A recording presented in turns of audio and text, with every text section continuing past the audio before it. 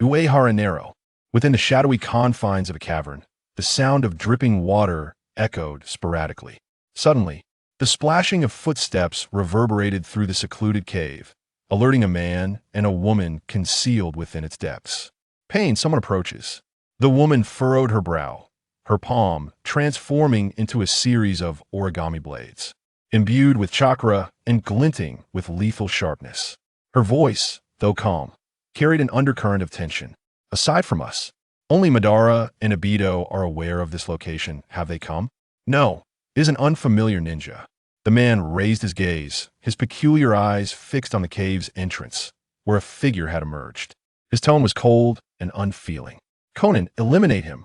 Even though they had abandoned the tenets of the original Akatsuki 12 years prior, due to the death of a dear friend, it did not imply that they were willing to witness the sanctity of that friend's former abode being trespassed by strangers.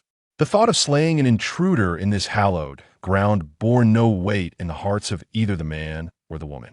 They had grown accustomed to bloodshed. Excuse me, is this the base of the Akatsuki?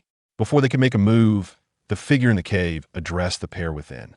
I am Uehara Nero, the son of Uehara Yeshu. 12 years ago, he informed my mother that he had joined an organization called Akatsuki to follow Lord Yahiko, but he never returned after that. The woman's motion of wielding her paper shuriken halted, and the man's expression became noticeably stiff. They had heard a name that felt vaguely familiar, yet distant.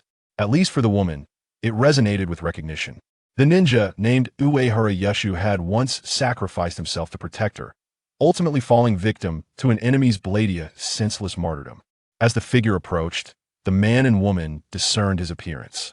He was a youth whose ninja headband was askew, clad in an oversized robe that seemed ill-fitting for his age. The first-generation Akatsuki uniform appeared rather rudimentary now, a stark reminder of a time when the organization was steeped in poverty. Yet, it evoked a sense of nostalgia. Are you the son of Uehara Yeshu? The man shifted his strange eyes, scrutinizing the boy before him. Noting the resemblance he bore to his father. In a low voice, he stated, "We have never had such a person in our organization. You should leave." The woman opened her mouth as if to speak, but upon casting a pleading glance at the man beside her, she found him subtly shaking his head. Biting her lip, she ultimately succumbed to silence. The boy clutched a kunai tightly, attempting to maintain composure. Yet, as he halted and considered retreating, he inadvertently caught sight of the couple's features. In a sudden shift, he sheathed the kunai and began rummaging through his pocket.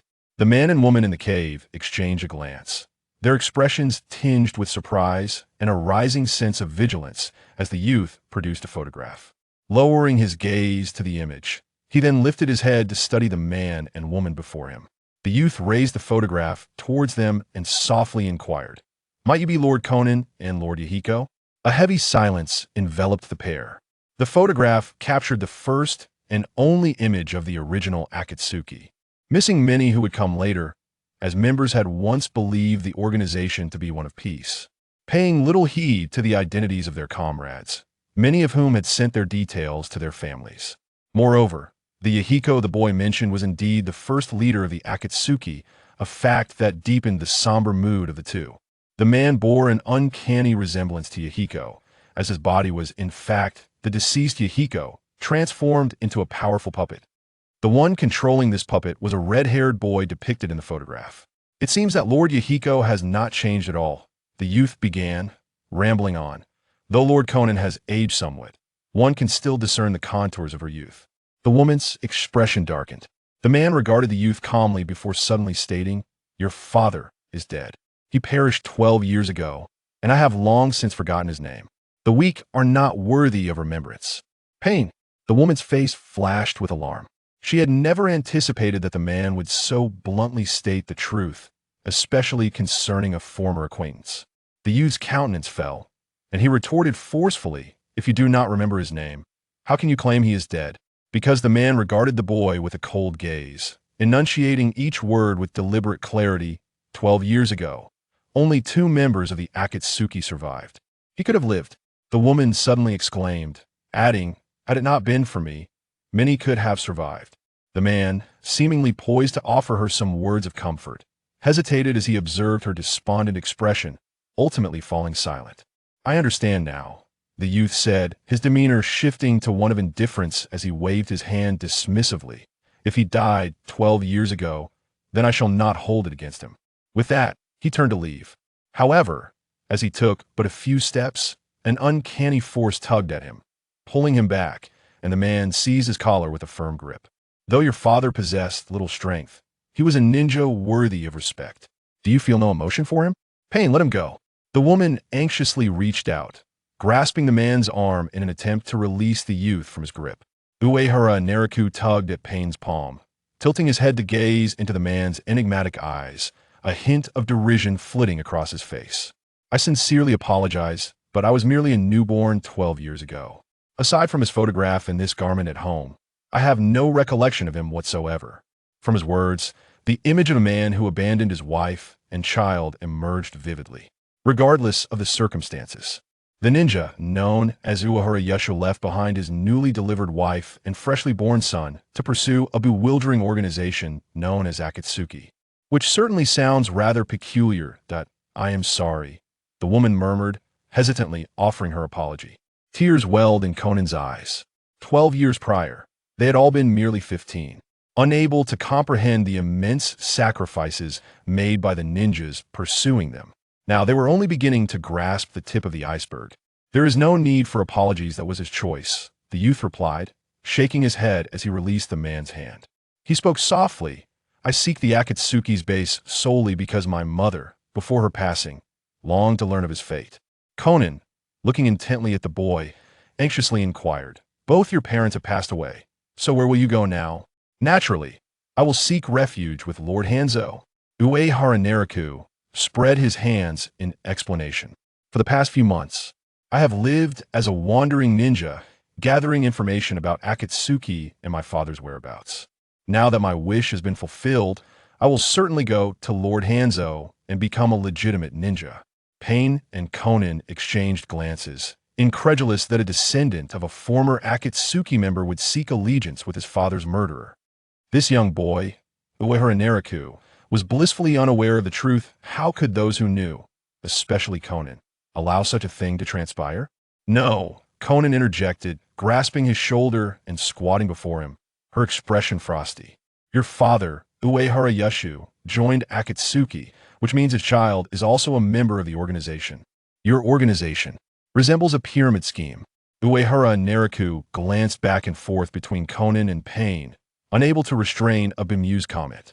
However, that he had finally achieved his true objective. A resounding chime echoed in Uehara Nariku's mind. Side quest. Join an Organization 11. Task completed. Reward. The Justice Colossus Galiath summoning contract. Chapter 2. As it turns out, I am also a loser. Uehara Nariku is, in fact, a time traveler. Additionally, he is endowed with a system that bestows upon him extraordinary abilities. In a future world teeming with ninja who possess similar enhancements, many have faced the consequences of their powers being curtailed, rendering his presence either an inconsequential addition or a significant distinction in the realm of ninjas. Just a month prior, Uehara was an ordinary individual. While strolling along the street, he encountered a peculiar bookseller. After exchanging a few casual remarks, Uehara felt a kinship with the proprietor. As both shared a passion for the realm of anime and manga, effortlessly engaging in conversation on various topics. Before departing, feeling somewhat impolite, he purchased a book from the vendor's modest stall, a mere whimsical acquisition. The ancients wisely proclaimed that within books lie beauty, wealth, and sustenance. Thus, indulging in literature can never be detrimental. Indeed, their words ring true. At times, books possess an inherent system. The bookseller was rather enigmatic, for he had merely set up a stall, yet he priced the books based on their covers and sold them to Uehara. Was this not a blatant attempt to swindle him? In hindsight, he was not only deceived himself but also ensnared others in this peculiar scheme.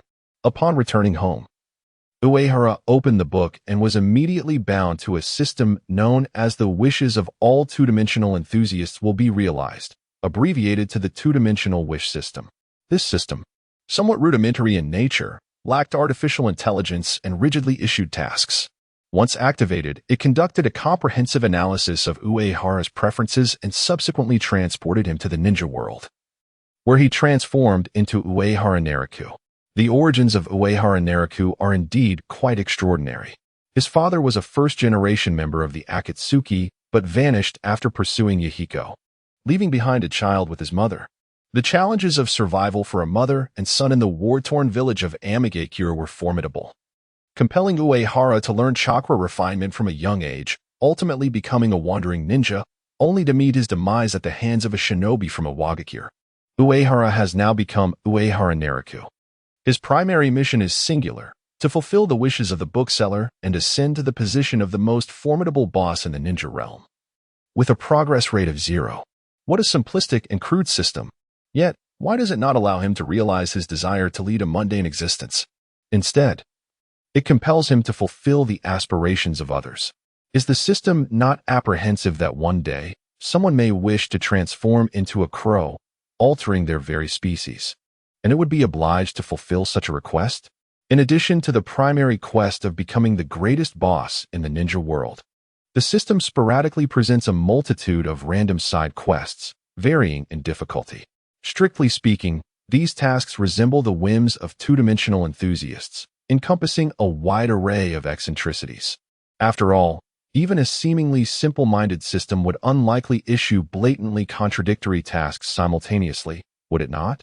For instance, there exists a side quest that leads Naruto Uzumaki into a state of darkness. Another side quest ensures that Naruto remains forever warm. Yet another quest aims to unite Naruto and Sasuke. What absurdity is this? According to Uehara Naraku's assessment, the issuers of these quests are rather peculiar, and the rewards they bestow vary significantly. Presently, the rewards from the side quests predominantly originate from League of Legends. Occasionally, one might receive certain hero skills. Sometimes a hero as a summoning beast, or even a monetary reward. This currency is not the traditional currency of the ninja world, but rather genuine gold coins, which can be utilized to purchase an array of bizarre equipment.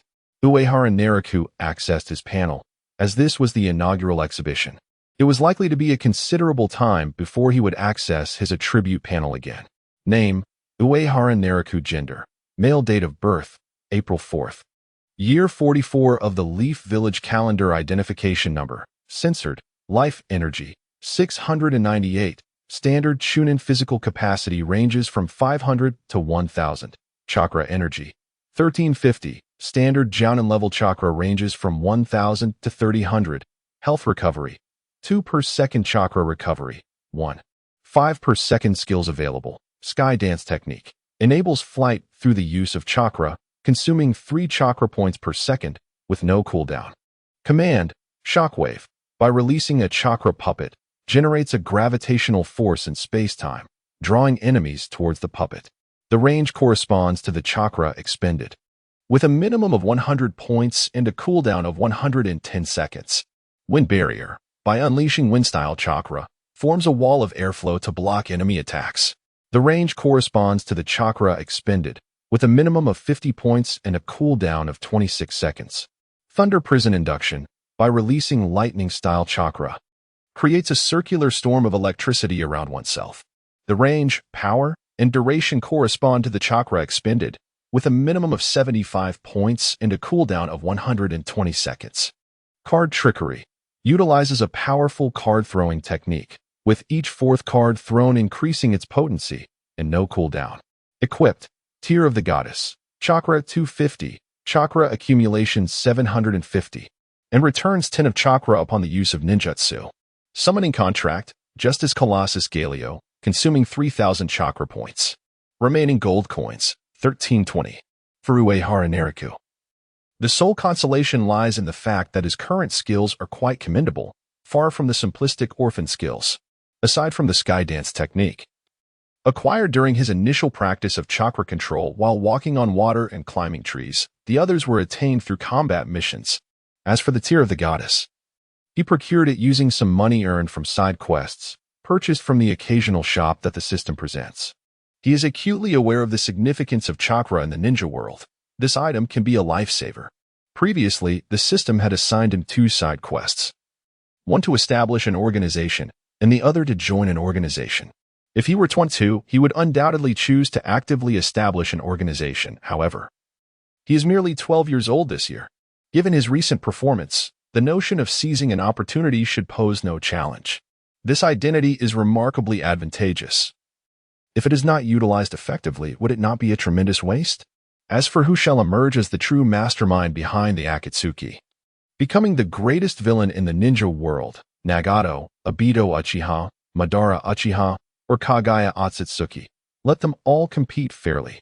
Why not partake in such an entertaining game of nested dolls? Uehara Naruto is not particularly picky. His sole aim is to become the final doll, capable of surpassing Kagaya Otsutsuki, thus fulfilling his primary mission. Currently, the Akatsuki finds itself in a somewhat dilapidated state, akin to a makeshift troupe. The later Akatsuki ensemble consists of only half the members, with the organization's secret base nestled within a river canyon, where members are engaged in their respective tasks, while others remain stationed within the base. Among the spendthrifts in the Akatsuki, one is known as Orochimaru, who has a penchant for human experimentation. The other is the Scorpion of the Red Sand, who revels in human artistry. Is there a new member? Upon seeing Uehara Naruto behind Pain and Conan, Orochimaru instinctively licked the corner of his mouth. Could it be that he is intended as my experimental subject? Pain shook his head and calmly stated, he will be the new intern of the organization, Uehara Naruto. Please take care of him. Uehara Naruto's smile radiated warmth. Yet within the dim confines of the cave, his youthful vigor seemed starkly out of place. Humph. The others merely scoffed at him, disregarding his presence. Uehara Naruto's smile faltered instantly. A bunch of scoundrels, it is rare for him to smile so brightly. Is this well-practiced smile only meant for dealing with the likes of Might Guy and Rock Lee? Conan gently patted the boy's head, bending down to whisper in his ear. Uehara, could you find a place to train by yourself? Oh, of course. Uehara Naruto took a step back, nodding. The iris flower gently swayed above the woman's head as Conan sauntered deeper into the cave. Despite the dim lighting, a colossal figure could be faintly discerned within. Its appearance was decidedly grotesque, yet its power was formidable. The shell of the Tintails, the Outer Path Golem, lay concealed here, clearly unbeknownst to the Akatsuki members regarding its true purpose. Ahahaha, so you are also an intern for the organization. Just as Uehara was lost in thought, a comical voice erupted. A hand patted Uehara's left shoulder, and when he turned, he saw nothing. Moments later, he felt a tap on his right shoulder, as evidently the person had darted to his other side. Such an age-old yet tiresome prank. If this individual is also an intern of the Akatsuki organization, then he must undoubtedly be Obito Uchiha, a future colleague of Nagato, as well as a rival to the mastermind behind the scenes. Nagato furrowed his brows, clasped his hands together with great force, and instantly unleashed his skill. Lightning Release, Thunder Prison. Chapter 3: The First Encounter with Three Film Emperors. Suddenly, a tempest of thunderclouds materialized beside Uehara Naruto, and in an instant, a bolt of lightning descended, striking towards the man behind him. Ouch, ouch, ouch. The man standing behind Uehara Naruto made no attempt to evade. Instead, he allowed the thunder to strike him, his body swaying unsteadily. The wooden mask upon his face began to emit smoke, and the red and black robes he wore bore scorch marks from the lightning, with small embers flickering about. At first glance, this individual might appear to be an imbecile with an intellect akin to that of a simpleton, devoid of any threat. He seemed to bring a measure of amusement, which seemed to be his sole purpose. However, anyone who held such an opinion would be gravely mistaken. He had consistently inflicted torment upon the ninja world that could drive one to the brink of insanity. Uehara Naruto lifted his gaze, his eyes narrowing as he scrutinized the masked man before him, contemplating that the days ahead might not be particularly mundane. Yet, he could not afford to let his guard down. In the next moment, his expression turned solemn as he noticed a young man clad in a tight-fitting uniform standing not far from the masked figure. The young man bore deep lines of sorrow on his face, adorned with a swirling ninja headband upon his brow, his countenance marked by grave seriousness, indicative of impeccable upbringing. Uehara Naruto's expression darkened. Is this Uchiha Itachi from the Umbu era? No. It was clear that his presence within the Akatsuki organization indicated he was no longer a Leaf Village Umbu ninja, but had transformed into an S-rank rogue ninja who had annihilated his clan and fled from Konoha. Compared to other S-rank rogue ninjas, Itachi's methods were notably more ruthless. While Kakuzu had merely eradicated the leadership of Takigakure, a subordinate village of Konoha with few formidable warriors, and Deidara had only slain a third Kazekage, an act not uncommon as the Kazekage often played the role of the slain. Itachi had exterminated his very own kin. His clan was a bloodline lineage that had endured for millennia, renowned as the foremost noble clan in the ninja world, the Uchiha, with their Sharingan. Hey, kid. You ought to show a bit of respect to your senior in turn. The masked man pointed an accusing finger at Uehara Nariku, but upon catching his gaze, he quickly gave a thumbs up and gestured towards the young man behind him. With a playful grin, the masked figure proclaimed, "I have recruited a powerful member for the organization, and soon I shall shed my intern status to become a full-fledged member." Even in moments of anger, the masked man maintained his facade of madness before Uehara Nariku, showing no intention of revealing his hidden identity. After making this declaration, the masked man proudly continued, "Do you know who he is? Though he is of a similar age to yours, he has already annihilated the entire Uchiha clan, possessing strength sufficient to become a formal member of our organization." Uehara Nariku regarded the masked man as though he were a fool. Bemused by his ostentatious performance and wondering how he could muster the audacity to act so theatrically in the presence of both himself and Uchiha Itachi. Does this fellow truly believe his acting prowess is exceptional? Standing before him is Uehara Naru, and behind him lurks Uchiha Itachi, both of whom are capable contenders for the title of Best Actor. Admittedly, the masked man's performance is commendable as well. Uehara Naru has recently gained the trust of Konan, and perhaps even that of Pain. Uchiha Itachi, on the other hand, has been skillfully manipulating his younger brother, leaving no hints until the conclusion of the Pacific War. The masked man remained concealed until the Fourth Great Ninja War, and before his mask was shattered. His true identity had never been uncovered. Even if suspicions arose regarding his identity, they would be met with vehement rebuttals from others. Were it not for Uehara Naru's knowledge of his true face, it is likely that others would merely speculate he is someone akin to Uchiha Azuna. How intriguing. 3 individuals, each confident in their ability to vie for the title of Best Actor, are now engaged in a contest of skills, each attempting to outwit the others. Frankly, it appears rather foolish. One day, I shall expose their identities and compel them to be forthright. Suddenly, the masked man patted Uehara on the shoulder and coaxed him affectionately. "Hey, kid, how about sparring with Uchiha Itachi? If you manage to defeat him, you could certainly seize his position as a full-fledged member." Uehara Naru regarded the masked man with a look akin to that of an imbecile. If you are so eager to become a formal member, why not eliminate him and take his place? Ha ha ha, of course. The masked man chuckled for a while before dejectedly revealing his answer. "My strength is too feeble. I would likely be killed by him. Yet, my strength is also quite lacking." Uehara Naru blinked innocently. Given his current capabilities, unless he could summon the colossal embodiment of justice, Galio, defeating the S-rank rogue ninjas of the Akatsuki would prove quite challenging. If he conserves his chakra, he might manage to employ his skills a dozen times, perhaps even handle a formidable opponent such as Haiden, but facing a well-rounded Uchiha Itachi would be a different matter. Mastery in ninjutsu, taijutsu, jinjutsu, and ocular techniques renders his combat style exceedingly versatile. The most troublesome aspect is that this individual possesses considerable intelligence. He never underestimates any adversary, meticulously unraveling their techniques and employing a counter-strategy in battle. One can only lament one's own inadequacy. The masked man shrugged and turned to the youth behind him. "Hey, Itachi, if you wish to establish yourself within the organization, you must eliminate someone. Interns are not afforded protection here." The 13-and-a-half-year-old Uchiha Itachi glanced at the masked man, then slowly shifted his gaze to Uehara Naru, ultimately nodding and drawing the ninja blade from his back. He was brought in by the masked man. In Uchiha Itachi's mind, the masked man, who referred to himself as Uchiha Madara, was an enigmatic and formidable individual. Recently, he had assisted in the massacre of the entire Uchiha clan and had enticed Itachi to join the Akatsuki organization. The masked man had previously mentioned that Akatsuki was his organization, and this in turn was likely someone he wished to eliminate. Their agreement had only recently been established. The masked man had conditioned Itachi's induction into Akatsuki on his promise not to attack Konoha or harm Sasuke. Now, the implications of the masked man's words hinted at a desire for Itachi's assistance in dealing with another intern from the organization. It mattered little to Itachi. As long as this individual honored their agreement, he harbored no objections to aiding him with minor inconveniences. Intriguing.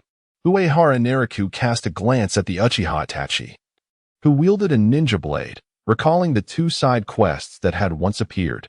Defeat Uchiha Itachi once, 0-1. Reward unknown. Defeat the mysterious masked man once, 0-1. Reward unknown. Uchiha Itachi slowly closed his eyes and nodded towards Uehara Nariku, conveying his apologies. I am sorry, but I have compelling reasons to proceed as I must. With those words, his figure vanished from the spot. Chapter 4. Experiencing the power of the Sharingan so swift. In an instant, Uchiha Itachi appeared behind Uehara Nariku, brandishing his kunai and ruthlessly striking towards Uehara's neck. He executed the motion with the familiarity of one who had taken the lives of countless foes. Lightning release, thunder prison. Despite Uehara Nariku not yet sensing Itachi's presence, he promptly unleashed the thunder prison technique, which served both as a defense and an offense. Fortunately, their earlier discussions had allowed ample time for the skill to cool down. A tempest of thunderclouds materialized above Uehara Nariku, and a bolt of lightning descended, forcing Uchiha Itachi to resort to the body replacement technique to evade.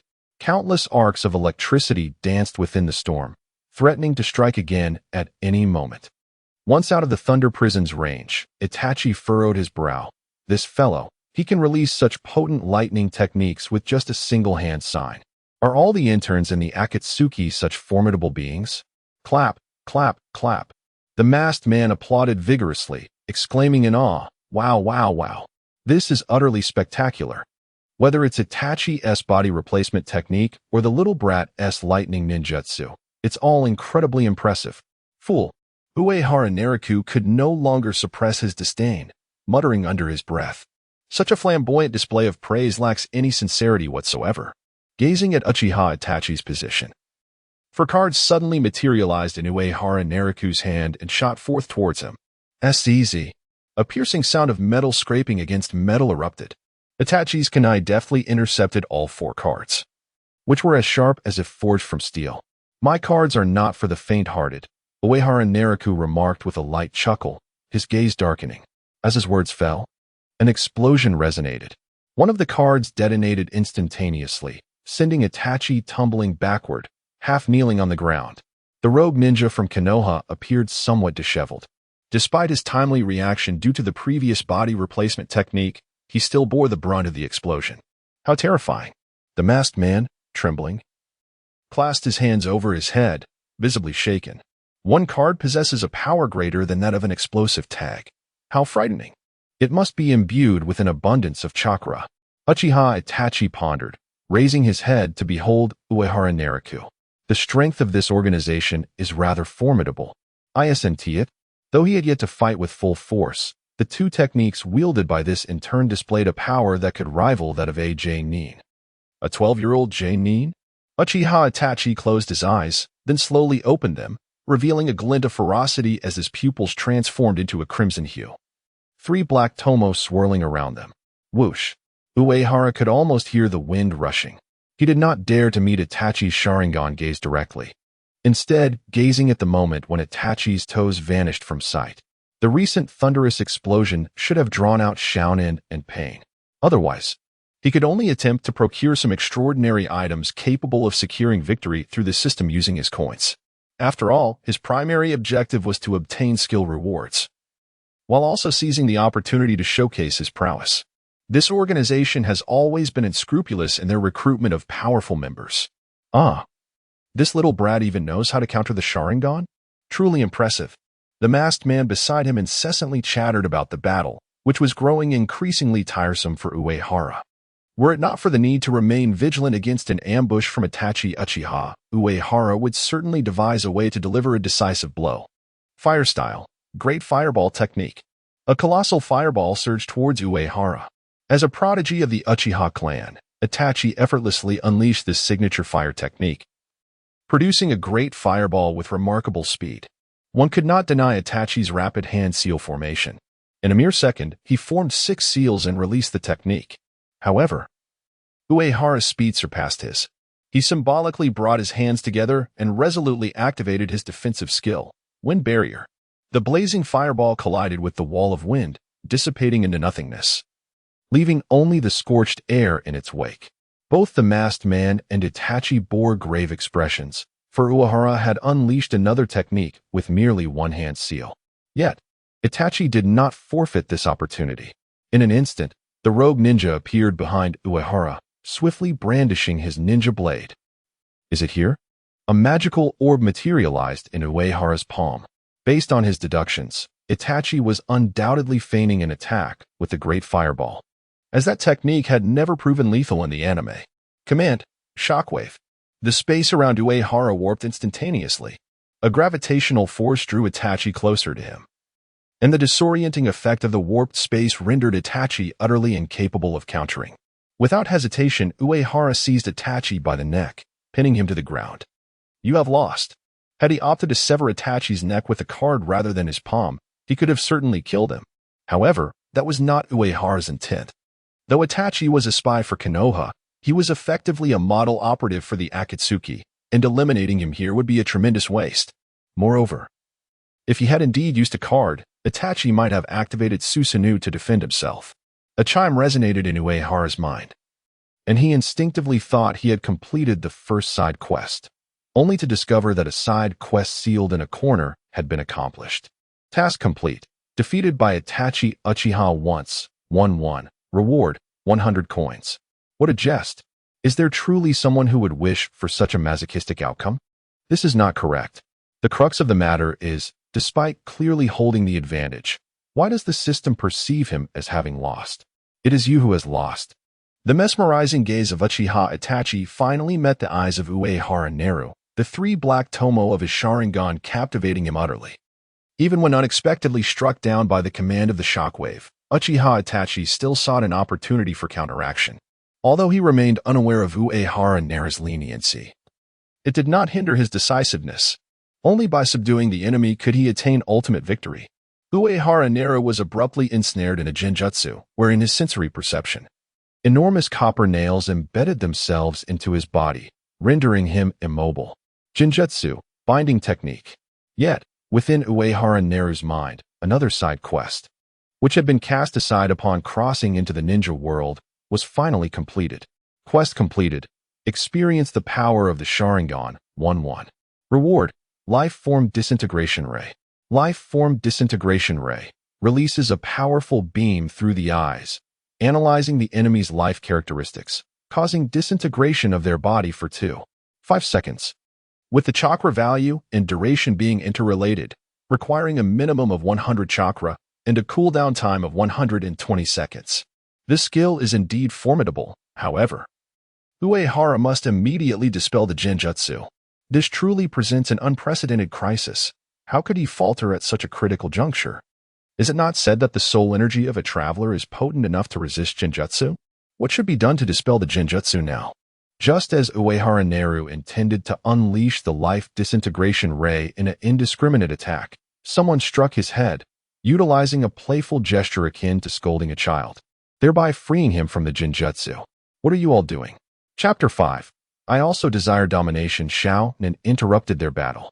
The woman with azure hair grasped Uehara Neru by the collar and pulled him beside her, speaking coldly. What are you doing? Uehara Neru exhaled in relief upon seeing the members of Akatsuki emerge. He pointed at the masked man and Itachi Uchiha, immediately accusing Lady Xiaonan. These two intend to kill me. And no. The masked man stepped forward, dramatically waving his hands as he explained. We merely sought to assess the combat capabilities of the organizations in turn. We never anticipated that he would defeat someone worthy of becoming a formal member. Although Itachi Uchiha had not employed his Meijiki Sharingan techniques, his usual prowess was not something an ordinary ninja could easily overcome. To the masked man's astonishment, this young boy had managed to suppress Itachi with his peculiar techniques, even coming perilously close to eliminating him before Itachi could reveal his ace. If the masked man was not mistaken, the last technique employed by the boy was likely of the space-time variety. As he had observed a distortion in the fabric of space, this young lad was truly remarkable.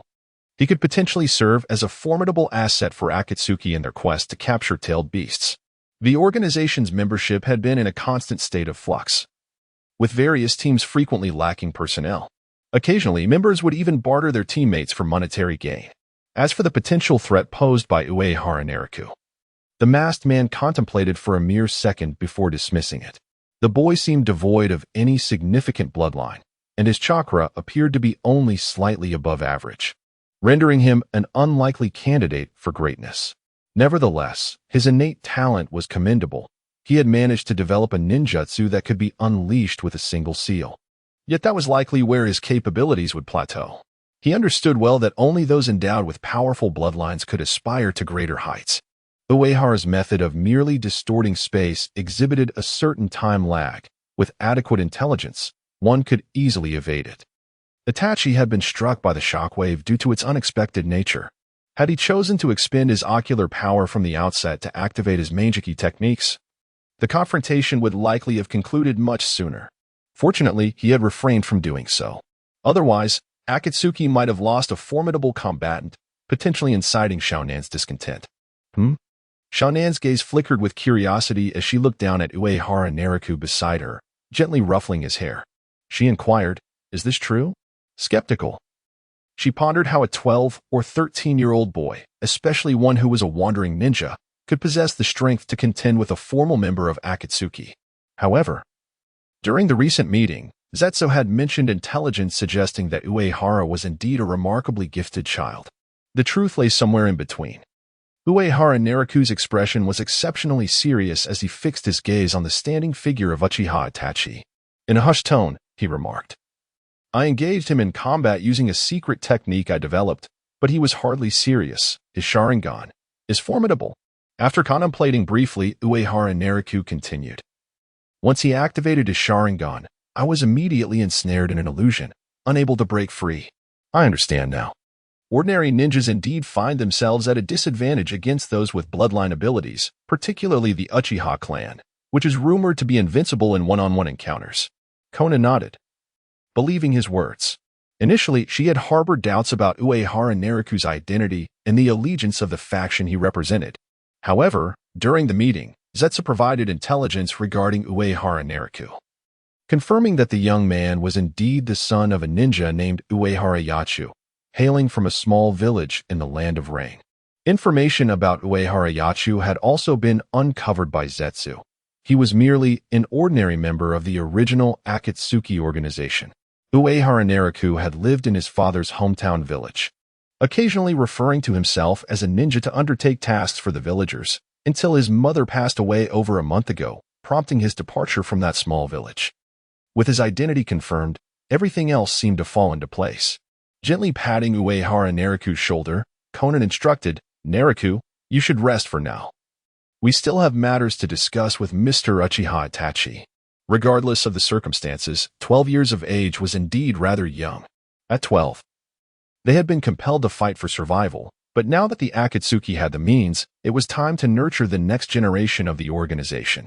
"Wait," Zetsu interjected, a sinister smile gracing his lips as he spoke. "Konan, I believe this young lad could very well become a formal member of our organization." Uehara Nariku's father had perished while protecting Konan, the assailants being the root division of Konoha, led by the Hokage's advisor, Danzo Shimura. Observing Nariku's promising talent, Zetsu opined that with proper guidance, he could be led into darkness, becoming an invaluable asset in battle. His age renders him somewhat lacking in combat prowess, does it not? Konan countered, as she had other plans for Uehara. A woman's emotions are inherently softer than those of men, and she wished to conceal the darker dealings of the Akatsuki for a while longer. However, his combat ability is not to be underestimated, Zetsu disagreed, a cold smile lingering on his face. If memory serves, the new member we welcome today is merely 13 years old, is he not? Indeed. Uchiha Itachi was only 13 this year. One cannot deny that individuals in the ninja world mature far too early. What is 12 years of age in the context of warfare? Uchiha Itachi had accompanied his father to witness the great ninja wars at the tender age of 4, where he had taken the life of an Iwagakure ninja on the battlefield. After a moment of contemplation, Pain spoke, "Conan, let us allow him to join us." Even with the addition of Itachi Uchiha, there remains a vacancy within the organization.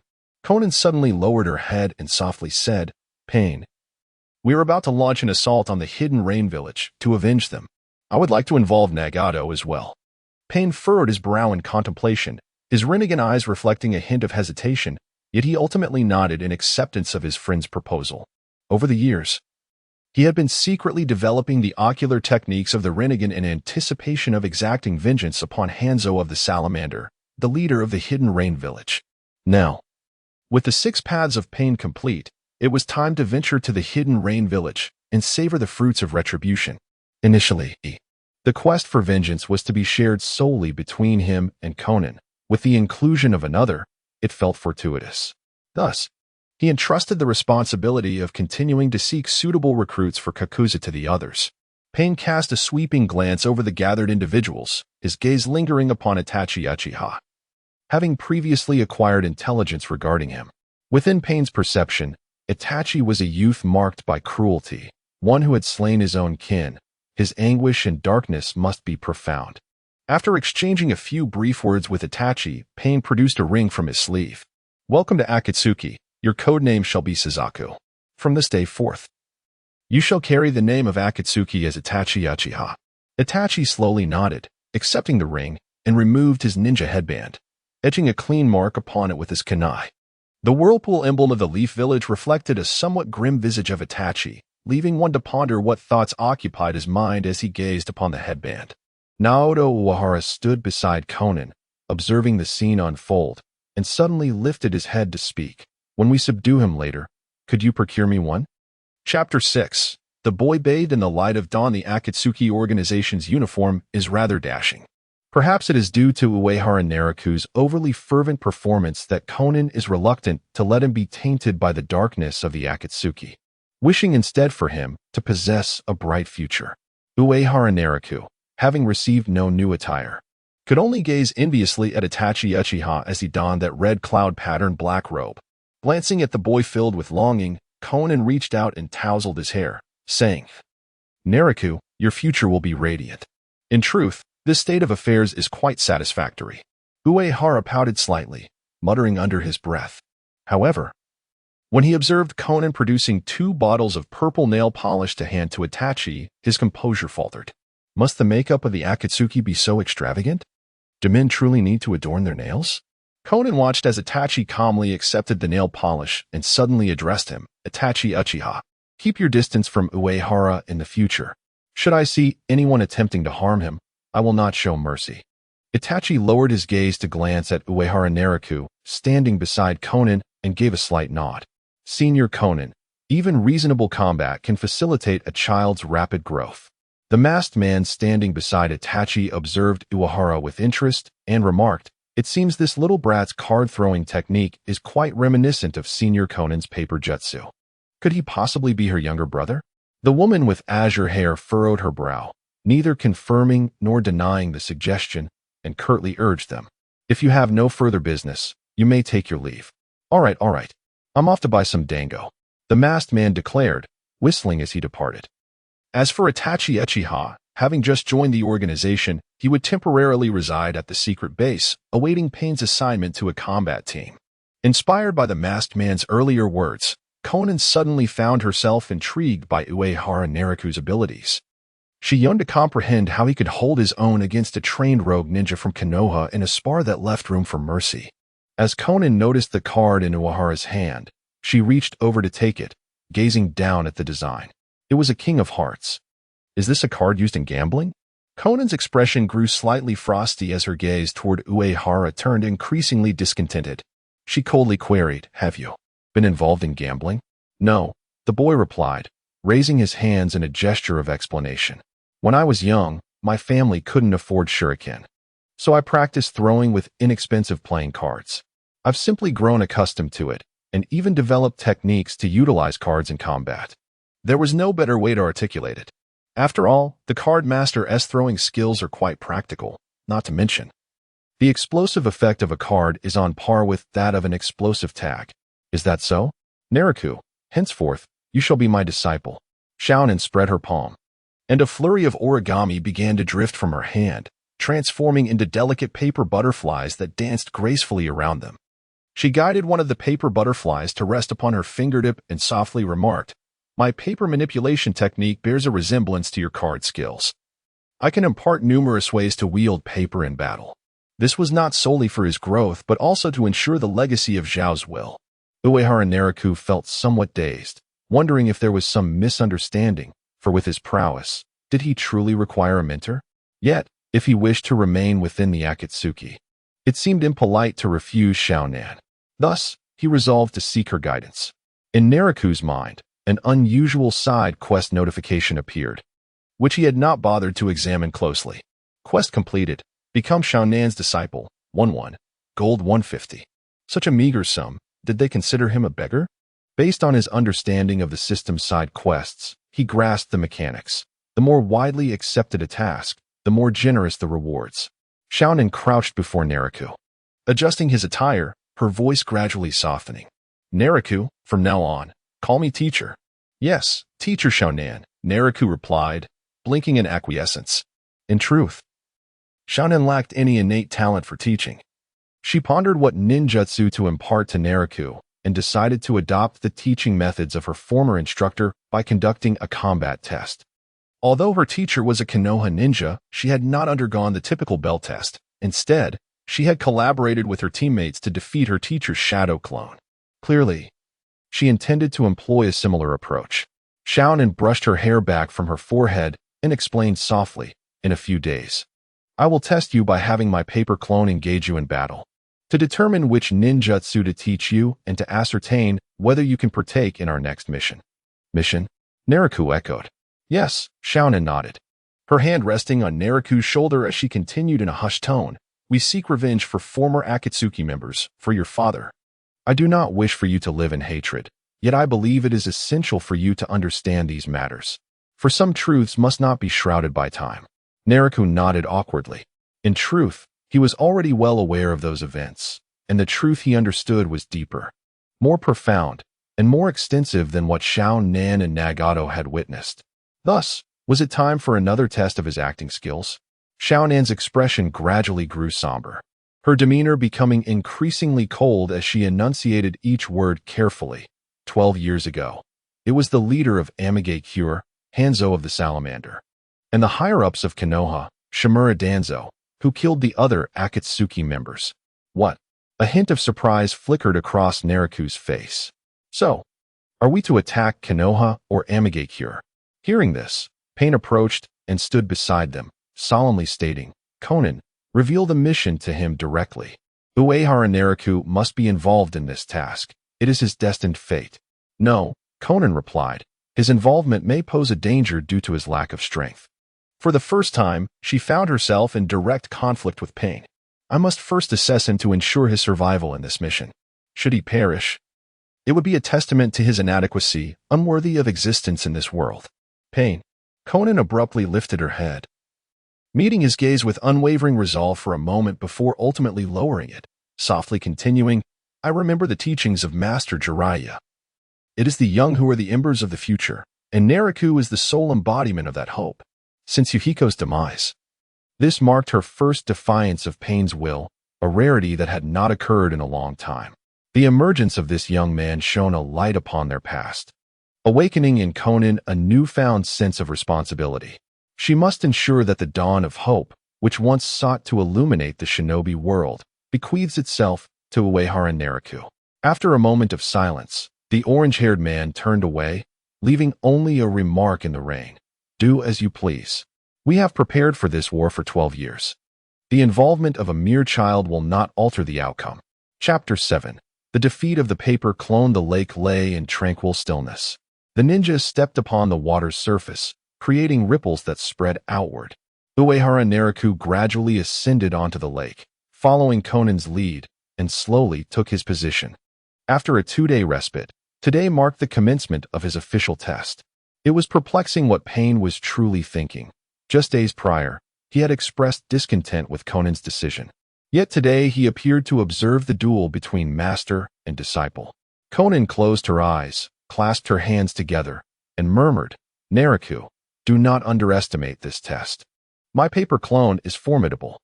Her voice trailed off as countless origami figures floated from her form, soaring through the air to coalesce into a humanoid shape, forming a paper clone that was nearly equal to her original self. This clone was distinct from the ordinary shadow clone technique. While conventional shadow clones are tangible, they dissipate upon taking damage. The paper clone, however, possessed remarkable resilience. Upon being attacked, it could even disintegrate into smaller fragments, scattering before reassembling from afar. Moreover, the paper clone could execute any jutsu that Conan herself was capable of employing. Even a mundane piece of paper, under her chakra's manipulation, could exhibit a sharpness rivaling that of a shuriken, not to mention the numerous explosive tags hidden among the paper fragments. Regrettably, if he could not even vanquish a single paper clone, Uehara lifted his gaze, a confident smile gracing his youthful lips. Then I would indeed be quite ineffectual. After laboring for a month to accumulate the chakra bestowed by the tears of the goddess, he had finally attained the level of AJ Nin. His prior defeat to Uchiha Itachi had stemmed from his carelessness, falling prey to the Sharingan's genjutsu, and ultimately being bested by Conan. Now, Uehara was well informed about Conan's abilities, fully aware of both her jutsu and her weaknesses, and with the addition of his unique skills. If he could not triumph over Conan's paper clone, he would simply consume the cards in his possession, but that would have to wait until the test concluded. Conan's paper clone advanced across the lake, calling out, "Naraku. It's time to begin." Paper shuriken. Dozens of paper shards hurtled toward him. The sharpness of the paper shuriken was nearly indistinguishable from that of metal. With even more erratic flight trajectories, Uehara grasped 4 cards in his hands, swiftly hurling them toward the oncoming paper shuriken. Boom, boom. 8 cards launched forth, 2 of which, enhanced by chakra, exploded instantaneously, altering the trajectory of the paper shuriken. The remaining 6 cards soared toward Conan. Well done. The water's surface rippled once more. Conan was pleased with Uehara's method of countering the paper shuriken. Her paper clone's back unfurled into overlapping origami, forming a pair of wings that propelled her body aloft, evading the card assault while using the wings to launch a counterattack. Dance of the paper. Paper rain. As sheets of origami transformed into a multitude of razor-sharp paper fragments, they cascaded down upon Uehara Naraku, rendering any escape on the ground utterly futile. Wind barrier. Uehara symbolically clasped her palms together, forming a hand seal, as a wall of wind materialized on the water's surface, shielding her from the deluge of paper rain. Yet, the peril was far from averted. Although the wind barrier could stave off the attack for a fleeting moment, it could not hold indefinitely. Conan's paper rain was virtually inexhaustible. Gradually, the wind wall dissipated, and the paper rain surged towards Uehara once more. She swiftly darted aside, narrowly evading another wave of the descending paper, but this hardly alleviated the impending threat. Was it time to resort to that technique? Uehara clenched her fists tightly, feeling the chakra within her surge as her toes touched the water's surface, propelling her skyward to evade the relentless paper rain. It was the aerial technique, sky dance. Could Naraku truly fly? Conan furrowed her brow. While flight techniques were not uncommon, Uehara's ability to ascend so effortlessly was unexpected.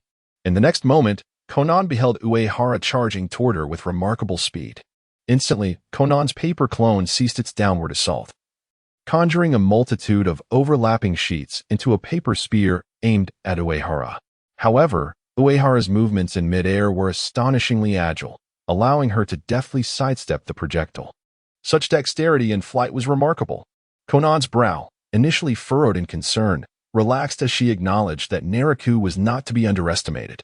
With a resounding clash, the two finally engaged in close combat. Yet, Uehara's physical prowess left much to be desired.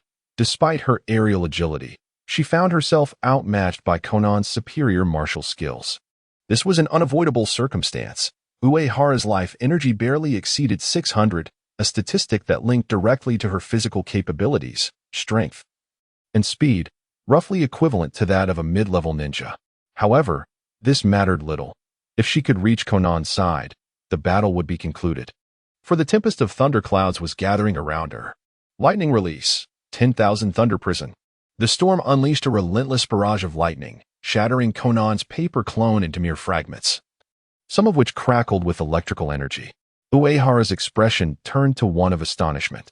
Only those sheets of origami, moistened by water, could reveal such electric sparks.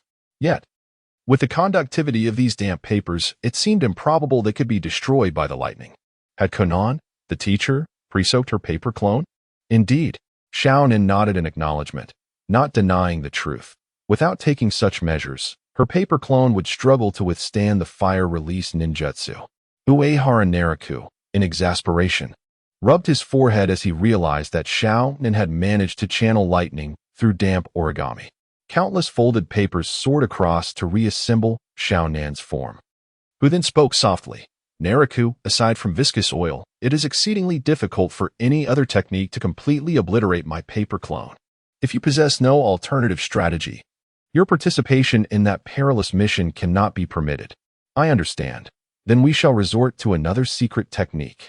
The youth nodded, his expression grave as he gazed intently at Xiaonan, his hands forming a chaotic series of hand seals. He was none other than Uehara, the emblematic sealmaker Naruto. His skills were instantaneous, and the hand sign served merely as a means of misdirection. Observing this scene, Xiaonan felt a sense of importance swell within her. However, she refrained from obstructing Uehara's actions. After all, the exchange between mentor and disciple was meant to allow the latter to demonstrate his true prowess. Furthermore, she was curious to see what formidable ninjutsu would be unleashed by this disciple, known for his ability to summon anything with a mere clap of his hands. Now so earnestly performing hand seals. Life form disintegration ray. Upon completing the disordered series of hand seals, Uehara Naruto abruptly brought his palms together, his eyes narrowing sharply as they focused on Xiaonan's paper clone. A surge of violet energy erupted in an instant. Following the assault of this purple energy, Xiaonan's paper clone had no time to split again and was instantly reduced to nothingness, vanishing into the void. Simultaneously, a peculiar notification echoed within Uehara Naruto's mind, indicating the completion of yet another bizarre side quest. Quest completed. Defeat the Angel of Akatsuki, Xiaonan, once, 1-1. Reward, Angel Skill, Holy Judgment. Chapter 8. The concern for members by pain at the moment of divine judgment, a celestial being descended. Upon noticing the effects of the skill moment of divine judgment, Uehara Naruto felt a sense of relief. He no longer had to worry about an instantaneous demise. The moment of divine judgment bestows an invincible shield upon oneself or another, lasting for 3 seconds. Concurrently, those in an invulnerable state are surrounded by purifying blades, which inflict tremendous damage on their surroundings. The chakra consumption is related to its duration, with a minimum cost of 100 points and a cooldown period of 160 seconds. Naruto. Xiaonan beckoned to Uehara Naruto as he hovered in the air. Once he descended, she inquired, was that technique a bloodline limit? The potency of the life disintegration energy ray surpassed her expectations. When the violet energy first made contact with the paper clone, it felt negligible. However, within less than a second, a searing pain erupted from within. It felt as though the very essence of her body was being erased. I'm not certain, Uehara Naruto replied, shaking his head and deflecting the question. If my father were still alive, I could inquire whether our family possesses any particularly unique bloodline limits. Xiaonan shook her head, choosing not to press further. Perhaps it was due to the myriad of bizarre ninjutsu within the Akatsuki organization, such as Kakuzu's Earth Grudge Fear and Sasori's Immortal Human Puppets. Pain stepped forward, his voice cold as he remarked, his taijutsu is woefully inadequate, even inferior to yours, Xiaonan. This will prove to be a fatal flaw in combat. Xiaonan remained silent, feeling the sting of Pain's words that tarnished both their reputations. Yet, Pain had previously asserted that regardless of Uehara Nariku's abilities, he must participate in the Akatsuki's quest for vengeance. Now, however, he was being critical. Yet, there was some truth in Pain's words. Uehara Nariku's taijutsu was indeed flawed. Evident even to her, a ninja not particularly skilled in physical combat. Uehara Nariku scratched his head, acknowledging the truth in Pain's assessment. His taijutsu was lacking, but he believed that once he accumulated life energy values in the future, improvements would naturally follow. Enough, Pain declared, glancing at Uehara Nariku before turning to Xiaonan. Now that you have tested him, his abilities are sufficient for the mission. Uehara Nariku tilted his head, looking obediently at the woman with light blue hair. Xiaonan-sensei, what exactly is the mission we are to undertake? We will assault the Rain-Hidden Base, forcing Hanzo the Salamander to summon his most trusted allies, and ultimately execute them all. Xiaonan's expression turned icy as she mentioned his name. 12 years ago, that man, revered as a demigod of ninjas, Hanzo the Salamander, betrayed his promise, colluding with Shimura Danzo of Konoha to slay the leader of the Akatsuki and most of its members. The events of that day are etched in my memory, day and night. Originally, it was believed that the Akatsuki, poised to embrace the light, was destroyed overnight. Aside from her and Nagato, all others were slain, including their leader, Yahiko. He was a companion they had grown up with, guiding her and Nagato through the ravages of war and leading those who trusted him in the pursuit of peace. He did not perish on the path to cease hostilities. Rather, he fell victim to a conspiracy, leaving a profound shadow in the hearts of his two closest friends. Furthermore, Nagato sustained injuries to his legs from explosive tags, rendering him immobile thereafter. In a twist of fate, he struck a pact with two malevolent individuals, steering the Akatsuki down a treacherous path. In pursuit of vengeance and in remembrance, Nagato chose to preserve Yahiko's body, transforming it into the most formidable Deva path among the 6 paths of pain, thereby establishing this Deva path as the eternal leader of the Akatsuki. 12 long years passed. Conan and Nagato endured in silence for a dozen years. And only when the 6 paths of pain were fully assembled did they feel a flicker of confidence, deciding to seek retribution against Amigakure. Naturally, vengeance could not be interfered with by others. Yet, who could have anticipated that before launching their assault on Amigakure, they would encounter another youth destined to join their ranks in vengeance? Uehara Nariku pondered deeply, confident that their attack on Amigakure would proceed without incident. Given the might of the 6 paths of pain, subduing the legendary Hanzo the Salamander should pose little challenge, indicating that this would be a mere formality. Their primary objective was to complete several tasks, including a series of missions that Uehara had long overlooked. Advanced Task 1. Eliminate 10 rogue ninjas, 10-10. Reward: 100 life energy points, 100 chakra energy points, task completed. Advanced Task 2. Eliminate 10 official genin, 310, reward: unknown. Based on Uehara's conjecture, future tasks would likely consist of a series of genin, ch-nin, and j-nin, with the possibility of encountering shadow-level figures. Indeed, it was almost certain. Given his current strength, facing shadow-level adversaries was beyond his capability. Moreover, based on the nature of the system's issued tasks, these shadow-level foes would undoubtedly be the leaders of the 5 great ninja villages rather than rogue ninjas, like Kukuru.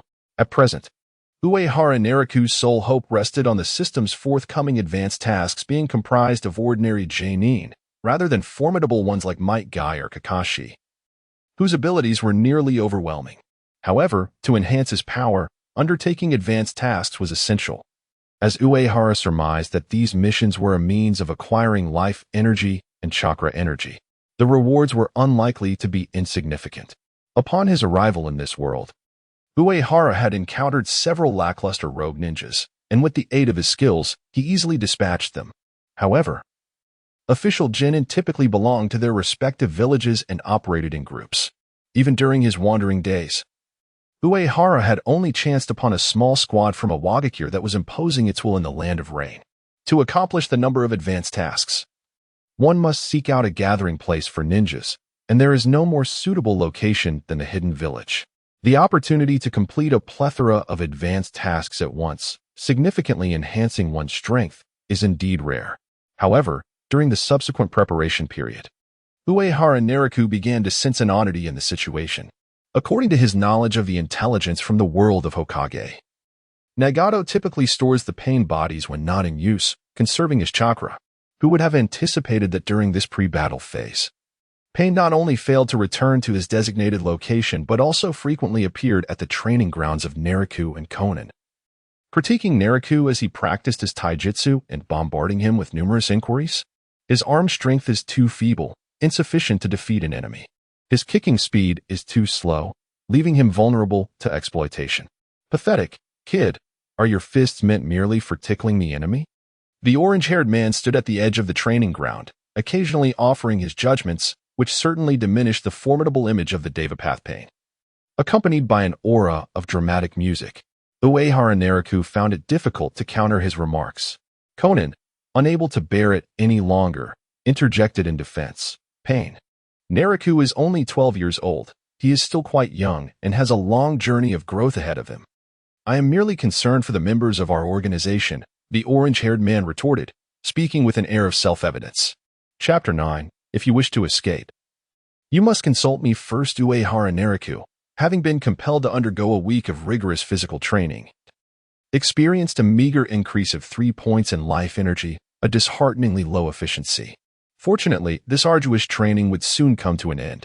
The civil war in the Rain Village was on the brink of erupting, and none anticipated that it would be the trio of Pain, Konan, and Uehara Nariku who would destabilize the reign of Hanzo of the Salamander. For the time being, the primary forces in this conflict were solely Konan and Uehara Nariku. Due to Nagato's physical limitations, Pain could not engage in prolonged combat. Thus, the responsibility would fall upon Konan and Uehara to eliminate the ninja outposts in the Land of Rain and confront the rogue ninjas outside, compelling Hanzo to muster all his forces. Once Hanzo summoned all Rain ninjas back to the village for his protection, the 6 paths of Pain would mobilize to eradicate those who had gathered in opposition. The naive youths once exploited by Hanzo and Shimura Danzo had finally developed their wits. Uehara Nariku received a mission to cleanse a ninja stronghold, accompanied by pertinent intelligence indicating that 2 squads of ninjas, totaling 8 members, 2 of whom were Chunin captains, were stationed there. His directive was to eliminate 7 of them while intentionally allowing 1 to escape, thereby conveying the news of the impending war to the Rain Village, ideally inciting panic among its inhabitants. This task would certainly test his acting skills. However, Uehara, considering himself one of the 4 principal actors of the Akatsuki, was not lacking in talent, particularly as he sought to rival Kaguya, Obito, and Itachi for the title of the finest performer. In the eastern region of the Land of Rain, a stronghold concealed beneath a cliff housed 2 Chunin and 6 Genin. Their regular duties involved monitoring for the incursion of large military forces, the presence of rogue ninjas, and any signs of rebellion against Lord Hanzo. The Rain Chunin, Kamakura, languidly approached the entrance of the stronghold, gazing at the torrential downpour outside, and mused, "Each day brings such dreadful weather.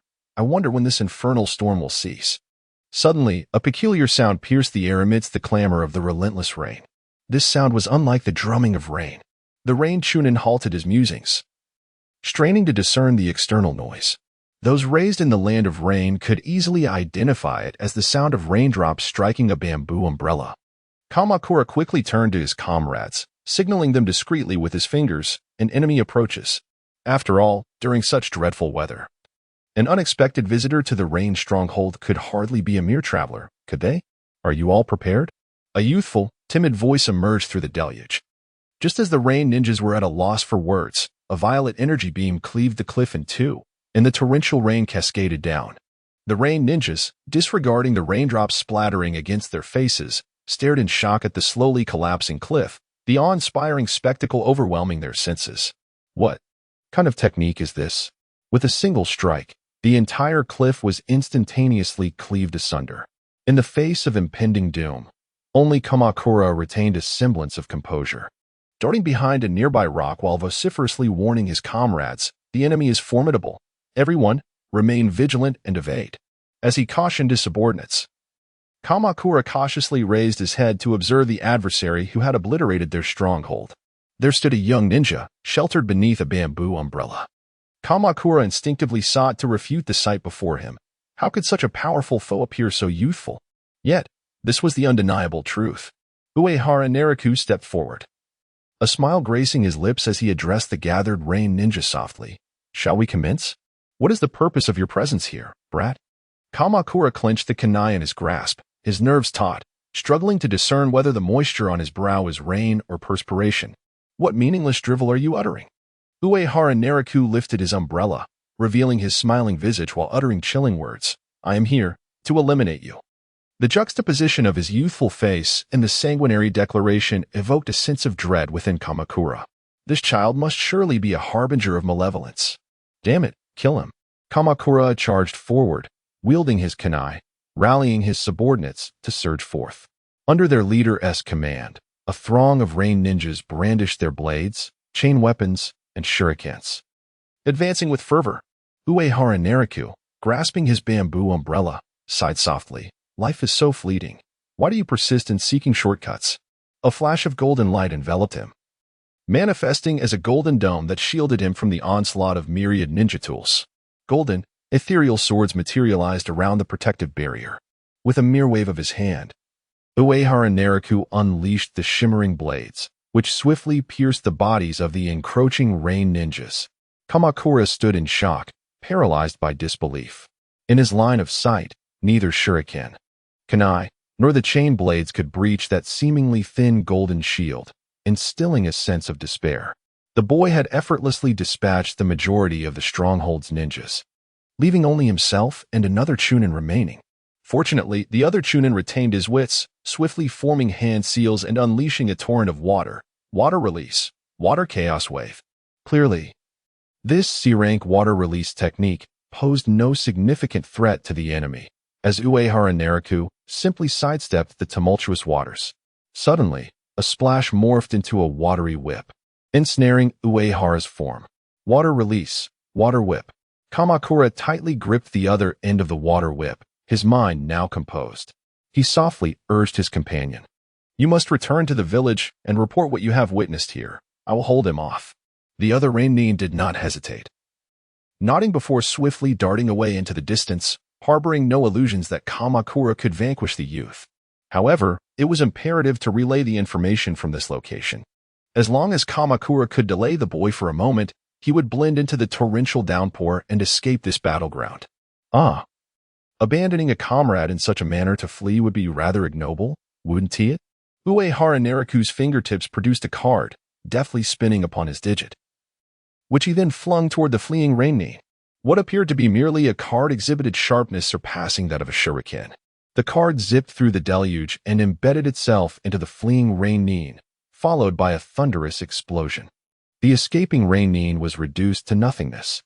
Uehara Nariku broke free from the water whip technique, raised his bamboo umbrella, and gazed at the remaining Kamakura, stating, Even if you wish to return and report to Hanzo of the Salamander, allow me the pleasure of deciding who shall leave this place alive. Chapter 10. The teacher's mastery. Kamakura gazed at the lifeless body of his last companion, consumed by a tempest of fury.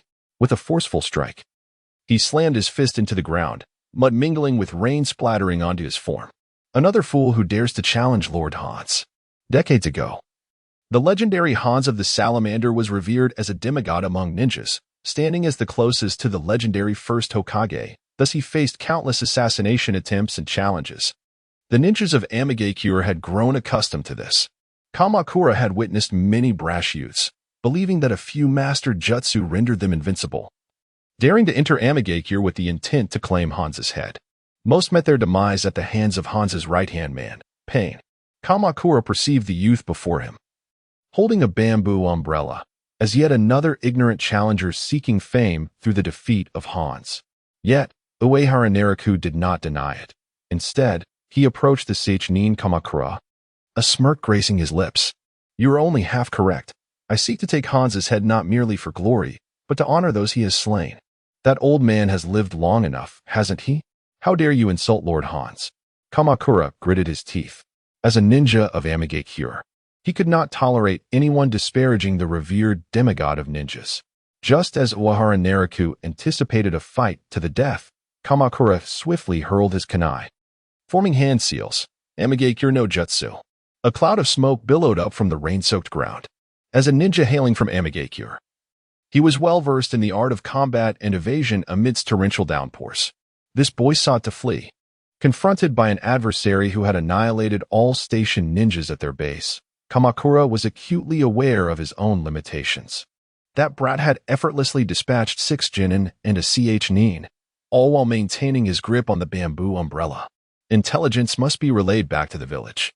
Kamakura's figure darted, utilizing the rising smoke to obscure Uehara's line of sight, as he deftly slipped into a crevice between rocks, a spot he had identified beforehand. As an ordinary ninja, when faced with an insurmountable foe, one must strive to relay enemy intelligence to the higher-ups in the village. This was the law of the ordinary ninja. The rain intensified.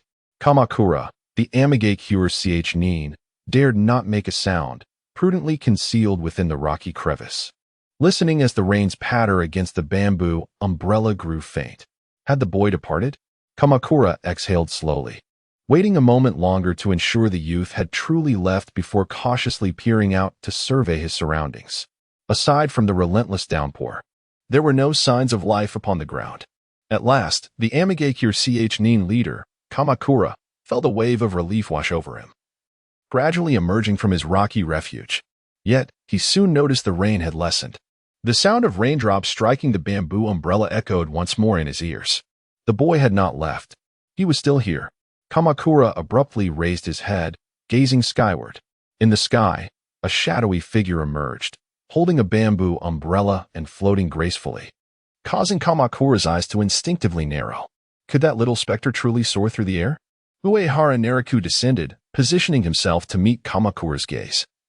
Tilting his head slightly as he inquired, "Hey, even if you wish to flee, shouldn't you at least seek my counsel first?" Kamakura, overwhelmed with astonishment, widened his eyes at the bamboo umbrella-wielding youth, stammering, You sensed my position long ago." "Indeed," Uehara Naruto nodded, producing a card that he pressed against the forehead protector of the rain ninja. Though the card appeared thin, it sliced through the iron of the protector with an alarming sharpness, slowly embedding itself. Kamakura trembled at the sight, rendered motionless by the presence of an adversary whose rationale was unfathomable. He could distinctly feel a shallow cut opening on his forehead, blood trickling from the fracture of the protector. Just as Kamakura believed his demise was imminent, Uehara Naruto paused, softly stating, "All right. Remember to inform Hanzo the salamander that 12 years ago he narrowly escaped death. This time, he shall not evade it." Kamakura muttered in a daze. Why?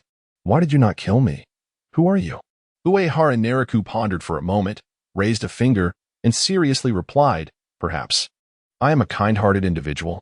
A month prior, when Uehara Naruto had just arrived in the realm of shinobi, he might have indeed been a kind-hearted soul. However, life in the land of rain had taught him that benevolence could not endure in such a world, compelling him to adopt a more unconventional stance. When one witnesses the unraveling of society, the seeds of malice begin to blossom, and the latent malevolence within humanity propels one to become an ambiguous amalgamation of good and evil. Kindness? Kindness? Kamakura could not help but lower his gaze, surveying the fallen bodies of rain ninjas around him. What sort of kindness was this? Uehara Naruto planted his bamboo umbrella firmly on the ground, stepping forward into the torrential rain. Halfway through, he suddenly halted, turning back with a light-hearted smile, "Rather than slaying you all, it is far more effective to leave you alive to spread our fear to Hanzo the salamander, don't you think?" Kamakura was paralyzed with terror. Uehara Naruto merely waved his hand dismissively. "Go, return and inform Hanzo the salamander that the Avengers of 12 years past are coming back to claim his life." With that, the boy with the bamboo umbrella gradually faded from Kamakura's view, leaving chaos in his wake. 12 years ago, Kamakura knelt despondently in the rain, recalling an old tale from the village hidden in the rain. 12 years prior, Hanzo the salamander had led a number of loyal rain ninjas on a mission, the specifics of which remained shrouded in mystery. However, aside from Hans, the other rain shinobi never returned. Since then, Hans had issued a command to hunt down the Akatsuki organization. Yet, the rain shinobi never uncovered any trace of the Akatsuki, and this matter ultimately faded into obscurity. Now, Could it be that the members of the Akatsuki have come for vengeance? The downpour grows ever more intense. Uehara Naraku had just completed his mission when he noticed a flurry of rain-soaked papers swirling towards him, coalescing into the form of a woman with light blue hair. The rain plastered her bangs against her face. It was none other than his teacher. Conan reached out to take the bamboo umbrella from Uehara Naraku's grasp, drawing him close so they might share the shelter from the rain.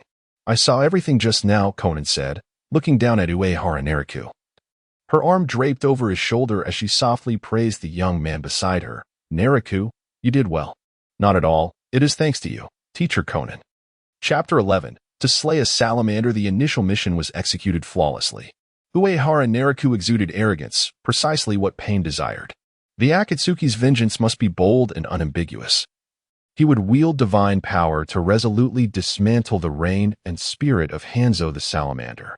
As adversaries of Hanzo, Conan and Pain possessed a profound understanding of the demigod ninja's character. His cautious and suspicious nature would undoubtedly compel him to summon all his loyal subordinates to safeguard his safety. Little did Hanzo anticipate that, following the legendary Senja Hashirama and Uchiha Madara of the Warring States era, an individual could single-handedly obliterate a ninja village. The relentless rain fell in sheets. Conan sheltered with Uehara Naraku in a cave, seeking refuge from the downpour. Before them crackled a fire, upon which two fish were roasting. As neither of them possessed the fire release technique to hastily prepare their meal, Conan gently stirred the roasting fish and carefully tended to the fire, softly remarking, "It will take a little longer." "That's all right. I'm not particularly hungry," Uehara Naraku replied, unconcerned, his gaze fixed on her focused demeanor, and he quietly inquired, "Conan-sensei, do you enjoy grilled fish?" The woman fell into a contemplative silence. After a considerable pause, Conan nodded and began, "Back when Yahiko, Nagato, and I were training under Jiraiya-sensei. During the ongoing war between the rain and wind countries, food was scarce, and we often relied on grilled fish to stave off hunger." Jiraiya, one of the legendary three of Konoha? Uehara Naraku noticed her enthusiasm in reminiscing and took the initiative to continue the conversation. "He is a renowned ninja. I've heard his name before." In truth, it was not merely hearsay. Uehara Naraku was well acquainted with Jiraiya's life story, although he was far more interested in the famed works of the legendary author. Regrettably, the proprietors of the Ninja World-esque bookstores were predominantly principled, steadfastly refusing to sell Ika Paradise to a mere 12-year-old boy, and they often lacked stock. However, they were more than willing to promote another book, Tales of Strong Will, authored by none other than Jiraiya himself. This book was, as is widely known, a commercial failure. Out of curiosity, Uehara Naraku purchased it. After reading a few pages, he realized that it was essentially a self-help book for those who had endured the traumas of war. Unfortunately, ninjas were not fond of such sentimental literature. In contrast to Tales of Strong Will, the more provocative Ika Paradise was far more favored by those who danced on the edge of danger. Thus, a great literary figure embarked upon an irretrievable path of romantic escapades. Nevertheless, Jiraiya's reputation overshadowed that of his more scandalous series. He was one of the legendary three of Konoha, the Toad Sage from Mount Myaboku, the disciple of the third Hokage, and the mentor of the fourth Hokage. Among other accolades, that white-haired elder had an immense impact on the ninja world. Indeed, Jiraiya-sensei was exceptionally renowned. Xiaonan delicately retrieved a roasted fish and presented it to Uehara Naraku, whispering, "He is not as haughty and cruel as Orochimaru." It was precisely upon hearing tales of his deeds that we sought his whereabouts and became his disciples. "And then?" Uehara inquired. Xiaonan furrowed her brow, reminiscing about the past, and softly replied, "Then we spent 3 wonderful years together, filled with joy until the departure of our teacher, Jiraiya." "It seems you hold those days in great fondness," Uehara remarked, taking a bite of the roasted fish. Xiaonan, with an unusually serious expression, stated, "Indeed, they are truly worth cherishing. If given the chance, she would prefer that Nagato lacked his current formidable powers, that the Akatsuki had never emerged, and that they could continue to enjoy those simple days. If possible, I would also like to meet the esteemed Jiraiya." Uehara chuckled lightly and added, "Let us hope he is not as difficult to deal with as Orochimaru within the organization." That silver-haired hero is certainly worth meeting.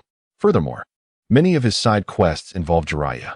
Although it may be challenging to trace Jiraiya's whereabouts now, he would undoubtedly appear in Konoha during the upcoming Chunin exams in a few years. Once we reach Konoha, we shall undoubtedly accomplish numerous tasks. Yes, let us keep our distance from Orochimaru. He is not a good person. Xiaonan patted Uehara's shoulder, gazing into his eyes with earnestness, and cautioned, aside from me and pain, you must never trust anyone else. Uehara blinked, internally rolling his eyes, yet nodded in agreement. Understood, teacher. Now, let us finish our meal and rest early, Xiaonan said, ruffling his hair. Tomorrow, we shall launch an assault on another outpost, where we may encounter some formidable foes. Uehara, slightly bewildered, pondered the combat prowess of the ranged shinobi he had encountered. What could possibly be so daunting? Even if there were several J-nin, could they truly overcome Xiaonan? Uehara's thoughts were somewhat narrow.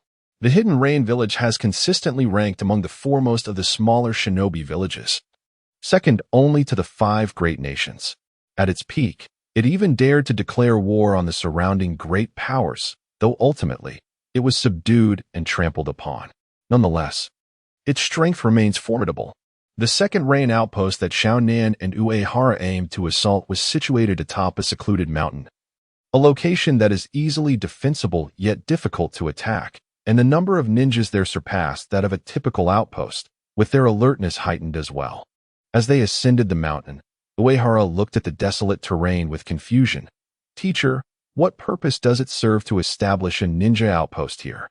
Because a salamander resides in this vicinity, Xiaonan replied, raising her finger as a paper butterfly gracefully landed on her fingertip, transforming back into a plain sheet of paper before melding into her being. A salamander? Uehara Naraku raised her head in astonishment, surveying the unremarkable desolate mountain before her. Could that be the summoning beast of Hanzo, the leader of the Rain Village? As a creature dwelling deep within the mountains of the Land of Rain, the salamander is a formidable beast, feared on the battlefield for its robust physique and potent venom. This creature, although not among the 3 revered sanctuaries of the ninja world, possesses a strength that rivals them. Many a ninja has succumbed to the lethal poison of the salamander, and even the legendary Sannin of Konohagakure have found themselves suppressed by it in Hanzo. Indeed, Conan nodded thoughtfully, retrieving a scroll and whispering. The toxin of the salamander is exceedingly potent. During the Second Ninja World War, any ninja lacking a gas mask stood no chance of survival on the battlefield. Sealing technique. Release. Upon uttering these words, Conan extracted 2 grotesque gas masks from the sealing scroll and presented them to Uehara Naraku. Put this on. Neither of us are medical ninjas, and we must ensure our safety. Very well. Uehara Naraku accepted the mask with a peculiar expression. Chapter 12. An enemy with a title. Upon entering the deep mountains, Uehara Naraku and Conan observed, with the naked eye, areas shrouded in a sinister purple miasma, while withered shrubs littered the landscape. These regions had been tainted by the toxic fumes emitted unconsciously by the salamander fish. Given the potency of this toxin, it was no wonder that few dared to tread here. Conan furrowed her brow and spoke in a hushed tone. The salamander fish harbors a toxic sac within its body. Should it rupture and release its venom, anyone unfortunate enough to inhale it would almost certainly succumb to fatal poisoning. Uehara Naraku nodded in agreement. The venom of the salamander fish was exceedingly potent. Even Hans, known for his high resistance to toxins, could fall victim. It was said that aside from Tsunade of Konoha and Chiyo of Sunagakure, no one else possessed the capability to swiftly negate the lethal effects of the salamander fish's poison. Let us outline our plan, Conan suggested, surveying the surrounding terrain as she began to elucidate her strategy to Uehara. I will scout the location of the salamander fish, drawing its attention away and leading it to a distant spot for elimination. You will be responsible for delaying the actions of the enemy ninja or neutralizing them directly. Understood. Uehara replied with a nod. This plan bore little flaw. The sole complication of this mission lay in the salamander fish's toxic sac. Should it unleash its venom in its final moments, both parties of ninja would be forced to withdraw from the battlefield. The use of gas masks would hinder visibility and complicate the tracking of opponents during combat, and the masks themselves were fragile, easily damaged amidst the chaos of battle. A Jainin, distracted by a poor angle, could fail to notice a shuriken from a lower-ranked ninja, resulting in his gas mask being slashed and leaving him vulnerable to a counterattack. Before making her move, Conan turned back and softly cautioned the young man, "Naruto, I will handle everything. The mission will proceed without issue. Remember to safeguard yourself." "Yes," Uehara Naruto replied earnestly, perhaps benefiting from Conan's additional care due to his heritage as the child of a founding member of the Akatsuki organization. The operational plan unfolded smoothly.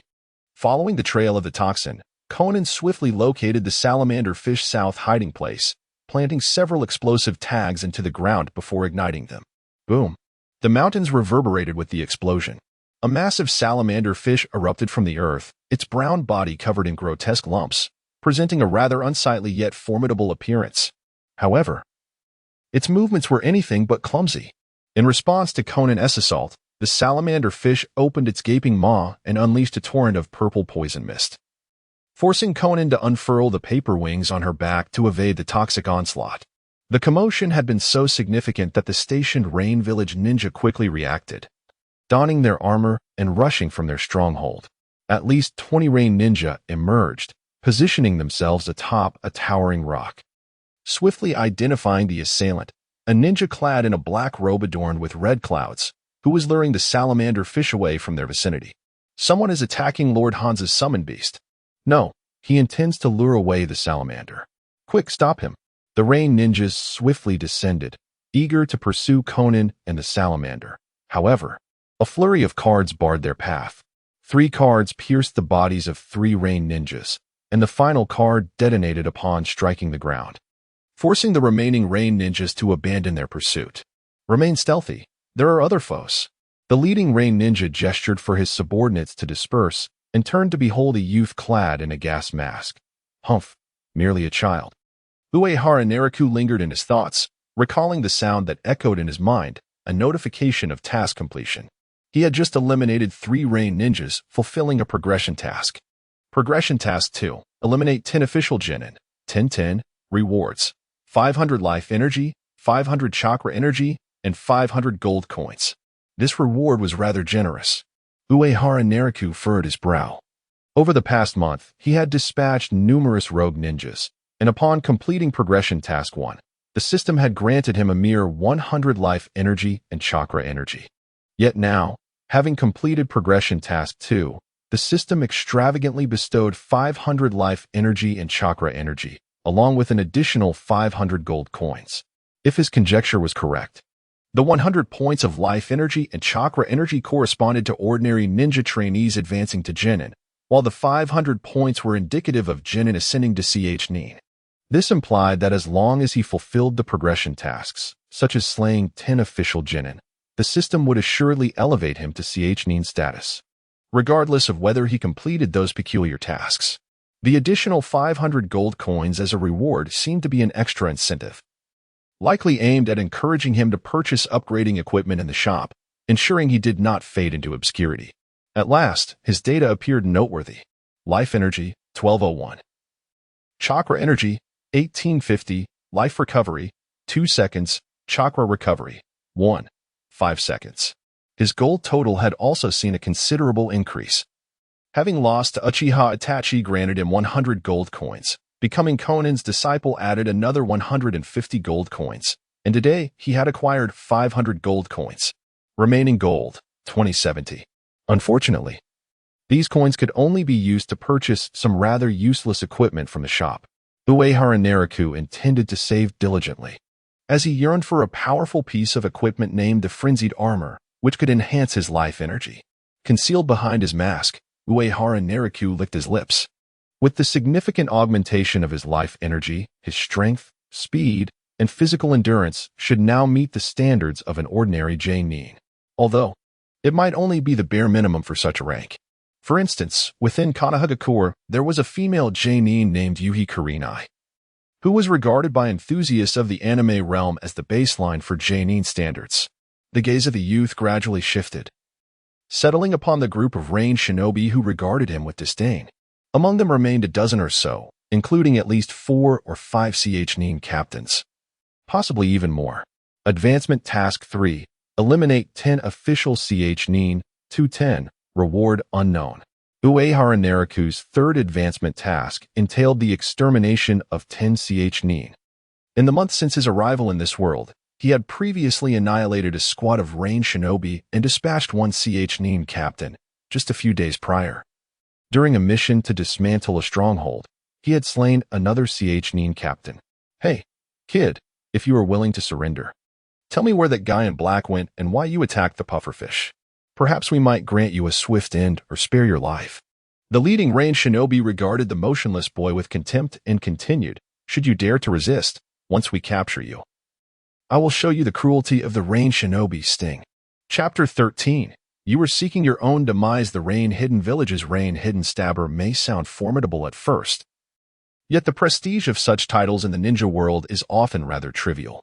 At least Uehara Nariku is aware that within the Sunigakure, there exists a low-ranking ninja who has taken on the grandiose moniker of Crimson Sandstorm and Great Round Wind. His abilities are rather unimpressive, yet the title he flaunts manages to instill a sense of intimidation. The leader of the Rain Hidden Ninjas before him, however, is not merely a figure of bluster.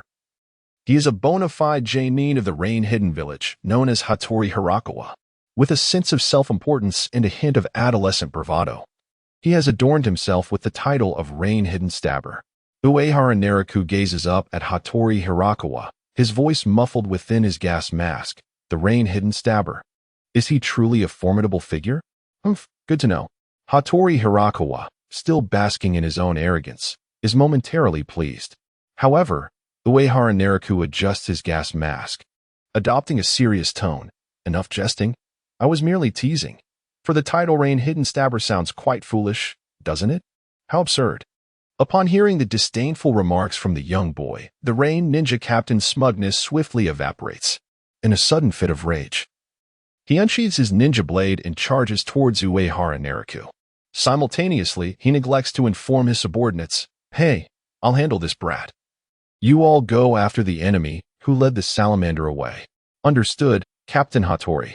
The group of Rain Hidden Ninjas swiftly pivot, ready to pursue the direction in which Conan and the salamander had fled. Thunder Release, Thousand Thunder Prison. Uehara Nariku performs a symbolic hand seal, extending his palm towards the heavens as storm clouds gather ominously above. As he channels his chakra to amplify his ninjutsu, arcs of lightning rapidly radiate from his form, expanding the tempestuous storm cloud. Once the storm cloud envelopes the Rain Hidden Ninjas, a bolt of lightning suddenly descends from the sky, striking directly at Hattori Hirakawa. In an instant, Hattori Hirakawa conjures a water clone to intercept the blow, his heart racing as he exclaims, that brat. He unleashed such a formidable lightning release technique with just a single hand seal?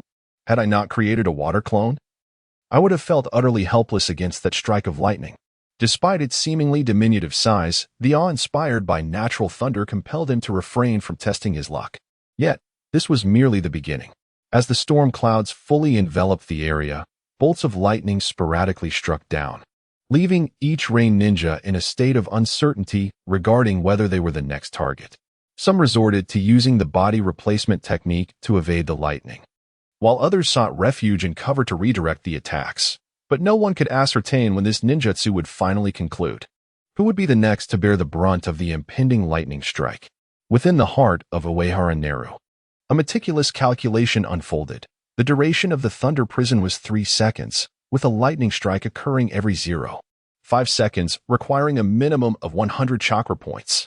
Having expended 1,000 points, the range and duration expanded tenfold, meaning that within half a minute, each individual would be struck by lightning 60 times. And perhaps even half a minute was unnecessary. Moments later, the first ninja succumbed.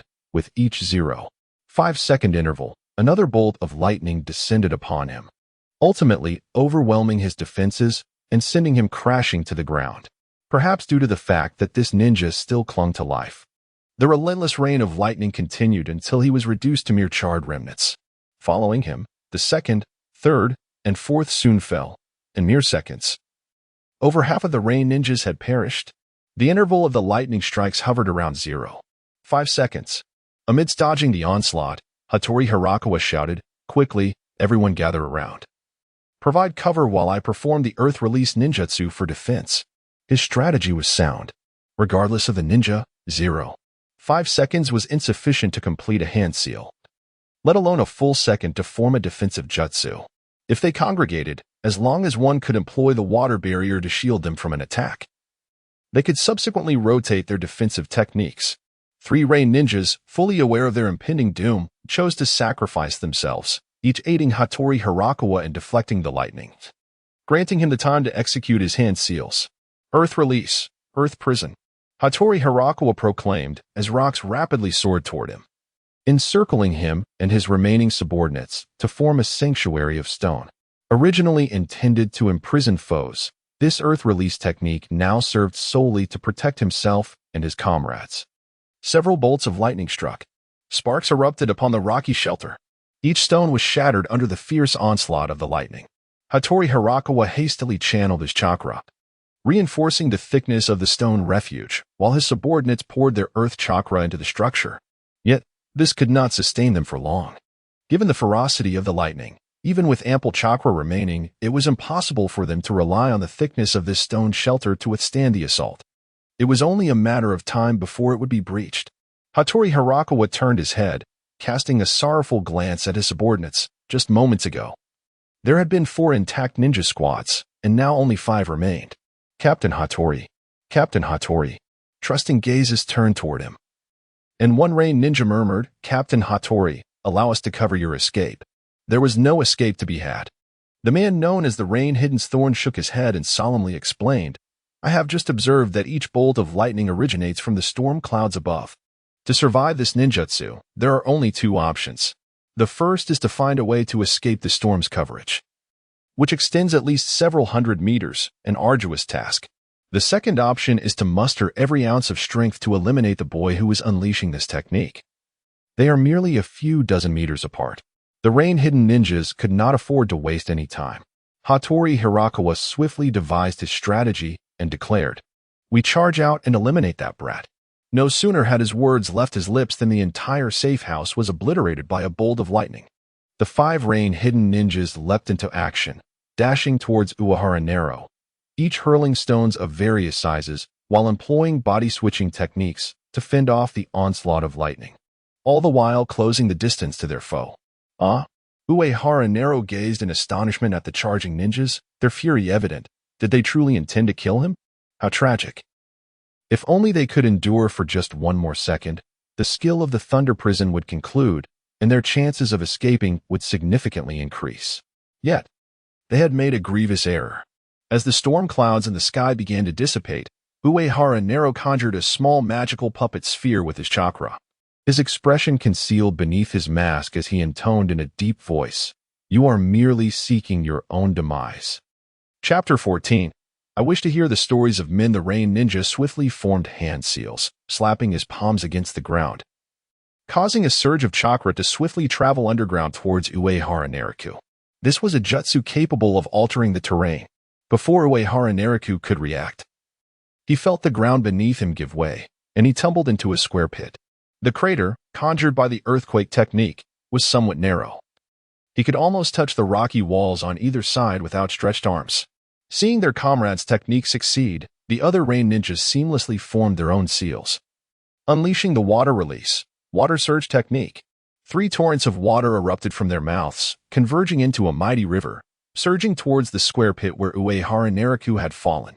Standing at the bottom of the pit, Uehara Narrow utilized the void dance technique to hover above the water waves, effortlessly evading the onslaught below. He clapped his hands lightly, praising their coordination. Your teamwork is commendable. You almost buried me there. To the Rain ninjas, his applause was undoubtedly a humiliation.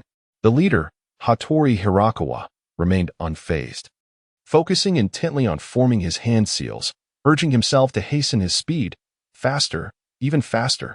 The jutsu he was attempting to release required an intricate series of seals, potentially the most complex in the ninja realm. He intended to utilize the water release, water dragon bullet technique. After all, his allies had created such a favorable environment for water ninjutsu. It was only fitting to employ this powerful technique. Hattori Hirakawa felt a fleeting urge to express his disdain towards the second Hokage of Konohagakure, questioning why such a convoluted water technique, requiring a staggering 44 hand seals, had been invented. Uehara Nariku surveyed the scene from above, his gaze settling on the fervently sealing Hattori Hirakawa. Hey, does it really take that many seals to perform a jutsu? Are you even a proper ninja? The rain ninjas were left bewildered by his taunt. Hattori Hirakawa ignored Uehara's provocation, continuing to focus on the water dragon bullet technique. In 6 seconds, if he could complete another 18 seals, he would successfully execute the technique. Uehara Nariku frowned, observing the dedicated ninja sealing away, and then he swiftly threw forth a chakra puppet sphere he had just condensed. Order. Shockwave. Such a multitude of seals. Surely they must be some bizarre forbidden technique? To ensure safety, it was best to interrupt him. The petite chakra puppet landed at the feet of the rain ninjas, abruptly spinning, warping the space around them. The distorted space yanked the group of rain ninjas together, causing them to collide haphazardly, each experiencing a wave of dizziness. Hattori Hirakawa, the rain jonin, interrupted in his sealing. Cursed the second Hokage of Konoha internally. Why had that fellow not modified the sealing method when creating the jutsu? Even if he could manage 3 seals per second, it would still take around 15 seconds to complete 44 seals. Uehara Nariku stepped upon Hattori Hirakawa, seizing the ninja blade from him and plunging it into the ground beside him. She lightly proposed, "How about a wager?" Hattori, enraged, prepared to spit out blood. Uehara deftly sidestepped the spittle, unable to suppress a light chuckle. This world is already wretched enough. With your volatile emotions, how do you expect to survive? Hattori gritted his teeth for a moment before retorting, "You little imp, you are far too mature for your age." Uehara shrugged her shoulders, replying with a hint of resignation. "Isn't it because you lot have wrought too much havoc in the land of rain, forcing me to mature prematurely?" Hattori paused, then solemnly asserted, "Everything we do is for the greatness of Rain Hidden Village and the land of rain. The suffering of a few is merely the necessary price." "Well, I have no interest in your dreams," Uehara interjected, gesturing towards the 4 rain shinobi nearby. "Let us discuss matters more immediate. Which of you are CH Nin?" The 4 rain shinobi exchanged glances, and in an instant, Uehara discerned that the 2 most scrutinized among them were undoubtedly the CH Nin captains. Suddenly, 2 cards shot out from between Uehara's fingers, striking the chest of the 2 CH Nin captains, blood oozing from their hearts. Hattori, beneath her foot, could only feel a surge of helplessness and hatred, immediately cursing, "Bastard, I will kill you." His subordinates consisted of 4 ninja squads, 3 standard teams of CH Nin captains and genin members, and one with his own 3 CH Nin. The 2 he had just lost were his direct subordinates, comrades who had fought alongside him for over a decade, with whom he had shared life and death. "Don't be too hasty to meet your end." Uehara pressed down harder on Hattori, pointing at the remaining 2 rain shinobi. She inquired, "In the future, more companions will join them in the underworld. What we need to discuss is these 2 genin. Care to gamble with me?" "What sort of gamble?" Hattori's expression turned icy. Uehara appeared intrigued, softly suggesting, "If you tell me a story that brings me joy, I shall let you all go." "What do you say?" This wager seemed utterly bizarre. What constituted a story that would amuse him? What were his standards for joy? Hattori's mind momentarily faltered, instead of contemplating rebellion. He found himself pondering what kind of tales might amuse this teenager. After a moment of silence, Hattori, with a perplexed expression, gazed at Uehara. "I have indeed encountered many events, but, at the very least, you must tell me what kind of story you enjoy. If I were to express that this wager is devoid of meaning, I fervently hope that the tale you narrate brings me joy. For only then may those 2 trembling genin and yourself find salvation." As Uehara Nariku spoke, she slightly crouched down, her voice growing increasingly frigid and unsettling. "If your story fails to satisfy me, then pray that your demise is at least somewhat dignified." Hattori Hirakawa's countenance darkened profoundly. Yet he cast a glance at the quaking genin before lowering his head and murmuring, "Do you truly intend to uphold your promise and spare me humiliation?" "Certainly not." Uehara Nariku nodded, then suddenly remarked, "By the way, you are not a CH Nin, are you? If you were, we could forego the formalities, and I would send you directly to the underworld." Hattori Hirakawa, unsure of Uehara Nariku's disposition, hastily interjected, No, I am a Jainin of the village. Oh, then let us first secure your life. Uehara Nariku was thoroughly pleased to learn that Hattori Hirakawa was a Jainin, clapping her hands and declaring, "Now, I beseech you. Noble Jainin, regale me with tales of masculine romance." Hattori Hirakawa numbly nodded, his mind swirling. How did they encounter such a lunatic? Chapter 15. The book confiscated by Shounen Hattori Hirakawa was still deep in thought. Uehara Nariku had granted him but a single opportunity. Accompanied by a hint, the 12-year-old boy desired to hear tales of romantic adventures from men. However, the genre of men's romantic stories is vast and varied. As a battle-hardened ninja, Hattori Hirakawa's preferred narratives were undoubtedly those found within Pleasure Paradise. Yet, some tales contained therein were rather inappropriate for younger audiences. Hattori pressed his fingers to his temples, pondering whether, at his tender age, this boy could truly appreciate the allure of Pleasure Paradise. Should he cautiously inquire? After a prolonged contemplation, the rain-hidden blade, with a glance at the seemingly impatient youth, preemptively asked, "Have you heard of Pleasure Paradise?" Uehara Nariku's exasperated expression instantly faded, replaced by a curious gaze, filled with wonder and longing. Even through the gas mask, Hattori could discern the boy's thirst for knowledge. For reasons unknown, he felt a profound belief that he and his two subordinates would surely survive this encounter. "Hand over the book, and you may leave." Uehara Nariku extended his palm. In truth, he was not particularly interested in the contents of Pleasure Paradise. His motivation stemmed from several side quests related to the series. There were numerous book-related side quests, though their rewards remained uncertain. Upon his arrival in this world, Uehara had purchased the poorly received tome The Tenacity of a Ninja, and upon completion, he was rewarded with 100 chakra points. Perhaps this indicated that there were indeed many who cherished reading within this two-dimensional realm, prompting the system to create such side quests. Hattori gritted his teeth and retrieved an orange book from his ninja tool pouch, presenting it to Uehara Nariku. Pleasure Paradise is quite popular in the rain-hidden village. I waited in line for quite some time to obtain this copy. Uehara Nariku accepted the treasured volume. As he grasped the book, a notification resonated in his mind. Ding. You have successfully acquired Pleasure Paradise and completed a side quest. Astonished, he realized that merely obtaining a book had fulfilled a side quest. Side quest: acquire a copy of Pleasure Paradise. Reward: 100 gold coins. Such a simple task suggested that there were indeed individuals who wished for such uncomplicated desires. Was this book truly so fascinating? Instinctively, Uehara opened the cover and, after a cursory glance, murmured, This book is somewhat intriguing." Hattori clutched his chest and slowly rose to his feet. "So can we leave now?" Casually, Uehara Nariku paused in his perusal, raising his gaze to Hattori Hirakawa as he prepared to depart with his two subordinates. Suddenly, he called out, a smile brightening his face. "Wait, when you return to the rain-hidden village, do not forget to inform Hanzo the salamander that we took down the salamander today. His turn will come soon enough." Upon hearing that little rascal insult his leader, Hattori Hirakawa merely gritted his teeth and chose not to look back, leading his two subordinates away. The trio of fortunate escapees did not remain entirely silent. A flurry of nonsensical remarks drifted on the wind, reaching the ears of Uehara Nariku. "Captain Hattori, that fellow appears quite youthful. Astonishingly, he possesses such formidable strength. Indeed, judging by his stature, he must be merely 12 or 13 years old. Yet, at such a tender age, he has already begun perusing Paradise of Affection. This little brat is bound to become a failure in the future." Uehara Nariku, indifferent to the matter, spared the lives of these two lower ninjas and Hattori Hirakawa, simply following his own whims.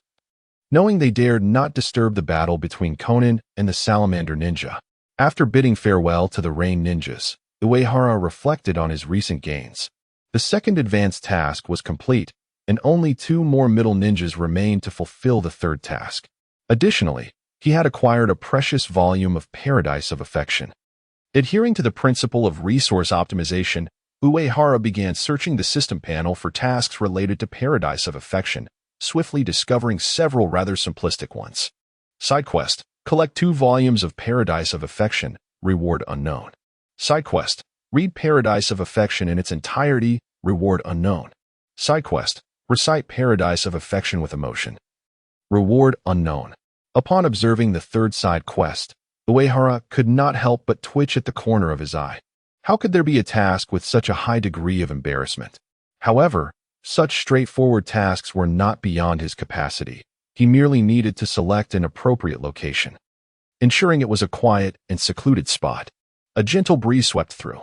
Uehara felt an emptiness in his hand. When the youth looked up again, he beheld a series of origami figures intertwined, forming the likeness of Conan.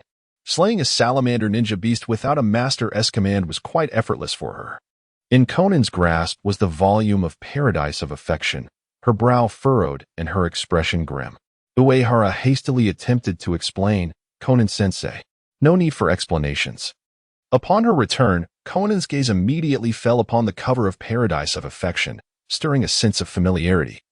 She seemed to recall having seen it in an advertisement outside a bookstore, a wildly popular book. As Jiraiya's disciple, she had certainly heard of her teacher's masterpiece. Out of curiosity, Conan had once secretly queued to purchase a copy, only to find herself gravely disappointed by its content, even suspecting someone was misusing Jiraiya's name.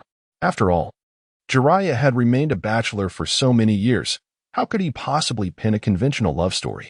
Ultimately, it was confirmed that he had indeed authored it, and the content was even more provocative than a mere romance. Aware that this was not a book suitable for one of her age, she had snatched it from Uehara's hands moments ago. The pale blue hair obscured the woman's profile as she bowed her head, gazing intently at Uehara Nariku. She continued earnestly, "No, you must never read such books." Uehara Nariku observed the scattered pages of Intimate Paradise in Shannon's hands, akin to witnessing countless gold coins drifting away from him. Shannon gently removed Uehara's gas mask, studying the youth's youthful visage, and softly inquired, "Nariku, where did you acquire this book? This teacher is rather excessively strict."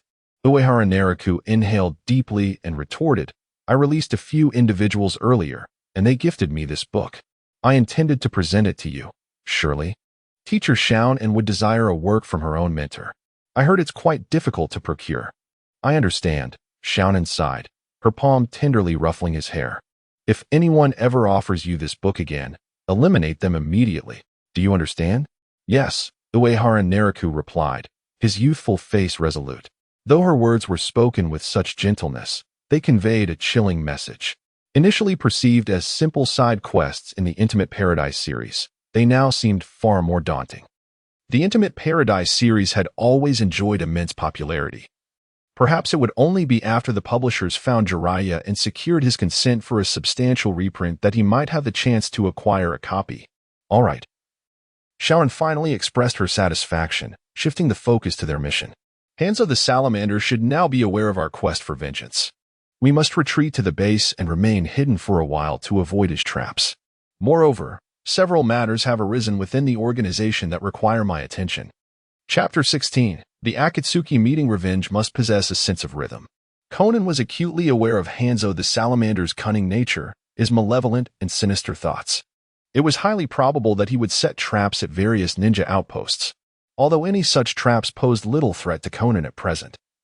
Their intent was to compel Hanzo to summon all his loyal followers back to Amigakure for his protection, while simultaneously ensuring that he did not flee in fear of his enemy's might. During the ensuing period, Conan resolved to return temporarily to the Akatsuki's base to manage some trivial matters, before resuming selective assaults on the Rain ninja strongholds. A mere village like Amigakure could be dealt with if one applied themselves.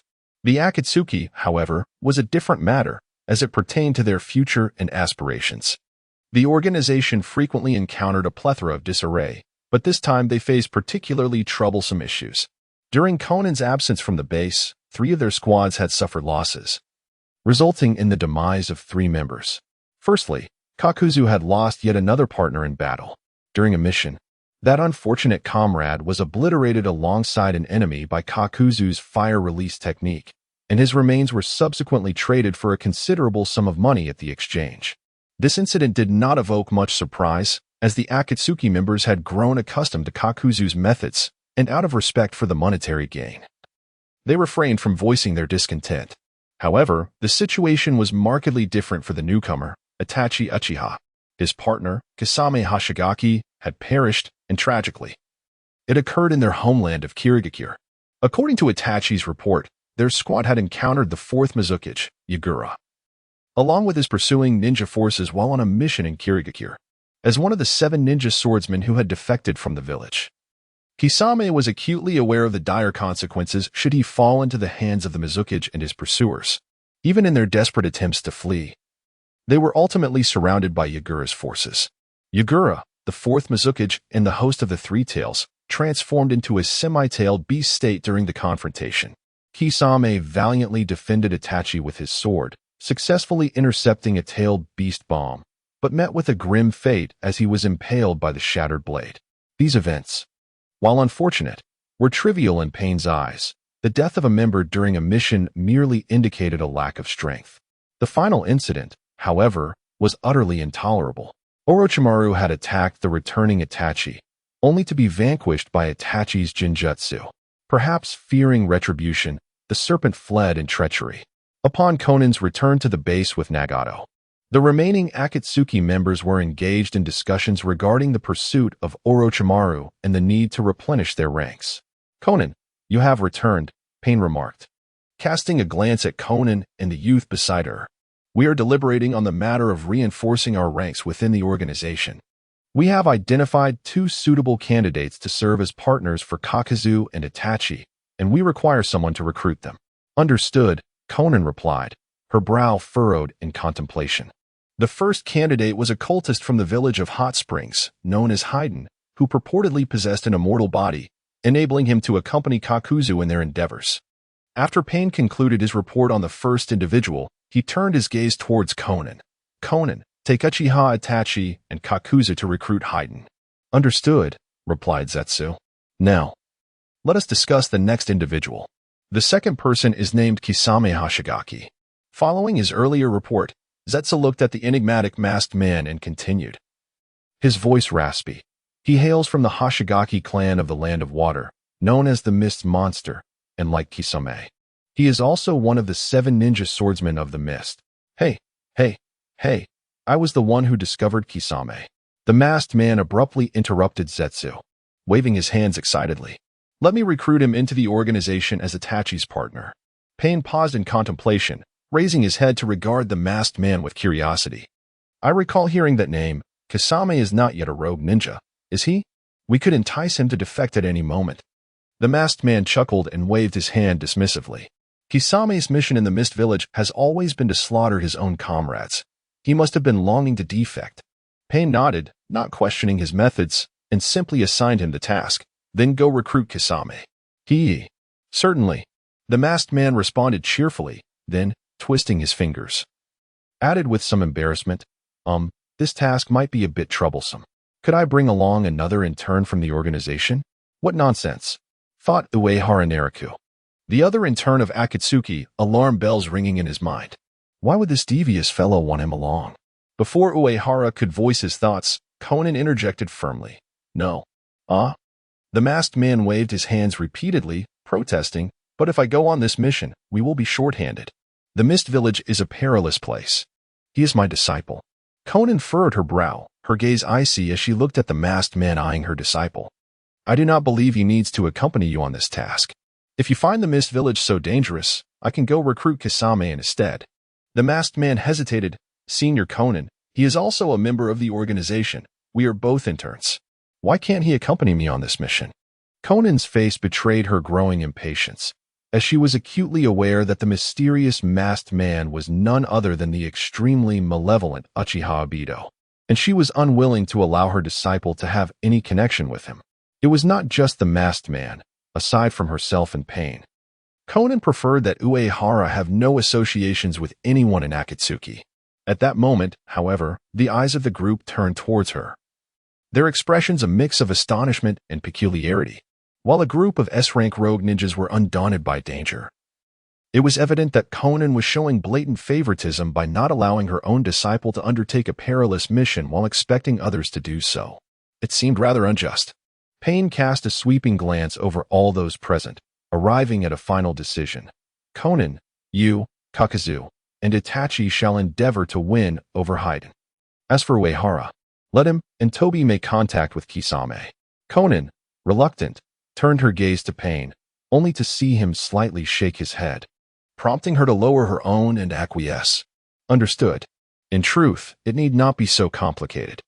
Uehara Naraku lifted his eyes to the assembly and gently suggested, if the esteemed seniors are concerned about danger, perhaps I should venture to the hidden mist village alone.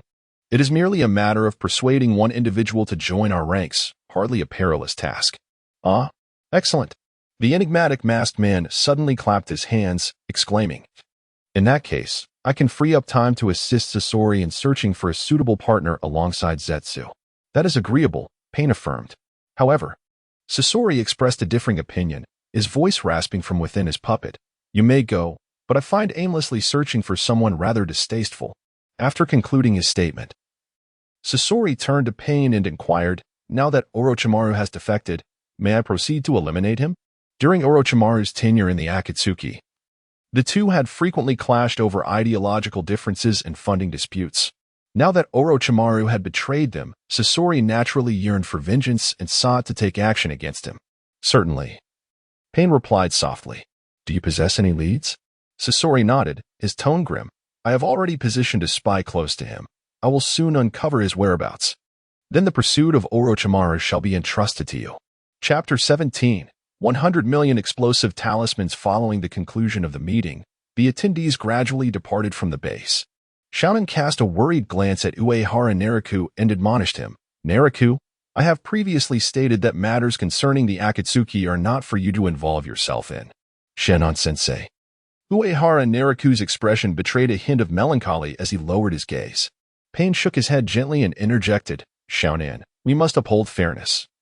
Uehara is a member of the organization and cannot be treated as an exception. But he is still just a child. Shounen looked down at Uehara Naraku and continued, at our age, we were merely following Jiraiya-sensei, having yet to master any ninjutsu. While Naraku's abilities are not insignificant, he is heading to the isolated land of water, where Kazashi Tenzo met his demise. What if something unfortunate were to befall Naraku there? That won't happen. Sensei, Uehara Naraku reassured her, striving to quell her apprehensions and prevent her from uttering any ominous words. Enough of this unnecessary worry. Pain produced a slender black rod from his palm, gently snapped it in two, and approached Uehara Naraku. Uehara, have you learned the summoning technique? Not yet. The youth's demeanor was slightly awkward. He had yet to master the authentic summoning technique of the ninja world. Although he could execute his own summoning skill with merely a thought, currently he possessed only one summoning contract, the Justicar Galiath, which required 3,000 chakra points. A sum he was far from achieving. I shall teach you the summoning technique now. After stating this, Pain began to demonstrate the hand seals for the technique. Explaining as he performed the movements, the summoning technique is one of the simplest space-time ninjutsu. Before forming the seals, one must use their own blood as a contract to summon the contracted entity. Upon completing the demonstration, Pain observed Uehara Naraku nodding in acknowledgement and handed him the slender black rod. If you encounter peril in the village hidden in the mist, insert the chakra sensor into yourself and then directly employ the summoning technique. Do you understand? Yes. Uehara Naraku nodded, his expression peculiar, as a sound echoed in his mind. Side quest completed. Learn the summoning technique. 1-1. Task accomplished. Reward. Summoning contract. Deep Sea Titan Nautilus.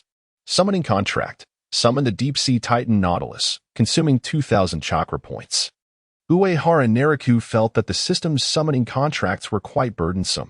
Whether it was the Justicar or the Deep Sea Titan, his chakra reserves were insufficient, leaving him with the need to complete advancement tasks or raise funds to acquire equipment to enhance his chakra.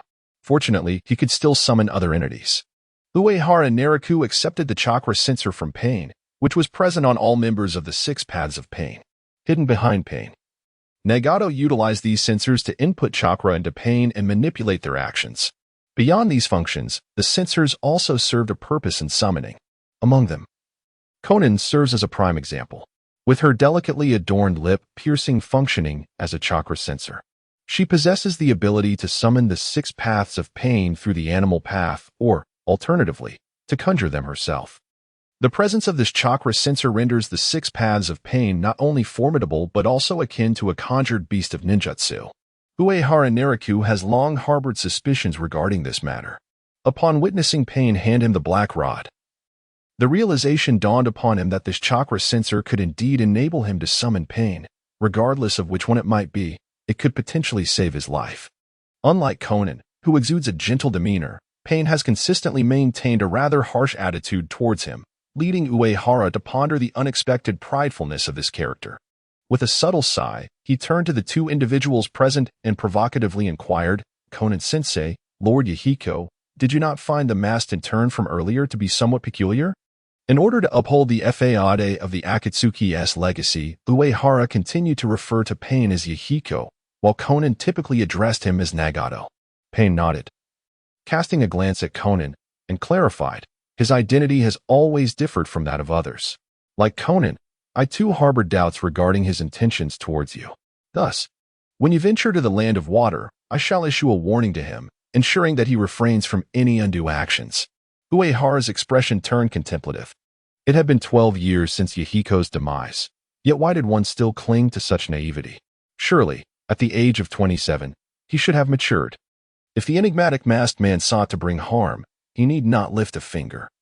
Merely manipulating figures such as the fourth Mizukage and Kisame Hashigaki from the Mist Village would suffice to achieve his aims.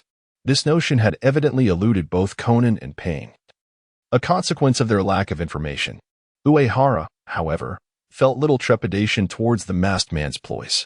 Armed with the formidable skill of divine judgment, which granted him brief invulnerability, alongside the ability to fly with sky dance, he was free to escape at will, should the mysterious masked man attempt any underhanded schemes. Uehara would not hesitate to teach him the true meaning of surprise. In an unexpected turn, Conan presented Uehara with a surprise of her own, retrieving several summoning scrolls from her person and handing them to him. As he gazed at the scrolls, a hint of confusion crossed his face. Conan gently ruffled his hair and softly explained, "Within these scrolls lie 100 million explosive tags, Uehara Nariku." Even with an understanding of Conan's techniques, the sheer magnitude of 100 million explosive tags was daunting. How long would it take for him to utilize such a staggering number? Moreover, the incessant chime of his mind's system indicated a possible malfunction. Upon reviewing the system panel, Uehara was astounded by the multitude of completed tasks displayed before him. Side quest: collect 1 explosive tag from the ninja world. 1-1. Task completed. Reward skill: mutual explosive tag technique.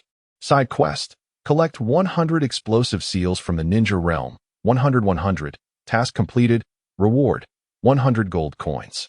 Side quest: collect 10,000 explosive seals from the ninja realm. 10,000-10,000. Task completed. Reward: 150 gold coins. Side quest: collect 100,000 explosive seals from the ninja realm. 100,000-100,000. Task completed.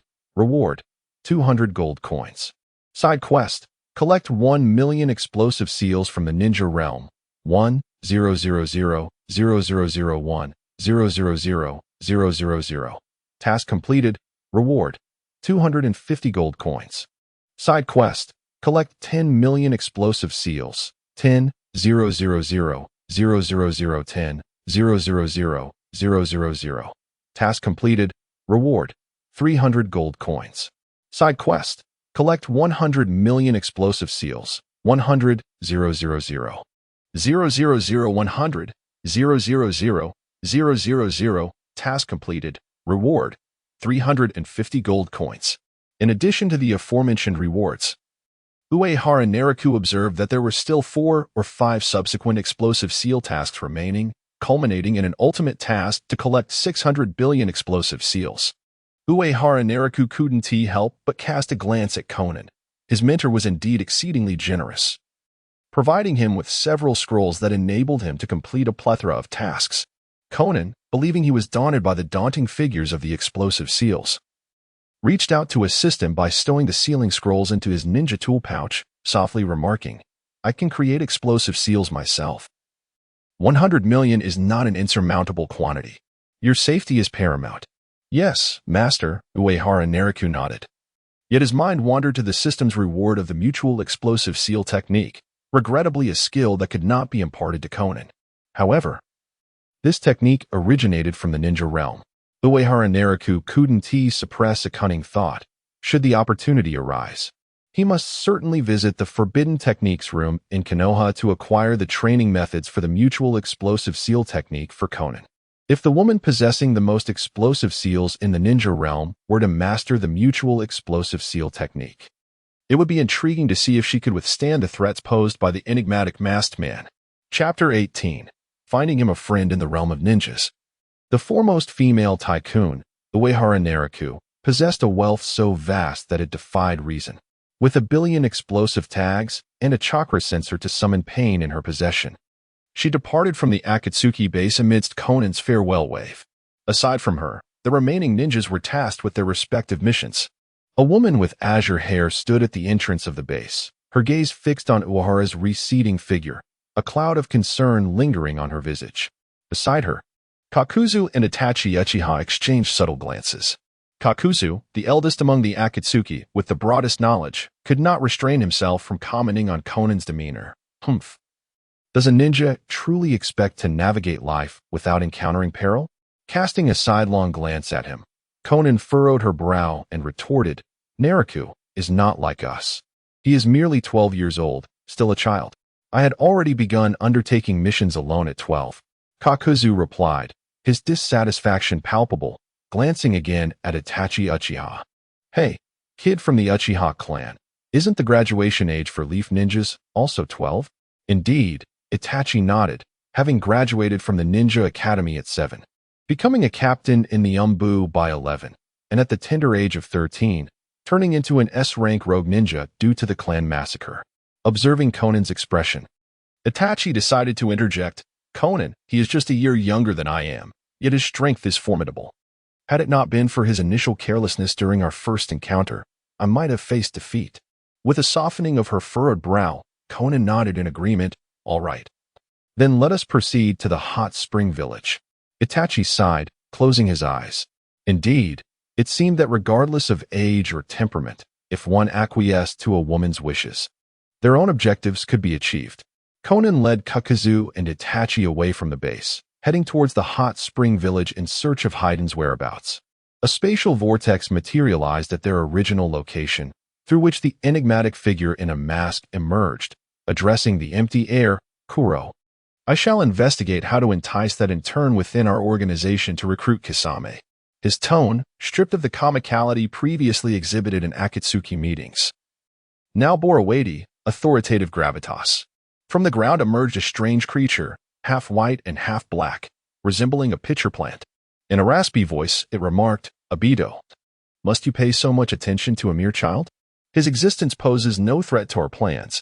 He may yet become an asset in collecting tailed beasts. That boy named Uehara harbors no dark past. With a cold chuckle, the masked man looked down at the creature, continuing, will he truly embrace our ideals in the future? Ever since Pain and Conan discovered him, they have been safeguarding him. This time we refrain from action, but next time, such an opportunity may not present itself. What do you intend to do with him? If we were to eliminate him, Conan and Pain would undoubtedly harbor suspicions towards us. Abido shook his head resolutely. Everything was unfolding according to their plan, and he harbored a desire to prevent the enigmatic masked man from causing any unforeseen complications. Rest assured, I shall not take his life. The masked man grasped the patterned mask adorning his face and murmured, I will manipulate Uchiha Itachi as I once did, leading Uehara Naraku into the abyss of darkness. As you have witnessed before, at merely 12 years of age, he effortlessly vanquished a mixed squad of elite ninjas. By now, he possesses at least the strength of a Jainin and may grow even more formidable in the future. We must ensure he remains fiercely loyal to Nagato. While Conan and Uehara Naraku launched an assault on the Rain Ninja stronghold, Kagaya and the masked man were discreetly observing Uehara's condition from the shadows. Upon witnessing Uehara Naraku employ lightning release techniques to effortlessly dismantle a team of over 20, Kagaya maintained a calm demeanor, accustomed as he was to grand spectacles. With a hint of skepticism in his raspy voice, Kagaya looked up at the masked man. Expressing confusion, Possessing J-level chakra and power at the age of 12 seems hardly noteworthy, especially when compared to Kakashi Hitaki of Konohagakure. He is not akin to that waste of space, Kakashi. The masked man coldly interrupted Kagaya's words, disdainfully cursing the prodigious ninja who attained J-nin status at such a tender age. If all goes as expected, Uehara Nariku is destined to reach the level of a Kage. Unlike the neutral factions within the Akatsuki, such as Haiden, Uchiha Itachi, and Sasori, he aligns himself with Nagato and Konan. Uehara Nariku's existence poses a potential risk of skewing the masked man's future control over the Akatsuki's public operations. However, the masked man suddenly realized that by turning Uehara Nariku to his side, he could unlock the boy's broader potential. The masked man could even employ Uehara Nariku as a spy, infiltrating the ranks of Konan and Nagato to extract crucial intelligence. He could manipulate Uehara Nariku's actions to influence Konan and Nagato's decisions. For instance, when the time is ripe, he could incite Nagato to launch direct assaults on the major ninja villages, ensuring mutual destruction between him and the 5 great villages. Transforming that young boy, however, would not be an easy task. Kagaya quietly relayed the intelligence he had gathered. Uehara Nariku's father perished 12 years ago while protecting Konan. His mother succumbed to illness mere months ago. Apart from Nagato and Konan, he bears no attachments. Shattering a ninja's bonds, leading them into darkness, is the swiftest method, and they possess a degree of practical experience in this regard. The problem lies in the fact that Uehara Nariku is an orphan. Currently, it appears that his deepest emotional ties are with Konan, but should anything happen to her, Nagato might forsake the pursuit of tailed beasts, transforming into a harbinger of destruction. Should any errors arise with Nagato's Rinnegan, the phrase "not worth the cost" would scarcely capture the gravity of the situation. Not to mention Kagaya. The enigmatic masked man would never permit such an eventuality to transpire. Thus, he resolved to guide Uehara through an alternative means. The notion of bonds, seemingly trivial, is indeed cultivable. Kurizetsu regarded the masked man, sensing he was privy to something extraordinary. Abito, do you intend to arrange for that little brat a companion? It is far easier to dismantle a bond than to nurture one. Humph, there will always be a way. The masked man clenched his fist and murmured, prepare a white zetsu for me. I shall assign it a fitting identity. Kurizetsu, with a resigned nod, replied, very well, as long as it pleases you. It's not of paramount importance. Success would benefit them, while failure would bear little consequence. Meanwhile, Uehara Nariku remained oblivious to the fact that someone was concocting plans for a companion on his behalf. He found himself ensnared in another predicament, as he had never ventured beyond the land of rain, rendering him unfamiliar with the geography of the shinobi world. His task was to journey to the land of water to recruit Kisame Hashigaki. Not only must he leave the country, but he must also traverse the seas. Chapter 19. The disguise of White Absolute. At the entrance of the bookstore, Uehara Nariku gazed down at the Ninja World map he had just purchased, unable to suppress a remark. Boss, this map is rather abstract, isn't it? The bookstore owner scratched the back of his head, chuckling awkwardly. Well, there's nothing to be done about it. Only the great nation's ninja villages can produce the most detailed maps. This one should suffice for your travels. The lifeblood of the ninja world is controlled by the ninja themselves, aside from the villages willing to send ninjas to gather terrain intelligence. Who would be willing to spend a great deal to create a more precise map? Uehara Nariku shot him a bemused glance. Tapping on the location of the land of water on the map, which merely featured a single circle to denote its maritime expanse, he finally voiced his thoughts. But isn't the area of the land of water a bit exaggerated? Are you planning to go to the land of water? The bookstore owner's expression suddenly turned tense as he leaned in closer to Uehara's ear, whispering, you must not go there. I've heard that many merchants have gone and never returned. Anyone who ventures into the land of water is surely destined to be killed by the ninjas there. All right. I understand. Uehara Nariku sighed as he folded the rudimentary map away. The land of water's Kirigakure was still under the rule of the 4th Mizukage, Yagura, a puppet leader manipulated from behind the scenes. He continued to enforce the blood mist policy, keeping the land of water isolated from the outside world, theoretically denying any outsider's entry. Hidden beneath the blood mist, Kirigakure not only allowed infighting among its own ninjas, but seemed to encourage such behavior. The puppet master controlling Yagura appeared to be intent on ensuring the village's demise, gradually depleting its vitality through the blood mist policy, tormenting all the mist ninjas. If such cruelty was directed towards their own, one could only imagine the fate awaiting outsiders. As Uehara Naraku examined the abstract map in his hands, he began to devise his route to the land of water, selecting the quickest and safest path. The most expedient route involved traversing east from the land of rain into the land of fire, then entering the land of waves, where he could take a ship to the land of water. This route offered certain advantages. Although he might encounter Leaf Village ninjas along the way, the risk seemed minimal. Apart from the third Hokage and Might Guy, there appeared to be little to fear, aside from Kakashi Hitaki. If he could somehow infiltrate Konoha under another guise, he could also complete numerous side quests within the village. The system had issued the most side quests concerning the many ninjas of Konoha, which was hardly surprising, as it was the heart of the ninja world's protagonists. Uehara Naraku's primary consideration was that this route led directly to the Land of Waves. If the Land of Waves was indeed occupied by Kato, that smuggling tycoon would surely know the way to the Land of Water. And he must have some connection to Kirigakure. Uehara could potentially manipulate Kato to gain entry into the Land of Water, or perhaps extract information regarding the Akatsuki member Kisame Hashigaki from him. The tasks assigned by the Akatsuki organization are indeed troublesome. Merely recruiting the formidable Kisame Hashigaki into the fold demands an inordinate amount of mental exertion. The system remains utterly unyielding, incessantly issuing tasks. If only he had a white Zetsu by his side, for white Zetsu excels in reconnaissance. This fleeting thought flitted through Uehara Naraku's mind. Were a white Zetsu to accompany him, it would imply that the enigmatic masked man and black Zetsu were plotting against him. And Uehara would undoubtedly seize the opportunity to sever the creature's head on the spot. At that moment, a hand suddenly patted Uehara's shoulder. Turning around, he beheld a somewhat sweet-looking girl, albeit with a rather exaggerated smile.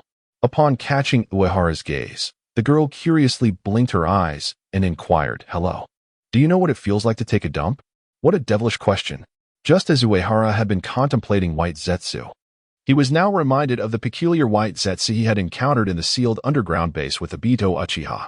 Uehara's expression turned frigid as he clutched the girl's neck, pressing her against the wall, and whispered, "Hey, you're a white Zetsu, aren't you?" Upon hearing Uehara's words, the girl's face stiffened momentarily, her eyes darting around nervously as she feigned incomprehension. "What are you talking about? I don't understand." Uehara Naraku was not swayed by her act. A notification from his system chimed in his mind, indicating the completion of a side quest. Side quest: Unmask the Deception of White Zetsu. 1-1. Quest completed. Reward: Innate Illusion Charm. Innate Illusion Charm: the ability to disguise oneself as any living being, which will dissipate upon taking damage or using a skill. Costing 100 chakra points with a cooldown of 2 seconds. Uehara's furrowed brow immediately relaxed. Having seen through white Zetsu's guise, he had unexpectedly acquired a skill akin to the remarkable transformation technique of white Zetsu, yet even more extraordinary. This innate illusion charm, derived from the talents of the last surviving member of the Mist Tail clan, Nico, enabled him to assume the form of any creature within the ninja realm, such as transforming into a small cat. At that moment, the white Zetsu, still in the guise of a girl, remained oblivious to the fact that Uehara had uncovered its true nature. It continued to feign fear, attempting to evade detection. "Please, let me go. I don't know what you're talking about. I just wanted to say hello. Of all the people, why did you come to me?" Uehara tightened his grip on her neck, unable to contain his frustration, and exclaimed, "Damn it, what are you still pretending for?" His system's rewards had already been claimed. The townsfolk, witnessing Uehara's act of violence in broad daylight, stared in horror, one audacious soul mustering the courage to question, "Hey, why did you kill her?" "Because she insulted my intelligence," Uehara retorted without glancing back, observing as the girl's lifeless body morphed into a grotesque white humanoid monster, indeed, the true form of white Zetsu. Ding. The system within Uehara's mind resonated. Side quest: Eliminate a white Zetsu from the ninja world. 1-1. Quest completed. Reward: Technique of the Mayfly. Technique of the Mayfly. Merging oneself with the earth and flora, enabling rapid movement through underground vegetation, during which all breath is suspended, consuming 3 points of chakra per second. Oh my goodness! The villagers of the small town, encountering such an unsightly creature for the first time and witnessing such a gruesome scene, screamed in terror and hurriedly fled in all directions. Uehara, indifferent to their panic, merely retrieved a sealing scroll, encasing the lifeless body within it. This scroll could serve to discredit Zetsu and the masked man when presented to Conan in pain, or remain as a sacrificial offering for future Edo Tensei. Once Uehara leisurely departed from the town, a space-time vortex quietly manifested atop the rooftops. The enigmatic masked man pressed his hand against his mask in frustration. Those white Zetsu. Truly irredeemable fools. If this continues, I must seek another suitable candidate for espionage. Chapter 20. An encounter. White Zetsu truly cannot change its nature. Over a decade ago, when this group first encountered Uchiha Obito, their curiosity was palpable. Yet, after all these years, they have shown no signs of improvement. A single sentence inadvertently revealed a flaw before Uehara. The encounter with White Zetsu masquerading as a young girl solidified Uehara Nariku's conviction. The masked man had been monitoring his movements all along. Upon departing the small town, Uehara swiftly sought out a secluded corner, employing the newly acquired technique of the mayfly to burrow underground, quietly making his way toward the distant horizon. The enigmatic masked man, having lost track of Uehara Nariku, remained unperturbed, for he was well aware of Uehara's mission location. By lying in wait near Kakashi's former partner, Kisame, he was certain that he would eventually cross paths with him. What a nuisance that little brat is. The masked man adjusted the mask upon his face. Contemplating his next move, the woman from the land of Locke who perpetually pined for that useless Kakashi. It was rumored that she was trained as a spy from a young age in the land of Locke and could prove useful. Humph. That woman is named Hanar. His knowledge of her background stemmed from Kakashi himself. In his youth, Kakashi had once returned late from a mission and casually mentioned rescuing a young girl along the way. By mere happenstance. As the masked man scoured the ninja world for secrets, he discovered that Hanar, trained as a spy, possessed noteworthy talent. Yet, being barred from returning to her homeland. With a little guidance, she could eventually become an asset. However, after observing Hanar for several days, the masked man realized she was the same girl Kakashi had saved in his youth, instantly losing interest. For him, Hanari's poor judgment and affection rendered her unworthy. She had a penchant for the very waist that was Kakashi, leading him to forego any attempt to recruit her. Now, in need of a competent spy, his initial thought turned to Kabuto, but the fact that Kabuto was a man, and currently lurking around Orochimaru, entangled with Sasori, made him a less suitable candidate. The woman Hanar, though barely appealing, possessed some feminine wiles that might make her acceptable to Uehara Nariku. The masked man quickly devised a flawless plan. He felt a surge of excitement as he confirmed his strategy. He was indeed the genius. The heavy timbre of his voice shifted, morphing back into the comical tone of a jester. Let Kisame educate that little brat, and when life hangs in the balance, have that woman Hanar risk her life to save him. He found himself admiring his own ingenuity.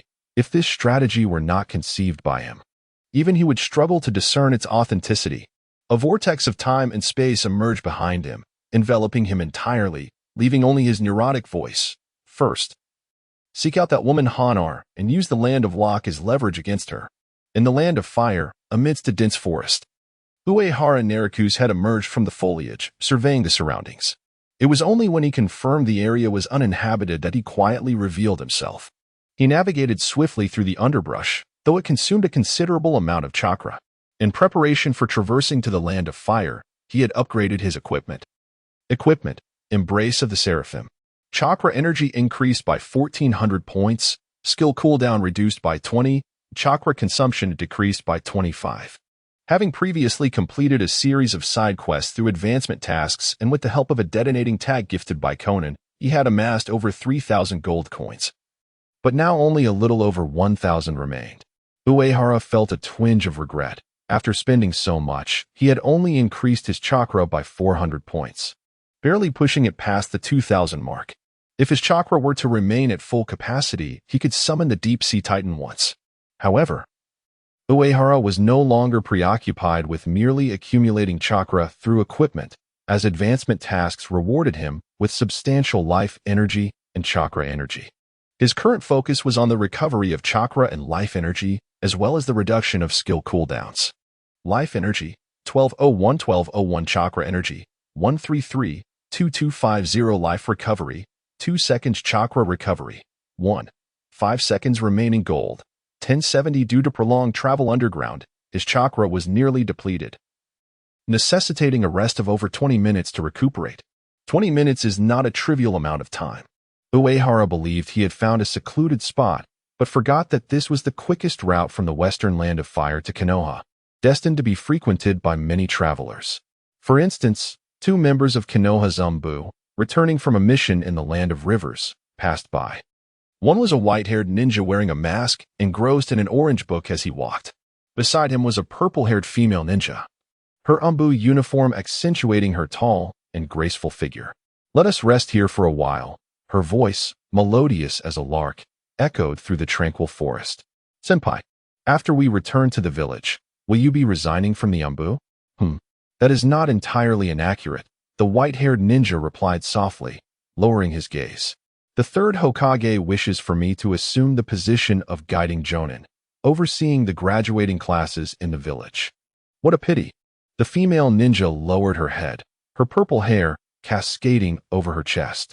With a sigh, she continued, "I hope there will be opportunities to undertake missions together in the future." "Ah, no need to be so disheartened. If I am not mistaken, your next partner will also be quite a gentle soul." Suddenly, the white-haired Umbu's voice faltered, and he halted, slowly turning his head to peer deeper into the forest, where he spotted a man with a patterned mask resting beneath a large tree. The purple-haired ninja instinctively drew her kunai as she too stopped, following his gaze to the masked man beneath the tree. This is a primal response inherent to the shadowy ninjas. The population in this area is somewhat sparse, a consequence of its proximity to Sunagakure and Amigakure, as well as the profound scars left by multiple ninja world wars. Most of the nearby civilians have migrated closer to Konohagakure. Moreover, this masked individual, clad in peculiar attire and inexplicably appearing in a rather treacherous forest, is undoubtedly a figure of danger. At this moment, Uehara Nariku, who has transformed into the enigmatic masked man through his innate illusionary charm, is also steadying his own emotions, as this marks his grand debut in the Land of Fire. While eavesdropping on their conversation, Uehara Nariku discreetly observed them for a while, even through the mask. He recognized the identities of the white-haired ninja and the purple-haired kunoichi, Kakashi Hitaki, and Yuzuki Yuka. Thus, after regaining his chakra, Uehara Nariku not only refrained from using the fleeting technique to evade, but instead conceived a brilliant idea. This time, he intends to present the masked man with a considerable dilemma. Chapter 21. Indeed, I am Uchiha Obito. The bonds of connection are the most intricate relationships in the world of ninjas. Uehara Nara and the enigmatic masked man are both unaware that the gifts they intend to prepare for each other share the same essence, both aimed at exploiting human emotions to achieve their respective goals. The masked man seeks to manipulate Hanari as a spy to forge a bond with Uehara, only to subsequently shatter that bond and plunge Uehara into darkness. Uehara believes that rather than allowing the masked man to covertly pursue him and orchestrate schemes, it would be better to draw a significant trouble his way. Ultimately, one must confront their past. Furthermore, both Uehara and the masked man possess a profound self-awareness and have unwavering confidence in their intelligence, each considering their plans to be flawless.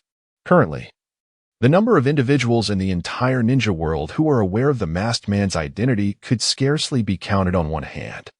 The masked man would never anticipate that Uehara could traverse boundaries using the ephemeral technique and swiftly arrive in the Land of Fire. Moreover, as long as Uehara does not reveal his true identity, the masked man would be unable to discern his involvement.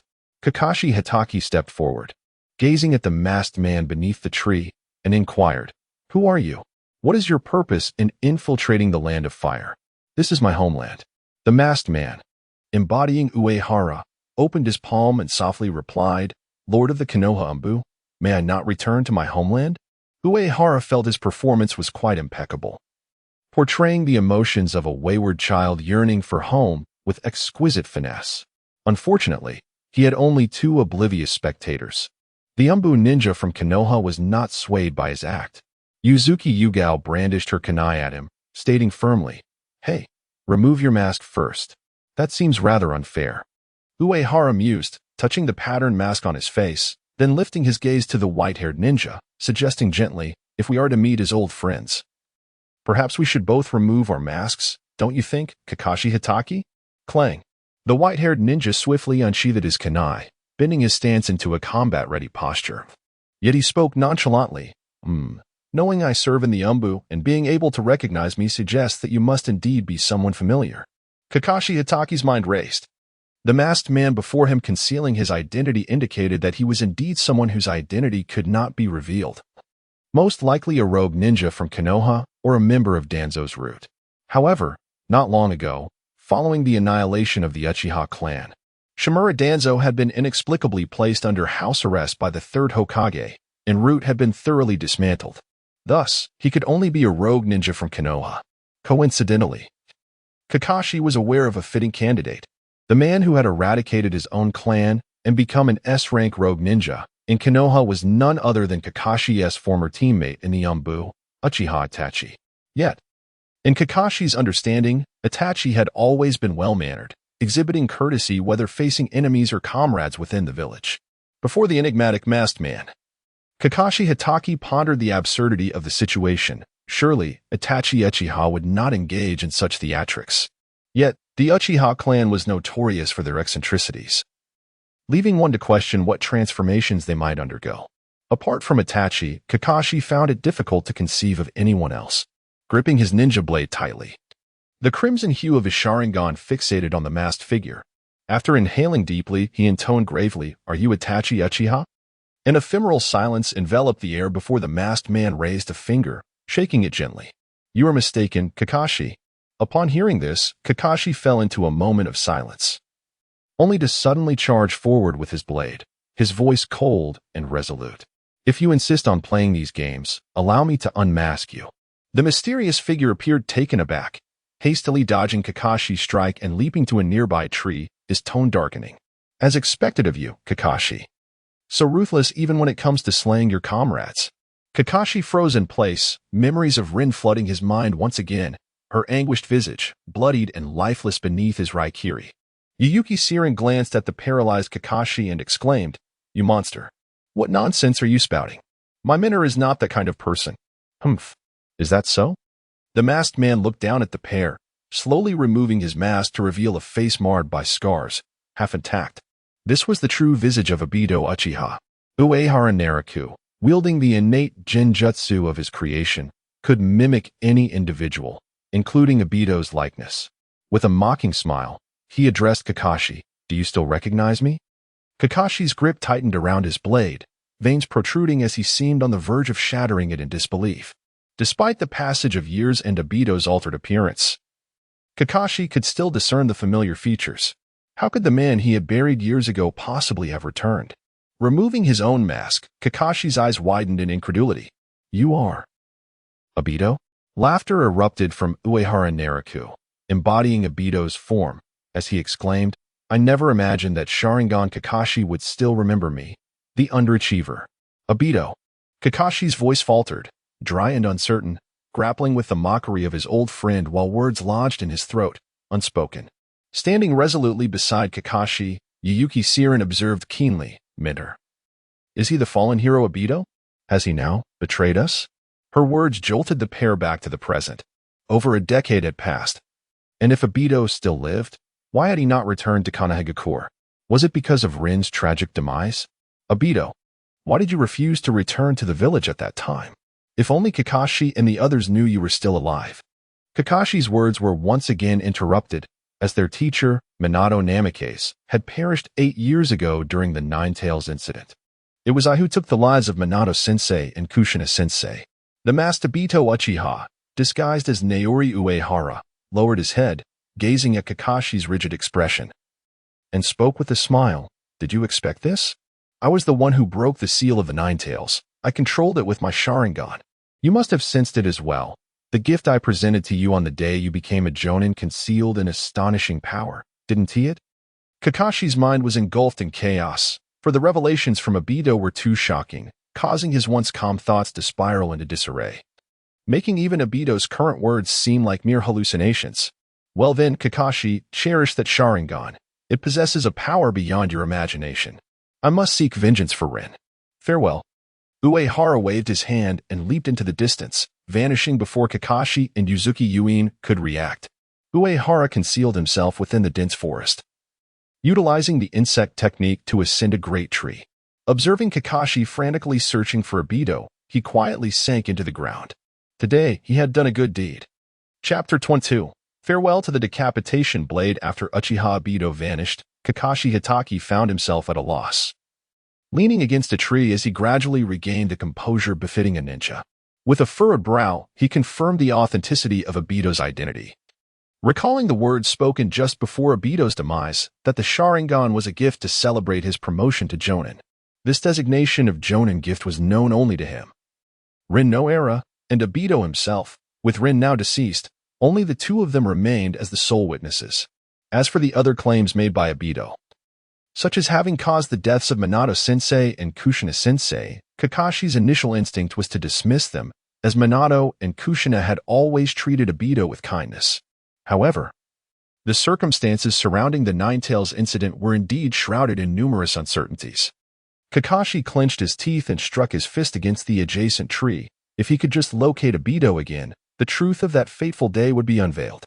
If Obito sought vengeance for Rin, then his decision not to kill Kakashi indicated he must have gone to the Land of Water or remained hidden there.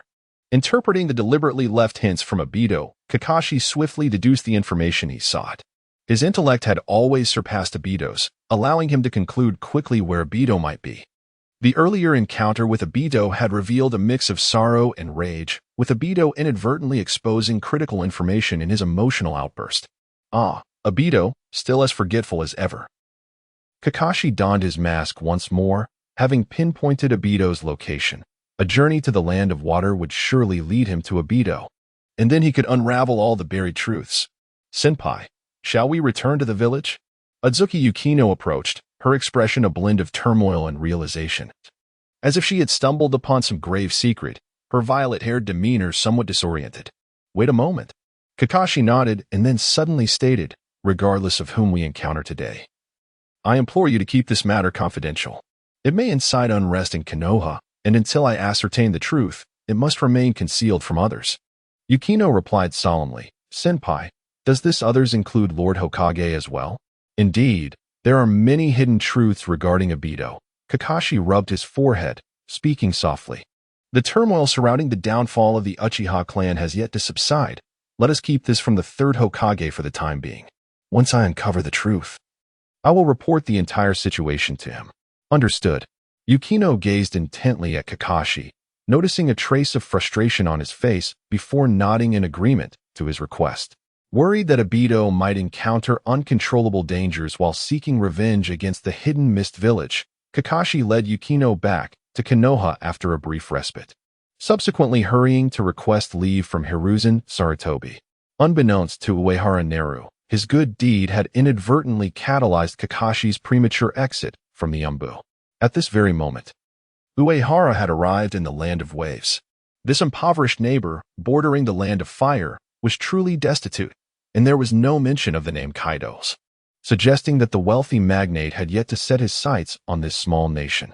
Uehara's interest in the country quickly waned as he strolled to the docks of the Land of Waves, observing the row of fishing vessels.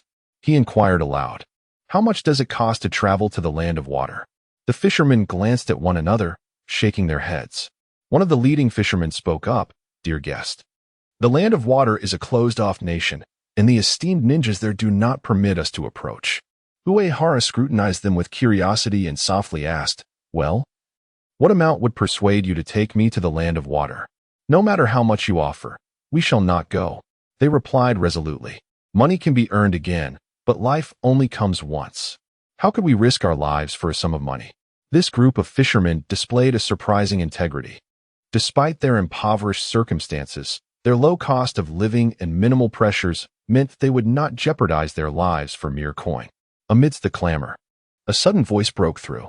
Hey, kid, How much are you willing to pay? If the price is right, I wouldn't mind taking you along. The fishermen fell silent, their gazes shifting toward a small boat at the edge, where sat a stranger whose face was wrapped in bandages. He appeared to be an outsider, not of their land of waves. However, the man's fierce countenance deterred the fishermen from intervening. Upon seeing the man, Uehara couldn't help but smile. A handful of explosive tags appearing at his fingertips. 100 explosive tags, will this price suffice? The man's eyes narrowed, and after a moment of contemplation upon seeing the explosive tags, he slowly nodded.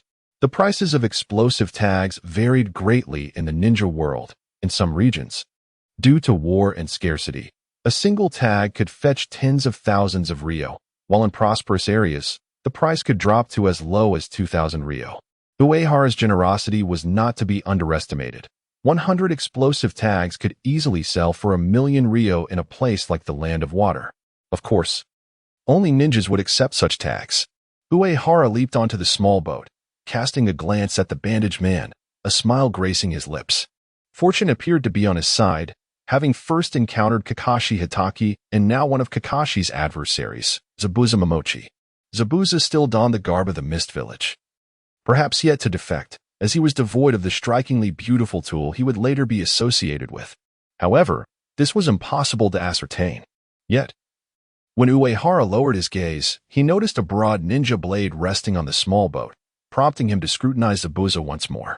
Recently, Hoshigaki Kisame of the Akatsuki organization met his demise in the hidden Mist Village, and the decapitating scythe was subsequently reclaimed by the fourth Mizukage, only to fall into the hands of Kakuzu thereafter. Sensing the gaze upon him, Zabuza Momochi appeared unfazed, merely activating the boat's engine as they departed from the dock of the Land of Waves. The small vessel swiftly navigated into the vast, open sea. Zabuza, observing Uehara Nariku, finally broke the silence, inquiring, "Child, are you acquainted with this blade?" Uehara nodded gently and replied, "It is one of the 7 ninja swords of the hidden Mist Village. The decapitating scythe, regardless of how it may shatter in battle, it possesses the ability to restore itself by absorbing the iron from human blood." As Zabuza listened, his astonishment grew, and a chill began to seep into his gaze. "Child, it seems you possess quite an abundance of knowledge." Uehara, with humility, waved his hand dismissively and, gazing at the aloof Zabuza, continued with a smile, "Well then, let me ponder how to address you. One of the new 7 ninja swordsmen of the hidden Mist Village. The demon of the hidden mist, Mr. Zabuza Momochi?" Clang. Zabuza abruptly seized the decapitating scythe in his hand, swiftly positioning it against Uehara's neck. "Since you have recognized my identity, what is your purpose in accompanying me to the Land of Water, child?" Chapter 23, A Toast Not Taken. A punishment drink instead, do not act impulsively. Uehara Nariku, with an air of tranquility, delicately held a card in his hand. That thin piece of parchment stood resolutely against the lethal edge of the decapitating blade, leaving Momochi Zabuza's heart sinking in dismay. Could an ordinary card truly block such a formidable weapon? Uehara flicked his wrist, casting the card towards Zabuza. In a flurry, Zabuza withdrew his blade for defense, only to witness the card pierce through the blade, embedding itself within its surface. Uehara lifted his gaze, leisurely continuing, "Mr. Zabuza. One who knows too many secrets seldom lives long." This sentiment, however, was merely a jest for the uninformed. In the vast realm of shinobi, knowledge often equated to longevity, as exemplified by the likes of Kagaya. Conversely, individuals like Momochi Zabuza, shrouded in ignorance, often met untimely ends. "Humph." Zabuza scoffed, his demeanor prideful. "Who do you think you are, little brat? If you confess your identity and your purpose in the Land of Water now, you might spare yourself some suffering. Are you certain you wish for me to disclose?" A mysterious smile curved Uehara's lips as he regarded Zabuza with derision, articulating each word with precision. "My purpose in the Land of Water is to guide a member of the 7 ninja swordsmen of the mist to assassinate their Mizukage. Is this what you desire?" Zabuza felt a surge of emotion, his murderous intent palpable as he fixated on Uehara, his piercing gaze seemingly capable of inflicting 1,000 wounds upon the young man. Uehara had unwittingly touched upon Zabuza's innermost thoughts. Every ambitious ninja from the hidden mist could perceive the detrimental impact of the fourth Mizuki Jigura's blood mist policy on the village, and none wished to maintain the status quo. Zabuza was among them. During his time at the Ninja Academy, he had resolved to alter the oppressive blood mist, even going so far as to eliminate all his peers during the brutal graduation exam, compelling the higher echelons of the hidden mist to abolish an examination that threatened the very existence of their ninjas. Upon reaching adulthood, Zabuza joined the hidden mist's umbu, growing in strength and earning the moniker the Demon of the Mist. Recently, he had taken up the decapitating blade, becoming the second generation of the 7 ninja swordsmen. Ever since acquiring the blade, new ambitions had stirred within him. He believed himself powerful enough to assassinate the fourth Mizuki Jigura and transform the entire hidden mist. Success would lead to boundless possibilities, while failure would necessitate a hasty retreat. Zabuza's presence in the Land of Waves was a quest for an escape route. For upon his return, he intended to seek an opportunity to strike down the Mizuki. The youth before him seemed to have divined his intentions. This plan had remained a closely guarded secret, never uttered to another soul. Anxiety gripped Zabuza's heart. He yearned to cleave Uehara Nariku in two. Yet he also wished to extract from him which of the young swordsmen he intended to entice into the assassination of the Mizuki. If Uehara Nariku were to utter his name, Momochi Zabuza would be willing to sacrifice his life to sever his head with a single stroke. Should Uehara Nariku reveal the name of another individual, Momochi Zabuza would return to the village to test that person, to ascertain whether they could act in unison. Regardless of whether their assassination of the Mizuki would ultimately succeed, they would inevitably be compelled to behead Uehara Nariku. As for whether that could be accomplished, it would be determined in due course. Such is the nature of this avenging ninja. Contemplating this, Momochi Zabuza fixed his gaze upon Uehara, disdain evident in his words. Humph. The 7 ninja swordsmen are the mightiest masters of blade in our village, the most loyal ninjas to Lord Mizuki. How could they possibly be swayed by a mere child like you to assassinate him? With a swift change of tone, Zabuza's eyes filled with murderous intent. Or perhaps you, child, have already conspired with one of the traitors. Speak his name, and I might just spare your life. I cannot divulge the name just yet, Mr. Zabuza. Uehara Nariku replied, leaning against the ship's cabin, shaking his head gently, a mocking smile returning to his face. Do you not already know the answer regarding the loyalty of the 7 ninja swordsmen, Mr. Zabuza? The first generation was reduced to mere jesters by a Konoha genin, while Black Horaiga and Pipajusa defected, leaving only the remaining Suigetsu Hozuki to harbor other ambitions. The second generation comprised merely 4 individuals. Kirigakure's own Hoshigaki Kisame and Momochi Zabuza chose defection, while the other 2, due to grave illness, did not survive. The third generation has only 2 members. The traitorous Kirigakure Suigetsu was born as such, while CHJ remains in the village. The rate of defection among the 7 ninja swordsmen of Mist is alarmingly high. It seems some measures will need to be taken. With a flick of his fingers, Momochi Zabuza prepared himself. Currently, only 3 members remain of the second batch of the 7 ninja swordsmen, Hoshigaki Kisame, Momochi Zabuza, and the remaining 2, who appear loyal to the 4th Mizuki. Since Hoshigaki Kisame eliminated Suigetsu Hozuki, he has evidently seized control within the village. Meanwhile, Hoshigaki is a member of the 2nd Mizuki's clan, capable of wielding all the swords, and is seen as a prodigy with great expectations upon him. Zabuza hesitated to gamble. He sought a name from Uehara Nariku to identify a potential ally. Ninjutsu, hidden mist technique. A veil of fog enveloped the small boat upon the sea. Zabuza retreated a few steps, his towering figure disappearing into the mist, his voice echoing from all directions. Child, are there any parts of your body you wish to part with? I can assist you in severing them. Fool.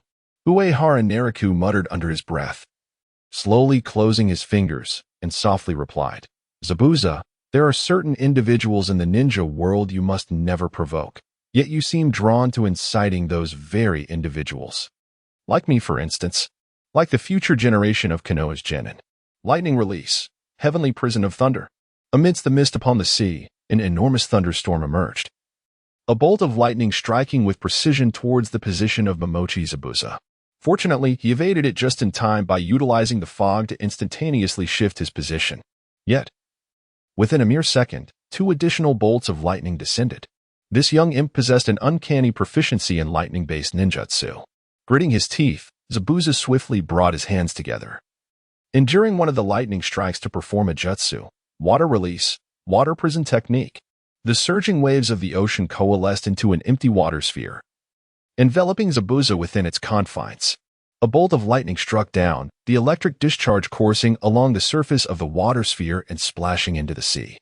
Once sheltered within the water prison, Zabuza managed to exhale a sigh of relief, though his expression remained grim. That little brat had merely utilized a single ninjutsu, and his location had been unequivocally revealed. Naruto Uehara waded through the seawater, advancing step by step towards Zabuza's position, his youthful voice carrying a hint of naivete. Refusing to drink the toast, you will have to suffer the penalty drink. Chapter 24. No more decapitation. Defeat, damn it. To be insulted by a mere boy like this. In the depths of the water prison, Momochi Zabuza cursed silently. Yet he did not fall for the provocation. Instead, he remained composed within the confines of the water prison, patiently awaiting the dissipating thunderstorm. In mere seconds, Zabuza discerned the frequency of the lightning strikes. By channeling chakra into the water prison, he could sustain himself for an extended period. However, that little brat was already approaching. Following the trail of electricity, Uehara Nariku clutched a stack of explosive tags, scattering them generously across the water prison as he softly declared, "These are the 100 explosive tags we agreed upon in the Land of Waves. Consider this payment." Zabuza, what manner of payment is this? 100 explosive tags are roughly equivalent to 100 high-level fire techniques. Their simultaneous detonation could utterly evaporate the water sustaining the prison. Uehara Nariku waved his hand, raising a finger, and earnestly shouted, "Art is an explosion. Now, fool." Zabuza, exasperated, placed a hand on his forehead. Boom, boom, boom. A cacophony of explosions echoed across the sea. The defensive water barrier shattered in an instant by the barrage of explosive tags. Zabuza's eyes widened in shock as he was struck directly by the blasts. A splash of water erupted. It was a water clone. The Zabuza within the water prison had transformed into a mere water doppelganger, while his true form had vanished without a trace. As the storm clouds in the sky gradually dispersed, the true location of Zabuza was lost. Uehara Nariku furrowed his brow, vigilantly observing the surrounding mist, when he suddenly heard Zabuza's thunderous roar. Water release, water dragon bullet technique. Zabuza's chakra surged intensely, and a colossal creature broke through the fog. A gigantic water dragon lunging towards Uehara Nariku. Wind release, wind barrier. Unfazed, Uehara Nariku performed a symbolic hand seal and unleashed a wall of wind. He watched as the water dragon collided with the barrier, sending up a spray of water, and softly remarked, "It must have taken quite the effort to form a technique with 44 hand seals, hasn't it?" A beam of red light cast itself beneath Uehara Nariku's feet. Zabuza's body had nearly transformed to a crimson hue, the chakra emanating from him. He descended from the sky, his decapitating blade wielded with resolute intent, ready to strike. Was that previous water dragon bullet merely a feint? No. The silent killing technique represented Zabuza's true lethal move against Uehara Nariku. The decapitating blade was but a second away from cleaving through Uehara Nariku's arm. This was his aim. Should Uehara lose an arm, he would be unable to form seals, leaving him vulnerable to slaughter. Crack! A golden barrier shimmered around Uehara Nariku, the tremendous impact fracturing the decapitating blade inch by inch. Surrounding the barrier were several golden chakra swords that swiftly pierced into Zabuza's form. It was indeed the ultimate skill of the angels, the moment of divine judgment. Peachland Zabuza was pierced by a chakra sword, blood streaming from his body as he gazed in astonishment at the unscathed youth before him, a flicker of resentment in his eyes. "You scoundrel. It was a trap after all. You little brat hit it well. You were the one who launched the sneak attack first." Uehara Nariku seized Zabuza's wrist, deftly taking the decapitating blade that had fallen from his grasp. He delivered a swift kick to Zabuza's chest, sending him tumbling onto the boat. Side quest: defeat the 7 ninja swordsmen, 1-7, reward unknown. Side quest: defeat Peachland Zabuza, 1-1, task completed, reward, my style secret technique, Kaza no Jin. My style secret technique, Kaza no Jin, creates a smoke area, rendering the user invisible within the smoke and restoring 40 of chakra. The invisible state cannot be struck by enemy attacks and lasts for 5 seconds. The user appears upon attacking or using a skill, with no cost and a cooldown of 20 seconds. This skill left Uehara Nariku utterly perplexed. Is this it? Just this? He had just defeated Peachland Zabuza. Throughout the timeline of the Naruto world, only 3 individuals had ever placed the complete Team 7 in peril. The first was Zabuza. The second was Uchiha Madara of the 6 Paths, and the third was Kagaya Otsutsuki. Nevertheless, the Kaza no Jin skill was a commendable reward, a life-saving ability, especially since it also restored chakra. Uehara Nariku returned to the boat, sitting calmly as he regarded the wounded Zabuza, softly advising, "I recommend you heed this warning. Do not provoke those who should not be provoked." Humph. Zabuza couldn't help but grind his teeth at the boy's words, which seemed to exalt his own formidable status. Uehara, noticing Zabuza's cold snort, smiled gently. "Mr. Zabuza, I am inherently a kind person. Even though you attempted to ambush me, I am still willing to allow you to live. For you possess a modicum of usefulness." Zabuza was incensed by his words, anger surging within him, yet he forced himself to suppress it, retorting sarcastically, "I guess I'm rather fortunate, then." "Indeed," Uehara replied earnestly, nodding as he regarded him.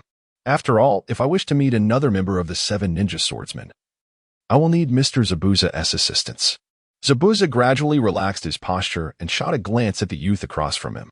"If you require my help, you ought to tell me who you wish to meet." "Kisame Hashigaki." Uehara Nariku spoke the name without hesitation. Throughout the history of the ninja world, few could truly be called ninjas, and Kisame Hashigaki was undoubtedly a qualified one. If possible, Uehara even fancied the idea of swaying Kisame to his side. The man with the shark-like visage was an invaluable ally, and to let him go would be a waste of tremendous potential. However, the method of persuasion posed a significant challenge. If all goes as anticipated, Kisame Hashigaki has undoubtedly become a pawn of the enigmatic masked man, perhaps even swayed by the alluring moon's eye plan promised by him, remaining steadfastly loyal until the moment of his glorious demise. Aside from the fact that he must perform hand seals to execute any jutsu, it is difficult to pinpoint any other shortcomings of Kisame Hashigaki. Upon hearing the name Kisame Hashigaki, Zabuza Momochi could not suppress a derisive snort, casting a scornful glance at Nariku Uehara, and remarked, "If you were to mention another name, I might entertain some doubts, but Kisame Hashigaki would never betray the 4th Mizukage." Kisame is indeed a trusted confidant of Yagura, the 4th Mizukage. When Yagura sought to usurp control of the Umbu, it was Kisame who was instructed to eliminate the previous leader, the formidable Fuguki Suikazan, and was subsequently elevated to the ranks of the new 7 ninja swordsmen, receiving the Samahata in the process. The entire Kirigakure is aware of Kisame's unwavering loyalty to Yagura. Only Yagura's commands can stir his emotions, as he disregards all else, even if approached privately with suggestions to abolish the unjust blood mist system. Should the 4th Mizukage Yagura be overthrown within the village, the last person standing to protect him would undoubtedly be Kisame Hashigaki. How could such an individual ever betray? Chapter 25. The inadequate vision of the people of the Land of Water. The vessel has arrived at the Land of Water. Throughout the journey, Momochi Zabuza probed Uehara Nariku multiple times, yet he remained uncertain about the authenticity of the name Kisame Hashigaki that was mentioned. If Kisame Hashigaki is a mere fabrication, could it be that the name refers to the prodigious Iowagen Mangetsu? However, that individual is undoubtedly a genius and the most promising candidate to succeed the 4th Mizukage. Would he truly risk assassination against the 4th? Among the current trio of the 7 ninja swordsmen of the mist, Zabuza believed that only he harbored intentions to assassinate the 4th Mizukage, Yagura. Both Aoage Mangetsu and Kisame Hashigaki appeared to be fiercely loyal. Any slip of the tongue could jeopardize his plans. Upon stepping onto the soil of the Land of Water, Zabuza took the initiative to propose a condition to Uehara Nariku. "I can only provide you with Kisame Hashigaki's route of movement once, and I shall not take you to meet him. Moreover, should I escort you to him, you would hardly place your faith in me, would you?" "Indeed, Mr. Zabuza's credibility is indeed questionable," Uehara Nariku conceded with a furrowed brow, disregarding Zabuza's suddenly grim countenance. He continued softly, "Then let us agree upon a time for our next meeting. Let it be set for 3 days hence. And the location? Let it remain here. Very well. Zabuza acquiesced to the proposition. The reason he was inclined to assist rather than resolutely oppose was that he recognized Uehara's strength and sought to exploit it. Kisame Hashigaki is the most loyal ninja to the 4th Mizukage within the entirety of the Hidden Mist Village. In earnest combat, he surpasses Zabuza in strength. Should Uehara Naraku be able to delay Kisame, Zabuza could immediately initiate his plan to assassinate the Mizukage. In all of the Hidden Mist Village, only Kisame was willing to protect the imbecilic Yagura. Who else among the Mist Ninjas would dare approach him? Such an opportunity is rare. Then let us toast to a fruitful collaboration, Uehara Naraku remarked, extending his palm towards Zabuza. Zabuza shot him a glare, refusing to engage in a handshake of reconciliation, and instead coldly stated, "This is not a collaboration between us. I am merely providing you with information."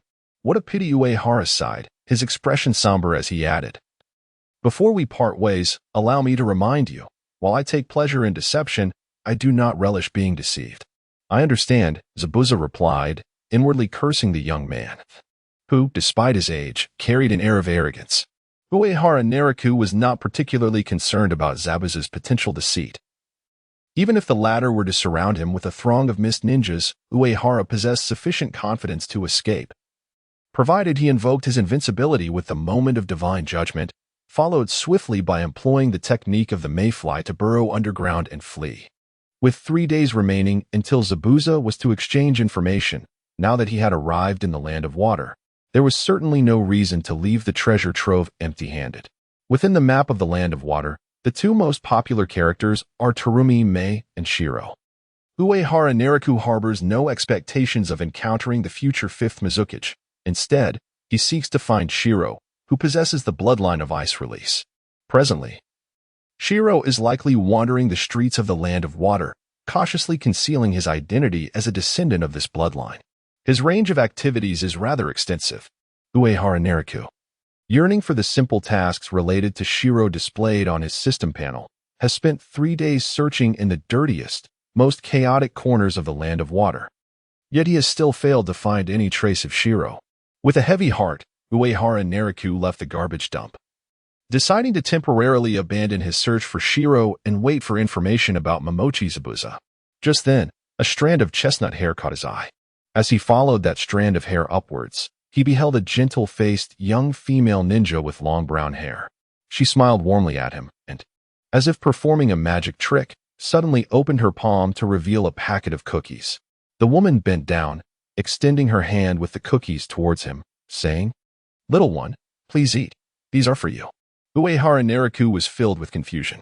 This young woman with brown hair was none other than Terumi Mei, the future 5th Mizukage, and he had not anticipated encountering her at this moment and in such a place. But what did it mean for Terumi Mei to offer him cookies? Uehara tilted his head, glancing at the 2 accompanying ninja behind her. One of them, with a flushed face, gazed at the female ninja with admiration, exclaiming, "Ah, truly. Terumi Mei-sama, your gentleness is truly captivating." The other ninja wore an expression of unspeakable discomfort, if it weren't for Terumi Mei-sama's techniques always being so intimidating. Many in the village would surely admire her. The atmosphere suddenly fell silent. "Shut up, you're so annoying." Terumi Mei, who had initially exuded a gentle demeanor, instantly transformed into a figure of fury upon hearing one of her subordinates slander. She pivoted and delivered a knee strike that sent him flying. Terumi Mei cast a cold glance at the other ninja, who was now sweating profusely, snorted disdainfully, flicked her long hair, and turned back to face Uehara Naraku, her expression returning to that of warmth and kindness. Her ability to shift her demeanor so swiftly was truly astonishing. The brown-haired female ninja seemed to feel that her previous actions lacked grace. She approached Uehara Naraku with her tall stature, took his arm, placed the cookies in his palm, and affectionately ruffled his hair. "Don't be afraid, little brother. I am a good person." Terumi Mei offered a motherly smile and gently squatted down, saying, "You must be very hungry, right? These are all for you, so hurry and eat." As Uehara Naraku listened to her urging, he mechanically placed a piece of cookie into his mouth, his mind blank. Could it be that his youthful good looks had caught Terumi Mei's attention? Observing the boy nibbling on the cookie, Terumi Mei nodded in satisfaction and softly continued, "Little one, do you Have a home? Naru Uehara silently shook his head, then nodded again, as if the Akatsuki organization could be considered his home. Both Conan and Pain had treated him quite well. I understand. Meitarumi gently patted his forehead, lost in her thoughts, and sighed. If you encounter difficulties in the future, you can find me in the village hidden in the mist. Do not resort to scavenging for food in the garbage. I am Meitarumi, the Hokage of the village hidden in the mist. Remember that. I remember. Naru Uehara took a bite of a biscuit, his expression gradually darkening. How did this woman discern that he was scavenging for food? He was a wealthy individual with 1,000,000 explosive tags in his possession. That's good. Meitarumi nodded in satisfaction, turning to leave with her subordinates. All right, let's go. One of the ninjas complimented, I have never seen Lady Tarumi so gentle before. If only she could show that much kindness to the villagers even a fraction of the time, there would be many who would seek her affection. Humph. There isn't a decent man in this village. Meitarumi scoffed, her voice gradually fading as she continued, almost within earshot of Naru Uehara. Don't you find that little guy quite interesting? A homeless child searching for food in the garbage, his clothes so coarse yet remarkably clean, and despite his destitution, he still possesses a spirit of ambition. Suddenly, Naru Uehara clenched his fists, exerting force to crush the biscuit into crumbs. How could that woman be so oblivious yet recognize that the fourth Mizukage had been ensnared by an illusion? In a flash, a figure darted past him, snatching the crumbs from his palm and fleeing swiftly. Naru Uehara was momentarily stunned, glancing again at the ravenous homeless child nearby, unable to suppress a twitch at the corner of his eye. Do the people of the land of water lack perception? How dare someone steal from him?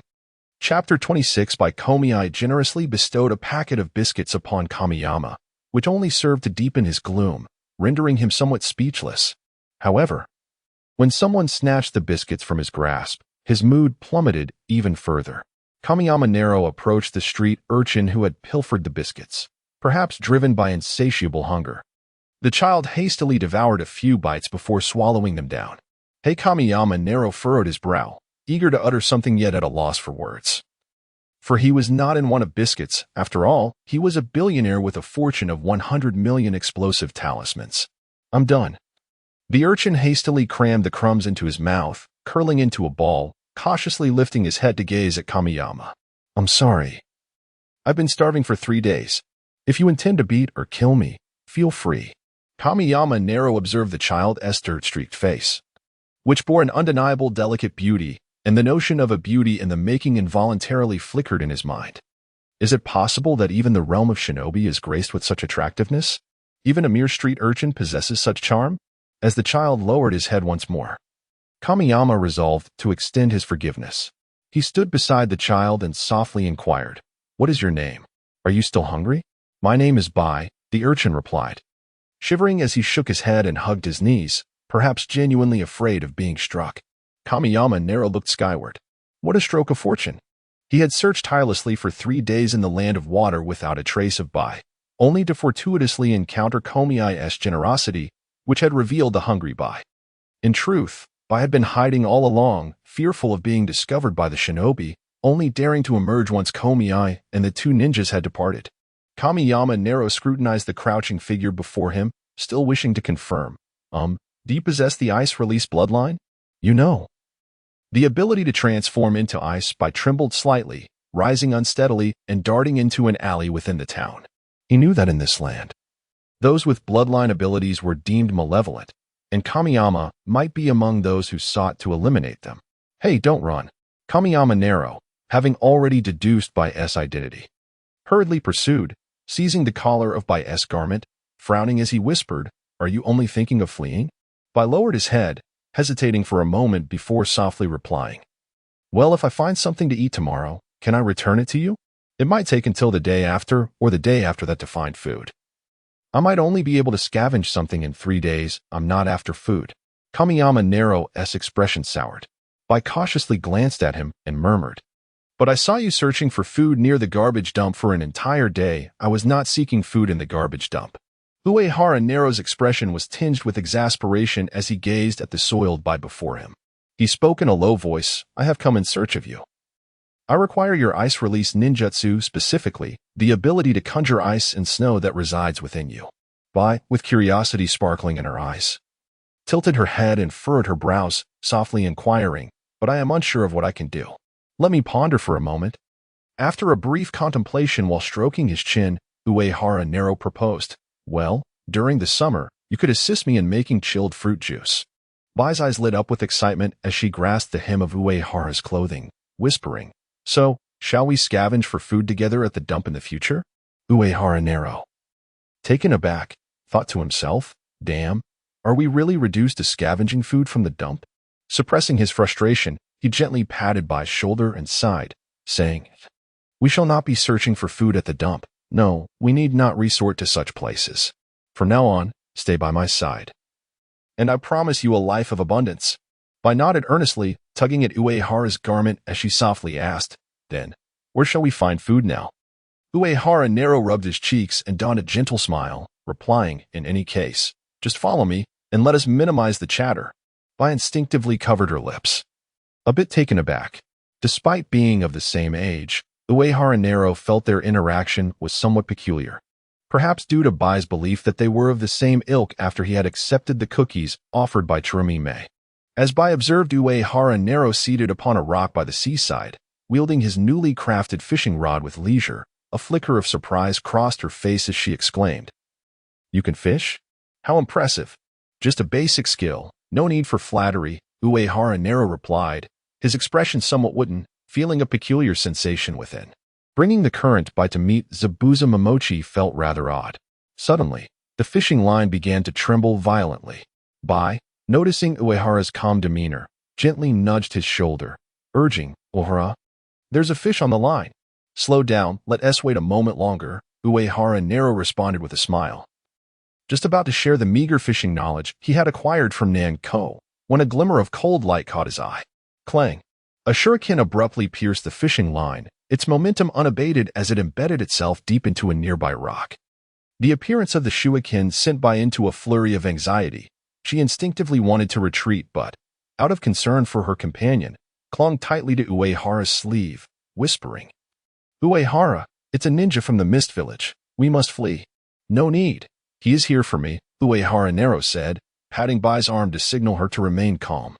His gaze, filled with regret, lingered on the severed fishing line as he murmured, "Zabuza, should you let my fish escape, there will be consequences." A low grunt emanated from behind a rock, and someone hurled a scroll towards Uehara Nero's position. Uehara Neriku held the scroll in his hand and, upon opening it, glanced at the map of the land of water depicted within. A hasty red line traced a route, culminating in a red circle, presumably marking the destination to which this path was meant to lead.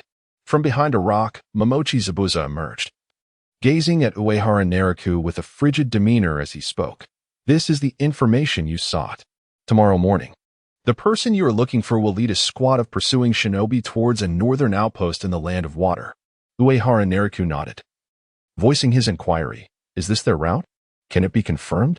With a disdainful expression, Momochi Zabuza explained, "This is our territory in the land of water, and the pursuing shinobi will undoubtedly choose the quickest path.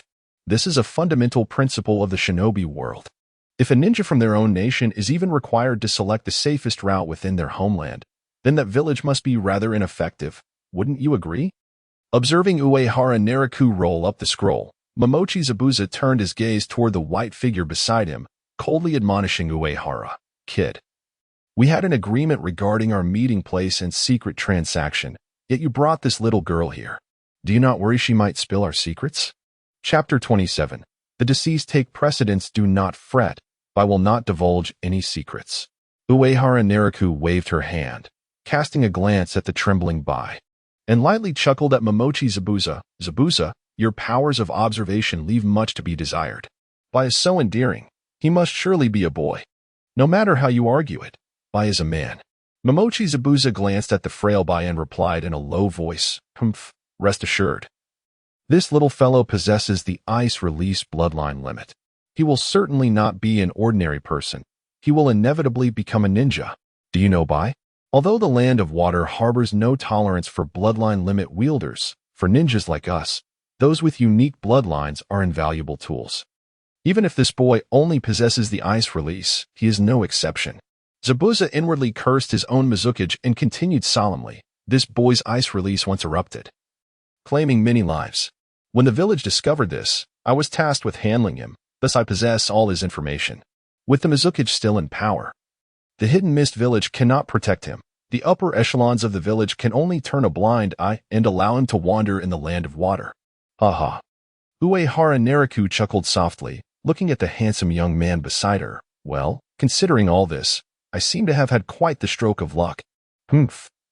Let us hope your luck persists," Zabuza said, turning to leave. However, after a moment's contemplation, he added, "One last piece of advice. Do not underestimate the person you seek." The previous owner of the Samahata had no means to defend himself against him. "That is of no concern to you." Uehara Nariku called out to Zabuza's departing figure, "Hey, Zabuza, should your endeavors falter, you may seek me out in the future. At the very least, it may spare your life." "Fool," Zabuza muttered under his breath, cursing Uehara.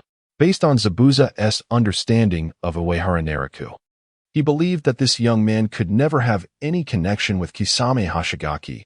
Perhaps Uehara might even find himself in peril. This time, Kisame Hashigaki was leading a mission to capture the invading Konoha ninja, Kakashi Hitaki.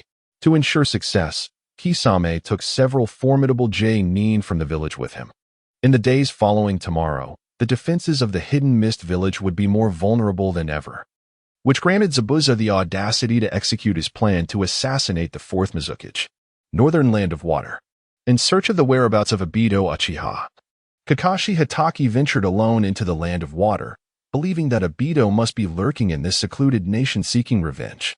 However, before Kakashi could uncover Obito's location, he was instead discovered by the ninjas of the Hidden Mist village, who had taken up residence in the Land of Water.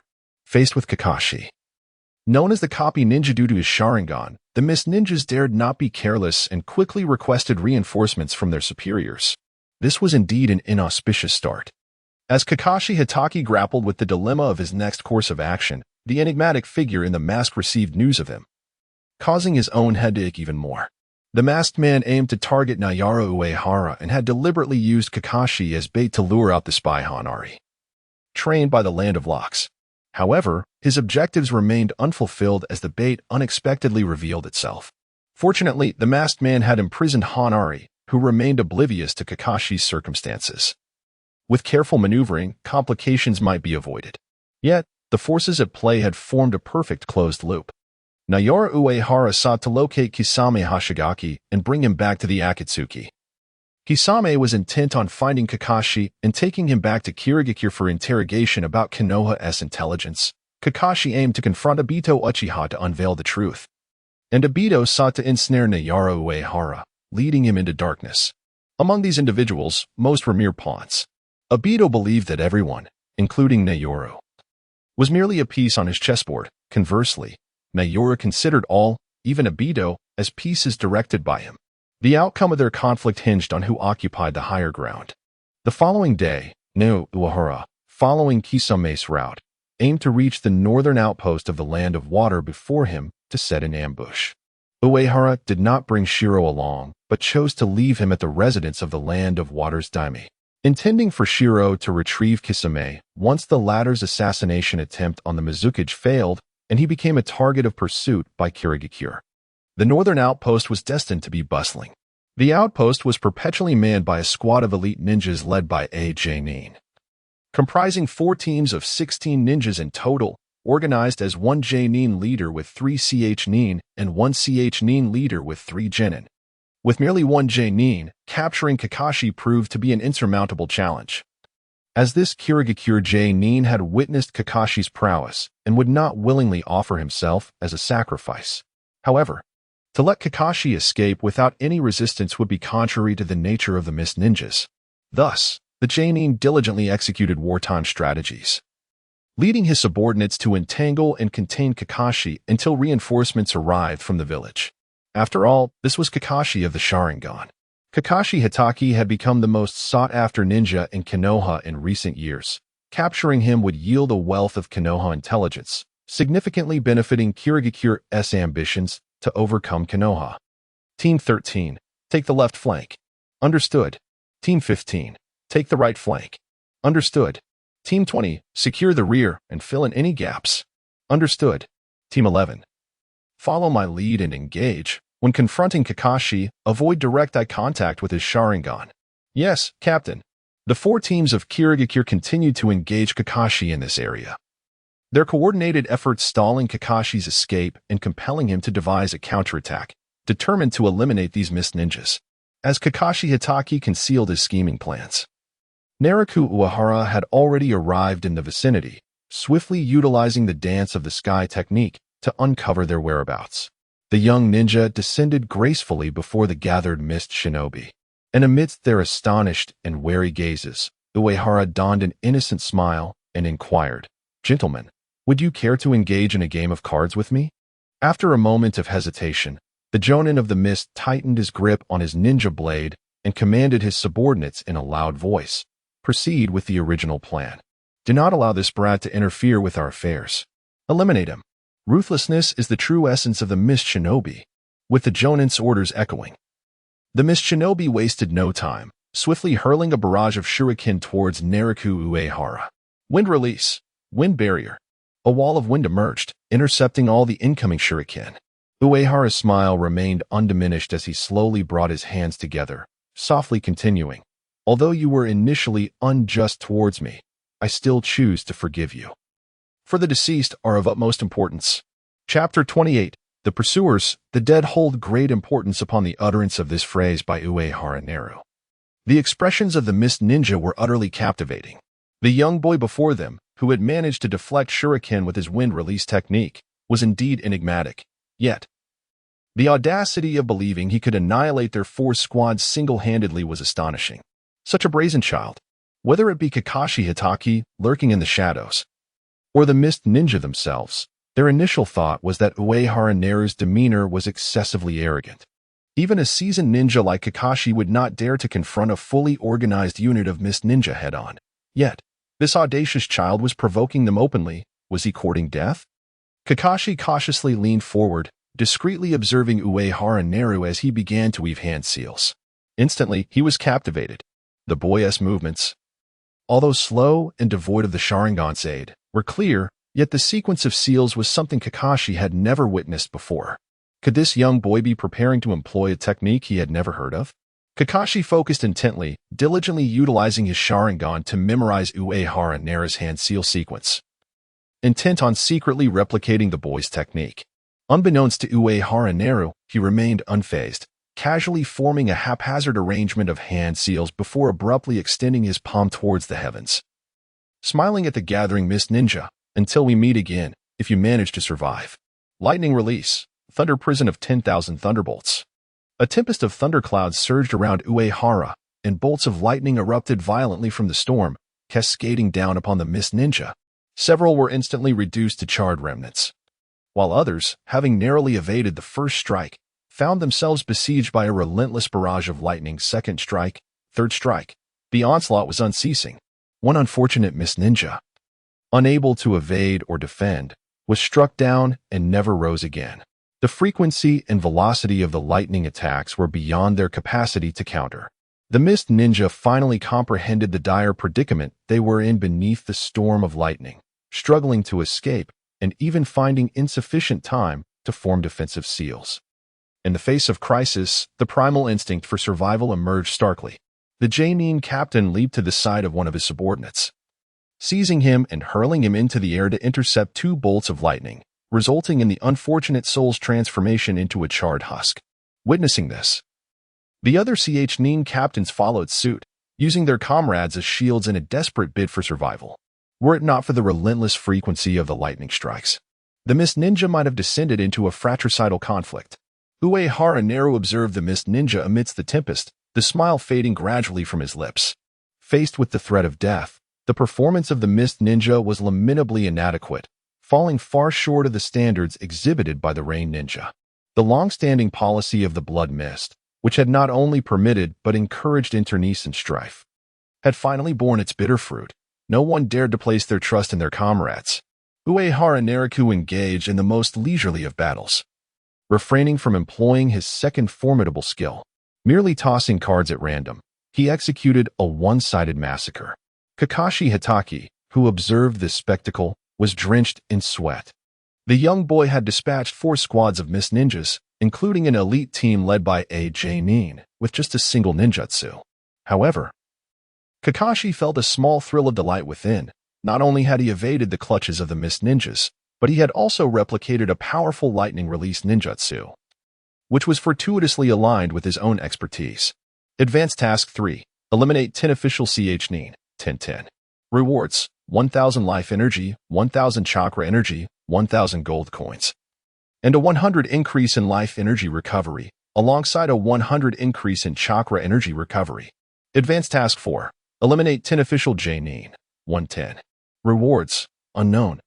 Uehara Nariku observed with astonishment the rewards for completing Advanced Task 3, in addition to the standard life energy, chakra energy, and gold coin rewards. He had also received bonuses for life energy recovery and chakra energy recovery. Life energy: 2201, standard J Nin, 1,000 to 300, chakra energy, 3250, standard Kagya, 3,000, 10,000, life recovery, 4 points second chakra recovery, 3 points second remaining gold, 2070 equipment, Embrace of the Seraph, which increases chakra energy by 1,400 points, reduces skill cooldown by 20, and lowers chakra consumption by 20. After reviewing his attributes, Uehara Nariku let out a sigh of relief. Apart from his physical strength, his stamina had significantly increased, and his chakra energy had surpassed 3,000 points, finally granting him a place to survive in this ninja world.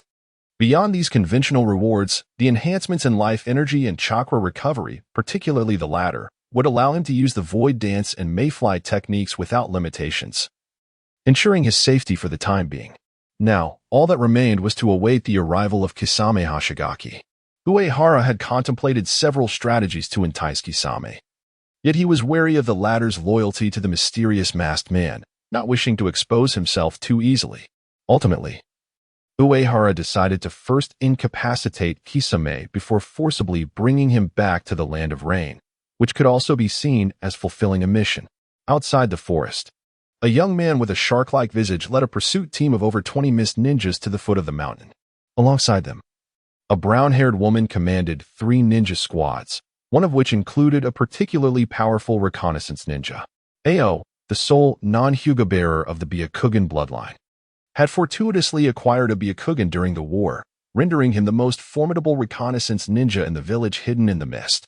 The presence of high-tier combatants, Mei Terumi and Kisame Hashigaki, signified the importance they placed on Kakashi Hatake in the village hidden in the mist's thirst for intelligence on Konoha. Kisame scanned the towering mountain and quietly instructed, Ao, let us begin. This group of individuals communicates solely through the language of ninja tools, and the task of scouting the enemy falls to our esteemed senior. Understood. Byakugan, activate. Ao swiftly brought his fingers together, unveiling the vision of the Byakugan, meticulously searching for traces within the forest, seeking the silhouettes hidden among the trees. After a short while, Ao completed his search, his countenance abruptly darkening as he solemnly declared, all the ninjas at the northern outpost have been slain. There are 2 survivors on this mountain. One is a diminutive boy, and the other is Hatake Kakashi, located in the eastern woods. It seems fortune is on our side. Kisame Hashigaki unsheathed his samahada, casting a glance at Terumi Mei, and inquired, shall we proceed to capture Hatake Kakashi, with your assistance in encircling him, Lady Terumi? Whatever you deem fit. Terumi Mei waved her hand dismissively, stifling a chuckle as she remarked, our objective is merely to apprehend that copy ninja. It matters not who spearheads the assault or who executes the encirclement. Then I shall leave it to you. Kisame, unpretentious, plunged into the forest with his samahada, followed closely by the pursuing ninja forces. Terumi Mei, accompanied by her subordinates, established a blockade in the woods to direct Kakashi toward Kisame. As for Uehara Nariku hidden within the forest, they paid him no heed. In truth, only one person truly cared about Uehara Nariku's prowess. Chapter 29. The Art of Spirit Communication. A swirling vortex of time and space materialized at the foot of the mountain, revealing the figure of the enigmatic masked man. Moments later, a remarkably adorable young girl leapt forth from the temporal whirlpool, appearing beside him. The mysterious figure cast a glance at the fog-shrouded ninjas leaping through the forest before turning to the girl at his side. Very soon, that little imp will be gravely injured. You must risk your life to save him. Do you understand? Yes. The girl lowered her head and softly continued. As long as I can make him fall in love with me, you promise to spare my homeland and allow me to see Kakashi. Of course. The masked man tapped his arm, his voice heavy with foreboding. I have never broken a promise. However, it is truly incomprehensible that a woman would be enamored with someone as inept as Kakashi. Kakashi is not inept. The girl bit her lip, fear evident in her demeanor. Yet she mustered the courage to counter his words. The masked man merely scoffed, choosing to ignore her. He would not disclose to Hualing that Kakashi was also present in this forest, being pursued by a group of mist ninjas. Unlike previous crises, there would be no timely rescue this time. Within the forest, the mist ninja unit led by Kisame Hashigaki had only just entered, diligently tracking Kakashi's whereabouts. Crack. A card was pinned to a tree. Just as the ninjas remained on high alert, glancing towards the origin of the card, another card shot forth. Aimed directly at the unit's leader, Kisame Hashigaki. Although he narrowly evaded the card's assault, it nonetheless grazed his face, leaving a narrow wound from which a few drops of blood trickled. The residual force of the card was so potent that it severed a wild tree as thick as a bowl. Kisame's expression remained remarkably calm as he gestured to his subordinates, saying, Has someone set their sights on me? Inform Lady Mei Terumi that I have a minor issue to address. You all go assist her in capturing the target. Yes, Captain. The Mist Ninja unit accepted the command in unison, leaping into the distance without concern for their leader's encounter with an adversary. Ever since Kisame took command of the team, they had witnessed the terrifying prowess of the Mist's anomalous figures and had never faltered in their missions under his leadership. Unbeknownst to them, Kisame had long since become a subordinate of the mysterious masked man standing behind the Mizukichi. On the surface, Kisame was tasked with capturing Kakashi. In reality, his true mission was to inflict severe injuries upon Uehara Nero, the more devastating, the better, and then allow a young girl to rescue him. Though Kisame could not fathom why the masked man assigned him such a peculiar task, he remained resolute in his commitment to fulfill it. Come forth, little imp. The dry persimmon Zabuza revealed a mouthful of shark-like teeth, displaying a terrifying grin. Little demon, it has been a long time since I fought with all my might. If you can provide me with some excitement today, I might consider granting you a comfortable death. Suddenly, a youthful figure materialized before Zabuza, floating gracefully in midair, deftly manipulating several cards with his fingertips. Uehara Neriku looked down upon the dry persimmon Zabuza and softly stated, Although we both know the outcome, we must adhere to the process. I invite you to join a righteous organization dedicated to maintaining peace in the ninja world. Are you interested? Of course not.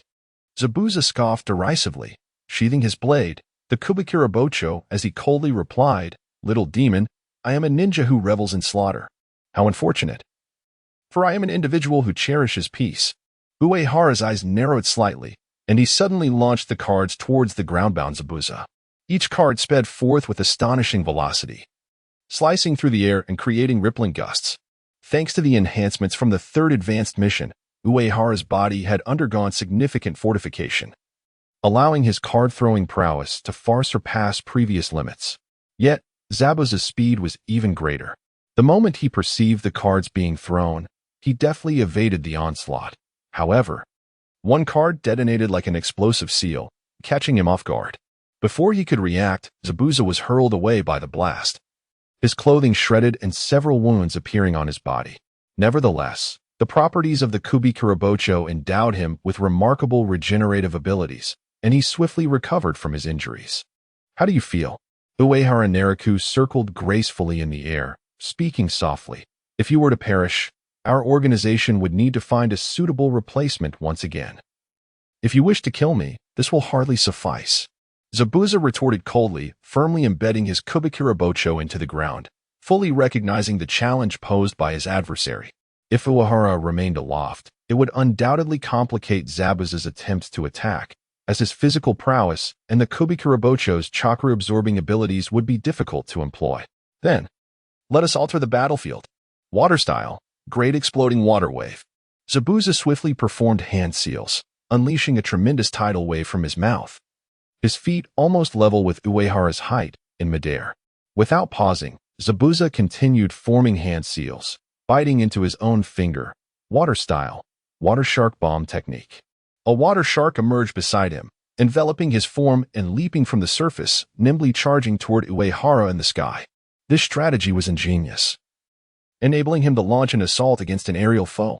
If he could bring Uehara crashing down, he would immediately gain the upper hand with his formidable physical techniques. As Zabuza drew closer to Uehara, he noticed the panic-stricken expression on Uehara's face as he fumbled through the hand seals, one of which was even incorrectly executed. Humph, little demon, your summoning technique hand seals are flawed. The dry persimmon ghost shark let out a derisive laugh, and with a sudden surge of strength in his wrist, he appeared poised to seize Uehara's neck and bring him crashing to the ground. Ninjutsu, summoning technique. Yet, as the young ninja uttered a low incantation, a towering beast materialized between them. The creature hurled its iron anchor with precision, striking the dry persimmon ghost shark and dragging him back down. The ghost shark felt an overwhelming force, causing him to plummet from the air, plunging into the lake he had conjured. Once he regained his bearings, he finally beheld the true form of the creature summoned by the boy, a monstrous entity nearly thrice his height, its body encased in impenetrable iron armor, with only its yellow-eyed gaze visible. In its grasp was a colossal anchor, its chain tightly bound to its form.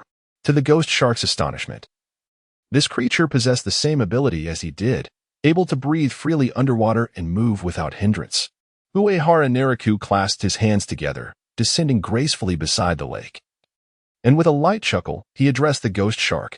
Mr. Ghost Shark, allow me to introduce your specially prepared adversary for combat in the water, the deep-sea titan, Nautilus.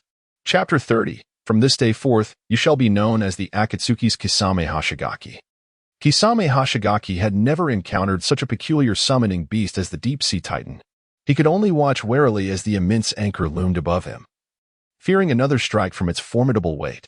Having just endured an assault from the anchor, Kisame had personally felt the terrifying power it wielded. As a member of the Hashigaki clan, his physical prowess far exceeded that of an ordinary human. However, when compared to the deep-sea titan, he was still vastly outmatched. The creature appeared cumbersome in its movements. Seizing his Samahata, Kisame cast a sidelong glance at the titan wielding the anchor, a glimmer of opportunity flashing in his shark-like eyes. Without hesitation, he propelled himself through the water like a released arrow, charging towards the titan. With a flourish, the handle of Samahata elongated into a chain, ensnaring the titan's neck. A deep, resonating voice echoed from beneath the waves.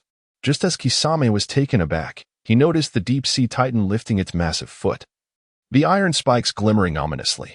In an instant, that colossal foot slammed down onto the ocean floor. Kisame felt a violent tremor ripple through the water, akin to an earthquake. As the force of the impact sent him, and his blade hurtling backward, Uehara Naraku observed Kisame's setback with a light chuckle, remarking, "Hey, Mr. Hashigaki, are you having fun? If you come to a realization, you can tell me directly. That way, you might just survive." How naive. Kisame stubbornly wiped the blood from the corner of his mouth, his expression growing grave. The titan's recent blow had inflicted considerable internal damage. Initially, he had thought this mission would merely involve teaching a young one a lesson. Yet he had sustained serious injuries without even facing a true adversary. Determined not to hold back any longer, Kisame swiftly formed hand seals and struck the water's surface. Water style, 5 shark attack. 5 water sharks rapidly materialized, swimming towards the titan, their jaws snapping at its armored hide. Yet, their teeth were insufficiently sharp, and within moments, they were all crushed by the anchor, erupting into a spray of water. With each shark that was obliterated, a new one would appear beside Kisame, continuously encircling the deep-sea titan. This cycle persisted, with the newly spawned water sharks being slaughtered one after another. Kisame's expression darkened. His once infallible ninjutsu seemed to have met its match. Originally designed to conserve chakra while tormenting the enemy, it now felt like a futile expenditure of his energy. It was time for Samahata to unleash its true power. Gripping the blade firmly, Kisame leaned forward, charging at the deep-sea titan. The barbs along Samahata's length sprang forth, revealing the full extent of its merciless form, a blade with a mouth of its own. In the depths of the lake, the steel behemoth exhibited no fear. Suddenly, the anchor in its grasp pointed menacingly towards the dry persimmon Kisame. A shock wave was unleashed upon the ground, causing the lake's waters to erupt violently like a volcano, sending forth powerful surges. This deep-sea impact was utterly unavoidable. Both the surrounding water sharks and dry persimmon Kisame were struck by the waves generated by the shock wave. Kisame was launched out of the water, landing awkwardly on the ground without a moment to react. The shark-faced youth coughed up blood, his body racked with unbearable pain. Yet he gritted his teeth and endured. Without respite, Kisame turned his gaze towards an anchor hurtling in his direction. Should he withstand this blow, his life would be at stake. He had no choice but to resort to that technique. Swiftly, he formed another seal. Casting a cold glance at Uehara Nariku perched in the tree, and solemnly declared, "Little demon, I pray you find a stronger summoning beast in the future." Water release. Great shark bullet technique. A colossal shark materialized beside him, circling Kisame before expanding to an immense size, even larger than the deep-sea titan. With its gaping maw wide open, the enormous shark surged towards the deep-sea titan. To ensure the shark could engulf the titan, Kisame willingly sacrificed his own chakra to facilitate its growth to a sufficient magnitude. In a swift motion, the water shark clamped its jaws around the deep-sea titan, swallowing it whole, only to explode in an instant, creating tumultuous waves. A cloud of mist dispersed in the water. Uehara Nariku's towering deep-sea titan vanished without a trace, its summoning time reaching its limit. Although it had proven formidable against Kisame in conventional combat, it fell prey to Kisame's most powerful ninjutsu. The water release. Great shark bullet technique was a jutsu that grew stronger by consuming the enemy's chakra, capable of countering nearly any foe brimming with chakra. Despite his victory over Uehara Nariku's summoned beast, Kisame's own condition was far from commendable. In vanquishing a summoned beast, his chakra was nearly depleted, his body severely injured, and he was unaware of how many bones he had broken. "Samahata, come here." Kisame grasped the hilt of Samahata, greedily absorbing the scant chakra remaining within, striving to mend his wounds, yet it was woefully insufficient. Ninjutsu. Summoning technique. Kisame swiftly formed hand seals, summoning a multitude of sharks, commanding Samahata to devour them to replenish his chakra and heal his injuries. Initially, at the onset of battle, Kisame had intended to slay Uehara Nariku's summoned beast, intending to impart a profound lesson to the young demon. Little did he realize he would now need to rely on consuming the very sharks he had summoned to restore his own body and chakra. Uehara Nariku offered no hindrance, merely observing Kisame's actions with keen interest, even kindly inquiring, "Mr. Kisame, do you require assistance? I can assist you in roasting fish fins, having acquired exceptional grilling techniques from my esteemed mentor." However, Karashir Kisame paid no heed to the insult, gripping his Samahata tightly as he slowly rose to his feet. As the school of sharks was devoured by his sword, the wounds on his body gradually healed, allowing him to fight for a while longer. The battle was far from over. Water release. 1,000-feeding sharks. Karashir Kisame swiftly formed hand seals and struck the water's surface, causing thousands of water sharks to leap forth, charging towards Nara Uehara. "What a pity, I am not proficient in fire release ninjutsu." The young ninja maintained a smile at the corner of his mouth as he flicked his wrist, releasing several explosive tags, slowly raising his fingers while murmuring, "Ninjutsu." Mutual exploding tags. A series of explosions resounded through the air. Each explosive tag was equivalent to AJ Nin-level fire release technique. And as thousands of tags were detonated in succession, the searing waves of fire instantly evaporated the 1,000-feeding sharks into vapor. Karashir Kisame could not help but swallow hard. Is this guy simply burning through his wealth? Thousands of explosive tags, in a place as scarce as the Hidden Mist Village, could fetch over 100 million ryo? Before the smoke and vapor had fully dissipated, Kisame felt a sharp pain in his shoulder as a card pierced through the haze, embedding itself into him. "Little brat, did you think you could evade my sight?" Karashir Kisame swung his Samahata towards the peculiar area within the mist, instantly discerning the presence of someone there. Bang! The Samahata struck like a hammer against steel. Kisame's palms throbbed with pain, and the sword cried out in response. From the smoke emerged a youthful voice. "Mr. Kisame, it would be wise not to be too arrogant in my presence. Chapter 31. Senior A. Your name. The figure of Uehara Nariku emerged from the mist, enveloped in a golden aura that deflected the assault of the formidable JZ, showcasing the ultimate skill. The moment of divine judgment. Golden chakra blades hovered around him, faintly illuminating the invincible stance of the youthful ninja. Suddenly, Uehara extended his palm, seizing the barbs on JZ's body to pivot and deliver a powerful kick to the neck of the Akatsuki member, sending him crashing to the ground. The golden chakra blades swiftly followed, pinning the disheartened JZ to the earth. This is impossible. Lying motionless on the ground, JZ gazed up in disbelief at the youth who emerged unscathed from his onslaught. Astonishment etched across his face. Nothing is truly impossible. Uehara Nariku dispatched the obstructing JZ with a swift kick, casting a disdainful glance at the fallen figure. He then traced a card across JZ's forehead protector, declaring, "From this moment forth, you are now the Akatsuki's JZ. Do you have any objections?" At that precise moment, the system recognized JZ's inability to resist and issued a skill reward. Side quest: defeat the 7 ninja swordsmen, 2-7, reward unknown. Side quest: defeat JZ, 1-1. Quest completed, reward, skill, giant shark assault. Giant shark assault summons a colossal void shark from beneath the earth to strike a target area.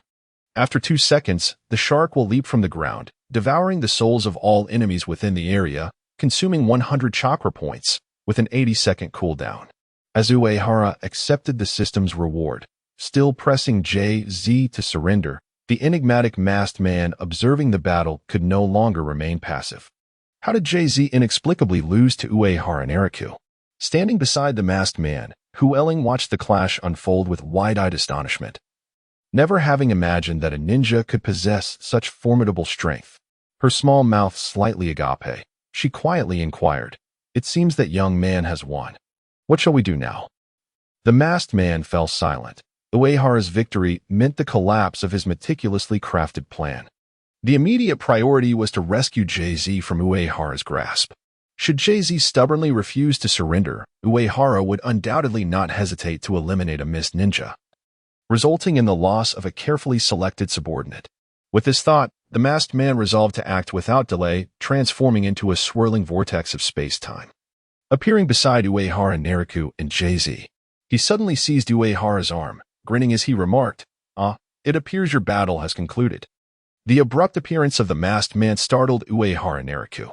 So it was true, this individual had been stealthily following him all along? Senior A. Uehara Nariku quickly shook off his grasp, speaking in a low tone.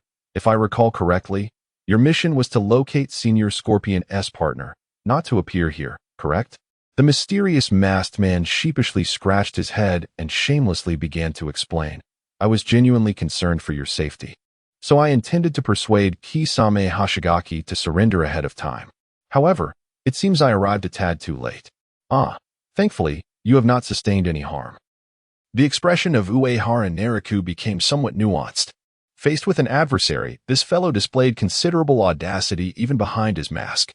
Had Kisame Hashigaki engaged in a life-or-death struggle at the behest of the masked man, Uehara Nariku would have instantly transformed that shark-like creature into sashimi for Kisame. Unaware of Uehara Nariku's thoughts, the masked man hastily explained himself before crouching down to assess Kisame Hashigaki's injuries.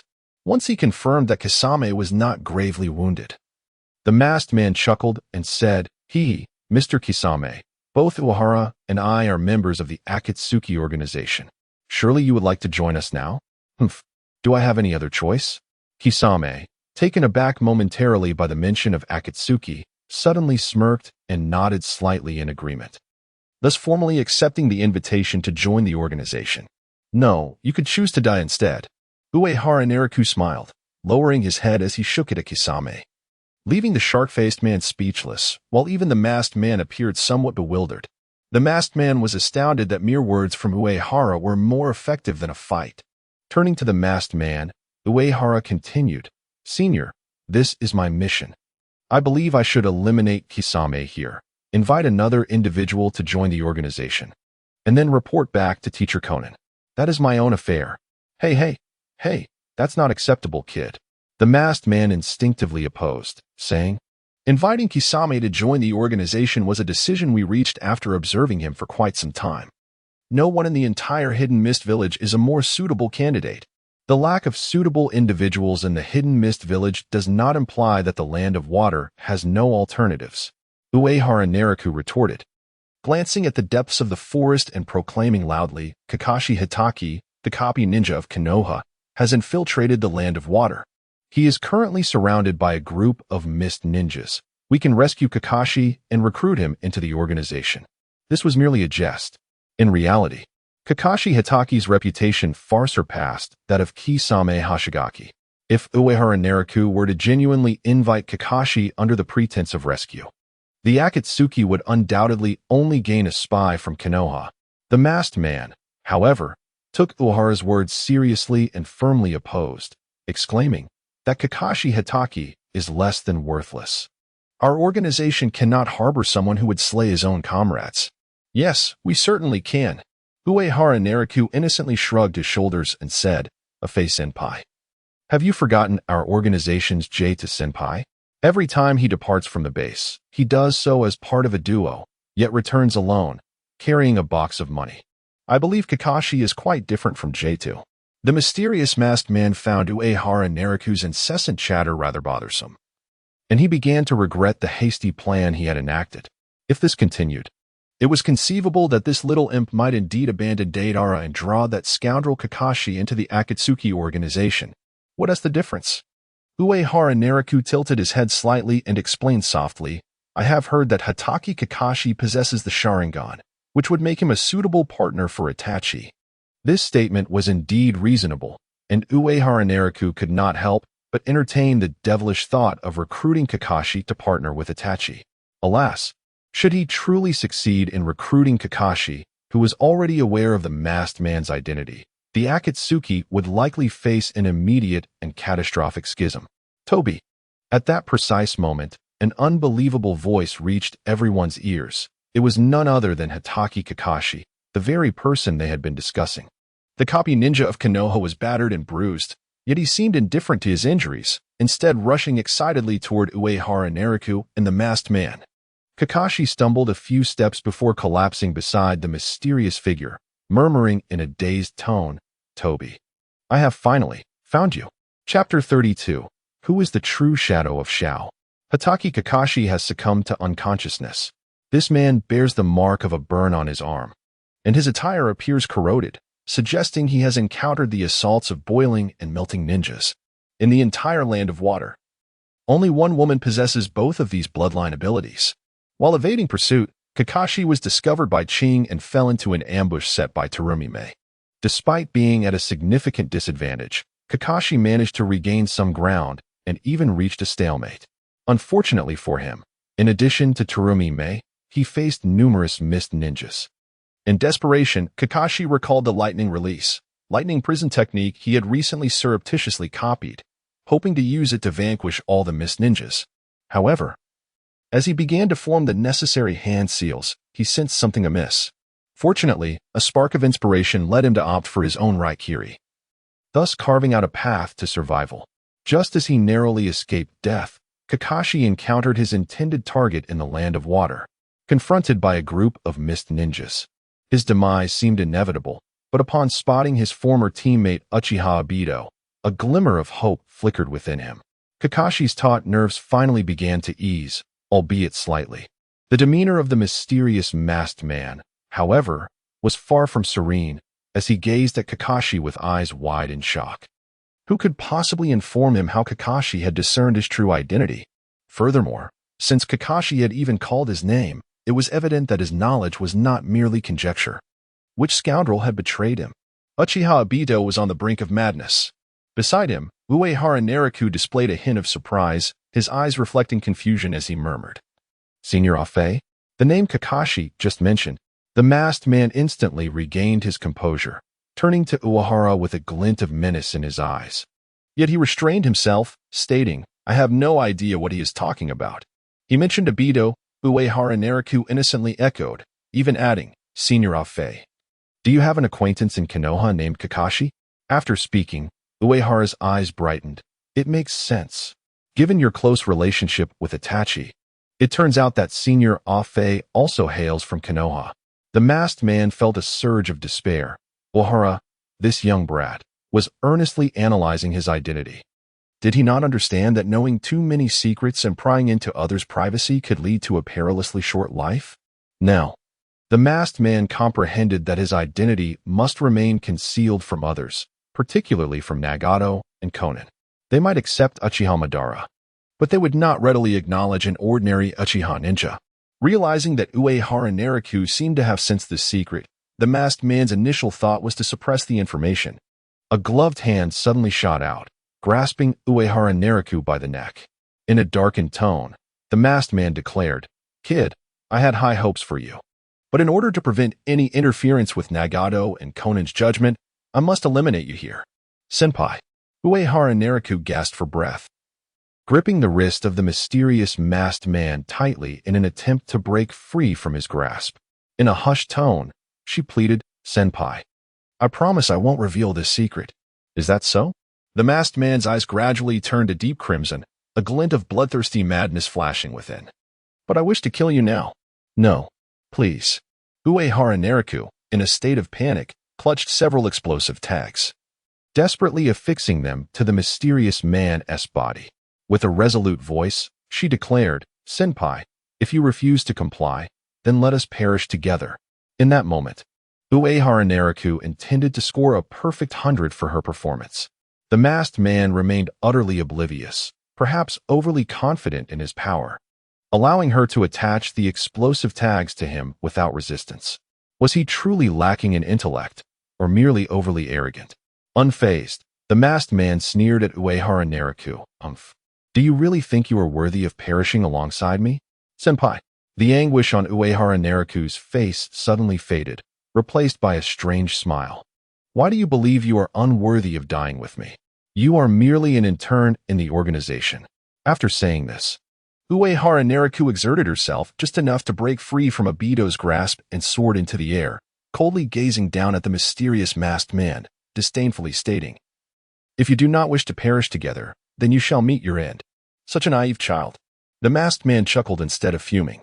Just as he was about to utter another harsh remark, the sound of the explosive tags detonating interrupted him. Boom. The explosive tags erupted in a sudden cacophony. The unconscious Kakashi Hitaki and Kisame Hashigaki were both flung away by the shockwaves emanating from the masked man's body. The masked man's expression remained calm, allowing the explosions to penetrate his form without inflicting any harm.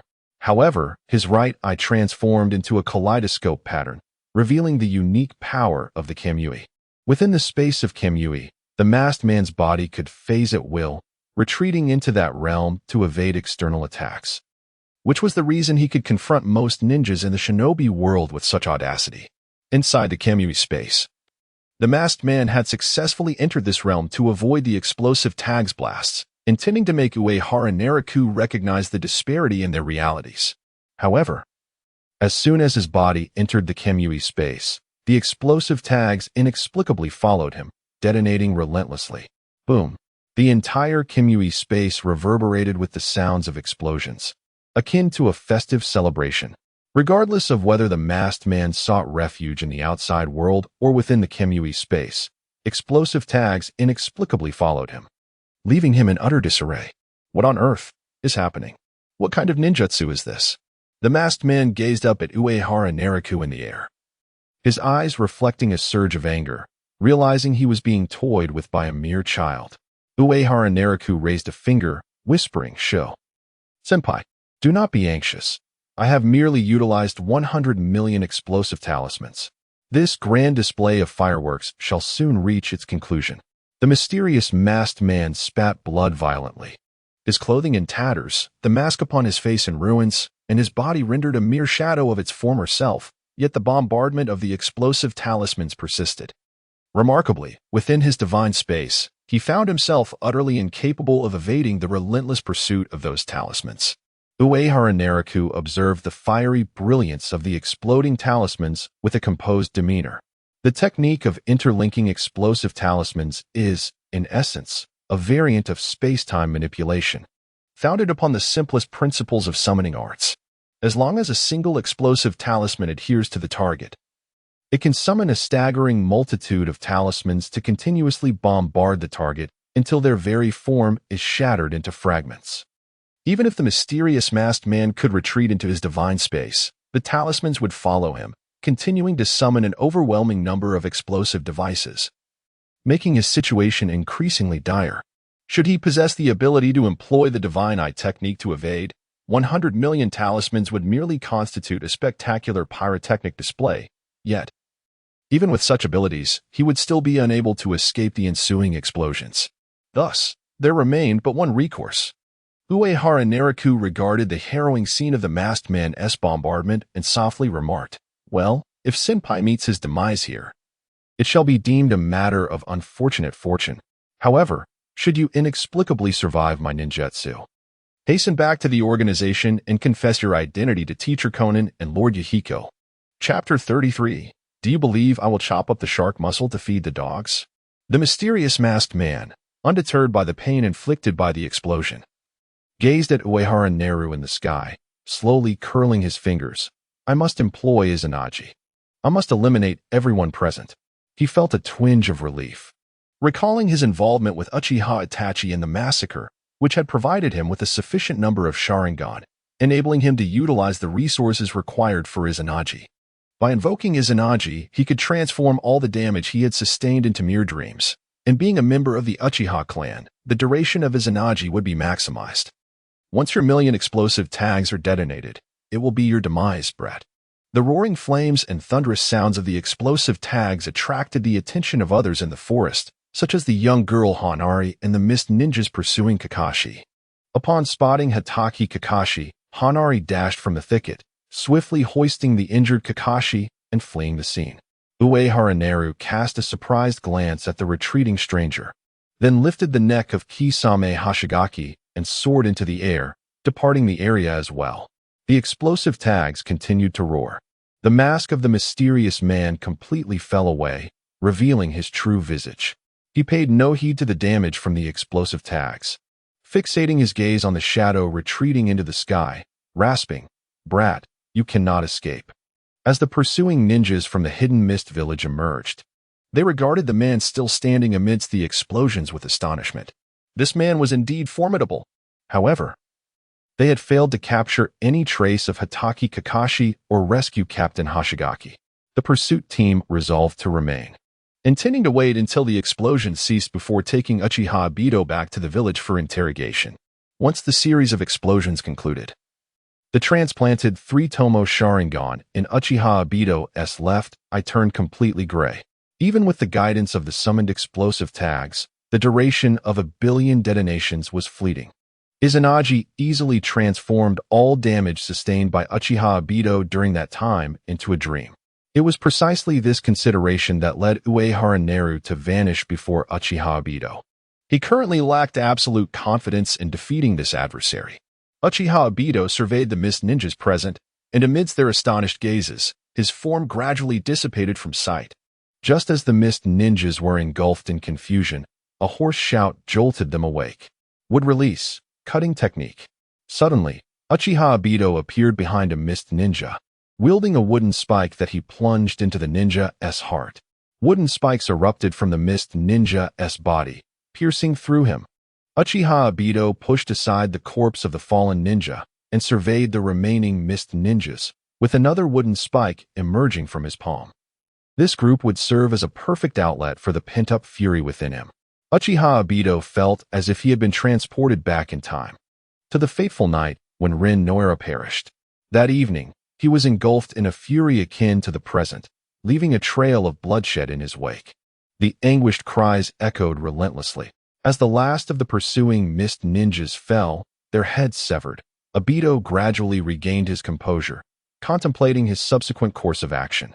Firstly, the crisis of his identity being exposed stemmed from Kakashi Hitaki.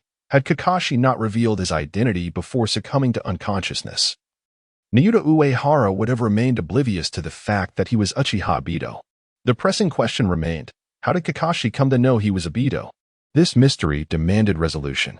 Obito harbored doubts that Kagaya would divulge his information to Kakashi, as it would serve no advantage to their plans. This realization was even more chilling.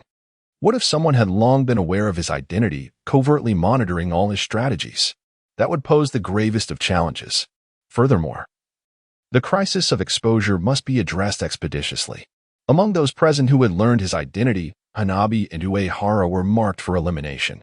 However, before dispatching Uehara, it was imperative to ascertain why the explosive tags had been summoned from his vicinity and whether that technique had been devised by Conan as a lethal counter to him. As for neutralizing the seemingly infinite explosive tags, Obito had devised a plan, as long as they were not affixed to him to lock onto his body. The perilous situation he had just faced would not recur. In addition to Uehara and Hanabi, there was also Kisame Hashigaki. Yet, Kisame remained convinced that he was Uchiha Madara. A subtle test could be employed to gauge his loyalty. If Kisame proved faithful, he could be retained. Conversely, the troublesome Kakashi could not be eliminated. For Obito needed to extract critical information from him, who had informed him of his secrets. The final quandary lingered. If his identity were irrevocably exposed, how could he regain the trust of Conan and Nagato upon their discovery that he was not Uchiha Madara? An heir to Madara's legacy? No. Any formidable Uchiha would suffice. After all, Obito had long abandoned the notion of being a mere puppet for Madara, living under his name. That elder had perished long ago. Clenching his fists, Obito recognized that in this world of ninjas, only the powerful held sway. Should Nagato fail to unravel his Kamui abilities, he would have no choice but to adhere to Obito's designs. As long as he retained his Kamui Sharingan, he could continue to maneuver from the shadows. For now, he would seek out Kakashi, seizing this opportunity to extract the most crucial intelligence from him, to uncover who was orchestrating events from behind the scenes. Grasping a mist ninja's headband, he carelessly wiped the blood from his hands and discarded the bloodied cloth atop the fallen body. He then stepped over the corpse, treading through the crimson puddles as a space-time vortex materialized beside him, enveloping him within the realm of Kamui, leaving behind the haunting remnants of the slain mist ninjas. As Uchiha Obito unleashed his wrath upon the mist ninjas, Uehara Naraku had already transported himself and the formidable Kisame Hashigaki to a secluded, desolate mountain. With a flick of his wrist, he cast the shark-faced warrior onto the ground.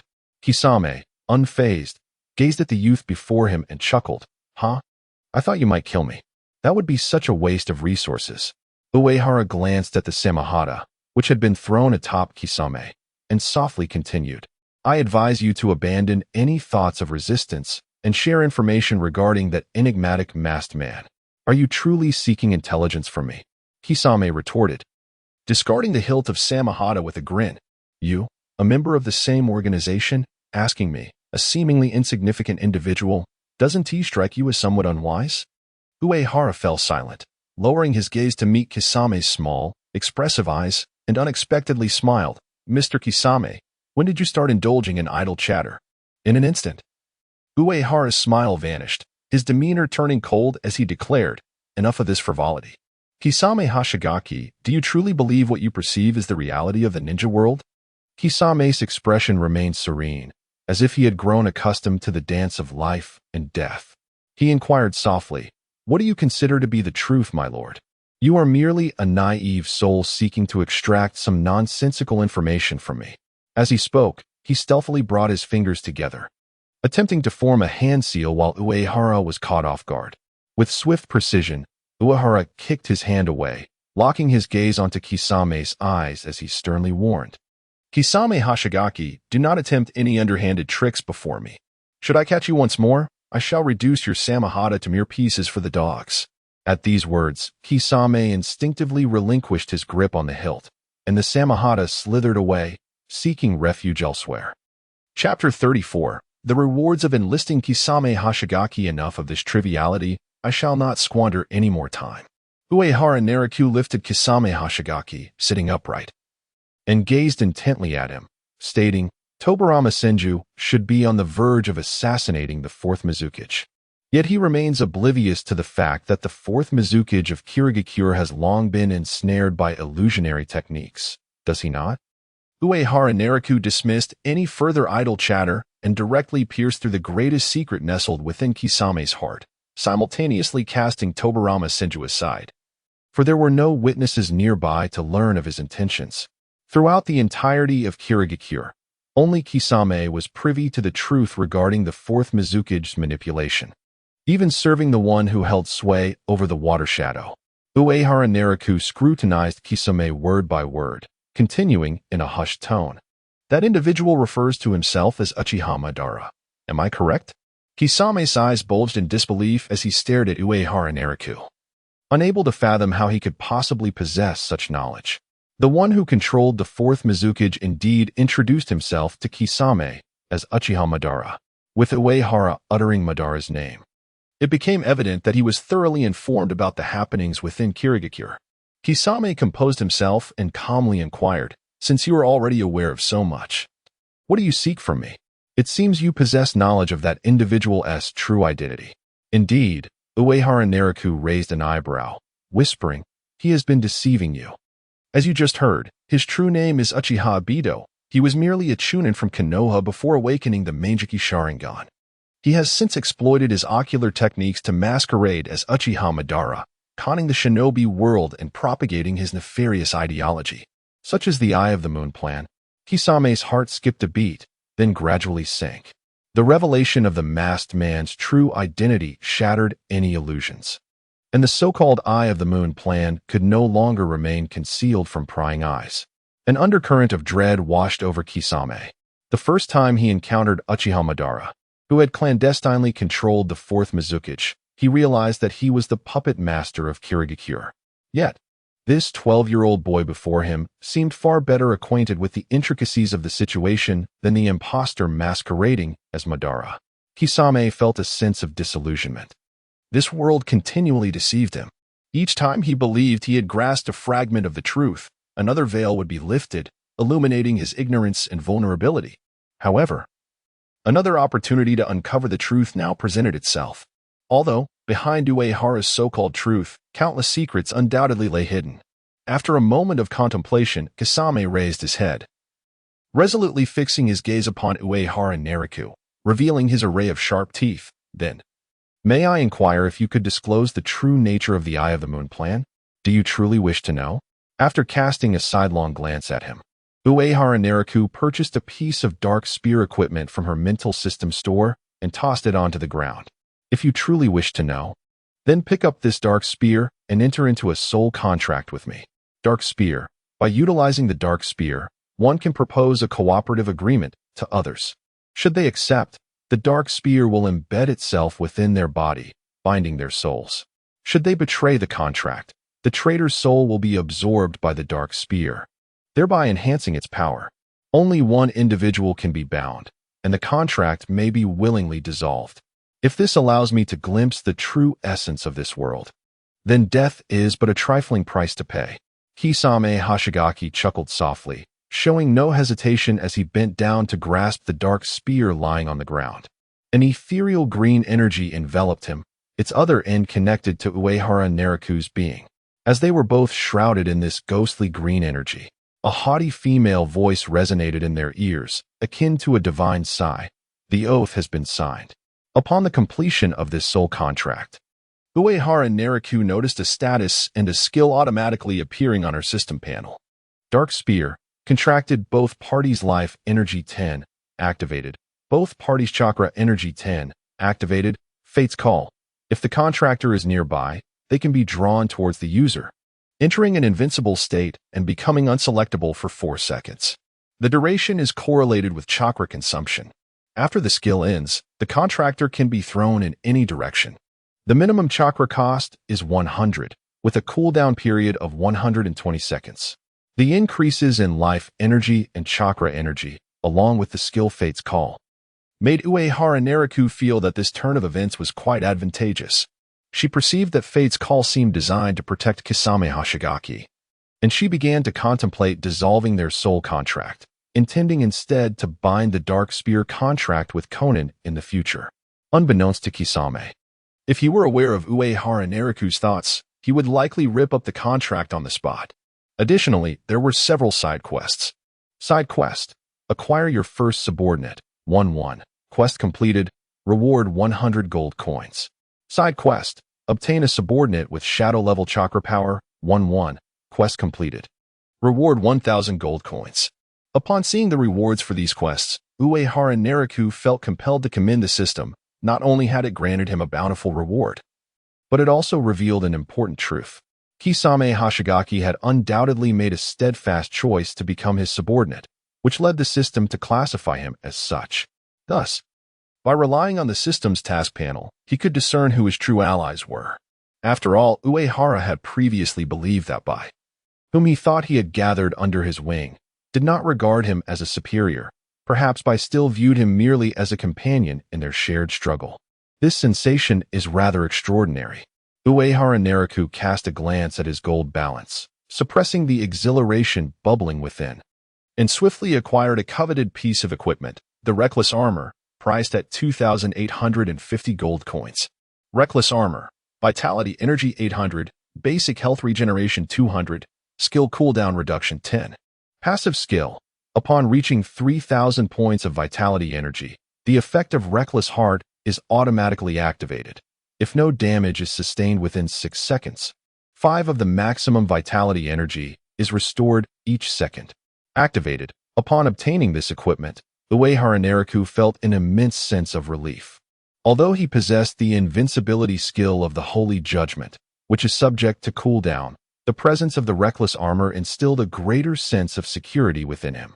A glance at his attributes left him with an inexplicable feeling of having reached the pinnacle of his life. Vitality Energy, 3301. Standard Shadow Level, 3,000 to 10,000. Chakra Energy, 3575. Standard Shadow Level, 3,000 to 10,000. Vitality Energy Regeneration. 6-second Chakra Energy Regeneration, 3-second remaining gold, 320 after reviewing his attributes.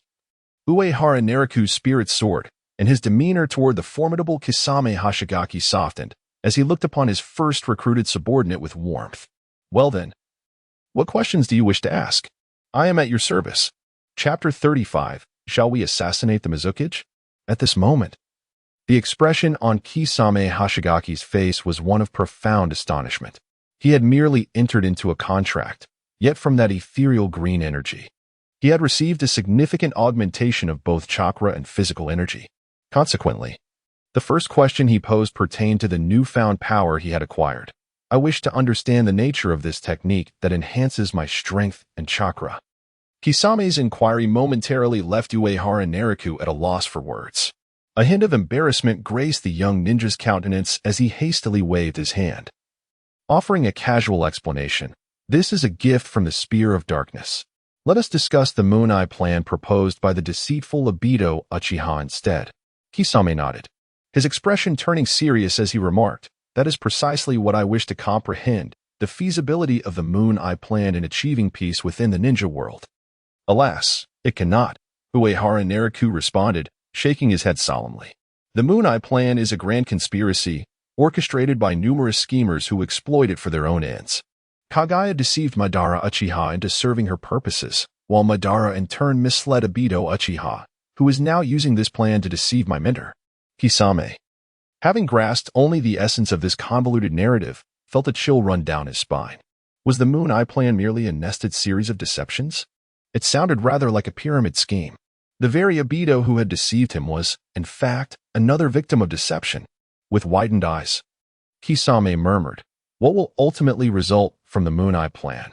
Well, Uehara Nariku shrugged, a look of resignation upon his face.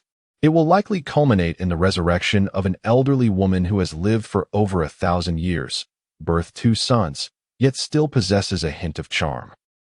Kisame was utterly baffled. He finally realized a crucial point. He should not inquire further, for there existed far too many complexities that eluded his understanding. The so-called truths of the ninja world were exceedingly intricate, far beyond what either Uehara Nariku or he could unravel in a fleeting moment. After a moment of contemplation, Kisame posed another question. Is there anything I can do? Perhaps eliminate Obito Uchiha to halt this plan? No, Uehara Nariku replied gently, shaking his head. What you must do is join the Akatsuki organization, infiltrate, and feign being a spy dispatched by Obito to monitor Itachi Uchiha. When the time comes, I will seek your insights regarding Obito and Itachi. After a short while, Kisame grasped Uehara Nariku's intent and chuckled. So, I am to be your spy, but must pretend to be the deceiver of Bido's agent surveilling the clan exterminator Itachi, correct? You are quite astute, Uehara Nariku commended Kisame and added.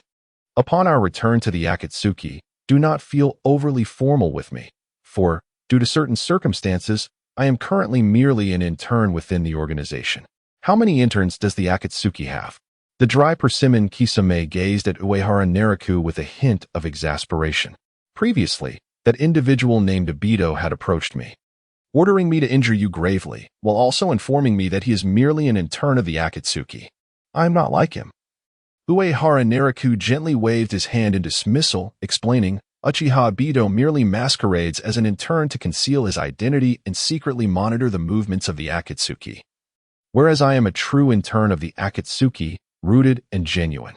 Kisame shook his head in silence, aware that he could not candidly divulge to his new superior that this superior was far more adept at hiding than Uchiha Bido. It was perplexing why the Akatsuki, with its myriad of spies and schemers, had not yet disbanded. Truly, it is an organization with a tenacity akin to a miracle. Uehara pondered quietly. Aside from the matters concerning Zabuza Momochi and Haku, there was little else to address in the Land of Water. With this thought, he inquired of Kisame, Do you have any other matters to attend to in the Land of Water? No. Are we departing from the Land of Water now? Kisame replied, shaking his head, for he was free of burdens. Moments later, Kisame seemed to have a thought, smiling as he spoke. I just heard that Zabuza Momochi is planning to assassinate the fourth Mizukichi. Perhaps, before we leave, we could present Uchiha Bido with a parting gift. How about eliminating the Mizukichi controls? Uehara fell silent for a moment, recalling Kisame's bloodthirsty nature, and could not help but remark, the Mist Village is your homeland. That is precisely why I helped bring an end to the Blood Mist era before my defection. Kisame retorted, hefting his sword, the Samahata, and murmured. As a ninja who has slain many comrades within villages, I am acutely aware of the anguish in killing one's own. The fourth Mizukichi has issued countless orders to murder comrades. It is evident that he must be suffering immensely. Who could endure the pain of taking a comrade's life? Even Kisame, now emotionally numb, had once felt that torment. In his loneliest moments, he encountered a benevolent kunoichi, yet at the behest of his superior. He was compelled to take her life. If the fourth Mizukichi, Yagura, were to awaken from his illusion and realize that the ongoing slaughter within the Mist Village stemmed from his orders, he would surely grieve to the point of self-destruction. Uehara observed Kisame's face, which brimmed with excitement, and felt it unwise to dampen his subordinate's enthusiasm. Very well, do as you wish. After the assassination of the fourth Mizukichi, Uchiha Bido, who secretly controlled Yagura, would likely be incensed. This was indeed a fortuitous turn of events. However, Kisame shook his head, revealing a toothy grin as he chuckled. No, this task cannot fall to me, for I must infiltrate Uchiha Bido's ranks. If I were to kill the Mizukichi, it would arouse his suspicion. Uehara immediately comprehended Kisame's intent. He wished to leverage his influence, utilizing Zabuza's assassination of the Mizukichi as an opportunity to make a contribution to their homeland.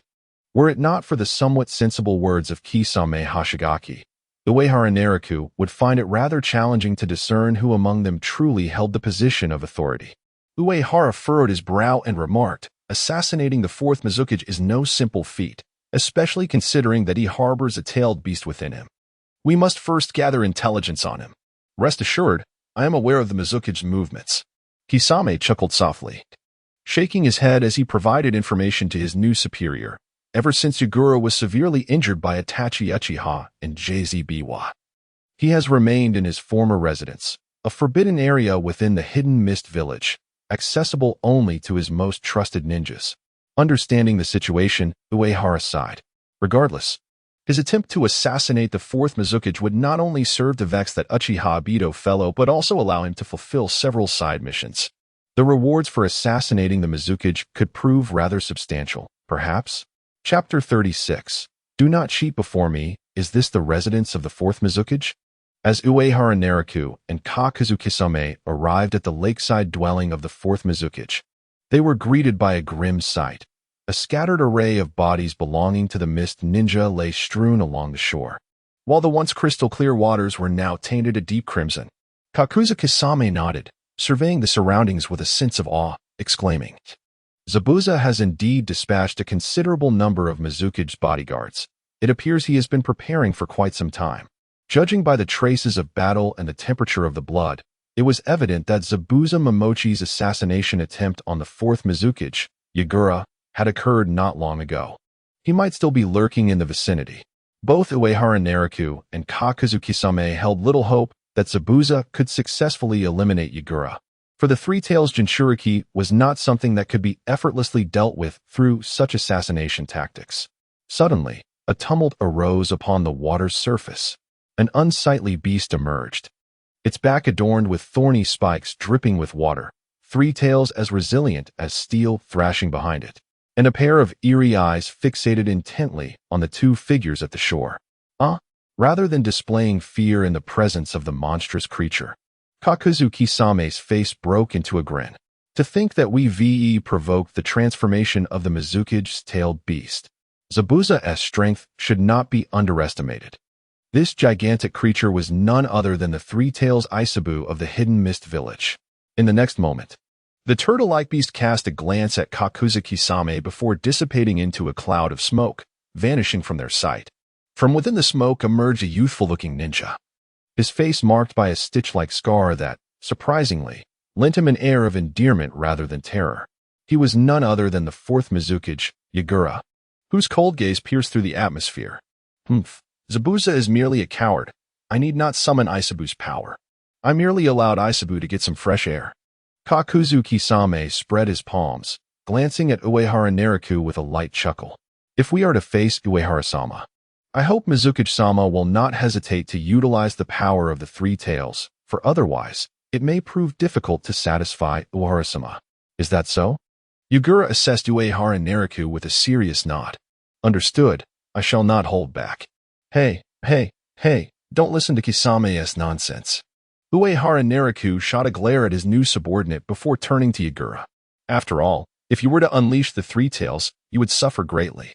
It would be more convenient for everyone if I were to eliminate you in this form.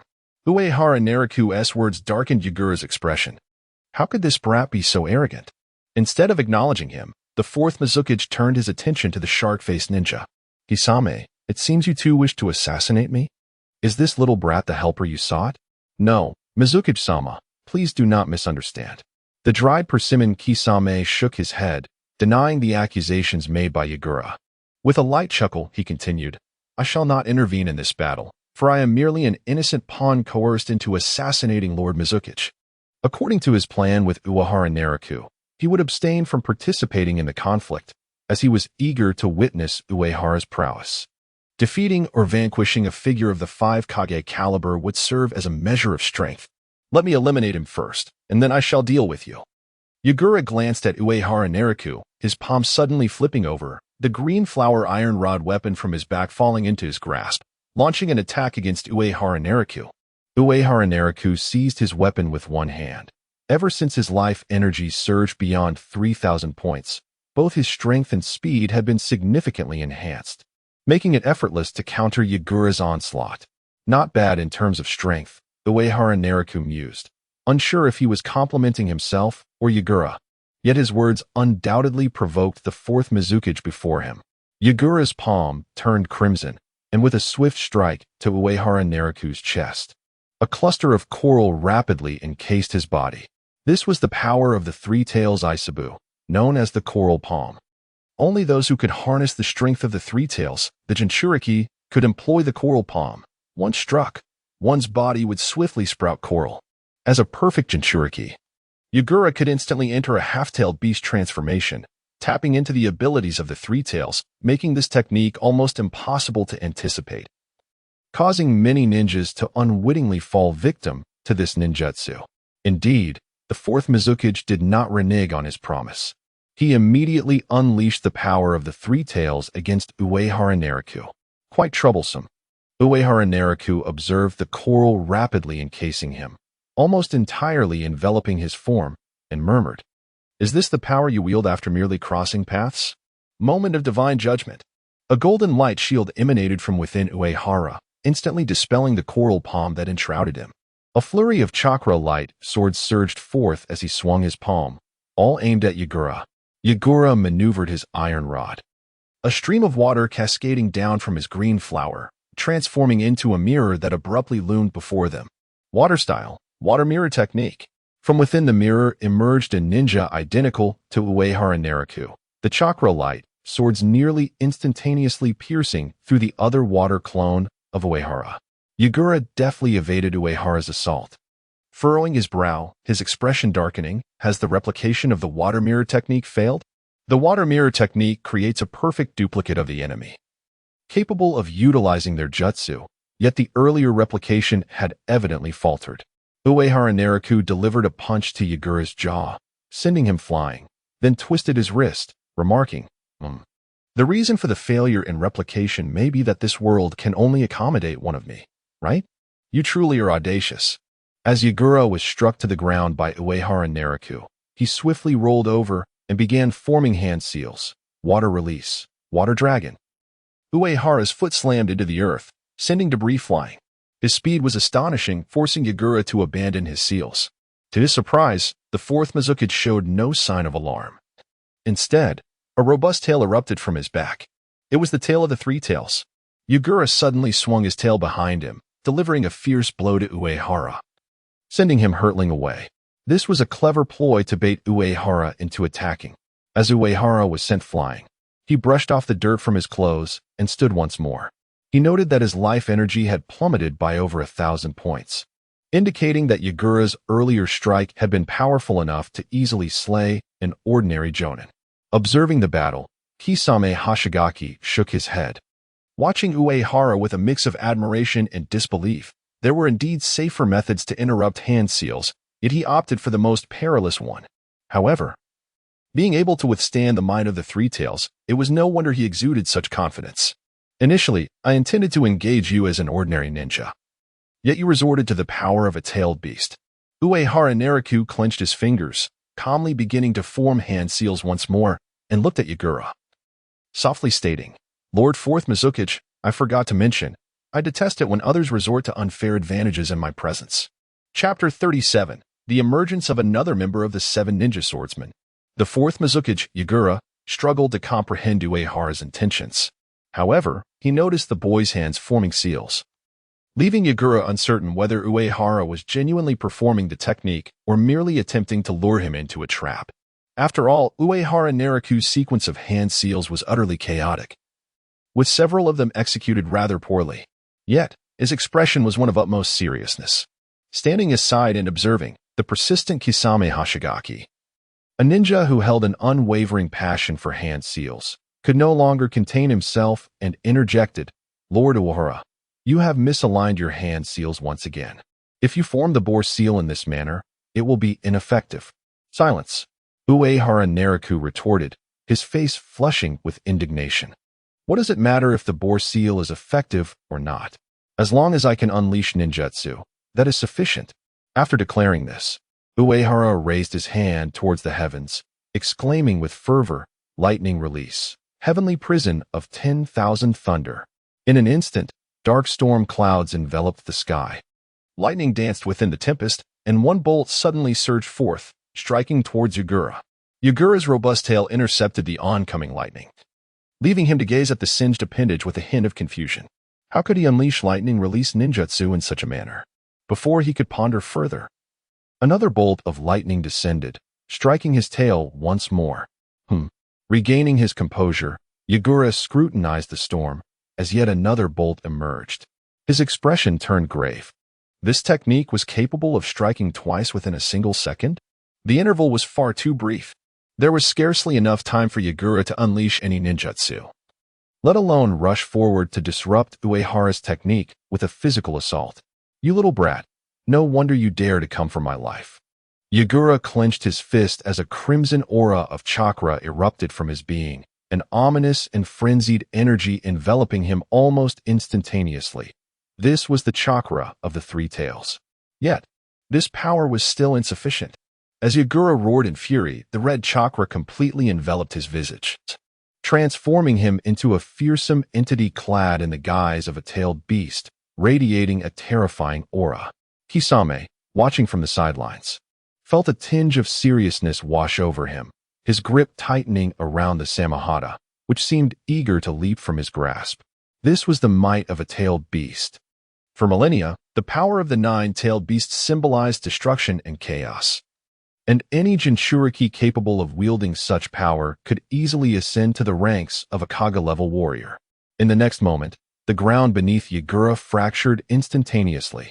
Now partially transformed into a tailed beast, Yagura disregarded the lightning strikes, morphing into a crimson monstrosity as he charged towards Uehara Nariku. His speed so formidable that Uehara could scarcely discern his movements. In the next moment, Yagura lunged towards Uehara, his fist infused with the chakra of the tailed beast, poised to strike Uehara's chest. Command, Shockwave. A puppet materialized in Uehara's grasp, suddenly revealing itself as the surrounding space twisted perceptibly. Yagura found himself ensnared. Contorted by the spatial distortion, Uehara Nero's gaze fell coldly upon Yagura as a beam of violet energy shot forth from his eyes, incinerating the chakra cloak enveloping Yagura in an instant. The excruciating pain and the agony of his vanishing outer layer compelled Yagura to unleash a desperate howl. His body began to sprout scales, attempting to harness the power of the three tails to withstand the onslaught of the energy beam. Finally, a colossal form emerged. The complete Three Tails Isabu reappeared before Uehara Nero. Yet its body was grievously marred, riddled with countless wounds. Roar. The life-dissolving ray continued unabated. Even with the Three Tails manifest, it struggled to endure the soul-corroding torment, unleashing boundless waves of water that surged towards Uehara Nero. Uehara's violet energy beam remained relentless as he casually extended his palm, summoning a massive wind wall, wind release, wind barrier. The chakra of the wind wall effortlessly overturned the Three Tails water jutsu, causing the waves to crash violently upon Isabu. The once composed Kisame Hashigaki watched in disbelief, his expression utterly shattering at this scene. Not only did Uehara release jutsu without hand seals, but he was also simultaneously wielding two different elemental techniques. The shark-faced warrior could not fathom the principles behind this phenomenon. The only certainty for Kisame was that if the Three Tails remained under the assault of the violet energy beam, its demise was merely a matter of time. The violet energy emanating from Uehara was undeniably overpowering. However, a splash of water erupted beneath the Three Tails, morphing into a massive water figure that struck the energy beam, rescuing it from its clutches. Immediately, the gigantic water figure turned to face Uehara, extending a finger as a crisp voice resonated in everyone's ears. Water release, water iron cannon technique. A torrent of water surged toward Uehara Nero. Uehara was struck directly by the water cannon, his body propelled backward as the violet energy beam uncontrollably swept across the surroundings, reducing fragile flora and fauna to mere void. When did this fellow arrive? Kisame's expression shifted as he gripped his Samahata tightly, rising to his feet, his gaze slowly drifting towards the enormous water figure. The massive water being gradually coalesced, transforming into a youthful ninja with a mouthful of sharp teeth before their eyes. Kisame, what is happening? The young ninja cast a glance at the bystander, Kisame Hashigaki, before shifting his gaze to the other side, where now Uehara was rising to his feet once more. Furrowing his brow, he inquired, "Is that individual here to assassinate Lord Mizukiage?" Indeed.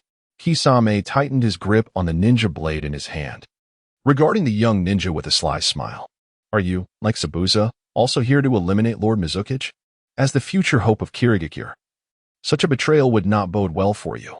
Kisame's attention turned to the formidable figure of Mangetsu Hozuki, possessing the ability to execute the water transformation technique alongside the ancestral jutsu of the Hozuki clan. His remarkable prowess could only be rivaled by the other members of the legendary 7 ninja swordsmen of the mist. Mangetsu was hailed as the youngest and one of the most powerful among this esteemed group throughout history. The 7 ninja swordsmen were traditionally selected based on their strength and affinity for their blades, yet the Hozuki clan had consistently garnered the favor of these legendary swords. Furthermore, Mangitsu was not only endowed with extraordinary ninja talents but also hailed from a prestigious lineage, earning the admiration of ordinary Kirigakure ninjas who believed he could one day lead their village to resurgence. Mangitsu refrained from responding to Kisame's remarks, instead furrowing his brow as he observed the bandaged wounds adorning Kisame's body. He retorted, "Kisame, before I proceed, you must answer me. Why are you here? Otherwise, I shall consider you among those who must be eliminated." Chapter 38. The 7 Ninja Swordsmen. Who does not wish to slay the Mizukichi? So, on which side do you stand? The playful grin of Kisame Hashigaki turned towards the young member of the Kirigakure's Kirigizumi clan, resting the Samahata blade upon his shoulder. "Little one of the Hozuki clan, I recall you were never permitted near this place. Have you come to rescue the Mizukichi or to eliminate both the Mizukichi and his assailants?" Hozuki Mangitsu fell into silence. Kisame's words pierced through the facade of peace that Mangitsu had constructed. The Hozuki clan, a prominent family within the village, reached its zenith when Hozuki Jinjetsu ascended as the second Mizukichi, firmly establishing their noble status in Kirigakure. Yet, ever since then, the Hozuki clan had diverged from the Mizukichi's lineage, their position too exalted.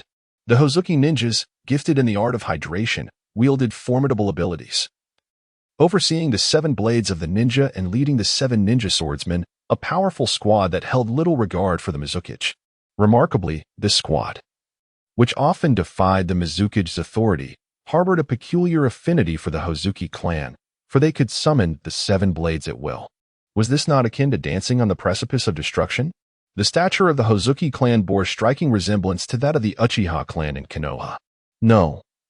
The Hozuki clan's standing was far superior. At least they had produced a Mizukichi, while the Uchiha clan's leader had never even attained a high-ranking position in Konoha. Regardless, the relationship between the Hozuki clan and the 7 ninja swordsmen predetermined their inability to coexist harmoniously with the upper echelons of ninjas led by the Mizukichi.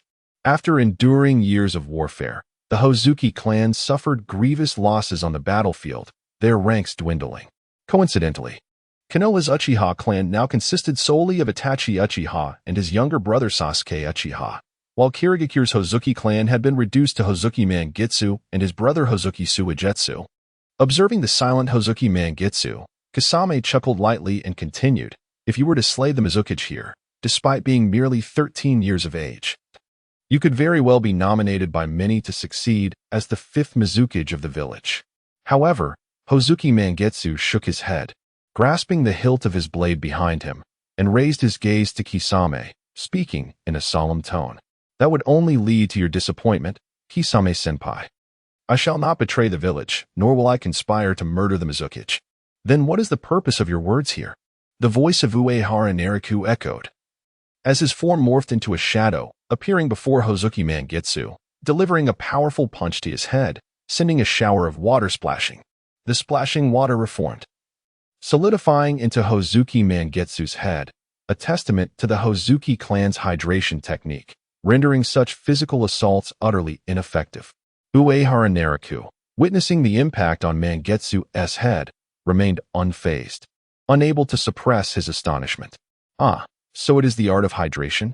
How truly miraculous. Your presence is even more formidable."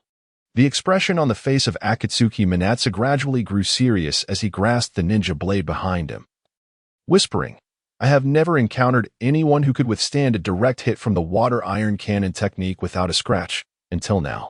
"Well, now you have," Uehara Nariku replied, feeling fortunate for having acquired the frenzied armor in advance, as the recovery rate of his life energy far exceeded previous experiences. However, during the conversation between Akatsuki Minatsu and Kisame Hashigaki, his life energy had nearly fully restored. Just as they stood off against one another, the 3 tails in the lake suddenly dissipated into smoke, and the 4th Mizukichi, Yagura, crawled up, clutching his arm tightly as blood seeped through his fingers. As the Jinchuriki of the 3 tails, Yagura possessed remarkable recovery abilities. However, the wound inflicted by Uehara Nariku's purple energy was strangely peculiar, rendering the tailed beast chakra utterly incapable of mending it. The gazes of the onlookers drifted towards the gravely injured 4th Mizukichi, who coldly regarded the crowd and commanded, Akatsuki Minatsu, I order you to eliminate this brat, and Kisame Hoshigaki. Akatsuki Minatsu lifted his gaze to survey the assembly, suddenly drawing his twin blades, and responded in a deep tone, understood. Mizuki-sama. Just as Uehara Nariku swiftly raised his finger, preparing to confront Akatsuki Minatsu, Kisame Hoshigaki unexpectedly swung his sword to block him. As Uehara stared in astonishment, Kisame chuckled softly. Uehara-sama, no need to rush. The situation in the Mist Village is far more intricate than what you perceive. In this village, so-called comrades are merely souls beneath the butcher's knife. Kisame's gaze remained fixed on Akatsuki Minatsu as he slowly maneuvered his ninja blade, the smile on his face growing ever more pronounced. A wounded Mizukage is a tremendous temptation for any ninja seeking to slay him. Upon the conclusion of Kisame's words, Akatsuki Minatsu indeed tightened his grip on his blades and turned to strike at Yagura from behind. Uehara Nariku furrowed his brow, observing yet another member of the 7 ninja swordsmen betraying Yagura, unable to restrain himself from asking, "What is happening?" If it were a fully capable Mizukage, no one would dare make a move. Only that madman, Zabuza Momochi, would dare to attack. Kisame grinned, watching the fierce clash between Akatsuki Minatsu and Yagura, and continued with a laugh. But if it is a severely injured Mizukage, that's an entirely different matter. After all, every Mist Ninja harbors a dream of becoming a hero to change the Blood Mist. Our 4th Mizukage has never truly cared for his subordinates. He merely relied on the power of the Three Tails Jinchuriki to barely maintain control over the village's ninjas. Moreover, the decline of the noble Kirigakure's Akatsuki clan can be attributed to none other than the 4th Mizukage standing before us. Since the transformation of the Mist Village into the land of Blood Mist, Yagura had long lost the support of his higher-ups, and the very rules he had established caused the Mist Ninjas to lose all respect for him. Moreover, the gradual demise of the Kirigakure's Hozuki clan is undeniably linked to the implementation of the Blood Mist policy by the 4th Mizukage. Uehara Nariku gazed at the figure of Hozuki Mangetsu, a look of perplexity crossing his features as he pondered. If his objective is also to eliminate the 4th Mizukage, why did he obstruct my attempt to slay Yagura? For he too seeks vengeance. The amiable Kisame Hoshigaki interjected with an explanation, noting the enmity between the Hozuki clan and the 4th Mizukage, stating, "Since my induction into the Umbu, I have witnessed numerous missions aimed at eradicating Hozuki clan ninjas. Indeed, all of this falls upon Uchiha Obito." Just as Uehara was about to voice his thoughts, questioning whether the blame for the events transpiring in Kirigakure should not rest squarely upon Uchiha Obito, he realized that Hozuki Mangetsu was, in fact, entirely oblivious to such realities. Kisame shook his head gently and murmured, "Lord Uehara, the oppression of the ninja clans within Kirigakure by successive Mizukage has long been an established practice. Yet it is the individual manipulating the 4th Mizukage from the shadows who has truly exacerbated the conflict." Uehara nodded thoughtfully, contemplating whether such disgraceful affairs are commonplace in every shinobi village. With so many deep-seated grievances, it is hardly surprising that Hozuki Mangetsu harbors intentions to slay the Mizukage. Not long ago, the late Uchiha Fugaku, had he encountered the severely wounded Shimura Danzo and Sarutobi Hiruzen in private, might have wished to scatter their ashes to the winds. Chapter 39. Both sides yearn to conceal their secrets, however, this individual desires more. The expression on the face of the dry persimmon, Kisame, gradually grew somber, only to suddenly relax as he remarked, "Unless Mizuki wants to defect, he surely intends to silence us 2 informants. One cannot accomplish 2 tasks simultaneously. TSK. And there's an accomplice as well." Uehara Nariku nodded slightly, a card dancing at his fingertips. He utilized the art of aerial maneuvering, taking to the skies to survey his surroundings. "It seems you have deduced the truth." Mizuki, with a swift strike, sent the 4th Mizukage, Yagura, flying, revealing his sharp teeth as he grinned. "No one can escape. The Mizuki clan has always been bloodthirsty. If Mizuki were a gentle ninja, how could he justify those menacing fangs?" Since Uehara Nariku and Kisame had guessed correctly, Mizuki had no intention of hiding, proclaiming loudly, "Come forth, Zabuza Momochi." A palpable silence enveloped the air. Uehara Nariku's expression turned slightly peculiar, even hinting at amusement. If he had not misheard, The name Mizuki had uttered sounded quite familiar. Uehara Nariku awkwardly twisted his neck and glanced at Kisame. Are your ninjas from the Mist Village always so reckless? Why would he think Zabuza could stop us? Kisame shook his head, indicating his ignorance, yet he would not underestimate Zabuza. He murmured, Zabuza is proficient in the mist techniques. He indeed possesses the capability to hinder me. But I do not believe he can surpass Lord Uehara. Incomprehensible. Uehara Nariku gazed at Mizuki, who was still suppressing Yagura, and frowned, inquiring, before seeking assistance. Do you not inquire about their combat prowess? That's a Zabuza fellow. Hey, little brat, do not belittle others. A figure suddenly sprang forth, cursing as he leapt into the air, brandishing his large blade toward Uehara Nariku. It was none other than the underestimated Zabuza. Uehara remained unperturbed. He was far more agile in the air than Zabuza. He merely lowered his head to evade the decapitating strike, his wrist thrusting with sudden force against Zabuza's chest. Bang! Zabuza awkwardly plummeted to the ground. Uehara Nariku observed Zabuza, shaking his head with a sigh. Zabuza, after 3 days, your strength has diminished further. Huh. Zabuza spat out a mouthful of blood. Though his previous injuries from the assassination of Yagura played a role, he distinctly sensed that Uehara Nariku's power had increased. It had not been long since their last encounter, yet this young boy's strength seemed to have multiplied exponentially. What could possibly account for this? Mizuki could not help but glance toward Zabuza, softly inquiring, Zabuza, do you know him? Zabuza fell silent. He had previously suffered defeat at the hands of Uehara Nariku. A matter far from glorious. Uehara Nariku gracefully descended beside Zaibujan, seemingly aware of his thoughts, and remarked with a light chuckle, Mr. Zaibujan, there is no need to be wary of our relationship. After all, many have fallen before me, yet few have I chosen to spare. Hearing this, Hozuki Mangetsu's expression betrayed a hint of astonishment. The situation appeared to be slipping from his grasp. 6 hours prior, Peachland Zaibujan believed the time to assassinate Yagura had come. He stealthily arrived at Yagura's residence, intent on eliminating the fourth Mizukichi. However, he found his strength woefully inadequate, suffering a crushing defeat and fleeing in disarray, which led to the leakage of information.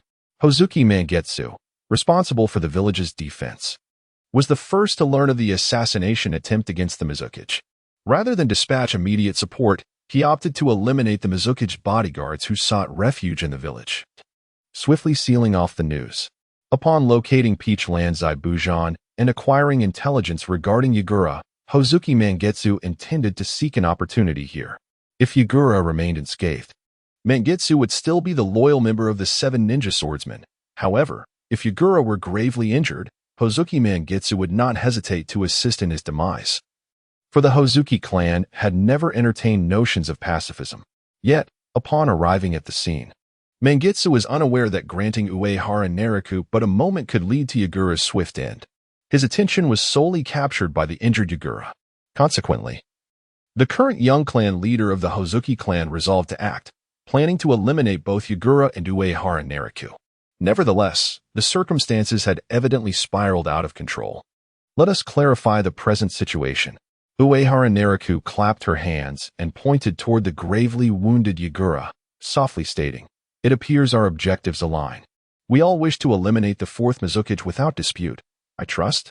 The 3 members of the ninja swordsmen exchanged glances. Peachland Zaibujan snorted disdainfully. Hozuki Mangetsu nodded, and the face of Kisame Hashigaki broke into a smirk.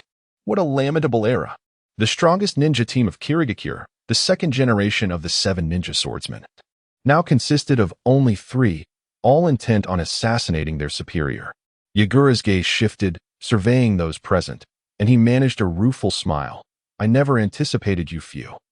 Apologies, I nearly forgot. The Mizukichi is still alive. Uehara Nariku did not bother to turn around. She continued to focus on Zaibujan and Mangetsu while snapping her fingers in Yagura's direction, just as the onlookers were taken aback. A bizarre shark materialized from the earth beneath Yagura's feet, opening its maw to swallow him whole. Moments later, the shark dove back into the ground, leaving the lifeless body of Yagura lying desolately on the ground. The formidable skill, Great Shark Assault, proved extraordinarily powerful when executed with surprise.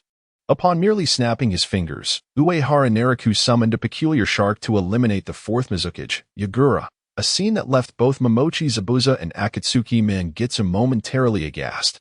The dry-scaled Kisame chuckled lightly, remarking, "Indeed, Lord Uehara excels most in the art of the unmarked ninjutsu, does he not?" Every time Kisame observed Uehara Nariku forming hand seals, he sensed an oddity, as the latter occasionally made trivial mistakes. In retrospect, those errors seemed to be mere pretenses of weakness on Uehara's part. As an exceptional hand seal user and a loyal subordinate, Kisame, ever perceptive, kindly suggested, "If it pleases you, Lord Uehara, I could assist in crafting some elegant hand seal gestures." Kisame was quite adept at such matters. Uehara, somewhat intrigued, nodded before shaking his head, stating, "Let us postpone the study of hand seals for now. We must first address the matter at hand. I do not wish for anyone to learn of Kisame's involvement in the assassination of Yagura. It seems our thoughts align perfectly." Akatsuki Mangitsu slowly grasped the scroll upon his person, murmuring, "Aside from Zabuza-senpai, I too desired to keep the intent to eliminate Yagura known to as few as possible." Chapter 40. I desire the explosive blade, the explosive talismans in the mist. The scene fell into a stalemate. The death of Yagura did not alter their opposition. Apart from Momochi Zabuza, who stood outside the conflict, both Uehara Nariku and Akatsuki Kisame were intent on preserving their respective secrets. Uehara Nariku was determined to prevent Uchiha Obito from discovering the betrayal of Kisame. He needed to employ Kisame as a spy. Meanwhile, Akatsuki Kisame wished to keep his attempt on Yagura's life concealed, as he hailed from the Hozuki clan and aspired to inherit the title of Mizukage. Kisame brandished his sword. "The Samahata," with a light chuckle, "Lord Uehara, if it comes to eliminating them, I am more than capable of taking action, am I not? Patience." Uehara Nariku waved his hand, wanting to first observe the reward for Yagura's demise. Hidden mission: dispel Uchiha Obito's covert manipulation of the fourth Mizukage Yagura, 1-1. Mission accomplished. Reward: skill, purification. Purification removes all negative effects from oneself. Cooldown: 210 seconds, no consumption. Uehara gazed in perplexity, having never noticed the existence of hidden missions. Feeling somewhat bewildered by the completion, could the act of eliminating Yagura truly equate to dispelling control? Nevertheless, the reward of the purification skill was indeed substantial. From this point forth, he would no longer need to fear being ensnared by the genjutsu of the Sharingan, avoiding the fate of being instantaneously vanquished like Orochimaru or Kakashi. In addition, there were two ordinary side missions. Side mission: defeat the Three Tails Isabu, 1-1. Mission accomplished. Reward: skill, spike defense. Spike defense: enter a defensive stance. Doubling life energy. During this period, any physical attacks from enemies will rebound half the damage back to them. The defensive stance lasts a minimum of 6 seconds, consuming 40 chakra points, with duration and chakra consumption being interrelated. Cooldown: for seconds. Having vanquished a turtle, he received a turtle's skill. Why not grant him a summoning contract instead? However, the existence of spike defense significantly bolstered his prowess in physical combat. The final task bestowed what could be deemed the most useless skill, as Uehara Nariku's companion, Kisame, possessed a similar ninjutsu. Side mission: defeat the fourth Mizukage Yagura, 1-1. Mission accomplished. Reward: skill, Roar of the Raging Waves. Roar of the Raging Waves summons a tidal wave from beneath one's feet, sweeping away all enemies in front. The skill's range and chakra consumption are correlated, with a minimum consumption of 100 chakra points and a cooldown of 100 seconds. Isn't this merely a water release technique? Uehara sighed. Standing beside him, Kisame could unleash a water release jutsu capable of demolishing a dam, rendering this skill little more than a token gesture. "Hey Hozuki Mangitsu, what do you propose we do?" Momochi Zabuza planted his executioner's blade into the ground and whispered, "Only the dead can keep secrets. Yet these two before us are formidable adversaries. We must keep them alive." In his hand, Hozuki Mangitsu held a scroll and spoke, "Suigetsu is still in the village. I do not wish for my brother to become a rogue ninja." The little specter, Mizuki, evoked a slight frown on Zabuza Momochi's face whenever the name was mentioned. for the impish spirit incessantly clamored to seize the executioner's blade. Was this not a blatant declaration of intent to slay him upon maturation? Were it not for the protective presence of his elder brother, Mangetsu, this indiscreet Mizuki would have likely met his demise numerous times over. Kisame Hashigaki recognized the scroll held by Mangetsu and exclaimed, "Indeed, it is the prodigy favored by the 7 ninja swords. Even my Samahata acknowledges you, Mangetsu. Could this be the fabled scroll that communicates with the 7 swords?" Nara Uehara gazed curiously at the scroll in Mangetsu's possession and inquired, "How many swords can he wield at present?" "From what I can ascertain, it should be 4, Kisame replied, well versed in the lore of the 7 ninja swords. "Samahata is in my grasp, the executioner's blade is with Zabuza, and the thunderblade is in the hands of the traitorous Raiga from the previous generation. He can utilize all 4 remaining ones." Uehara's interest was piqued. "I have heard tales of a sword named Explosive Blade, splash, capable of conjuring countless explosive tags.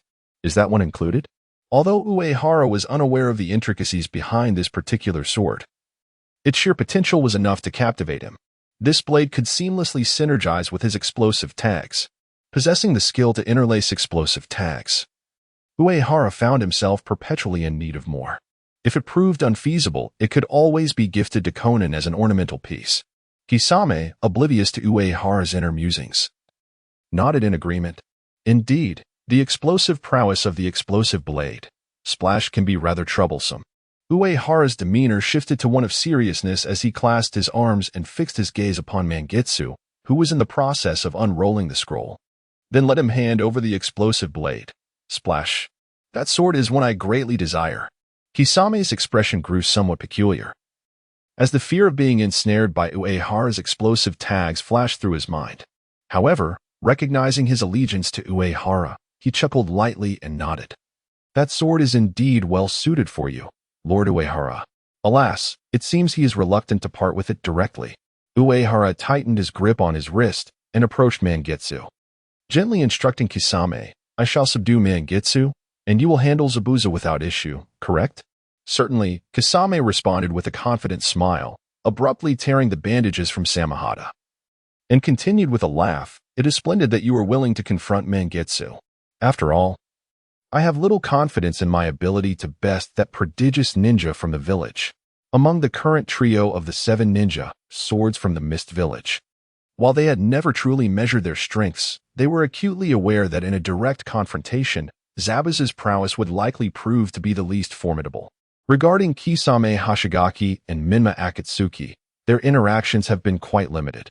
Minma, merely 13 years of age, has yet to experience a single defeat.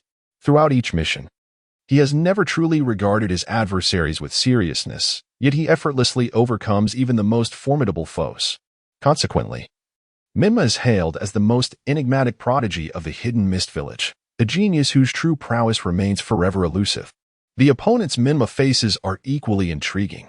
Kisame has never discerned the extent of Uehara's strength, as Uehara consistently exudes an air of confidence and composure, whether confronting Obito Uchiha or the 4th Mizukage, Yagura. With a playful grin, Kisame turned his gaze toward the adversary assigned to him. Over there lies a duel between 2 ninjas whose true powers have never been tested. "Who do you support, Zabuza?" "The only person I've ever supported is myself." Zabuza Momochi brandished his executioner's blade and charged at Kisame, igniting an internal conflict among the 7 ninja swordsmen. Chapter 41. The remarkably strong youth. The clash of blades between Toad Daibutsu and Kisame Hashigaki was far less intense than the battle between Uehara Nariku and Hzuki Mangetsu, hardly resembling a confrontation between boys of merely 12 or 13 years of age. Hzuki Mangetsu's sword, the Haramakuri, descended with lethal intent, carving a deep trench into the earth. Yet the blade met a yellow, circular defensive net. This was Uehara's defensive stance, which enveloped his form tightly, with spikes protruding from the intersections of the netting. "Is this all you can muster?" A smile crept upon Uehara's lips. The spiked defense he had acquired after defeating the 3-tailed beast was sufficient to withstand his adversary's blade techniques. As long as he did not encounter Might Guy from Konoha, his physical prowess could easily match most ninjas in combat. Hzuki Mangetsu, observing the smile on Uehara Nariku's face, twisted his wrist, and a gaseous aura emanated from the Haramakuri, enveloping the entire blade. Release the Haramakuri. H-Suki Mangitsu commanded coldly as the sword lashed toward Uehara. With his words, a sphere of chakra suddenly coalesced from the Haramakuri, striking Uehara Nariku and propelling him through the air. Merely this technique alone was insufficient. H-Suki Mangitsu swiftly retracted his hand, unfurling a summoning scroll, and raised his finger. Summoning technique. Dull blade. Dajiri. The dull blade, Dajiri, possessed a most peculiar appearance. One end resembling a large axe, while the other resembled a hammer. H-Suki Mangitsu lunged forward, swinging the sword against Uehara Nariku with his other hand. He lifted the hammer and struck down upon the back of the blade. The dull blade, Dajiri, was notorious for being able to breach any defense, as it unleashed two forces upon the enemy simultaneously. Clang! The dull blade, Dajiri, once again struck the yellow circular defensive net. Yet this time, Uehara Nariku's body was propelled backwards from the force, unable to withstand the compounded strength. H-Suki Mangitsu also felt the recoil from the spiked defense. A taste of blood creeping from the corner of his mouth. This sword is excessively noisy, isn't it? Uehara Nariku rose, brushing off the dirt from his clothing, disregarding the drain on his life energy, and pointed at the Dajiri in H-Suki Mangitsu's hand. A hammer and an axe do not quite match. They should be paired with a sickle for true mastery. What? H-Suki Mangitsu looked at Uehara with bewilderment, dismissing his nonsensical ramblings, still astonished by the defensive technique Uehara had just employed. What exactly was that yellow circular net? Could the dull blade, Dajiri, not shatter his defense? The Dajiri in H-Suki Mangitsu's hand dissipated into smoke, and he quickly flipped open the scroll, summoning another blade. Long blade, sewing needle. That is not the one I desire. Uehara Nariku's voice reached H-Suki Mangitsu's ears as he instantaneously darted to his opponent's side, aiming a kick to send the ninja blade flying from H-Suki's grasp. The long blade in the hands of Akari Mangitsu suddenly rose, evading Uehara's attack, and the steel wire behind the blade, needle, swiftly ensnared Uehara's ankle. Humph! This time, there is no escape for you. Akari Mangitsu hurled the needle, its sharp, elongated form piercing deeply into a grand tree, the wire coiling around Uehara's body, binding him securely to the trunk. Truly, a genius ninja well-versed in the 7 ninja blades. Almost every peculiar form of ninja weapon, Akari Mangitsu could wield with finesse, deploying them at the most opportune moments. Observing the bound Uehara Nariku, Akari extended his left hand, softly declaring, "Water release, great water arm technique." Instantly, his arm visibly thickened. This was a secret technique of the Akatsuki clan, capable of concentrating the body's moisture into the arm, thereby augmenting the strength of his wrist. Casting a glance at the battlefield across from him, he noted that Momochi Zabuza was entangled with Hashigaki Kasame amidst the mist, seemingly not in need of his ninja blades. "Zabuza-senpai, may I borrow your decapitating sword for a moment?" After swiftly forming hand seals, Akari spread his palm, summoning technique. "Decapitating sword. Damn brat, take it." Zabuza muttered from the mist, ultimately refraining from protest, covertly observing the duel between Uehara and Akari. Despite being merely 12 or 13, these two youngsters did not wield particularly formidable jutsu, yet their physical clashes were extraordinarily brutal. Each time Zabuza believed Uehara Nariku was doomed, Uehara would resiliently withstand the attacks, nonchalantly brushing himself off to stand again. Conversely, the proactive Akari Mangitsu had sustained considerable internal injuries, while Uehara's defensive techniques were astonishingly formidable. Just how fearful of death was this boy? Though Akari struggled to unleash powerful offensive jutsu, Uehara executed his defensive techniques with remarkable proficiency. Given that Akari had seized yet another opportunity for victory, Zabuza would undoubtedly come to his aid, especially for merely borrowing the decapitating sword. Only the decapitating sword could sever all. However, recalling Uehara Nariku's peculiar technique, Zabuza raised his voice. "Be careful. This guy seems capable of employing a defense jutsu that renders him completely unharmed, stronger than that previous yellow defense technique." Yet Zabuza's warning came too late. Seizing the rare opportunity after summoning the decapitating sword, Akari Mangetsu swung it towards Uehara Nariku's head. A resplendent golden shield emanated from Uehara's form. A radiant golden light pierced the vision of Ghost Lantern Moon, reflecting off the sharp, sleek blade of the decapitating sword and into the eyes of both Kisame Hashigaki and Zabuza Momochi. As seasoned ninjas who had once battled against Uehara Nariku, they were acutely aware of the formidable defense that this golden barrier possessed. An involuntary thought surfaced in their minds.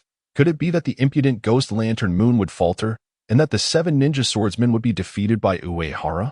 Bathed in golden light, Uehara Nariku boldly faced the edge of the decapitating sword. Beyond the invincible barrier of the Holy Judgment, he established an additional layer of yellow spike defense, meeting the blade head-on. Bang! Countless shards of metal flew in all directions. As Ghost Lantern Moon made contact with Uehara Nariku's first layer of defense, he was met with an overwhelming force of rebuff, utterly shattering the edge of his decapitating sword. If the blade suffered such devastation, Ghost Lantern Moon himself fared no better. The recoil inflicted grievous harm, causing the prodigious ninja from the Mist Village to spit out a mouthful of blood, his bones undoubtedly fractured in numerous places. Uehara Nariku opened his eyes, gazing down upon the injured Ghost Lantern Moon sprawled on the ground, tilting his head with a smirk. I haven't even made a move. And yet you've already fallen? Ghost Lantern Moon turned his head to inspect the remnants of his decapitating sword, now reduced to mere hilt, leaving him to question whether he had fallen victim to an illusion. However, the gravity of the situation left no room for hesitation. Water Style, Water Transformation Healing. Chapter 42. So you are also a brother complex. After Ghost Lantern Manue formed a series of hand seals, his body abruptly transformed into a splash of water, swiftly merging into the adjacent lake utilizing the family's ancestral water transformation technique. In merely a fleeting moment, he emerged from the water once more. Within seconds, Ghost Lantern Manue had regained his original form. His wounds and blood completely vanished. Aside from the significant chakra expenditure, he was entirely healed. The water transformation healing technique was nothing short of miraculous. This technique resembled the substitution jutsu of the Great Serpent style, capable of restoring all bodily injuries by consuming vast amounts of chakra. Uehara Nariku gazed at Ghost Lantern Manue, unable to suppress his admiration. If you possessed a top-tier bloodline from the ninja world, you might very well become a genius ninja capable of rivaling Uchiha Itachi. This remark reflected Uehara's genuine thoughts. At merely 13 years of age, Ghost Lantern Manue had mastered the family's water transformation technique with remarkable proficiency. He could utilize this technique to become immune to physical attacks while simultaneously healing himself, excelling in swordsmanship. Additionally, he wielded every special ninja blade from the Mist Village with an ease akin to that of his own limbs, making him surpass the average jonin in combat prowess. One might say that he truly exemplified the lineage of a prestigious ninja clan. In certain respects, Ghost Lantern Manue bore a striking resemblance to Uchiha Itachi. Both were 13 years old and heirs of prominent clans from major ninja villages, destined to face premature demise in the annals of future ninja history due to grave illnesses. The S-rank rogue ninja from Konoha, who annihilated his own clan, Itachi? Ghost Lantern Manue cast a bewildered glance at Uehara, perplexed by the sudden mention of Uchiha Itachi, whose strength was indeed formidable. Recently, when Itachi and Pipa Shirzong infiltrated the Land of Water, it was reported that they severely injured the four-tailed Jinchuriki, causing a considerable uproar within the village. This incident prompted Yagura to retreat from the Mist Village to recuperate in hiding, while Momochi Zabuza harbored intentions of assassinating Yagura. Consequently, the Mist Village began discreetly gathering intelligence on him, reflecting on the wanted posters circulating in the ninja world and the rumors he had heard. Ghost Lantern Manue shook his head and declared, "I would never harm my own kin or torment my brother as he did." Uehara Nariku chuckled softly, choosing not to elaborate further, finding it amusing. Was it true that every ninja with a younger brother in the ninja world suffered from an intense brother complex? As this thought crossed Uehara's mind, a smile graced his face as he tentatively suggested, "If you were to surrender now, I might consider sparing your brother's life." After uttering this, Uehara pretended to press his temples, continuing with a playful tone, Let me think." His name is Ghost Lantern Mizuki, and he should be 8 years old, correct? A flash of anger instantly crossed Ghost Lantern Manuel's face. The rarely moved genius of the Mist Village now clenched his fist with a crackling sound. With a serious expression, Kirigakure's Mangitsu gazed intently at Uehara Nariku, delivering his warning. If anyone dares to mention harming Mizuki, I will fight with all my might. It seems my suspicions were correct. Uehara Nariku's smile deepened, as he appeared to have discovered a means to subdue Mangitsu. Indeed, this fellow was also a brotherly ninja at heart. Such a talented shinobi, to keep him within the confines of the Mist Village, destined to succumb to illness, would be a tremendous waste of potential, wouldn't it? The thought alone is amusing. During a meeting at the Akatsuki base, Uehara resolutely declared that he could also recruit Kisame Hashigaki into the organization, while Conan advised him not to concern himself with the mission, emphasizing that safeguarding his own safety was paramount. If he were to bring back the last 3 members of the 7 ninja swordsmen from the mist, it would nearly constitute the utmost completion of his task, wouldn't it? At the very least, a confrontation would be necessary, right? When Pain and Conan were establishing their enterprise, how did they recruit personnel? Was it not through a thorough beating and intimidation, gradually forming a formidable force in the shinobi world? A more pronounced smile graced Uehara's face, laced with provocation. But even if you struggle with all your might, it will be futile. I will kill you first, and then your brother. To bolster his argument, Uehara continued with his analysis. If the news of the 4th Mizuki's demise were to leak, chaos would surely ensue in the Mist Village, making it seem rather simple to eliminate your brother. Bastard. Mangitsu, aware that the young ninja before him sought to incite him, nevertheless could not contain his fury when it came to Kirigakure Mizuki. Abandon your unrealistic notions. I will slay you here. With his anger boiling, Mangitsu transformed into a colossal water being, delivering a punch towards Uehara's position. Boom. Waves erupted. The water giant's fist struck Uehara, the immense force nearly causing the earth to collapse, as torrents of water surged forth, flooding the ground. Could mere water transformation technique achieve such magnitude? Uehara surfaced from the water, floating in midair, gazing at the gigantic water entity, slowly spreading his arms. Alas, no ninjutsu is without its weaknesses. Every technique has its flaws. For instance, your Kirigakure's water transformation is particularly vulnerable to lightning release. The water giant, hearing Uehara's words, hesitated momentarily, its enormous hands forming seals. Water surged from the ground, cascading down from the giant's fingers like a waterfall. Mangitsu's voice resonated from within the water being, coldly declaring, "You shall not have the opportunity to unleash your water release ninjutsu." Water release, great exploding water colliding wave. A torrent of water erupted from the giant's mouth, hurtling towards Uehara Nariku, with waves crashing and swirling, forming a massive water sphere that ensnared him. Uehara cast a glance at his drenched attire, preparing to surface from the water sphere when he suddenly sensed a drastic reduction in the density of the surrounding water, which began to constrict around his body. Hozuki Mangitsu had completely melded into the depths.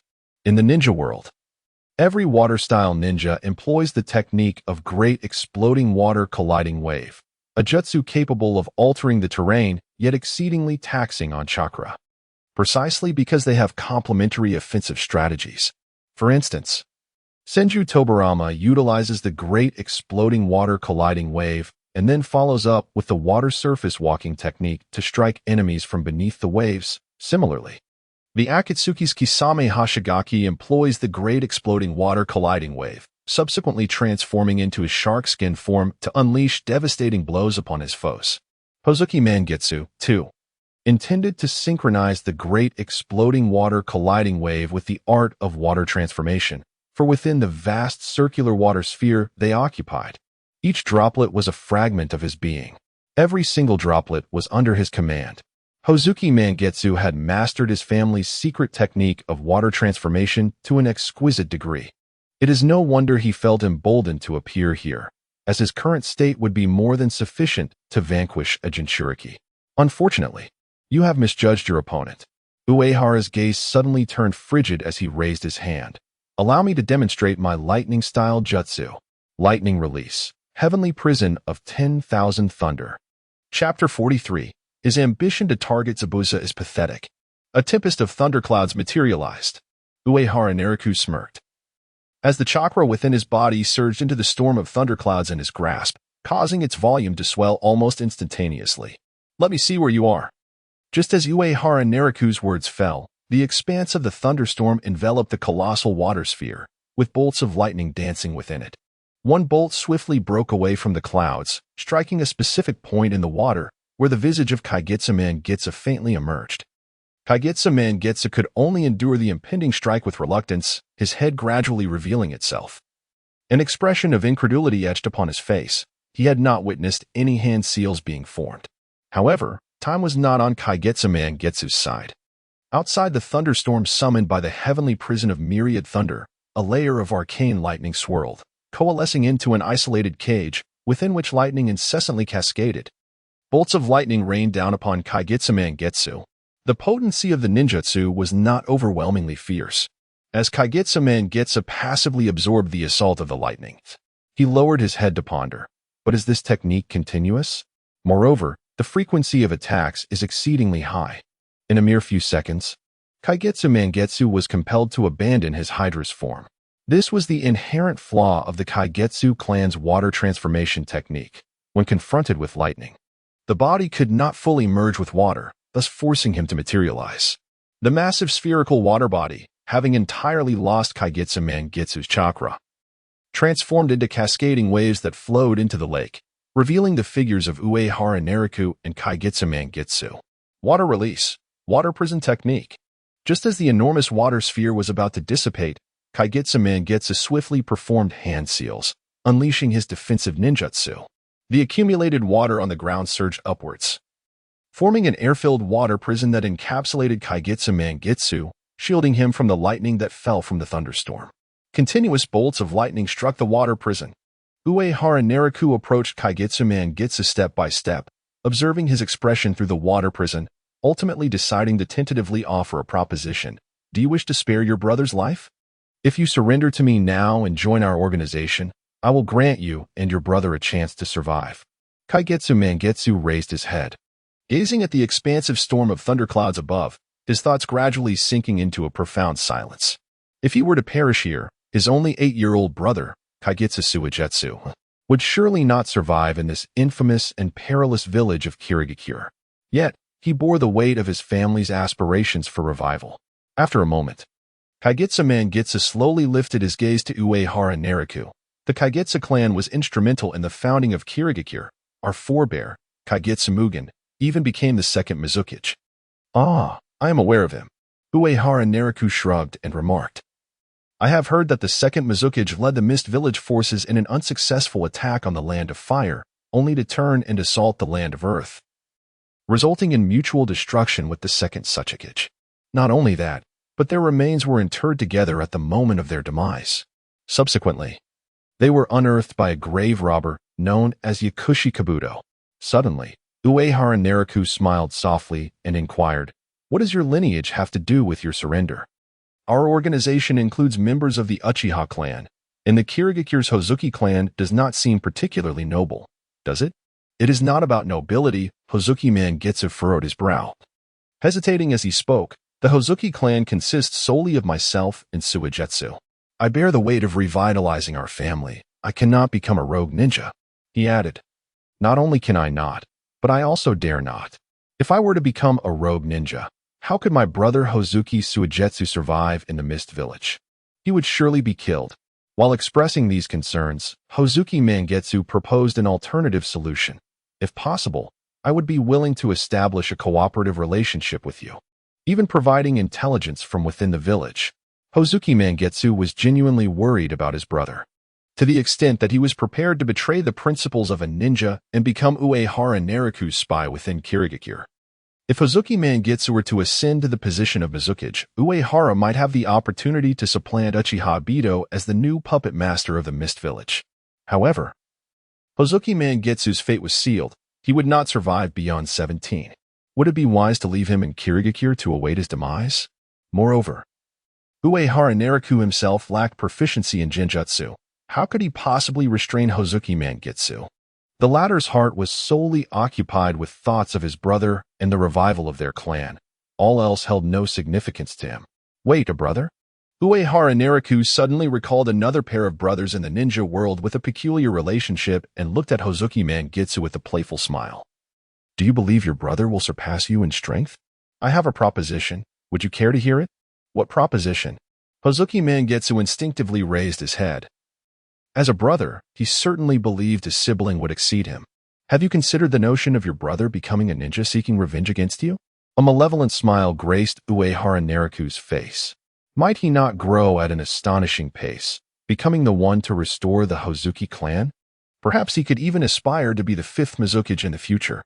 After a moment of confusion, Hozuki Mangitsu shook his head. With only Suigetsu remaining in this blood mist, it is impossible for him to survive. Many in the village harbor animosity toward the Hozuki clan. Then entrust him to someone trustworthy, Uehara Nariku suggested, recalling the brown-haired Kunoichi who had once offered him cookies. Now that I have dealt with Yagura, the blood mist should soon dissipate.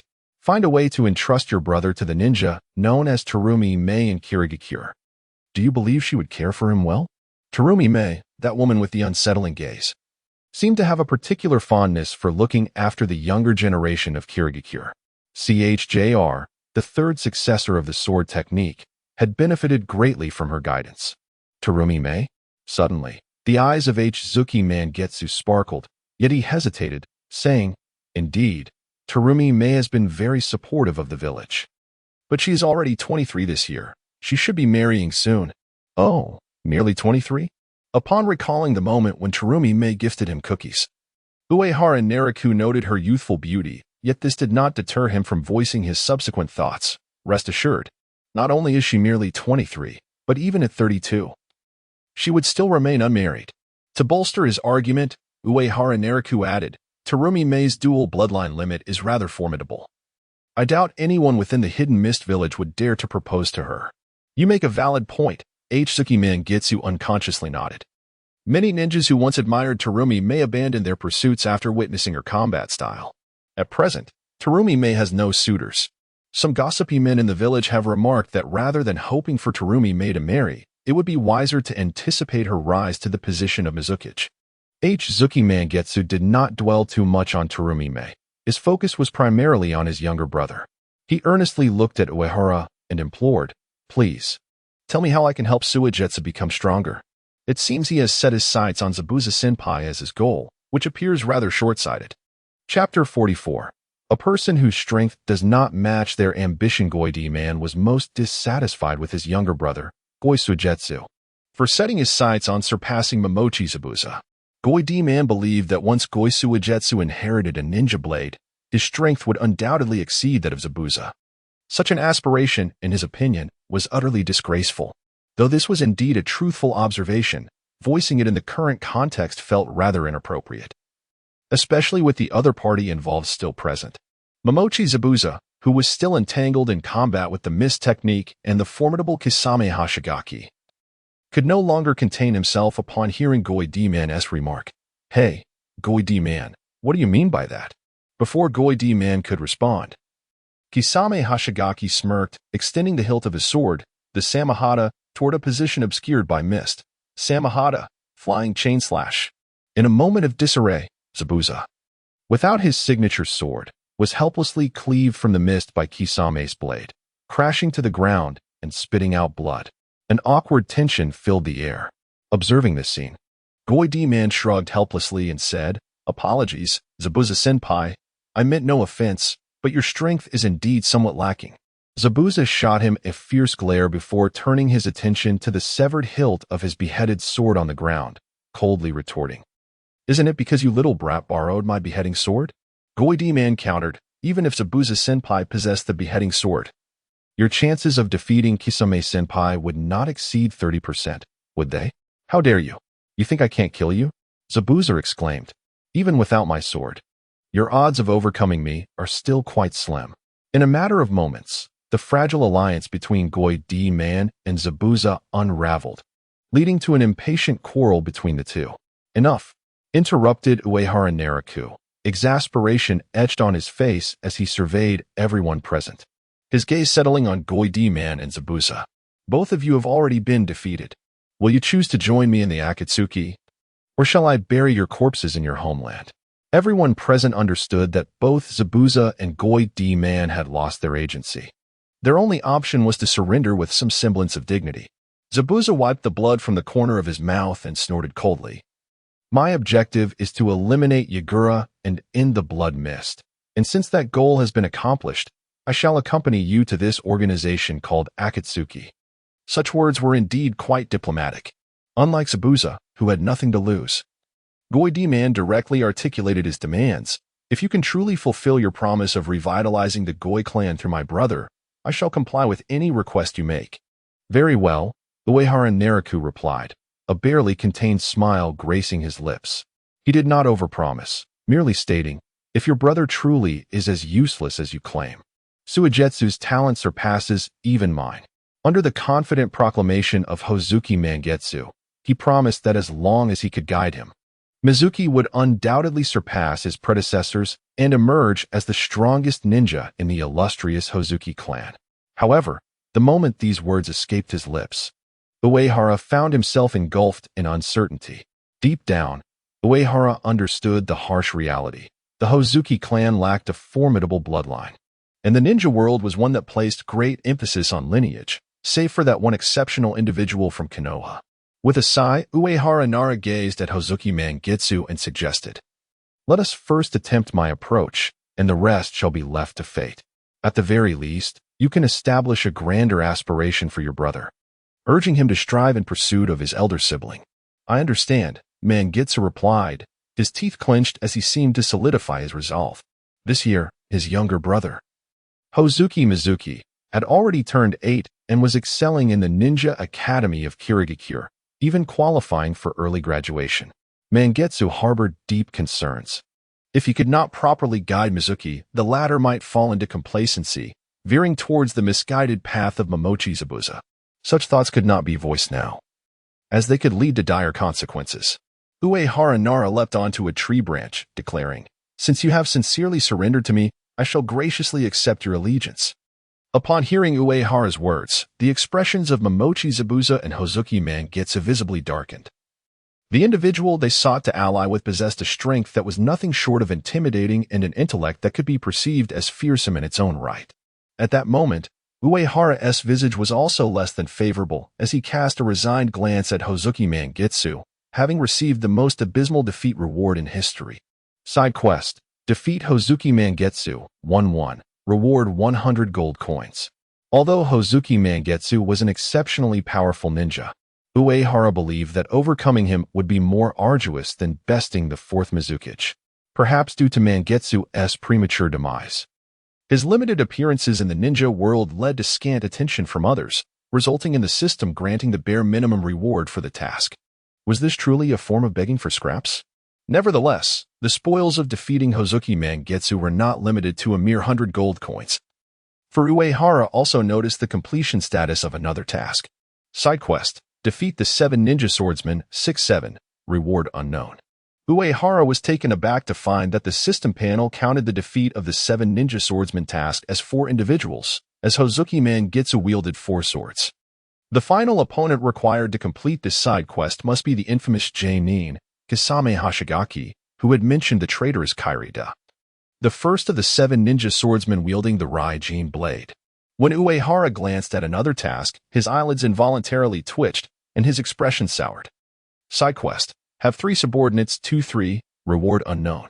Currently, the 3 members of the 7 ninja swordsmen in Kirigakure were nominally under Uehara's command, with Kisame being the first to pledge loyalty to him.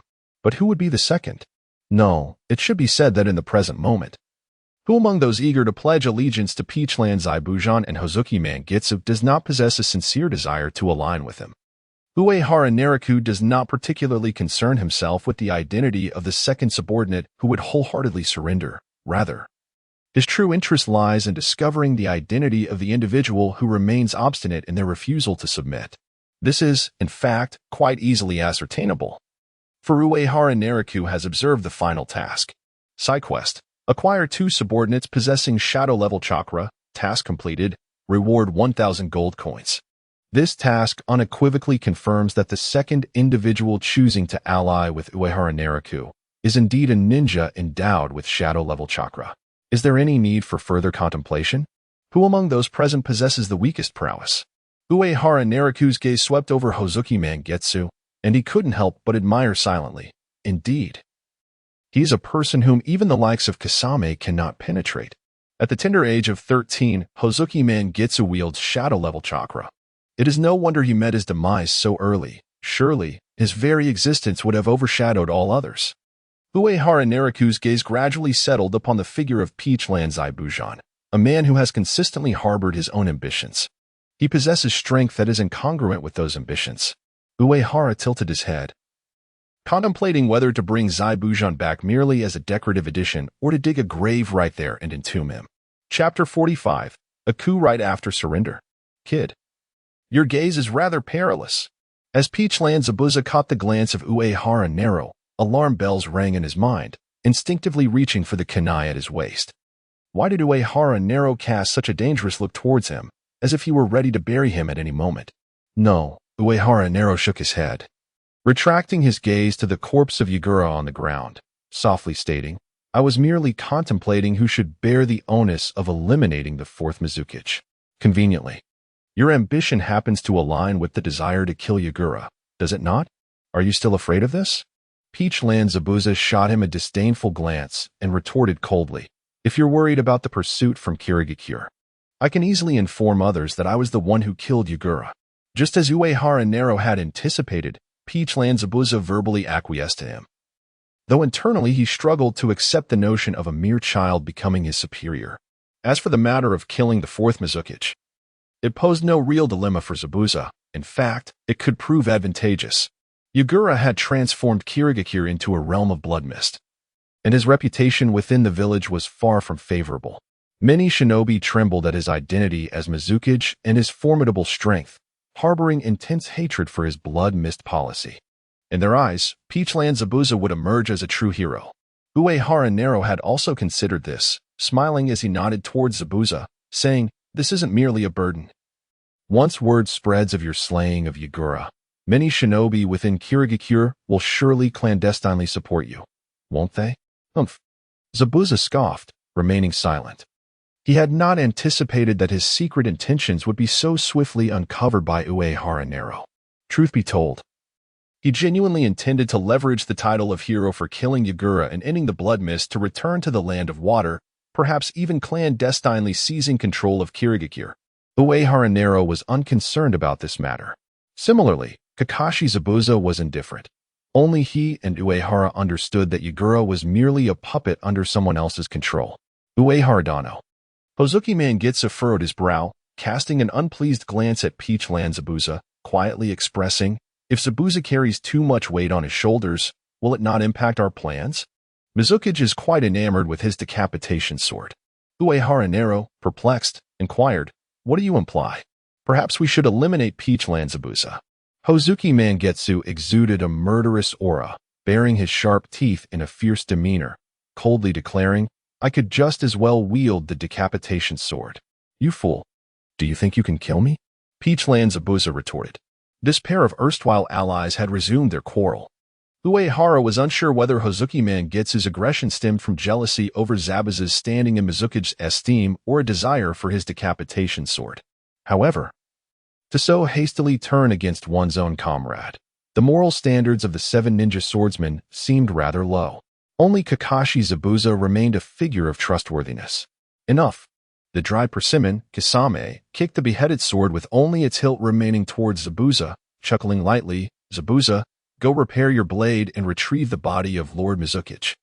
Where shall we head next, Uehara?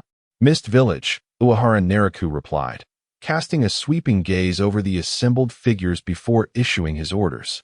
Zabuza, announce to Mist Village that you were the one who killed the fourth Mizukichi. Hozuki Mangetsu, attend to your own matters. This evening. Kisame and I will await you outside Mist Village. Understood. Very well. Both Zabuza and Hozuki responded in unison before vanishing in an instant, leaving only Kisame standing behind Uehara. Kisame observed Uehara's silhouette and offered a compliment. Today, I noticed that Lord Uehara's strength seems to have grown even more formidable. Is that so? Uehara Nariku replied, somewhat bashfully. Hesitant to admit he relied on external assistance, a concept that a straightforward man like Kisame might struggle to comprehend. Naturally, he also found it challenging to understand the phenomenon of the tireless warriors in the ninja world. Kisame chuckled, assuming Uehara was merely being modest, and continued, "At your age, Lord Uehara, you will undoubtedly become even stronger and may one day surpass that demigod of the Rain Village." "Hanzo of the Salamander, you mean?" Uehara couldn't help but laugh. "Hey, Kisame, using him as an example is a subtle jab at my lack of strength, isn't it?" Kisame shook his head with a smile, then turned serious. "No, your power is beyond my comprehension. I cannot fathom what that guy, Obito Uchiha, was thinking when he dared to stand against you." "That guy?" Uehara murmured, cautioning Kisame. "Do not underestimate him just because he is not the true Uchiha Madara. In some respects, Obito is far more troublesome than Madara." "Is that so?" Kisame pondered for a moment before suddenly grinning. "I believe I might know how to regain his trust. But how should I explain that Lord Uehara is willing to spare my life?" Uehara contemplated for a while, then devised a reason. "Just consider me a diligent intern aspiring to become a formal member of Akatsuki, as my mission in the Land of Water was to recruit you." "Understood." Kisame grinned. "Let us go. I need to accompany someone." Uehara recalled the white figure he had previously arranged to await Zabuza's return. Since there was no longer a need to retrieve Zabuza, it was only fitting to bring White along. Uehara's journey in the Land of Water had proceeded smoothly, with all intended tasks completed and even some exceeded. The only lingering concern was the whereabouts of Obito Uchiha. Surely he wasn't still pursuing Kakashi Hatake? Uehara's speculation was accurate. Obito had indeed been tracking the movements of Kakashi and Hanar. As dusk approached, Kakashi and Hanar took refuge in the forest outside Mist Village. Kakashi believed that Obito Uchiha was still lurking near the hidden Mist Village, plotting revenge for Rin. However, Hanar suspected that Obito was a schemer intent on their demise, continually urging Kakashi to flee the Land of Water. Yet, the prospect of uncovering the truth from Obito and bringing him back to Konoha was something Kakashi could not forsake. Analyzing the intelligence gleaned from Hanar, he sensed that his dear friend's intellect had considerably sharpened. Indeed, do people truly evolve? Hanar nudged Kakashi's shoulder, pointing towards the flickering flames below in the hidden Mist Village, exclaiming, "Kakashi, it appears something has happened in the village." The sounds of battle could even be heard echoing from the mountains. Kakashi's expression shifted to one of urgency, disregarding his injuries. He resolved to investigate. It could be Obito's doing. "I must see for myself. He will kill you." Hanar grasped his arm firmly. Kakashi remained silent for a moment, gradually prying her fingers from his arm, bowing his head as he said, "Even if Obito seeks to end my life, I must extract the truth from him. Even if his refusal to return to the village stems from Rin's death, then why would he wish to harm the couple, Minato and Kushina?" Chapter 46. In the span of a single night, 3 members of the 7 ninja swordsmen defected. A metallic scent permeated the air. The bloodshed in Kirigakure alarmed many. With the 4th Mizukage, Yagura, and the 7 ninja swordsmen absent from the village, it resulted in the swift downfall of Kirigakure. As a horde of ninjas wielding bone spikes surged in, wreaking havoc. These ninjas hailed from the Kagaya clan of the Land of Water, possessing the cursed bloodline of the Shikatsu Miyaku, along with an inherent proclivity for bloodshed. They had long harbored ambitions to conquer Kirigakure. The Kagaya clan's assault on the village that night was no mere coincidence. They had previously received word of Yagura being severely injured by Itachi Uchiha, and that evening, news of his assassination reached them. Unable to contain their fury, the clan leader led a full-scale attack on Kirigakure. However, the Kagaya clan's onslaught was swiftly met with resistance. Ao quickly organized the village's ninjas to eliminate the intruders. Faced with the overwhelming numbers of Kirigakure's shinobi, the Kagaya clan, numbering merely in the hundreds, stood no chance of victory and could not even hope to escape. Soon, the entirety of the Kagaya clan was slain at the hands of Kirigakure's ninjas, save for a young boy named Kagaya Kimimaro, whose kin lay in a heap around him. The ninjas of Kirigakure finally breathed a sigh of relief. Just as they prepared to bury the fallen, another diminutive body fell atop the pile like a rag. The Kirigakure shinobi were taken aback. Upon closer inspection of the small corpse, their faces paled and panic ensued. "Lord Mizukage, it is the 4th Mizukage," Someone has slain Lord Mizukichi. Quick, inform Elder Genjutsu. Regardless of their feelings towards the blood mist policy or their respect or disdain for Yagura, he remained the leader of Kirigakure. Yet, the corpse of their Mizukichi lay discarded before them, a profound humiliation for every shinobi present. Silence. Do not create such a ruckus. A cold voice cut through the chaos. Zabuza Momochi leaped onto the pile, brandishing his executioner's sword, and declared with an icy demeanor, I killed Yagura. Do you have any objections? Zabuza, that was Lord Mizukichi. Zabuza, why did you kill the Mizukichi? In response to the crowd's inquiries, Zabuza scanned the faces around him, nonchalantly cleaning his ears, and replied, because I loathe this blood-soaked village. I deemed it necessary to eliminate the useless Yagura. Zabuza. A blue-haired ninja broke through the throng, glaring at Zabuza atop the pile of corpses. Teeth clenched as he spoke. Are you planning to defect? Indeed. Zabuza sneered, fixing his gaze on the questioning ninja, and suddenly retorted, Ayo, do you truly believe that the Kagaya clan, those mindless monsters, launched their assault without someone leaking information to them? This news indeed resembles the actions of Momochi Zabuza. Moreover, prior to the assassination of the fourth Mizukichi, he had already disclosed the information about the attempted murder to the Kagaya clan, primarily to ensure his own escape from the pursuit of the Mist Ninjas following a failed assassination. At this juncture, it is of little consequence. The ambush by the Kagaya clan's ninjas has conveniently gathered the Mist Ninjas, allowing Zabuza to audaciously proclaim his success in assassinating the Mizukichi.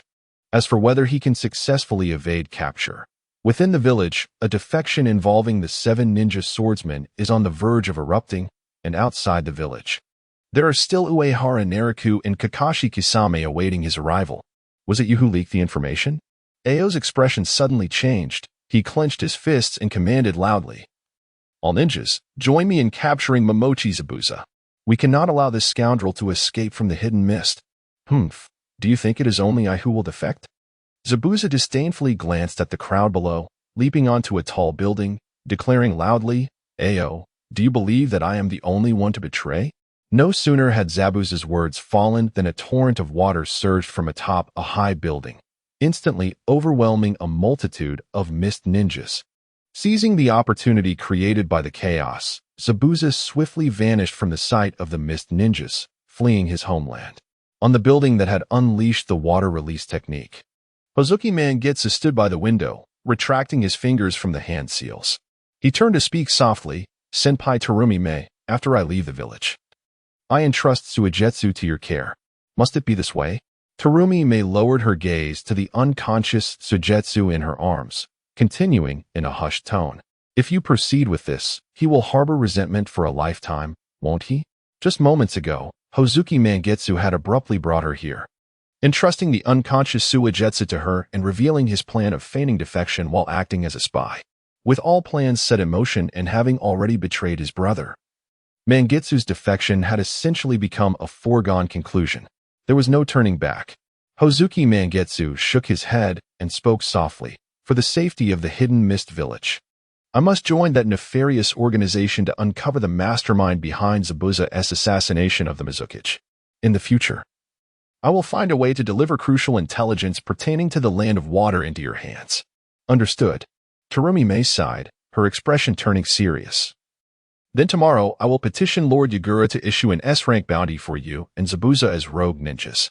Within that organization, ensure you safeguard your own security. Yes. Hozuki Mangetsu respectfully bowed and added, by the way, Senpai Terumi-me, there is also the S-rank bounty for Kisame Hashigaki. Terumi-me, who already bore a troubled expression, now looked even graver, her eyes widening in shock. Wait, Hashigaki Kisame has defected too? What is happening? The reformed second 7 ninja swordsmen of the Hidden Mist only consists of 3 members, and now, in a single night, they have all defected? What on earth is going on? Terumi-me felt utterly unsettled. Is it possible to declare the 7 ninja swordsmen disbanded? After a moment of contemplation, Hozuki Mangetsu carefully organized his thoughts. I suspect that Kakashi Kisame may have long been a member of that nefarious organization, secretly inciting Lord Mizukichi to annihilate the ninjas of our village. I will find a way to uncover the truth behind this matter. Terumi-me suddenly clenched her fists, her nails nearly embedding into her flesh. Her body stiffened for a moment before she reluctantly spoke. I understand. You should leave this place at once. The villagers will soon begin their pursuit of you.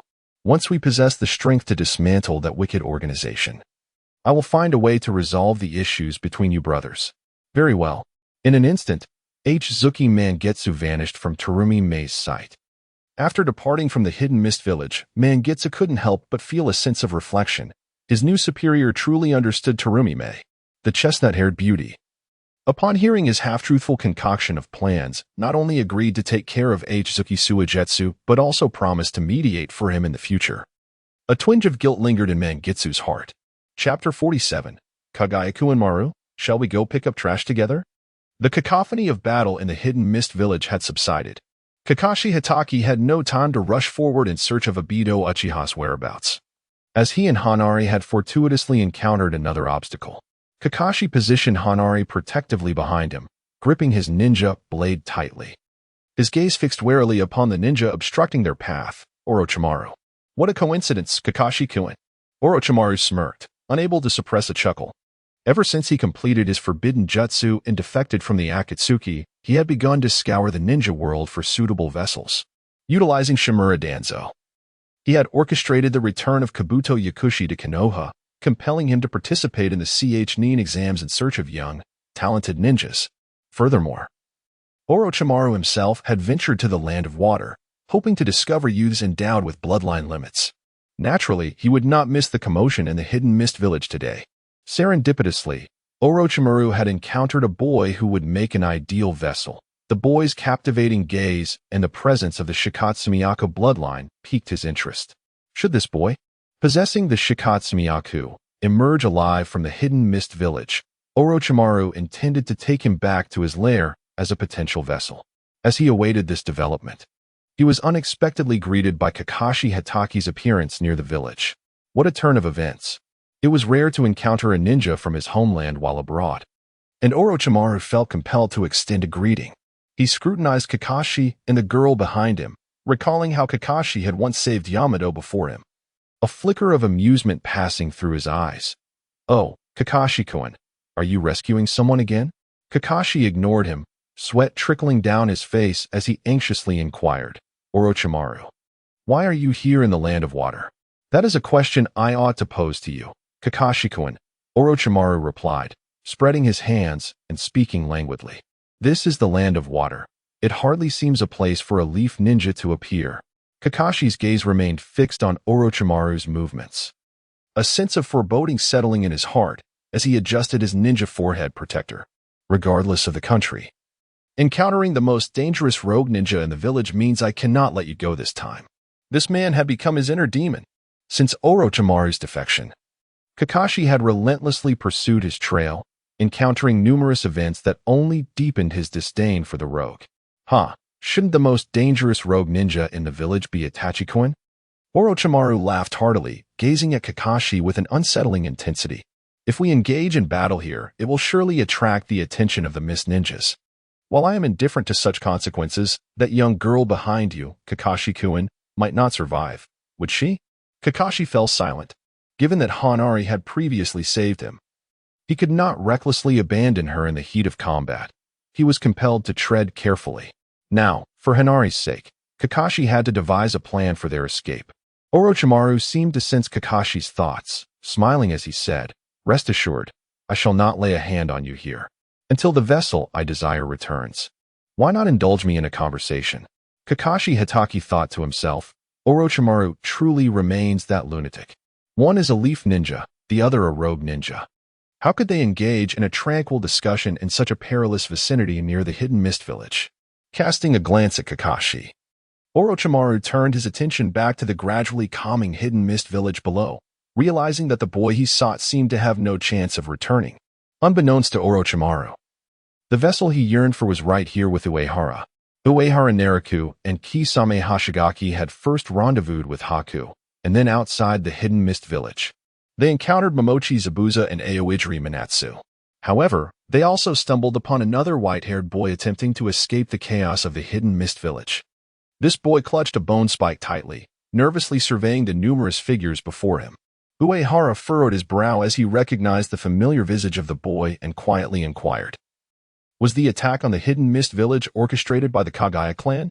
Indeed, Zabuza nodded, casting a cold glance at the white-haired boy. Is this little brat a stray from the Kagaya clan? Allow me to dispose of him. Upon hearing Zabuza's words, the white-haired boy's expression darkened, and he charged forward, gripping his bone spike with determination. Yet, in terms of strength, he was far from matching Zabuza, and having just escaped the Hidden Mist village. His stamina and chakra were woefully insufficient. Zabuza swiftly severed the boy's bone spike with his sword, raising it to deliver a fatal blow. Uehara halted Zabuza, stepping beside the white-haired boy and asking, "What is your name?" "Kagaya Kimimaro," the boy replied slowly, seeming unaccustomed to conversation. Uehara's eyes brightened. He had not anticipated encountering Kimimaro while preparing to leave the Land of Water, having assumed that Orochimaru had already taken him away. Looking at the white-haired boy, Uehara spoke softly, "Now that your kin have all perished in the Hidden Mist village, where do you intend to go?" Kimimaro lowered his head, hesitating before murmuring, "I do not know. I have nothing left." Kimimaro had always lived a solitary existence within his clan, imprisoned by his kin as a weapon. Yet he believed that the cage confining him was his home, and those who guarded him were his family. Now, with the entirety of the Kagaya clan slain in the Hidden Mist village, Kimimaro was granted freedom, yet he lost everything, even the meaning of living. Uehara recalled Kimimaro's brief life and the bloodline disease afflicting him, instinctively remarking, "You are not entirely devoid of everything. You still carry your illness, do you not?" As soon as the words left his mouth, Uehara regretted them. Upon hearing the words of Uehara Nariku, the crowd cast puzzled glances in his direction. What devilish utterance was this? However, Kagaya Maru reacted differently, staring at Uehara Nariku in astonishment. "How do you know that?" Uehara Nariku appeared slightly embarrassed. Fortunately, the companion beside him, Bai, tugged at his arm, anxious that he might utter something inappropriate. As a wanderer from the Land of Water, Bai somewhat understood Kagaya Maru's confusion. He looked at Kagaya Maru and invitingly said, "Maru, you can join us. We can go to the junkyard together to scavenge for food and earn a living together." The bewilderment in Kagaya Maru's eyes gradually faded, and he gazed at Bai with growing warmth. "Can I stay with you?" Bai, who possessed a certain charm with his endearing appearance, naturally inspired trust in Maru. Just as Bai was about to respond, he paused and turned to Uehara Nariku. "Uehara, if we leave here, can we take Maru with us?" Thankfully, he was aware of who held the authority in their group. After a moment of silence, Uehara Nariku sighed and replied, "Of course, but please refrain from mentioning that we live in a junkyard." Chapter 48. The emergence of Orochimaru. Uehara Nariku surveyed his small team, comprised of 3 members from the 7 ninja swordsmen and 2 burdens with bloodline limits, one of whom was gravely ill. He turned to Kagaya Kimimaro and softly inquired, "Did you encounter any peculiar individuals on your way here? Perhaps someone with serpentine eyes?" There exists an unwritten rule in the ninja world. Wherever there are gifted youths wandering astray, the notorious human trafficker Orochimaru is bound to appear, riding on a great brown serpent to abduct these children. "Yes," Kimimaro responded, then bowed his head in contemplation, striving to articulate the stranger's appearance with his limited vocabulary. "That person is formidable, stronger than many I have encountered, and quite handsome." Uehara Nariku found himself momentarily dazed. Could it truly be Orochimaru? Why describe him as handsome?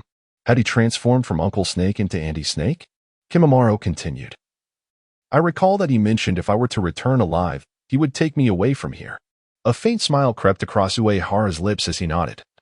"Then let us go see. I too wish to discover the significance of life as he perceives it." Should they cross paths with Orochimaru?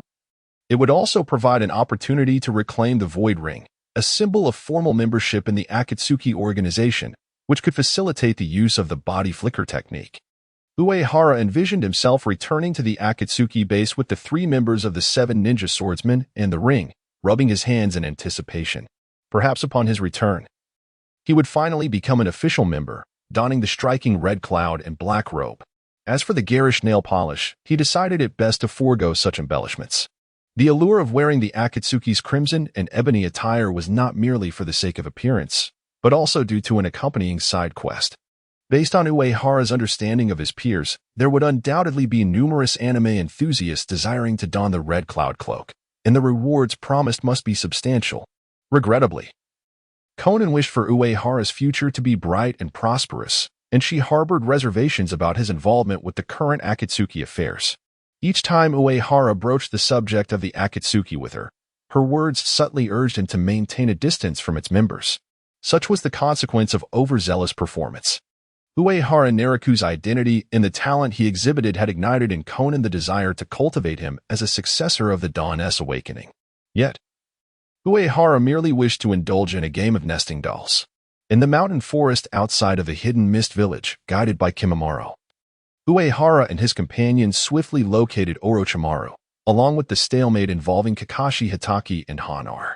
Upon seeing Kimimaro, Orochimaru could not suppress a smile. It appears the alternative vessel I sought has returned alive. However, in the next moment, the smile on Orochimaru's face began to stiffen. As several individuals appeared behind Kagayaku-Maru, it became evident that this impish figure was not seeking refuge with him, but rather was here to orchestrate his downfall. At the rear of this cohort stood 3 men, each shouldering an oddly shaped ninja sword. They were none other than the formidable members of the 7 ninja swordsmen of the mist, Momochi Zabuza, Hozuki Mangetsu, and Kisame Hashigaki, all of whom Orochimaru had heard of. Just as Orochimaru contemplated making a remark, a youthful voice rang out. "Everyone, take a good look at our senior. This is Orochimaru, one of the legendary Sannin of Konoha. Someone you can rarely hope to meet." Orochimaru's expression darkened involuntarily. Who dared to speak such words? Did they mean to treat him as a mere spectacle? Zabuza and Mangetsu parted to allow Uehara Nariku to step forward, a sight that tightened Orochimaru's gaze. He recognized Uehara Nariku as one of the only 2 interns within the Akatsuki, and notably the youngest member. Uehara left an impression on Orochimaru. Uehara advanced toward the assembly. His eyes locked onto Orochimaru, the smile on his face gradually fading into a menacing glare, having witnessed the aura of a senior. It is now time to properly entertain this esteemed figure of the ninja world. A flicker of anger crossed Orochimaru's eyes as he regarded Uehara with derision. A mere child presumes to assert his worth. "Orochimaru-senpai," Uehara interjected, disrupting Orochimaru's words. "What right do you have to speak so arrogantly before me, having been vanquished by merely a glance? Do you think I am easier to bully than others?" Uehara had deduced that the key to facing formidable adversaries lay in ruthlessly exposing their vulnerabilities, thereby elevating his own standing. That insufferable brat. Being bested by Uchiha Itachi's mere gaze was one of Orochimaru's greatest grievances of late, intensifying his obsession with the power of the Sharingan. Otherwise, he would not have so boldly positioned himself before Kakashi. However, as a seasoned ninja, Orochimaru maintained his composure. After a fleeting moment of brooding, he regained his smile. Never mind. I should thank you for bringing me the person I desired. Are you perhaps too old to discern the situation?" Uehara remarked, addressing Orochimaru and Kakashi. "So, we have Kakashi of Konoha present as well." Kakashi felt a surge of tension. During the verbal sparring between Orochimaru and Uehara, he found himself at a loss, reluctant to intervene. He had witnessed Uehara employ a unique lightning release technique, one that even the Sharingan could not replicate, to decimate numerous mist ninjas.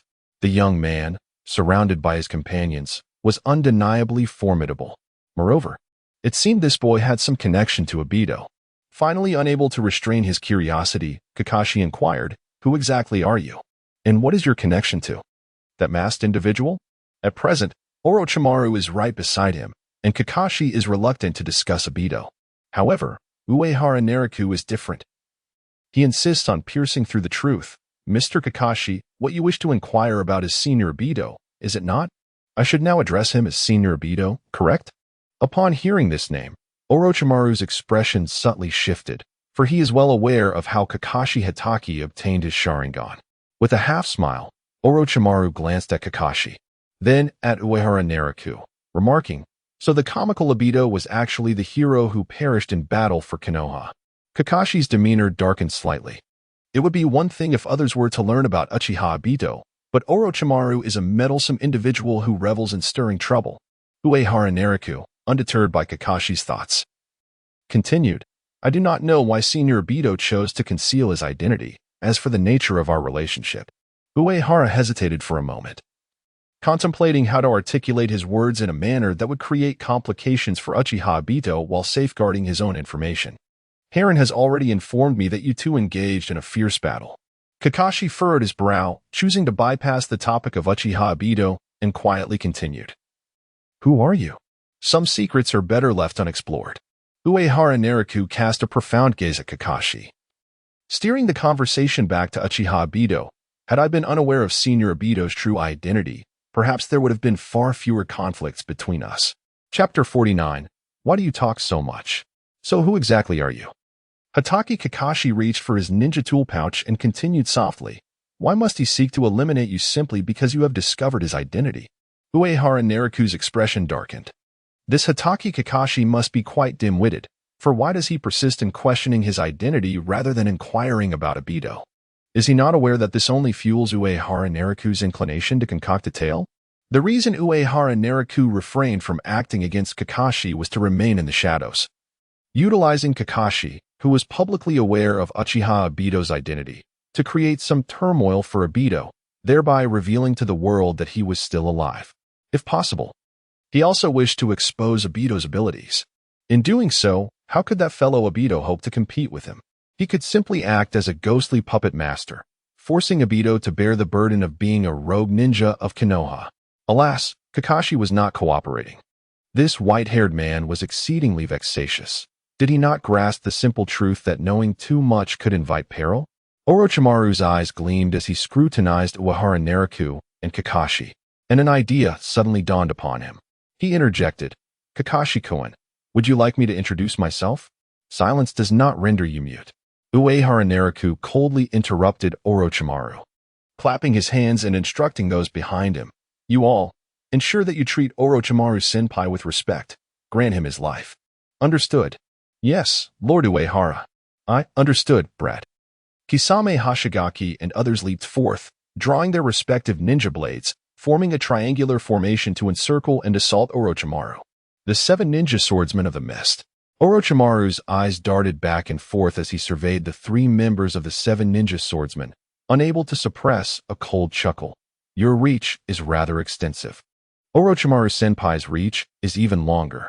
Uehara Nariku glanced at Orochimaru and cautioned Kisame and the others. Do not allow him to interrupt my conversation with Kakashi-san. Understood. Kisame Hashigaki and Kirigakure's Manji each brandished their blades and charged forward, while Zabuza Momochi followed closely with a scoff, as Orochimaru was forced back by Kisame and the others. Uehara Nariku turned to Kakashi and the girl beside him, speaking softly. Kakashi-san, we hope to engage in open and honest dialogue. This.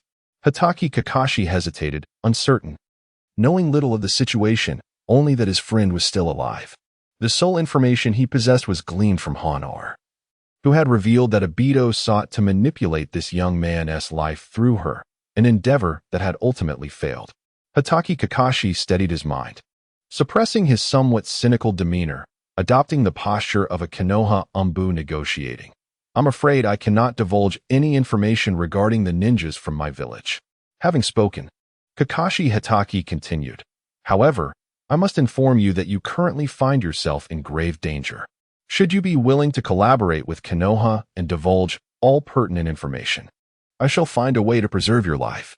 His words bore an official tone. Typically, when Konoha ninjas encounter those seeking assistance, such discussions unfold. After a thorough understanding of the situation, the Konoha ninja decides whether to extend help, often with favorable outcomes. Unfortunately for Kakashi, today he faced Uehara. Uehara Nariku could not suppress a smirk upon hearing Kakashi's words. Did this man truly believe he could extract information from him so easily? Uehara raised his gaze to the feigned earnestness of Kakashi, retorting coldly, but your strength pales in comparison to mine, does it not? I have Konoha backing me. Kakashi's expression remained unperturbed as he softly continued. I am aware that Obito has devised a conspiracy against you. If we could collaborate and you share your circumstances with me, I could assist you in thwarting his schemes. Is that so? Uehara massaged his forehead, casting a furtive glance at the fierce battle taking place nearby involving Momochi Zabuza. Kakashi's tactics felt oddly familiar. If Uehara were truly powerless against Uchiha Obito, or if he were genuinely unaware of Kakashi's capabilities, he might have actually believed him. Your sincerity is lacking, Mr. Kakashi. Uehara sighed, a hint of disappointment in his voice as he eyed the girl emerging from behind Kakashi. She approached Kakashi's side, gazing intently at Uehara. Hanari's eyes trembled slightly as she scrutinized Uehara Naraku, silently attempting to penetrate his memories. This was her unique skill. Hanari could form seals through her eyes, casting mental techniques to extract information from her target's mind, hoping to assist Kakashi in this manner. Unfortunately for her, she had misjudged her target.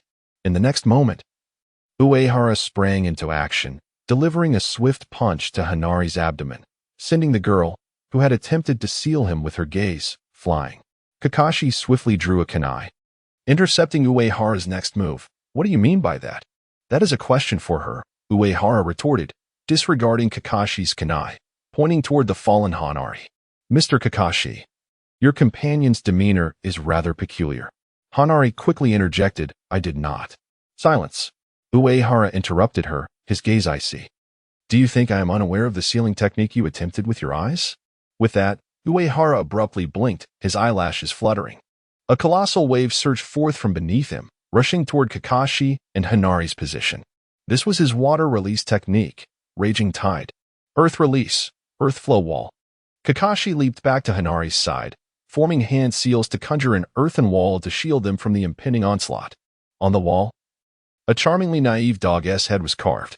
However, the waves beneath Uehara's feet surged with fury, crashing relentlessly against the earthen wall, sweeping Kakashi Hitaki and Hanari far away.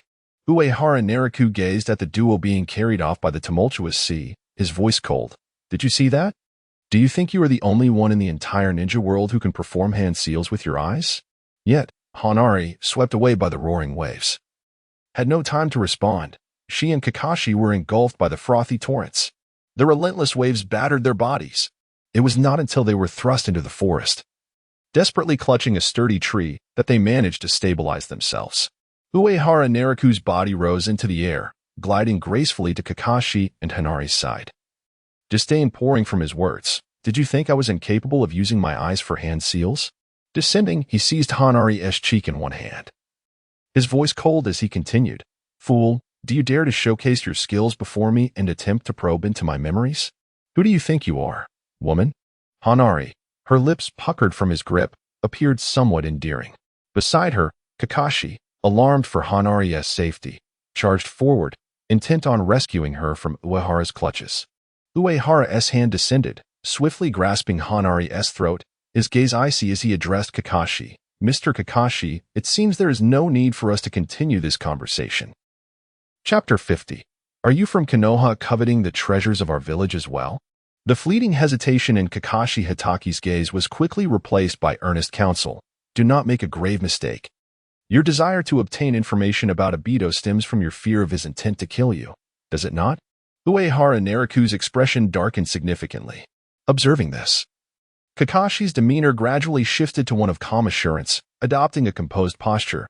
I advise you to release Hanari, for I am the only one capable of assisting you now. Following this, to ensure the quality of their discourse, Kakashi began to extol the virtues of his old friend. Obito is the most gifted ninja in the history of Konoha. Without my aid, you would surely fall prey to his relentless pursuit. Uehara Naraku's countenance crumbled anew, casting a bewildered glance at Kakashi. Mr. Kakashi, do I appear to you as a fool? Do not act rashly. Noticing the slight twitch of Uehara's fingers, Kakashi, fearing for Hanari's safety, implored, please release her. We can deliberate this matter at length. After a moment's hesitation, Uehara Naraku maintained his grip on Hanari's neck and, in a subdued tone, demanded, if Senior Fei is indeed Obito from your Konoha, a spy sent by you, is that correct? Kakashi vehemently shook his head, responding earnestly, that is not the case. Obito is now a rogue ninja, having departed from the village 12 years ago. I do not believe you. Uehara Naraku clenched his jaw and continued, regardless of whether he is a spy or a renegade, Konoha must retrieve him. This is precisely what I intend to accomplish. Kakashi promptly agreed, inquiring. However, You must disclose to me where he has been active as of late, correct? Uehara Nariku shook his head. Speaking with uncertainty, I do not know. Senior Obito merely tasked me with luring a rogue ninja from the Mist Village. I suspect he may be operating in the Land of Water. Kakashi, employing a gentle approach to extract information, asked, why does Obito want you to entice a Mist Ninja to defect? Does he harbor animosity toward the Mist Village? What is your relationship with him? Moreover, while you were to entice a Mist Ninja, it seems you have managed to lure 3 members of the 7 ninja swordsmen to betray their village. I am from a small village. Uehara Nariku fell silent for a moment, muttering a few unflattering remarks about Kakashi before softly recounting his story to elevate my status within the village. I must accomplish a task of considerable difficulty. Kakashi's mind began to clear as he listened to Uehara's narrative, and he surmised the young man's identity, suspecting he might be the next leader of some minor ninja village. Uehara Nariku meticulously examined her words for any flaws before continuing. Senior Afei recommended me to the village leader for this task. My mentor, an elder in the village, wishes to shield me from danger, yet the leader consented. I understand now. Hatake Kakashi nodded slightly and softly inquired, why would the leader of your village agree to such a perilous suggestion from Obito? Uehara Nariku clenched her teeth, a look of sorrow and indignation crossing her face. Perhaps it is because the village leader does not wish for me to attain that position. Furthermore, Senior Afei shares a close bond with the leader. He listens to every word Afei utters. We once suspected the leader might be under Genjutsu, yet we found no evidence to support that theory. Uehara Nariku gradually lowered her head, her expression melancholic as she added, in truth, prior to me, only Senior Afei was eligible for that position, but then I. Her words were veiled, hinting at deeper truths. In a certain sense, this was not entirely inaccurate. After all, within the Akatsuki organization, only Uehara Nariku and Uchiha Obito were the 2 apprentices, both outwardly aspiring to become full-fledged members. Even if Hatake Kakashi were to confront Uchiha Obito in the future, would Obito willingly divulge any information about the Akatsuki? Kakashi sighed inwardly, beginning to analyze the intelligence he had gathered amidst Uehara Nariku's ambiguous and convoluted speech. Years ago, during the Battle of Kanabi Bridge, Uchiha Obito had not perished. Somehow, he had escaped that dire situation, subsequently having witnessed Rin's death at his own hands. He directed his wrath towards the Mist Ninja's pursuit, seeking vengeance at every opportunity. Later, Obito concealed himself by joining a small ninja village, employing Genjutsu to control its leader. This was not particularly troublesome. If Obito's Sharingan powers had indeed increased, dominating the leader of a small ninja village would pose little challenge, even controlling tailed beasts. Kakashi recalled the first time he saw Obito remove his mask and confess to the murder of Minato and Kushina. Perhaps that incident was indeed true. If Uchiha Itachi could slay his own parents and entire clan for power, why could not Uchiha Obito do the same to his mentor? Kakashi believed he had dissected the intelligence sufficiently and sought one final piece of information. Then, my lady, from which ninja village do you hail? Given Uehara Nariku's persistent concealment of her identity, Kakashi felt a twinge of dissatisfaction. He added indirectly, if I wish to assist you in leaving your ninja village, I would require your cooperation. Mr. Kakashi, Uehara Nariku slowly rose to her feet, gazing at Kakashi with a cold demeanor. There is no need to pose that question again. The extent of what I can divulge is already at its limit. Even if you encounter me again in the future, I shall not acknowledge having disclosed anything regarding Senior Afei. As she spoke, a trace of disdain flickered across Uehara Nariku's face. If I may be so bold, I believe it would be best for the 3rd Hokage of Konoha to delegate this matter to others. With Mr. Kakashi's abilities, it seems somewhat inadequate. Kakashi Hitaki's eyes glimmered momentarily. The 3rd Hokage, Hiruzen Sarutobi, was still unaware of the situation regarding Obito Uchiha, at least for now. Kakashi was reluctant to divulge this information to Sarutobi. Furthermore, should Sarutobi learn of it, he would likely choose to suppress the news and send forth an individual skilled in managing dark troubles, such as the leader of Konoha's root, Danzo Shimura. Not long ago, Danzo had been inexplicably placed under confinement, and revealing Obito's affair would only serve to reinstate Danzo's prominence. Leave now. Uehara Nariku waved her hand dismissively, turning towards the battlefield where Orochimaru and Kisame Hashigaki, along with the likes of Suigetsu, were engaged. I have chanced upon Orochimaru, who dares to steal our village's treasures, and I intend to reclaim what is rightfully ours. Wait. Kakashi Hitaki glanced at Orochimaru and suddenly interjected, Sir, Orochimaru is a rogue ninja of Konoha, and I can assist. Kakashi Hitaki. Uehara Nariku abruptly twisted her head, her gaze icy as she fixed her eyes on Kakashi. An aura of murderous intent emanating from her. Do the ninjas of Konoha still covet the treasures of our ninja village? Leave. Do not compel me to take your life. Chapter 51. The one who spies in the shadows. If it were solely up to Kakashi Hitaki, he would undoubtedly find a way to involve himself in the matter concerning Orochimaru, disregarding any notions of treasures. However, at present, he was accompanied by Hanabi, the one who had rescued him. After Uehara Nariku had dismissed others, he adopted a demeanor of vehemently concealing the village's treasures, resolutely refusing to allow the Leaf Ninjas to covet them. Kakashi furrowed his brow, cradling Hanabi in his arms, and gradually departed from that place, seemingly indifferent to the treasures mentioned by Uehara Nariku. Undoubtedly, once Kakashi ensured Hanabi's safety, he would not easily relinquish his pursuit of information regarding Uehara and Orochimaru. Uehara Nariku anticipated this. Upon witnessing Kakashi's silhouette vanish, he promptly sought to eliminate Orochimaru. What was happening? Uehara Nariku soared to the side of the nearest member of the Akatsuki, Hozuki Mangetsu, and in a hushed tone inquired, Are the three of you incapable of defeating Orochimaru? Hozuki Mangetsu could not help but cast a sidelong glance at Uehara Nariku, pondering whether his new superior held overly lofty expectations. Showing considerable disdain for the power of the legendary three ninjas of Konoha, Orochimaru was not so easily vanquished. During the twilight of the Third Shinobi World War, Orochimaru and Minato Namikaze had driven the Mist Ninjas back to the Land of Water with relentless fervor. Could this superior not consult the nearby Kisame Hashigaki? That individual had been a first-hand witness to those events. Even though the three of them were part of the rising elite known as the Seven Ninja Swordsmen, defeating Orochimaru in such a short span of time seemed implausible. Rationally speaking, it was uncertain that they could secure a victory.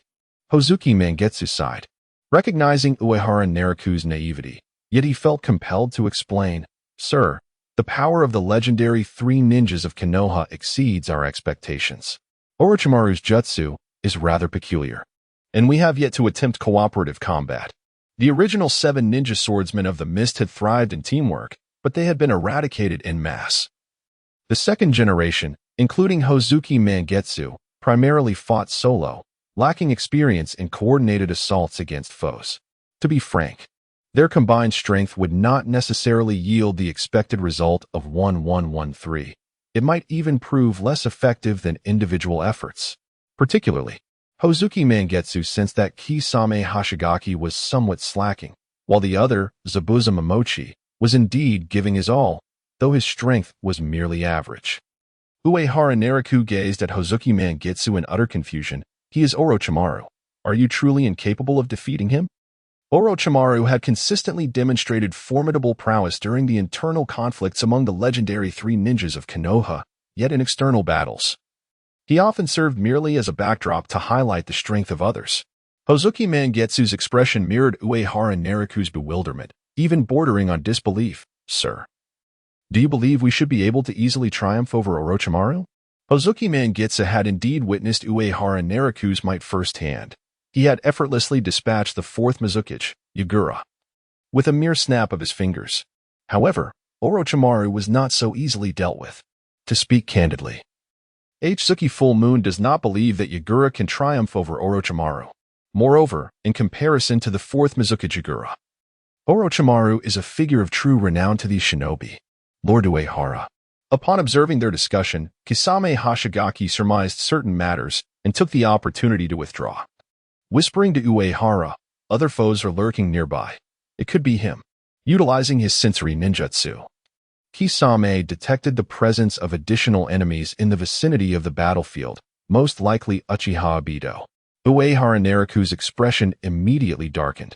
No wonder Kisame had been holding back. However, Within mere seconds of Kisame's retreat from the battlefield, Orochimaru seized the moment to unleash a swarm of serpents, each clutching the Kusanagi sword, the serpent's array. The still engaged Momochi Zabuza was pierced through the shoulder by a Kusanagi sword. Truly, he is an irredeemable liability. Sensing the dire situation, Kisame rushed back to intercept the serpent's array, yet due to the presence of an outsider, he continued to bide his time. The observer was very likely Uchiha Obito. Furthermore, Kisame understood that placing a spy near Uchiha Obito was of paramount importance.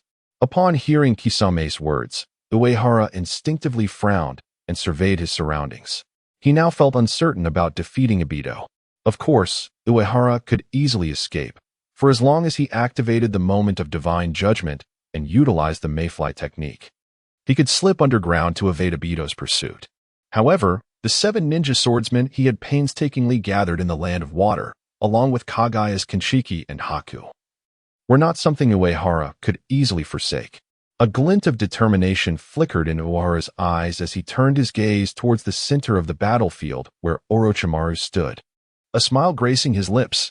TCH, Orochimaru, this time you're fortunate in the heart of the battlefield. Orochimaru idly dealt with the 7 ninja swordsmen. Although his ninjutsu and jinjutsu might fall short against Uchiha Itachi, he felt more than capable of handling 3 members of the 7 ninja swordsmen. Just as Orochimaru contemplated methodically dismantling Kisame and his companions, an unsettling feeling washed over him, followed by a shout. Orochimaru-senpai, if you hand over the intel on Akatsuki and the Void Ring, I would not mind sparing you, is that so? Orochimaru sneered, casting a sidelong glance at Uehara and then at the oddly shaped swords clutched by Kisame and the others. Suddenly, he expelled a Kusanagi sword over 100 meters long, sweeping away everything in its path, while Orochimaru was unaware of the dangers that Uehara and the others might bring. That earlier sense of foreboding compelled him to eliminate Uehara and his allies post-haste and vacate the Land of Water to avoid any potential peril. Snakes are inherently sensitive to threats. Step back. Uehara Naraku stepped forward, grasping the Kusanagi sword that spanned over 100 meters, and coldly declared, I wish to have a proper conversation with Orochimaru-senpai. Yes, my lord. As Hozuki Mangetsu and Kakashi Ginkaku exchanged glances, Momochi Zabuza pressed a hand against his wound, and the 3 of them retreated from the fray. Orochimaru's serpentine gaze froze for a moment as he beheld Uehara Naraku approaching. Astonished that even the sharp edge of the Kusanagi sword could not harm the diminutive figure before him. Indeed, none but extraordinary shinobi could join Akatsuki, even if Uehara Naraku was merely an intern among them.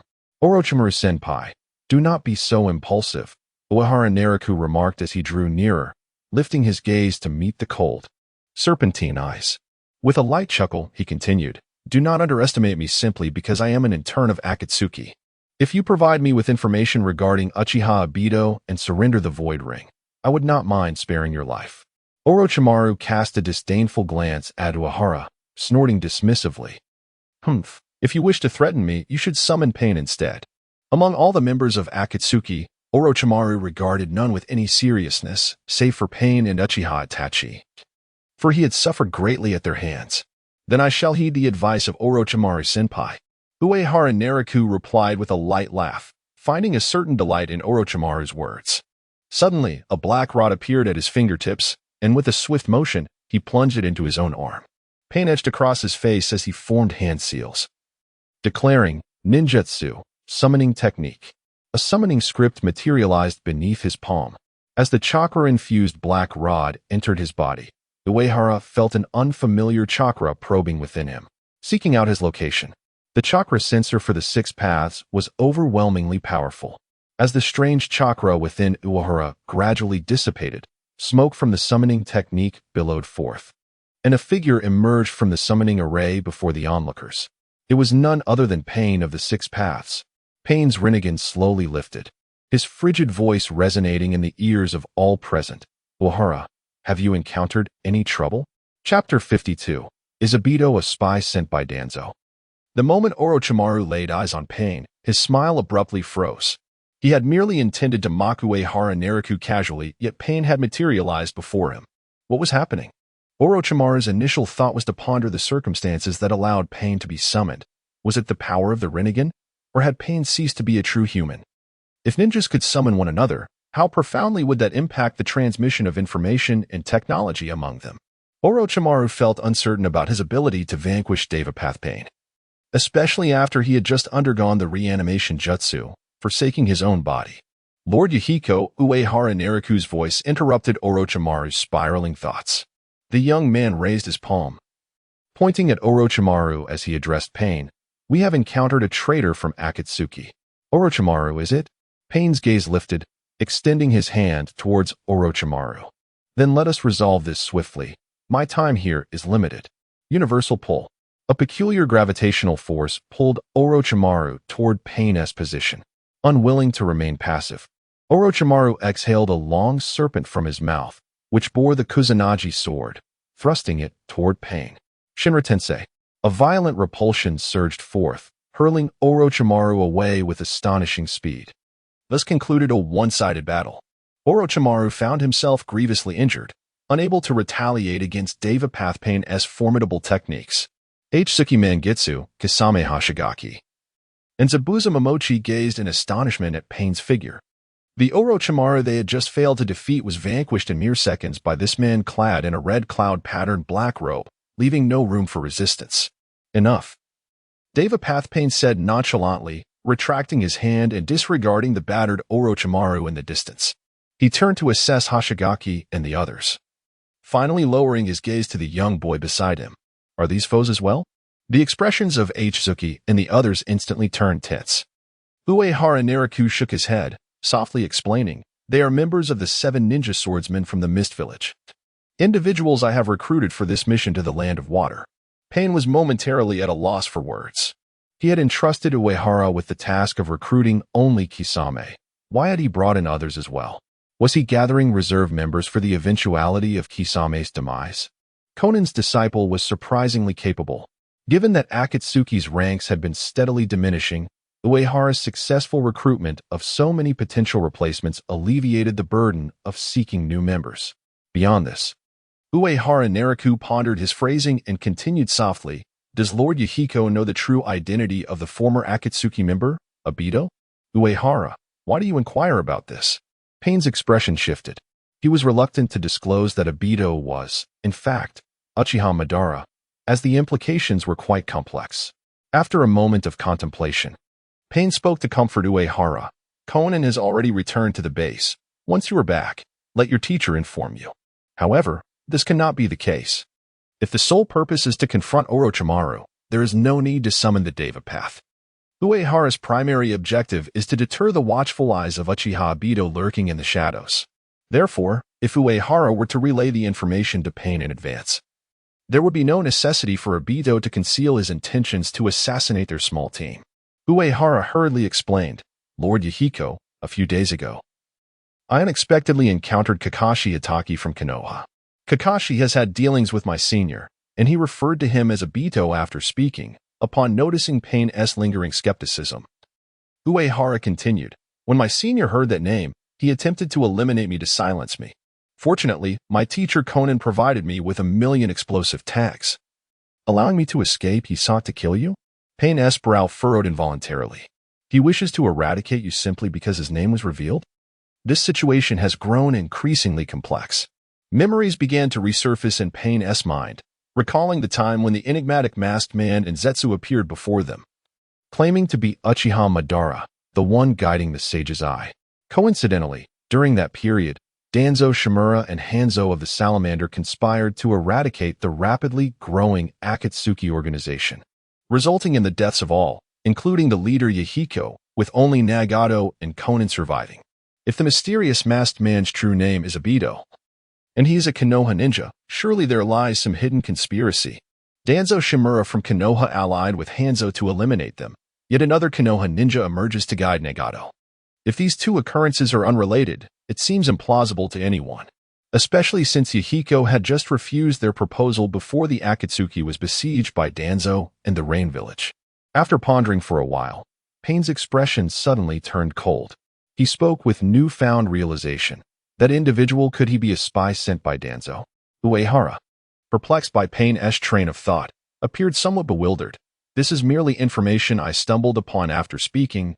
Uehara's peripheral vision caught sight of Orochimaru on the ground, prompting him to add, "Wait, I recall Orochimaru just mentioned that Obito is a fallen hero of Konoha. He must possess critical information." Well done. Pain's eyes brightened with approval as he praised Uehara, reaching out to gently ruffle his hair, saying softly, "Ora, the land of water is far too perilous for you. You must leave here at once. Should I take Orochimaru with me?" Uehara nodded, glancing in Orochimaru's direction, who appeared significantly weakened. Pain shook his head, coldly halting Uehara's intentions. "That individual escaped while we were conversing. I will pursue him." Uehara Naraku leapt forward, ready to charge out. However, Pain grasped his garment and spoke in a low voice. "There is no need for concern. There is another member of Akatsuki who is also a Konoha ninja. He, along with Conan, has returned to the base, and it would be prudent to investigate whether he too is a spy for Konoha." Pain could not afford to expend excessive chakra in the land of water. Within the confines of Akatsuki's base, however, he had little to fear. All he needed was to keep control over another rogue ninja from Konoha within their organization and obtain information on Obito. "Mr. Itachi?" A look of sudden realization crossed Uehara Naraku's face. That individual is indeed a genuine spy for Konoha. If Uchiha Itachi wished to extricate himself from suspicion, would he divulge all the intelligence he possesses regarding Uchiha Obito? Once Uchiha Itachi uncovers the true identity of the masked man as Uchiha Obito, how would he respond to the ninja who assisted him in the slaughter of their kin? Uehara Naraku was exceedingly eager to witness the confrontation between these two titans. Uchiha Madara inspires dread. As for Uchiha Obito, if not for his death in battle which rendered him a hero of Konoha, he would likely be regarded as a disgrace to the Uchiha clan. Chapter 53. The storyteller Uchiha Itachi. I will return to the base. Pain coldly instructed after concluding his conversation with Uehara Naraku. "Uehara, you must also return to the Akatsuki base immediately. Do not keep your teacher worried." With that, Pain dismissed the summoning, which dissipated into smoke. Due to Devapath Pain's considerable distance from his true body, Nagato, the chakra within Devapath Pain had nearly been exhausted after utilizing two ocular techniques. Without receiving chakra transmission from Nagato, Devapath Pain would be of little use, and remaining there served no purpose. It would be more prudent to return swiftly and gather intelligence from Uchiha Itachi. Uehara Naraku did not linger. His summoning of Pain was merely to reveal to the watching Uchiha Obito that his guise had been stripped away. By now, Uchiha Obito should have realized the truth. But the only regret was that Orochimaru had slipped away unnoticed. With matters concluded, Uehara, accompanied by Kisame Hashigaki, Mangitsu, and others, departed the land of water, embarking on their journey home. Once everyone had left, in the shadowy depths of the forest, the figure of the enigmatic masked man emerged. Murmuring in a tone laced with melancholy, "I miscalculated. That little brat was able to summon Pain." His identity was on the verge of complete exposure. However, the mysterious masked man had long prepared for the worst. If Nagato intended to sever ties with him and independently gather the tailed beasts, it would be an impossible endeavor. Only Obito could collect comprehensive intelligence on the tailed beasts. This revelation of identity would merely affect his standing and image, not hinder his ongoing Moon Eye plan. The masked man was not without his gains. He suspected that Orochimaru had discerned his identity and leaked it to Kakashi. After all, what was Orochimaru doing in the land of water? Logically, Orochimaru was the most likely suspect. Well, it seems I must abandon the effort to suppress this news. A fleeting glimmer of light vanished from the masked man's eyes as a space-time vortex appeared behind him, drawing him into its depths. In the land of rain. At the Akatsuki base, Pain had just released Uehara's summoning when he was met with the worried expression of Conan. Conan, along with Kakuzu and Uchiha Itachi, had only returned to the Akatsuki base in the past few days. "Nagato, is there something wrong with your true body?" "No, it concerns Uehara." Pain shook his head, his expression darkening. "Perhaps we can uncover the truth from 12 years ago. We must subdue Uchiha Itachi. He cannot be allowed to escape." "What is the situation?" "The man who claims to be Uchiha Madara is a ninja named Obito. and he is likely attempting to exploit us as spies from Konoha. Pain's face turned grim as he continued. Uehara has discovered his true identity and is currently being pursued. I will go to save Uehara. Conan's paper wings unfurled behind her as she prepared to leave the base. Tian Dao Pain intercepted her, softly elucidating. Fear not. I have resolved the situation regarding Ura, who fortuitously encountered Orochimaru. He is safeguarded by 3 members of the 7 ninja swordsmen, thus he should be fine. Now, let us proceed to meet Uchiha Itachi. With origami pieces swirling around her, Conan's voice was sharp as she commanded, extract information from him. Since Uehara had yet to return, Uchiha Itachi lacked new comrades and remained at the lake's edge, pondering the intricacies of life. Suddenly, a flock of paper butterflies descended before him, coalescing into the form of a blue-haired woman standing atop the water, creating ripples. Conan observed him, her brow furrowed. The infamous Itachi, do you also harbor worries? Conan-senpai. Is there something you need? Itachi's mood was somewhat melancholic. He merely wished for solitude, reluctant to engage in a heartfelt conversation with the woman before him. Yet Conan, unfazed by his demeanor, coldly inquired, Uchiha Itachi, as a defector of Konoha, did you ever hear the name Obito during your time there? Obito?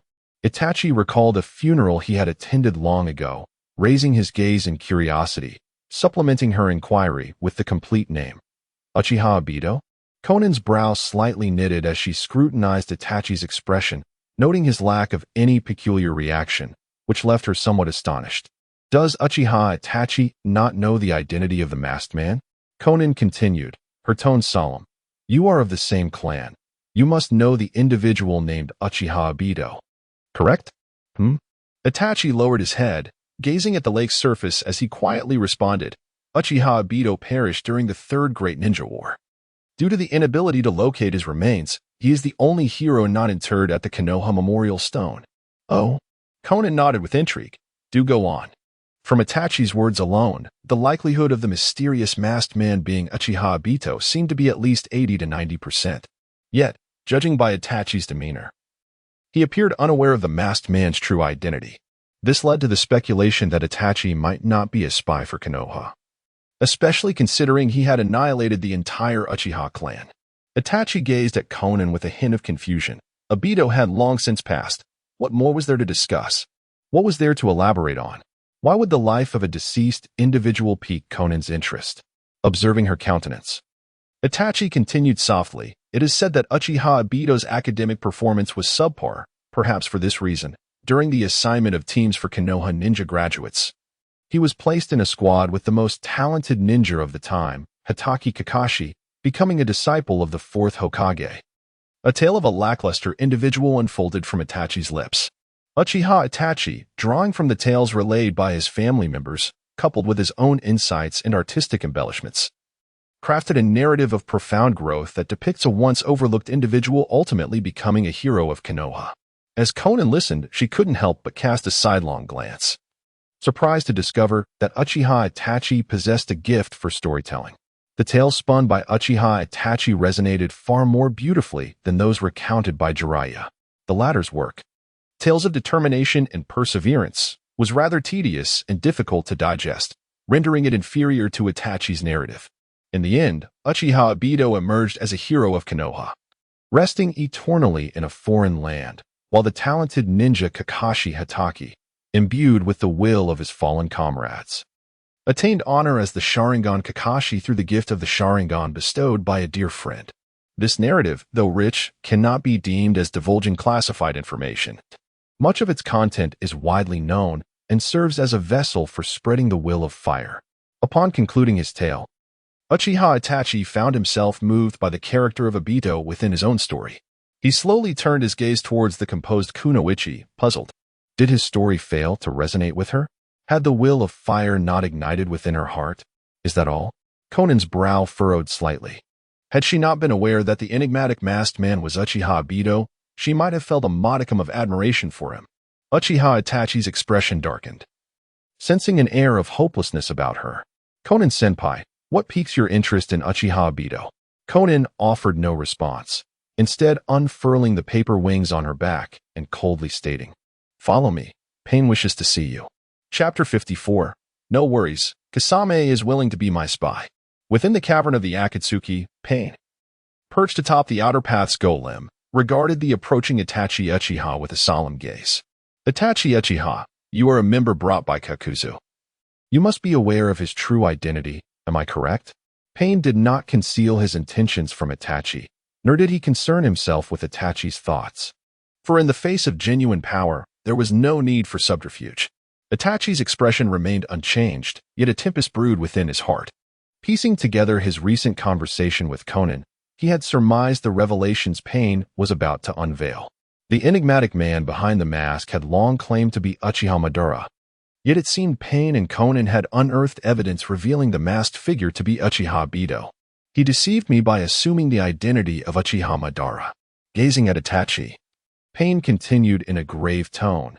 In truth, his real identity is Uchiha Obito, a spy dispatched by Danzo of Konoha. Itachi fell into a profound silence. Memories of past encounters flooded his mind as he began to reverse engineer the identity of Uchiha Obito based on Pain's revelations. The first time he encountered the mysterious masked man, that figure had slain his comrades, compelling him to awaken his Sharingan. Later, as Itachi matured, the masked man sought his collaboration to annihilate the entire Uchiha clan, guiding him into the Akatsuki. Despite knowing he was a spy for the third Hokage, the masked man shared his plans with Itachi and was willing to continue their alliance.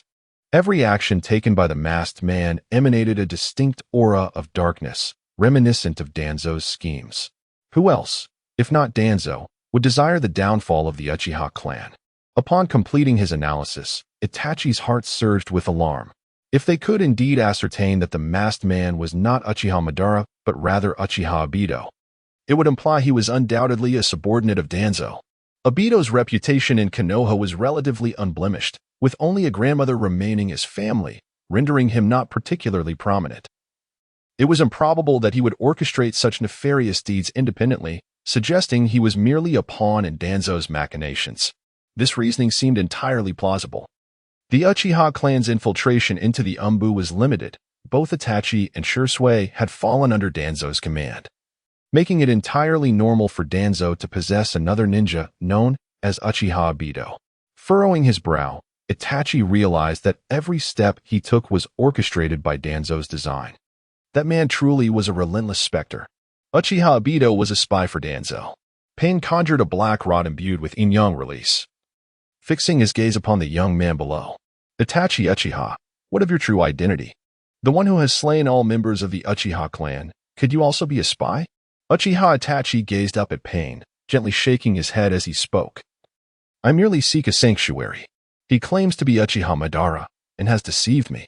Now that I am aware he is a spy sent by Konoha to monitor me, I shall eliminate him next time. Itachi refrained from revealing the truth about his collaboration with Uchiha Obito in the annihilation of their clan. To utter such words could potentially absolve Obito of suspicion, and more likely implicate himself. The current Uchiha Itachi had no desire to be exploited by Danzo, nor did he wish to find himself in peril. As for Uchiha Obito, when they meet again, Itachi would certainly devise a means to deal with him. He could not tolerate Danzo's continued surveillance. Very well, Pain nodded, turning to Conan beside him. Conan, our next step is to extract the true identity of Zetsu. Should any complications arise, terminate him immediately. Zetsu served as an informant for Akatsuki. Given Zetsu's consistent provision of intelligence, Pain was reluctant to eliminate him outright, preferring instead to ascertain whether he was a spy or merely a victim of Uchiha Obito's deception. Upon receiving news, both Black Zetsu and White Zetsu were left bewildered, unable to comprehend how Obito's identity had been uncovered. Moreover, why was it suggested that Obito was a spy for Danzo? After all, it was Obito who had first approached Yahiko, only for Yahiko to subsequently reject them, leading to his demise at the hands of Danzo and Hanzo. From both a temporal and motivational perspective, the reasoning was indeed sound. Following a brief analysis by Conan and Pain, had Zetsu not been aware of the truth, they might have believed it as well. White Zetsu expressed a tinge of melancholy. Though it is merely a conjecture by Nagato and Conan, it seems rather compelling. Our defense may only serve to raise Nagato's suspicions. Indeed, Black Zetsu maintained a positive mindset, considering ways to salvage the situation. In any case, we must reassure Nagato and Konan, ensuring they harbor no doubts regarding the plan to collect tailed beasts. Shall we meet with Obito to discuss our strategy? White Zetsu quietly inquired. Obito returned to our secret base just now and had a White Zetsu clone assist him in reimplanting a Mangeki Sharingan. What transpired? Black Zetsu questioned, perplexed. Did he resort to his Izanagi? Is there truly someone who could compel Obito, who possesses a space-time Mangeki Sharingan, to use his Izanagi? It was Uehara Naraku, White Zetsu replied, his expression a mixture of confusion and exasperation. Obito explained that he was overly careless and fell victim to a trap set by Uehara utilizing explosive tags, necessitating the use of his Izanagi to escape, and he is now quite eager to see us. Black Zetsu's mood soured as well. Did Obito not claim to manipulate Uehara Naraku, and yet he faltered against that 12-year-old child? Truly, aside from Uchiha Madara, the other Uchiha are utterly inept. This place once served as the sanctuary for Uchiha Obito in his twilight years, and it was also inhabited by several White Zetsu guardians. With the assistance of a White Zetsu clone, Uchiha Obito has successfully transplanted a Sharingan with 3 Tomo, having removed the mask from his face. From this day forth, he no longer needs to masquerade under Obito's identity. The figure of Zetsu emerged from the ground. Black Zetsu gazed at him ominously and spoke. Obito, because you initially refused to heed our counsel, Nagato has now deemed you a spy sent by Danzo. White Zetsu gently reproached. Moreover, this matter has entangled us as well. To regain Nagato's trust, we must exert ourselves to gather intelligence on Hanzo of the Salamander. Is there no way to salvage this? Uchiha Obito furrowed his brow, the news weighing heavily upon him. The inability to monitor Akatsuki's movements in real time posed a significant disadvantage. At least for now, there seemed to be no solution. Black Zetsu shook his head and solemnly stated, now that Nagato has confirmed your identity, we can only wait for his anger to subside and gradually clear your name. White Zetsu quietly suggested, we must find a way to swiftly infiltrate new personnel into Akatsuki to prevent its actions from spiraling out of control. And to keep an eye on Uchiha Itachi, who has recently joined. That poses no issue. Uchiha Obito's brow relaxed, and he smiled. Taking advantage of the moment when that little brat Woima is distracted, I have discreetly communicated with Kisame. He still believes in the Moon Eye plan and will continue to act as my spy within Akatsuki, assisting me in monitoring Uchiha Itachi. Chapter 55. After such a prolonged confrontation, it is time to indulge in some well-deserved enjoyment. Wait, is Uehara Naraku still alive? Korazetsu gazed at Uchiha Obito with a perplexed expression, struggling to comprehend how this individual had failed to eliminate even a mere 12-year-old child. Uchiha Obito shook his head, stating, that young one can summon the Deva Path Pain. It is impossible for me to confront Pain directly. What I must disclose next is the most troublesome matter. Obito's demeanor shifted to one of grave seriousness as he coldly scrutinized Zetsu and the surrounding White Zetsu clones, leaving them in a state of confusion and uncertainty. Someone has leaked my information to Hitaki Kakashi. With this revelation, Obito dropped a bombshell, articulating his suspicions. I suspect that Orochimaru has divulged these matters, as he coincidentally appeared alongside Kakashi within the Land of Water. White Zetsu immediately seized upon a crucial point. Hitaki Kakashi. Korazetsu grasped another significant detail. Orochimaru? Indeed. Obito affirmed with a solemn nod. After all, Kakashi has never exhibited any signs of abnormality. Perhaps Orochimaru uncovered some clues through various channels and relayed my intelligence to Kakashi. If it were not for Kakashi's sudden exposure of my identity, I would not have hastily sought to eliminate Uehara Naraku, only to be ambushed by that young boy.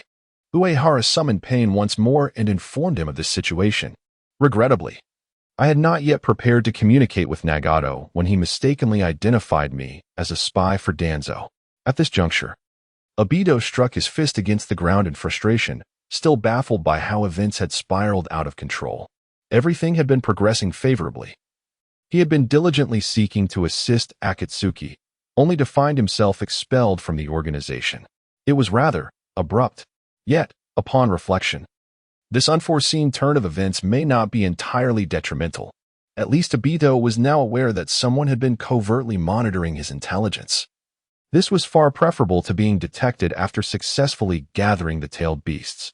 Unbeknownst to Orochimaru, he had unwittingly become the scapegoat. This was the first occasion he had learned of the true identity of the enigmatic masked man, and he began to formulate plans in his mind, recognizing that this intelligence could be leveraged for future dealings. As for the prospective trading partner, it would undoubtedly be his close associate, within the confines of Konohagakure. At the root base, the brutal and merciless methods employed by Shimura Danzo in dealing with the Uchiha clan led to the dissolution of Root under Sarutobi Hiruzen's orders, resulting in Danzo himself being confined. Despite his dissatisfaction, Danzo found himself powerless against Hiruzen's decisive actions. Thus, the elder could only quietly remain in hiding, clandestinely contacting his former subordinates to gather intelligence while nurturing the young shinobi he had kept in secret. Focus and take this seriously. Root, well done. Sai, you have just graduated this year. Next year, I will endeavor to arrange for you to participate in the Chunin exams. You must exert yourself diligently. Shinura TZ surveyed the group of young ninjas below with a discerning eye, akin to a dedicated teacher nurturing his pupils. However, the young ninjas dared not meet his gaze. Each time TZ's eyes fell upon them, they instinctively shrank back, overwhelmed by an intense trepidation towards the elder before them. Suddenly, a small white serpent emerged from a conduit, slithering to TZ's side and opening its mouth. You may leave now, TZ commanded, his expression shifting as he waved away the young ninjas. From the serpent's mouth, he retrieved a scroll. This white serpent served as a means of communication for Orochimaru. Ever since Orochimaru's defection, TZ had maintained contact with him. Initially, he suspected that Orochimaru would once again make unreasonable demands, but to his surprise, the message contained merely intelligence. Uchiha Obito is still alive. TZ's eyes narrowed intensely as he focused on the scroll, which detailed information about the enigmatic masked man. Unbeknownst to him, due to the matter concerning the masked man, he had incurred further blame in the eyes of Pain and Uchiha Itachi. At this moment, TZ yearned to leverage this intelligence to orchestrate a plan to reclaim the power he had lost to Sarutobi Hiruzen. Hiruzen, my mentor was indeed correct. Slowly, TZ rolled up the scroll and cast it into the nearby fire pit, murmuring softly, the Uchiha clan are inherently malevolent. Even the disciples of the fourth Hokage can fall from grace. Although he had acquired information regarding Uchiha Obito, TZ still needed to await an opportunity to confront Sarutobi Hiruzen when Kakashi Hitaki returned to the village. This opportunity would not be difficult to find. Meanwhile, Uehara Nariku pondered deeply as he examined his system panel.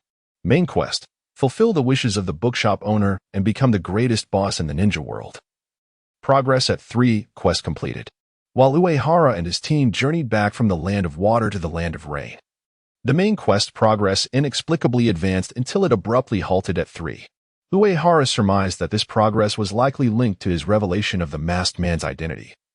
As more individuals became aware of the true identity of the masked man, they overlooked his role as the true puppet master. There was a peculiar side quest. Side quest: expose the masked man's true identity in public. Quest completed. Reward: skill, distort space. Perhaps it was due to Uehara's initial revelation of Obito's identity using the innate illusionary transformation, rather than revealing it in his true form. Or perhaps it was because Kakashi Hitaki had been skeptical at that time. Now, however, belief had taken root among the populace. As for the skill reward, it left Uehara feeling somewhat vexed. Distorted space. After a delay of 0.5 seconds, one can unleash a distortion within a targeted area, which can be sustained for 3 seconds. This area will be isolated from the outside world. Those attempting to traverse the spatial barrier will be rendered dizzy and immobilized, only able to escape through space-time ninjutsu. The duration and area of the distorted space are contingent upon the chakra consumption coefficient. With a cooldown period of 15 seconds and a minimum chakra expenditure of 100 points, this skill appears to be rather ineffective. It pales in comparison to the might of the puppet command shockwave. Unless the spatial barrier precisely ensnares Uchiha Obito, it cannot hope to counter his Kimui. And even the Flying Thunder God technique can easily evade it. What purpose does this skill serve? Is it merely to function as a spatial prison? That notion seems somewhat appealing. Although distorted space belongs to the realm of spatial techniques, it is not specifically aimed at space-time ninjas. Its application against conventional ninjas is indisputably advantageous. Throughout the ninja world, apart from those skilled in space-time techniques such as Uchiha Ibido, the Fourth Hokage, and Kagaya Otsutsuki, virtually any other ninja would find themselves ensnared within the distorted space. It bears a resemblance to the Four Scarlet Yang formation and the Four Purple Flames formation. Yet the strength of the spatial barrier far surpasses these conventional barriers. The voice of Kisame Hashigaki interrupted Uehara's contemplation. Lord Uehara, we are nearing the shores of the land of hot water. Oh? Uehara Nariku lifted his gaze. Observing their vessel entering the harbor of the most peaceful nation in the ninja world, softly remarking, after battling for so many days, let us indulge and enjoy ourselves here. Chapter 56. A chance encounter on the return journey, as Uehara Nariku embarked on the journey back with 5 companions. Traversing through the land of fire was deemed unwise to avoid any potential troubles. Thus, they selected a relatively secure route. Upon departing from the harbor, Uehara surveyed the gathered individuals and assigned tasks. Kisame Hashigaki, you will head to the hot springs village to secure accommodations at an inn, Zabuza Momochi. You shall continue training with Kagaya Kimimaro and Haku, or perhaps take a leisurely stroll. Kisame and Zabuza exchanged bewildered glances. One was a prodigious ninja, now humorously deemed a brilliant steward by Uehara. The other, a deadly assassin from the 7 ninja swordsmen of the mist, was treated as a mentor and caretaker. Kimimaro and Haku turned to Uehara, softly inquiring, Uehara-kun, will you not accompany us? Uehara shook his head gently, responding, I will practice hand seals with Kisame. We shall reconvene in the most lively part of Hot Springs Village this afternoon. Hot Springs Village is renowned as the premier tourist destination within the ninja realm. Famous for its unique hot spring baths, regarded as the most comfortable and pleasurable place to unwind. Even amidst the Great Ninja War, this locale remains largely untouched. The group traveled by ship across the sea, affording them a day of respite. Once the others departed, Uehara and Kisame finally found a moment of solitude to discuss their plans. Uehara's foremost concern was undoubtedly Kisame's final clandestine meeting with Uchiha Ibido before leaving the land of water. Well, did you earn Ibito's trust? More or less. Kisame replied with a slight smirk. Chuckling, I assured him that as long as his Moon Eye plan proceeds, I would continue to monitor Itachi Uchiha and relay information about him once I became his teammate. Prior to their collective departure from the land of water, Ibido had discreetly sought out Kisame for communication, and Kisame's demeanor had once again secured Ibido's trust. In truth, Ibido had always held faith in Kisame. Although Kisame had prepared a wealth of information about Uehara, Ibido showed little interest in such trivialities. After all, for years, Kisame had loyally served the manipulative Ibido, whose relationship with Kisame was far from ordinary. Moreover, Kisame's character was one of unwavering loyalty. Once he placed his trust in someone, he would commit himself entirely, even to the extent of sacrificing his life. It appeared that all was proceeding smoothly. Uehara remained blissfully unaware of the deteriorating circumstances that were elevating Kisame's status in Ibido's eyes, as soon he would become a vital source of intelligence. Uehara innocently reassured his subordinate, once you and Itachi Uchiha become partners, you shall enjoy a period of leisure. Kisame chuckled heartily, nodding slightly. Ha. It sounds like Itachi's personality is quite agreeable. I believe you will get along famously with Uchiha Itachi. Uehara Nariku exuded confidence as he turned to Kisame and inquired, by the way, have you prepared several sets of hand seals for me? 13 sets, replied Kisame, producing a scroll and handing it to Uehara with a light chuckle. The hand seals within are a mix of genuine and fabricated ones, primarily related to water and earth release techniques. Thank you, Uehara Nariku said, shaking the scroll with satisfaction before stowing it away in his ninja tool pouch. Although Uehara was capable of unleashing his skills without the need for hand seals, he wished to practice them for amusement and to bewilder his adversaries, thereby lowering their guard. After all, he aspired to become a proper ninja who could perform hand seals in due course. As Uehara practiced the seals, he spoke of Uchiha Itachi. Uchiha Itachi is quite easy to get along with, as long as you do not cross his boundaries. He will unconditionally tolerate anything you do. Boundaries? Kisame inquired. His brother, Uchiha Sasuke. Given their contractual relationship, Uehara Nariku placed his trust in Kisame and shared comprehensive intelligence on Uchiha Itachi as long as his brother is not harmed. Uchiha Itachi is a ninja that can be easily exploited. Another case of a brother taking on a paternal role? Kisame remarked with a smirk, unable to suppress a chuckle. It seems that the infamous Itachi shares a striking resemblance to the weakness of the likes of Akatsuki's Hoshigaki Kisame. Uehara sighed softly. It is a flaw of this world. The love a brother holds for his sibling often borders on the pathological. After all, the creator of this world is also a brother's keeper, isn't he? Upon entering the hidden hot water village, Uehara Nariku and Kisame followed their agreement to seek out the liveliest locale and observe the local customs. Surprisingly, the most bustling place in the village today was a gambling den. Why gambling den? Uehara Nariku pondered, a subtle expression crossing his face upon receiving this information. Could it be mere coincidence? It feels as though our visit may lead us to an extraordinary individual. Does even Lord Uehara consider this person remarkable? Kisame's curiosity was piqued, his smile growing wider. If it isn't particularly perilous, shouldn't we pay this esteemed figure a visit? Uehara Nariku nodded, albeit with some hesitation. You raise a valid point. The danger posed by this distinguished individual does seem somewhat mitigated. In the realm of ninjas, whenever the topic of gambling arose, it was inevitably linked to a certain woman, a renowned figure in the ninja world. Tsunade, one of the legendary Sannin of Konoha, was celebrated as the strongest female ninja. Few dared to inflict harm upon her. Hailing from the prestigious Senju clan, Tsunade was the first to advocate for the inclusion of medical ninjas as essential members of standard ninja teams. Her mastery of all healing techniques earned her immense respect among countless ninjas. While they regarded Tsunade as the most formidable medical ninja in existence, they were equally aware of her own considerable combat prowess. The renown of the legendary Sannin was not solely built upon her healing abilities. In the vast expanse of the ninja world, apart from the leaders of the major ninja villages, other ninjas hardly stand out in the presence of Tsunade. In terms of beauty, lineage, strength, and renown, Tsunade epitomizes excellence without any apparent flaws. However, she bears a well-known vice, an insatiable passion for gambling. Unfortunately, her luck has never been on her side, ever since Tsunade embarked on her journey beyond the Hidden Leaf. A peculiar moniker has begun to circulate within the ninja realm, the fabled Fat Sheep. Has the legendary Fat Sheep arrived? Indeed, the spectacle has commenced. She has already lost 200,000 Ryo. The Fat Sheep's prowess is truly extraordinary, and her stature is equally impressive. Today, the gambling house is particularly lively, with all the gamblers from the hidden hot water village congregating here, alongside a few opportunistic men hoping to profit from the chaos. Uehara Nariku absent-mindedly cleaned his ears, instinctively disregarding the bizarre chatter around him as he scanned the crowd for his subordinates. Uehara, a melodious voice called out to him.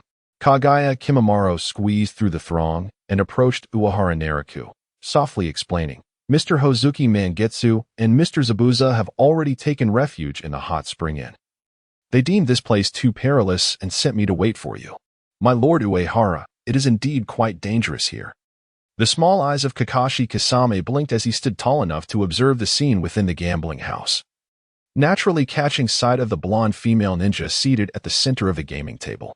As a ninja, how could one not recognize the legendary Sannin of the Hidden Leaf? Uehara Nariku gazed at the fair-skinned figure of the blonde ninja and remarked with a click of his tongue, but isn't this what makes it intriguing? Chapter 57, Destiny Please. You may go ahead. Naoko Uehara gestured towards Kakashi Zetsu and Kagaya Kimimaro, before suddenly adding, Wait, leave me some money. Isn't Lord Uehara still underage? Kakashi Zetsu remarked with a hint of peculiarity in his gaze, just as he was about to voice further thoughts. He noticed Uehara's urging expression and could only toss a sealing scroll in her direction. What kind of supervisor demands money from an employee? Naoko Uehara accepted the scroll, her eyes involuntarily drifting back to the blonde female ninja at the gambling table, admiring her commanding figure. As an underage ninja in the current world of shinobi, Uehara had no time for trivial distractions. She simply wished to complete two relatively straightforward side quests. Side quest: defeat Tsunade at the gambling table, 01. Reward unknown.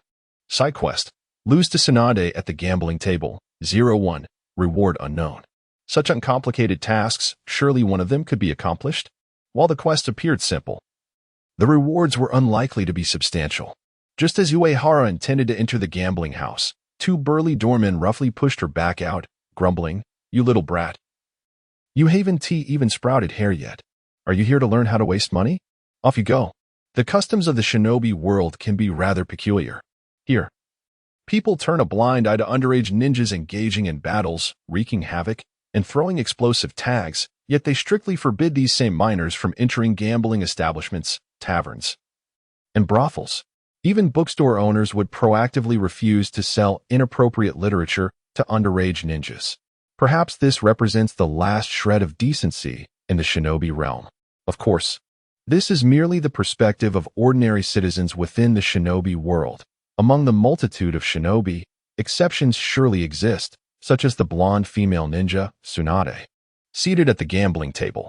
From a young age, Tsunade learned the art of gambling under the tutelage of the legendary ninja, Hashirama Senju, ultimately leading her to ruin and deep debt. As dusk fell, Tsunade had lost all her money and, swaying slightly, prepared to leave the gambling house with her disciple, Shizen, in search of a place to relax with a drink. "Lady Tsunade, you've lost far too much today," Shizen chastised, clutching a small pink pig. Her brow furrowed. "Shizen, I know you must have hidden some living expenses." Tsunade waved her hand, ready to continue speaking when, from the corner of her eye, she noticed a card flying towards her. She instinctively leaned back to evade it. Standing upright, Tsunade gazed at the card that had suddenly appeared on the wall. This inexplicable card had severed a strand of her hair, embedding itself deeply into the adjacent wall. "Who dares?" Tsunade spun around, searching for the source of the card, only to see a young boy playing with cards in the corner. The card in Naoko Uehara's hand danced skillfully at his fingertips as he slowly lifted his gaze towards Tsunade, offering her a pure smile. "Hey, want to play a game?" The legendary fat sheep. Sundara's face instantly contorted with fury. Veins bulged on her forehead as she clenched her fists and gritted her teeth, exclaiming, "Where did this little brat come from, daring to speak so boldly before me? Shizen, hand me some money." Losing for an entire afternoon is one thing, but now even a teenager has the audacity to mock her. Surely this child is courting death. The legendary Sannin of Konoha were notorious for their lack of decorum, often bullying children without a second thought. Jiraiya would secretly squander Naruto's savings, while Orochimaru brazenly plotted to usurp Sasuke's body. The wager between Tsunade and Uehara narrowed was child's play in comparison. An hour later, within the confines of a modest room, Tsunade wiped the corners of her mouth, her demeanor refreshingly vibrant as she gazed at Uehara Nero, a hint of lingering satisfaction on her face. "Your skills are commendable, young one, though there remains ample room for improvement." Uehara Nero looked bewildered at the contented Tsunade, then glanced at the smiling Shizen, feeling that something was amiss in the world. Tsunade, brimming with confidence, seized the dice cup and taunted the young boy across the gambling table. "So, are you ready to continue, little brat?" With a hearty laugh, she added, "I can allow you to incur some debt, you know. Shizen, prepare a few IOUs for him." "Yes, Lady Tsunade," Shizen replied without objection, smiling as she collected the last stack of money from Uehara's side and turned to search for paper and pen in the room. Uehara snapped to attention, hastily shaking his head and waving his hands at Tsunade. No need for that. I've had enough for today." With that, he hurriedly donned his shoes, eager to leave this place. In the previous game, Uehara had suffered defeat after defeat at Tsunade's hands for an hour, losing every last coin that Kisame had given him. He began to question his very existence. Was Tsunade's luck not as woeful as legend had it? Or was it that his own luck was even worse? Just as he was about to depart, Tsunade flicked a bill from her fingers, tossing it before him, the currency landing squarely against the wooden door. Uehara stared in confusion at Tsunade, who, after taking a sip from her teacup, leisurely remarked, "You are an outsider ninja, aren't you? You've already lost the money for your lodging tonight, haven't you? Take it, consider it a gift." That sum should suffice for you to secure the least favorable accommodations in the land of soup. Uehara's face flushed crimson. Was this woman pitying him or ridiculing him? Had Tsunade become somewhat arrogant, forgetting her identity as the most notorious gambler in the ninja world? TSK. She had won over 3 million Ryo tonight. Tsunade gleefully kissed the pile of money on the table, unable to contain her laughter. In just 1 hour, I've reclaimed everything I lost over the past few days. Uehara felt his teeth grind in frustration. A mere 3 million Ryo was but a fraction of Asuma's bounty. And yet she was so proud of her trivial victory. One cannot help but ponder whether such a meager sum could truly suffice for her debts. Moreover, Uehara Nariku was merely grappling with a touch of melancholy, having suffered a defeat to Tsunade in the gambling arena. Such a circumstance is undoubtedly a source of considerable embarrassment. Hey, little one, you are always welcome to come and play with me again. Tsunade winked at Uehara Nariku, blowing him a playful kiss. Just remember to bring ample funds. Haraha. After losing so much in the afternoon, it was quite unexpected to win it all back in the evening. Is today truly my lucky day? That foolish woman. Uehara Nariku rubbed his forehead, removed the bill from his possession, and upon pushing open the door, the gloom on his face gradually lifted. Today is undeniably my fortunate day. Although he had lost a significant amount of money, he had also gained something far more invaluable. Side quest. Defeated by Tsunade at the gambling table. 1-1. Quest completed. Reward. Skill. Fate. Fate. The ability to perceive the location of all individuals within a radius of 100 kilometers, including those employing concealed ninjutsu, transformation techniques, and shadow clones. For a duration of 6 seconds, after activating the Fate skill, one can teleport using spatial power to any individual within a 50-kilometer radius after a delay of 1.5 seconds. The range of the Fate skill is correlated with the user's chakra coefficient, requiring a minimum of 100 chakra points with a cooldown of 150 seconds. With this calculation, as long as Uehara's chakra is sufficient, the Fate skill could potentially survey the entire ninja continent.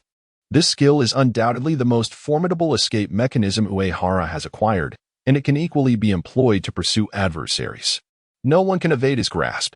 A faint smile graced Uehara Nariku's lips, and his earlier dissatisfaction from losing to Tsunade began to dissipate. He turned to glance back at the inn he had just departed.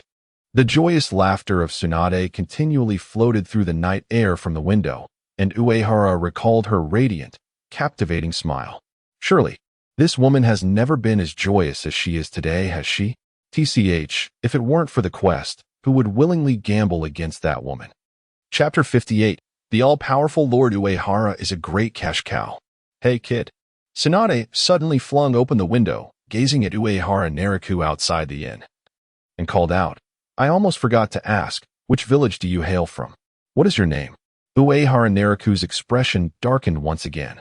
Did this woman intend to capture him for a profit? Tsunade leaned over the window, her chest slightly compressed, and with a mischievous smile, replied, I am merely a wandering ninja. I wouldn't interfere with your mission. Finally, Uehara Nariku lifted his head and, looking at Tsunade, gently remarked, Is the legendary Sannin, Tsunade-senpai, also a wandering ninja? It seems the third Hokage of Konoha may be somewhat short-sighted. Tsunade was not at all offended. On the contrary, she nodded in agreement. Indeed, the old man is getting on in years. Not only is his eyesight failing, but his mind is as well. Tsunade had never held the third Hokage in high regard. If Sarutobi Hiruzen were standing before her, she could utter even harsher words. Does this mean Konoha will soon have a new Hokage? Uehara Nariku looked up at Tsunade, a cryptic smile gracing his lips. How about we place a bet? I have great faith that Tsunade-senpai will become the next Hokage of Konoha. Hey. Tsunade exhaled a breath of warm air, gazing down at Uehara Nariku with a light laugh. Kid, at least you should choose a plausible candidate. How could I possibly be interested in the title of Hokage? And do you even have any money? Uehara Nariku's confident smile faltered. Indeed, lacking funds made it difficult to speak boldly. Losing to you is simply fate's choice. He sighed, lifting his gaze to the cheerful Tsunade. Very well. When fate arrives, no one can resist its will, except for the master of fate, Uehara himself.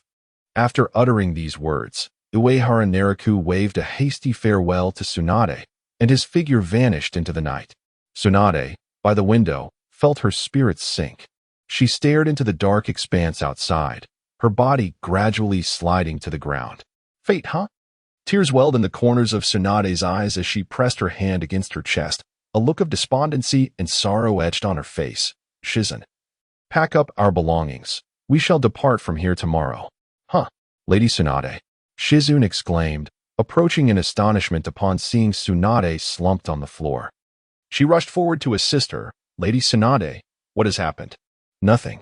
Tsunade extended her palm, gently caressing Shizen's cheek, and softly said, I fear that something unfortunate may occur. Please, gather our things. Since her childhood, Tsunade had learned the art of gambling and had consistently lost, even against the likes of Hashirama Senju, a notorious gambler. Occasionally, she would win, but each victory was invariably followed by calamity. Yet, just moments ago, in that wager, Tsunade had triumphed repeatedly, leaving Uehara Naraku questioning his entire existence. Who knows what might transpire if she remains in Tangren Village? Uehara was oblivious to the fact that his mere utterance had effectively extinguished Tsunade's good spirits. All he understood was that destiny was a rather mysterious skill. Upon activating it, a multitude of figures manifested as faces within his mind, revealing the positions of everyone within 100 kilometers under his command. Uehara swiftly pinpointed the locations of individuals such as Kisame Hashigaki and Mitsuki Kirigakure, and cards began to materialize beneath his feet. The teleportation function of destiny was initiated at the most luxurious hot spring inn in Tangren Village. Kisame Hashigaki was seated upstairs, diligently repairing his samahada, occasionally glancing down at his comrades in the hot spring pool. Suddenly, he was startled by the sound of cards being shuffled. Kisame whipped around, only to behold a spectacle that nearly caused his eyes to pop out. Cards began to appear on the floor, overlapping to form a circular area of approximately half a meter in diameter. In the next instant, Uehara Naraku materialized atop the cards. This was the teleportation ability that accompanied Uehara's new skill of destiny. As long as Kisame was within the range of its influence, he could be transported directly. Kisame exhaled in relief, curiosity creeping onto his face as he chuckled and inquired, Lord Uehara, is this some form of space-time ninjutsu? Indeed, Uehara Naraku did not deny it. Casually tossing a banknote to Kisame, which Tsunade had deemed a pity and bestowed upon him. This is the remainder of the money you gave me. Only 500 ryo? Kisame's expression was one of sheer astonishment, although he had not meticulously calculated the commission for his completed tasks. He had a rough estimate. It amounted to several million ryo. Unable to contain himself, Kisame remarked, Did Lord Uehara lose several million ryo today? It sounds more like the tale of a fabled cash cow. Silence. Upon hearing the title that belonged to Tsunade, Uehara Naraku's countenance darkened, his mood souring as he grumbled, Which room is mine? The largest one next door. Kisame quickly diverted from the topic of his squandered funds and grinned, Lord Uehara, aren't you going to enjoy the hot springs for a while? This is the most luxurious hot spring inn in Tangren Village, a place that even ordinary jonin would hesitate to frequent. No, I'm not in the mood. Uehara's body seemed to sink into the wall like a diver. Once Kisame's surprise faded, Uehara had already utilized the fleeting technique to traverse the thick wall and arrived at his resting quarters. The marvels of teleportation and the fleeting technique utterly upended Kisame's understanding of ninjutsu, instilling in him an even greater reverence. However, upon recalling Uehara Naraku's gloomy expression and the loss of several million ryo, Kisame couldn't help but chuckle to himself. It seems our new superior is not so flawless after all. The dry persimmon, Kisame, did not harbor any resentment towards Uehara Naraku for losing all his money. Rather, he felt that Uehara brought a breath of life into their interactions, contrasting the previously intimidating aura of mystery that surrounded their encounters. A splash of water cascaded into the room, and Kagaya Mitsuki, observing Kisame's beaming expression, inquired with curiosity, Did I just hear someone speaking? Has the master returned? Yes. He just went to rest, Kisame replied. Kagaya Mitsuki furrowed his brow, his expression revealing discontent. Is the master dissatisfied with the inn I booked for him? Returning so early to rest? No, it's merely a matter of a foul mood, Kisame shrugged, a light chuckle escaping his lips as he glanced at Kagaya Mitsuki. After all, who could be in good spirits after losing several million ryo in a single day? Kagaya Mitsuki remained silent. Eventually, the two shared a knowing look, suppressing their laughter while revealing an enigmatic smile. Damn it, I still want to laugh, Kisame thought. I had believed everything in the ninja world was under Uehara's control. Little did I know he himself is merely a walking cash cow. Chapter 59. She is provoking me. Uehara Nariku tossed and turned throughout the night. Having lost several million ryo in one evening, it would be impossible for anyone to find rest. He had merely aimed to complete a couple of side missions, yet ended up losing all his money and suffering a tremendous loss of face. Even more humiliating was the fact that his opponent was Tsunade. Should this incident come to light, it would irreparably tarnish his reputation. If he were to ascend as the foremost mastermind in the ninja world, Tsunade would undoubtedly remind everyone. Isn't that the lad, Uehara Nariku, who lost a few million to me at the gambling table? What would be left of his image? Alas, perfection is a myth. Senja Hashirama had his own follies, and Uchiha Madara was afflicted with prostate issues. Such trifles are inconsequential. Moreover, Tsunade possessed a few peculiar side missions, with rewards that were not insubstantial, and she bore a hint of femininity. In the dead of night, Uehara Nariku, in a half-dazed state, murmured a few incoherent phrases, inexplicably dreaming of Conan clad in a red cloud-patterned black robe. In his slumber, her once gentle visage transformed into one of chilling severity. As she rebuked him, "Nariku, have you taken to gambling?" Behind her stood Pain, fanning the flames of accusation. Jiraiya-sensei taught us that we must never associate with gamblers. And this Uehara brat is wagering with Tsunade. He is either seduced by her beauty or seeks to swindle her money. Are you not curious why such a beautiful woman remains single? It is because she is a gambling addict. The voice belonged to a tall man behind Pain. And although Uehara could not discern his face, he deduced from the tone and silhouette that it must be Jiraiya. The haunting finale of this dream culminated in a collective onslaught by the techniques of the paper god, the planetary devastation, and the sage art of 5 right guards against Uehara. Ultimately, the great demon lord triumphed over the righteous alliance of Conan, Pain, and Jiraiya, with Tsunade's support. What a bizarre dream it was. A chaotic amalgamation of nightmares, sweet dreams, and springtime fantasies.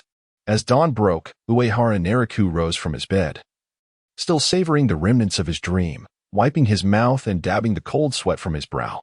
Lord Uehara, came a knock at the door, and the voice of Kisame Hashigaki echoed from the outside. Shall we continue our journey today, or linger in the land of hot water for another day? I have prepared an additional 5 million ryo for you. Let us hasten our journey. Uehara Nariku abruptly flung open the door, his expression one of displeasure as he confronted Kisame. No one else knows about my loss to Tsunade, right? Those who should know, do know. Kisame tilted his head, revealing a lineup of familiar faces behind him. Hozuki Mangetsu, Momochi Zabuza, and Kagaya Kimamaro stood prominently among them. White gasped, covering his mouth in astonishment. Uehara Nariku clenched his fists tightly, surveying the assembly. What transpired in the land of hot water must not be disclosed to others, especially not to my teacher. Do you understand? Yes, Kisame nodded with a smile, and the others echoed their agreement, bewildered by Uehara's apparent transgressions. Uehara Nariku, of course, could not reveal his true intentions to them. He had to present himself as the perfect disciple before teacher Conan, ensuring that no blemish would tarnish his reputation in her eyes, for only then could he aspire to become an official member of Akatsuki. At the entrance of the Hidden Leaf Village, Uehara Nariku and his small team encountered Tsunade, who was also departing the village, accompanied by Shizen and their pet, the little pink pig. Tsunade's eyes narrowed slightly as she scrutinized the peculiar group trailing behind Uehara, and suddenly her lips curled into a smile. Good morning, little brat. Are you also leaving the Hidden Leaf Village? Uehara glanced at Tsunade's somewhat revealing attire, then turned and walked past her without acknowledging the blonde kunoichi. The others followed closely behind him, trepidation evident in their demeanor as they passed by Tsunade. Hey, little brat. Tsunade's voice, tinged with irritation, attempted to call Uehara back. But seeing his lack of response, she chuckled lightly. You were as docile as a kitten when you were with me last night. Yet now you act as if you don't know me? Tsunade-sama.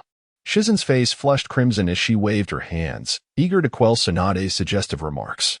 Please refrain from making such misunderstandings. That little one is still a minor. All right, all right. Tsunade patted Shizen's shoulder, pushing her aside, her gaze now slightly more serious. If I am not mistaken, among those following that little brat, there are a few members of the 7 ninja swordsmen of the mist, correct? Huh. Shizen appeared puzzled. Tsunade playfully tapped her forehead, a confident smile gracing her lips. That little brat's identity seems rather extraordinary. Perhaps we could win a fortune from him to fund our travels. But what if we lose? Shizen countered, concern evident in her voice. That little brat looks like a novice. How could I possibly lose? Please, refrain from such talk. Moreover, it is far too dangerous. Didn't you say those with him are the 7 ninja swordsmen of the mist? What if they turn against us? Do not worry, I possess absolute confidence. Since Tsunade began dabbling in gambling, she had only lost once to Hashirama Senju. She had never encountered anyone capable of winning against her. Why would she let such an opportunity slip away, given that she was leaving the village anyway? It was a chance she could not forfeit. Additionally, there was something she had not disclosed to Shizen. She sensed that the little brat she was gambling with was quite intriguing, not at all resembling a typical gambler. That feeling was reminiscent of her own style. Deep down, that little fellow yearned to win.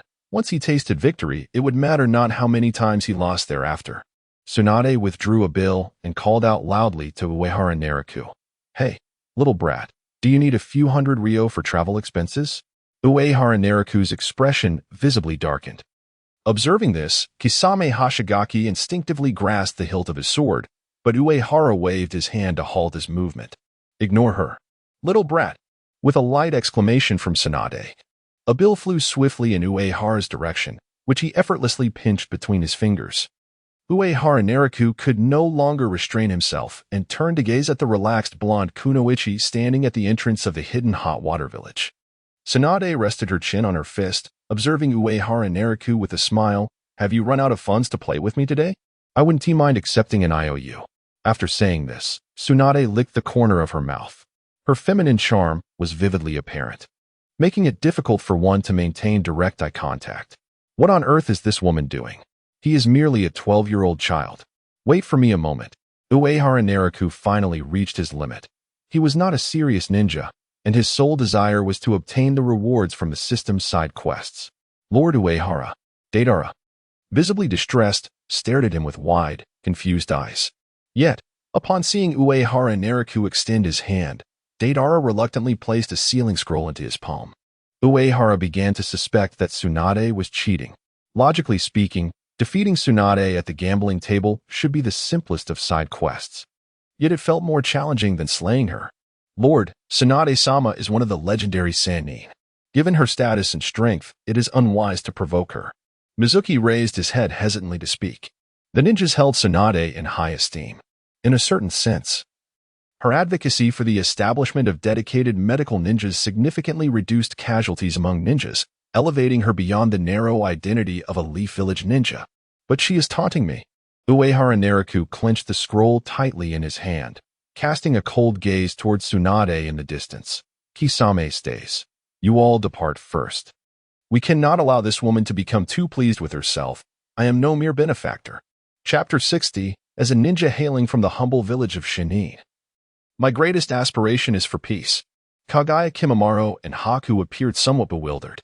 Kisame could not help but chuckle. It seemed that Uehara was indeed a leader who valued his subordinates. Only Zabuza and Haku found it perplexing. Was Uehara truly concerned about treating the ailing young ninja Kagaya Kimimaro, who had yet to demonstrate his combat prowess? Those of them from the land of water were typically cold-hearted. For a youth like Kimimaro, afflicted with severe illness, death seemed inevitable. The fourth Mizukage wished for their demise. However, Hozuki Mangetsu recalled a rumor that compelled him to temper Uehara's enthusiasm. He murmured, but I have heard that the esteemed Tsunade, renowned as the strongest medical ninja, has retired. Since the war concluded, she has not intervened to save anyone.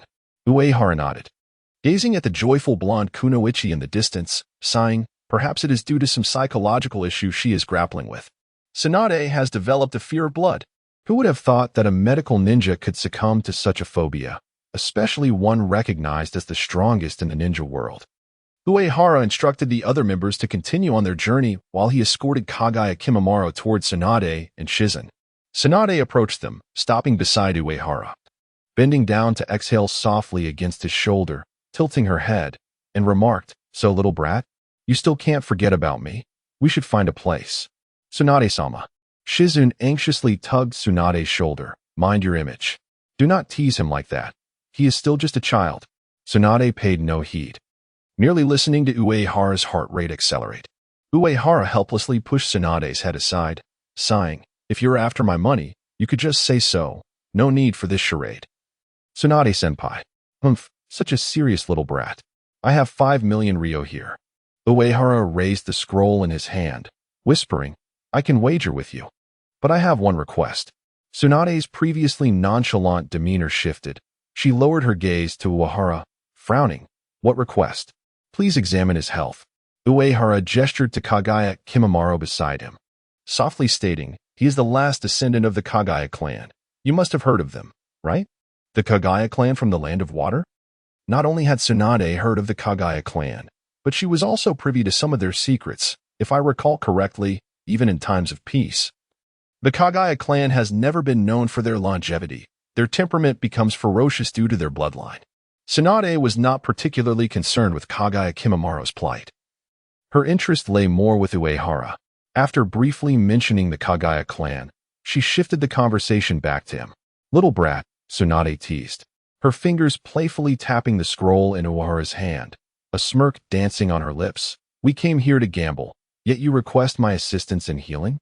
Uehara Nariku discerned the dissatisfaction in her words and, rubbing her forehead, remarked, "If you so desire, there will be those willing to bestow upon you riches. However, at the gaming table, I doubt you have ever emerged victorious, have you?" The visible anger on Tsunade's forehead manifested as a pronounced vein. For Uehara's words resonated with undeniable truth. Her fury dissipated, and she softly instructed, "Shizen, please check on that brat from the Kagaya clan.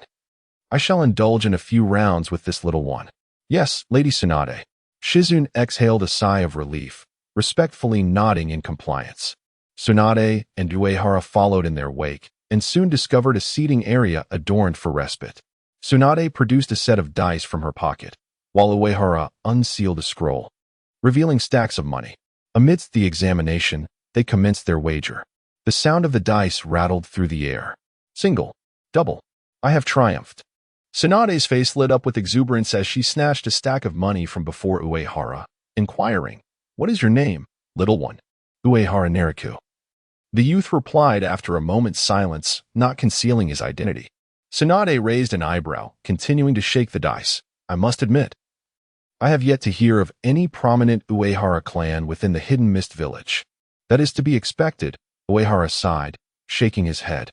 "In a village as vast as the Hidden Mist, how could there be a minor ninja like myself? Mr. Kisame and the others are merely assisting me in completing my tasks." This assertion held a grain of truth. However, the task Uehara had completed involved enlisting individuals like Kisame into the Akatsuki. "Heh." Tsunade suddenly halted the dice, lifting her gaze to Uehara. A glimmer of amusement dancing across her features. "Though your words speak of modesty, your heart swells with pride. It seems you hold little regard for the 5 great ninja villages." "Lady Tsunade," Uehara retorted defiantly, "I have heard that the 3rd Hokage of Konoha has aged considerably. You could readily assume the mantle of Hokage upon your return, yet you choose to wander. Surely, it is you who embodies the most pride, disregarding even the position of the strongest village leader?" Indeed, Tsunade possessed ample grounds for pride. Her lineage, beauty, prowess, and capabilities were each attributes that would instill a sense of pride in any woman. "Hokage, you say?" A flicker of confusion crossed Tsunade's eyes. The two lapsed into silence, resuming their game. Uehara's luck at the gambling table seemed to falter in comparison to Tsunade's. No matter his guesses, he never once succeeded. And the prospect of completing the side quest to win against Tsunade appeared infinitely distant. "Forget it. Let us assume that task does not exist," Uehara consoled himself internally, reasoning that, according to the lore of anime enthusiasts, the rewards for triumphing over Tsunade would hardly be substantial. Tsunade once again picked up a stack of money from in front of Uehara, her voice barely above a whisper. You know, little one, throughout my life, I have seldom tasted victory. Each time I triumphed in gambling, misfortune would soon follow. Yet, over these past few days, I find myself continuously winning your money. Oh, Uehara Naraku was well aware of this curse. Curiosity piqued. He wondered if Tsunade's recent streak of victories would provoke a cataclysm back in Konohagakure. Or perhaps, would Jiraiya and Orochimaru find themselves in peril? Uehara then pondered his own identity. Could it be that the luck of a mere underachiever was suppressing Tsunade's curse? As an intern of Akatsuki, the last of the puppet masters behind the scenes of the ninja world, perhaps Tsunade's encounter with him and her failure to eliminate this threat marked her greatest misfortune and regret. Of course, it was unlikely that Tsunade could bring herself to kill him now. Little did she realize that the boy seated before her harbored power rivaling that of shadows. Tsunade, with a lively mind, suddenly chuckled. Hey, little one, you won't grow up to be a member of some nefarious organization, will you? Your background seems rather intriguing. Impossible. Uehara vehemently denied Tsunade's accusation, gently responding. As a ninja hailing from a humble village, I desire peace in the ninja world more than anyone. Then I shall wager on single. Then I shall wager on double. Tsunade, her expression clouded with confusion, lifted the lid of the dice cup and seized another stack of money from in front of Uehara, pieces far more precious than wealth or life. Lady Tsunade. In that moment, Shizune, donning white gloves, appeared before them, having completed an examination of Kinaru's condition. She cast a glance at Kinaru standing beside her, her face etched with weariness and remorse. I am sorry, his condition is quite complex, and I am at a loss to assist. Chapter 61. A Debt of Gratitude to My Teacher. Upon hearing Shizune's words, Uehara Naraku could not help but glance at the woman seated opposite him. Tsunade, the most renowned medical ninja in the shinobi world, is unable to assist? Shizune's medical skills are no different from mine. Tsunade shook her head, casting a glance at Kagaya Kimimaro, and softly remarked, if Shizune is at a loss, I too cannot propose an effective medical solution, given her current peculiar circumstances. Treating others is beyond her capability. Uehara nodded, rising to bow earnestly to Shizune. Although I have long been mentally prepared, I must still express my gratitude to Miss Shizune. Uehara indeed held no lofty expectations for Tsunade. The future Orochimaru is a grand scientist, proficient in ninjutsu, forbidden techniques, medicine, physics, biology, theology, and chemistry, yet remains helpless against the bloodline disease within Kimimaro. It seems improbable that a ninja like Tsunade, specializing in medical ninjutsu, could cure him. Moreover, Tsunade currently suffers from a phobia of blood. Indeed, the chances seem exceedingly slim. After observing Uehara's gesture, Kagaya Kimimaro also respectfully bowed to Shizune. Thank you, Miss Shizune. We are deeply grateful. One ought to hold respect for those who dedicate themselves to saving lives. Shizune, feeling awkward, halted their actions and gently said, please, do not do this. Our inability to propose a treatment plan is already a shortcoming on the part of medical ninjas. All I can suggest is to ensure he receives adequate essential nutrients. Very well, I shall remember that. Uehara shook his head, gesturing toward the remaining stacks of money before him, softly stating, let this be kept as Miss Shizune's consultation fee. Shizune quickly declined. I cannot accept this. Tsunade slammed her fist down, visibly displeased. Hey, brat, that money is meant for our gambling debts. Tsunade's thought process is truly incomprehensible, always borrowing money to gamble. Yet when Uehara offers her cash, she insists on dragging him back to the tables to lose it all openly. Apologies, Tsunade-senpai, but we must continue our journey. Uehara Naraku chuckled lightly, turning to Shizune. Tsunade-senpai seems to lose often. Life must be quite frugal for her. Let Miss Shizune keep this to offset the living expenses for both of you. Upon hearing this, Tsunade's face darkened with anger. Hey, Uehara brat. Do you think we are out here begging? Shizune. No. Uehara Naraku shook his head, gazing earnestly at the fuming Tsunade, and explained, my teacher once received Tsunade-senpai's kindness during the war. Let this serve as our way of giving back. Tsunade's expression shifted to one of surprise. She had not anticipated such sentiments from Uehara. Should she inquire about this brat's teacher, who raised such a grateful disciple? Perhaps when she meets Uehara's teacher someday, she might borrow some money. Tsunade can be more upright than anyone at times. At times, one is left with little dignity. After courteously bidding farewell, Uehara Naruto turned away with Kagaya Kimimaro. Tsunade gazed wistfully at their retreating figures, murmuring with a hint of regret, aside from my grandfather. He is the first person with whom I can truly enjoy myself. Tsunade, he is still a minor. Shizen interjected, shaking her head as she collected the money left by Uehara. Shizen genuinely appreciated Uehara's generosity. That young lad must have been trying to repay the kindness shown to him by Tsunade-sensei in the past. Deliberately losing to her these past few days, perhaps? What did you say? Tsunade retorted, visibly displeased, as she delivered a light punch to Shizen's head. I won that fair and square. Yes, yes, Shizen replied, rubbing her head. But that little brat is quite amusing. Tsunade chuckled softly, brushing her lips with her fingers. Shizen, do you think those who shower you with money are inherently good? Orochimaru often lent me money without ever demanding repayment. An hour and a half later, Uehara Naruto and Kagaya Kimimaro rejoined the group. The expressions on the faces of the others conveyed their understanding of the outcome of Uehara's wager with Tsunade. Kakashi and Guy wisely refrained from speaking. Zabuza Momochi, ever reckless, glanced at Uehara and sneered. So, little one, have you squandered all your money again? Uehara raised his eyes to meet Zabuza's gaze, mentally noting his name. With so many silent, why was he the only one so verbose? However, upon sensing the collective attention upon him, Uehara explained, I found that woman pitiable and chose to offer her some assistance. My teacher once benefited from her kindness. It would be remiss to ignore her plight. His words bore an air of sincerity, almost as if they were indeed factual. Whether it was the money lost to Tsunade or the allowance given to Shizen, it could be considered a repayment for the kindness shown by Konan in the past. Zabuza had intended to deliver further jibes, but upon witnessing Uehara's unfriendly glare, he sealed his lips. Haku's face displayed a measure of anxiety and apprehension as he glanced at the somewhat dejected Kimimaro, softly inquiring, Uehara, is there a cure for Kimimaro's illness? Tsunade found herself at a loss.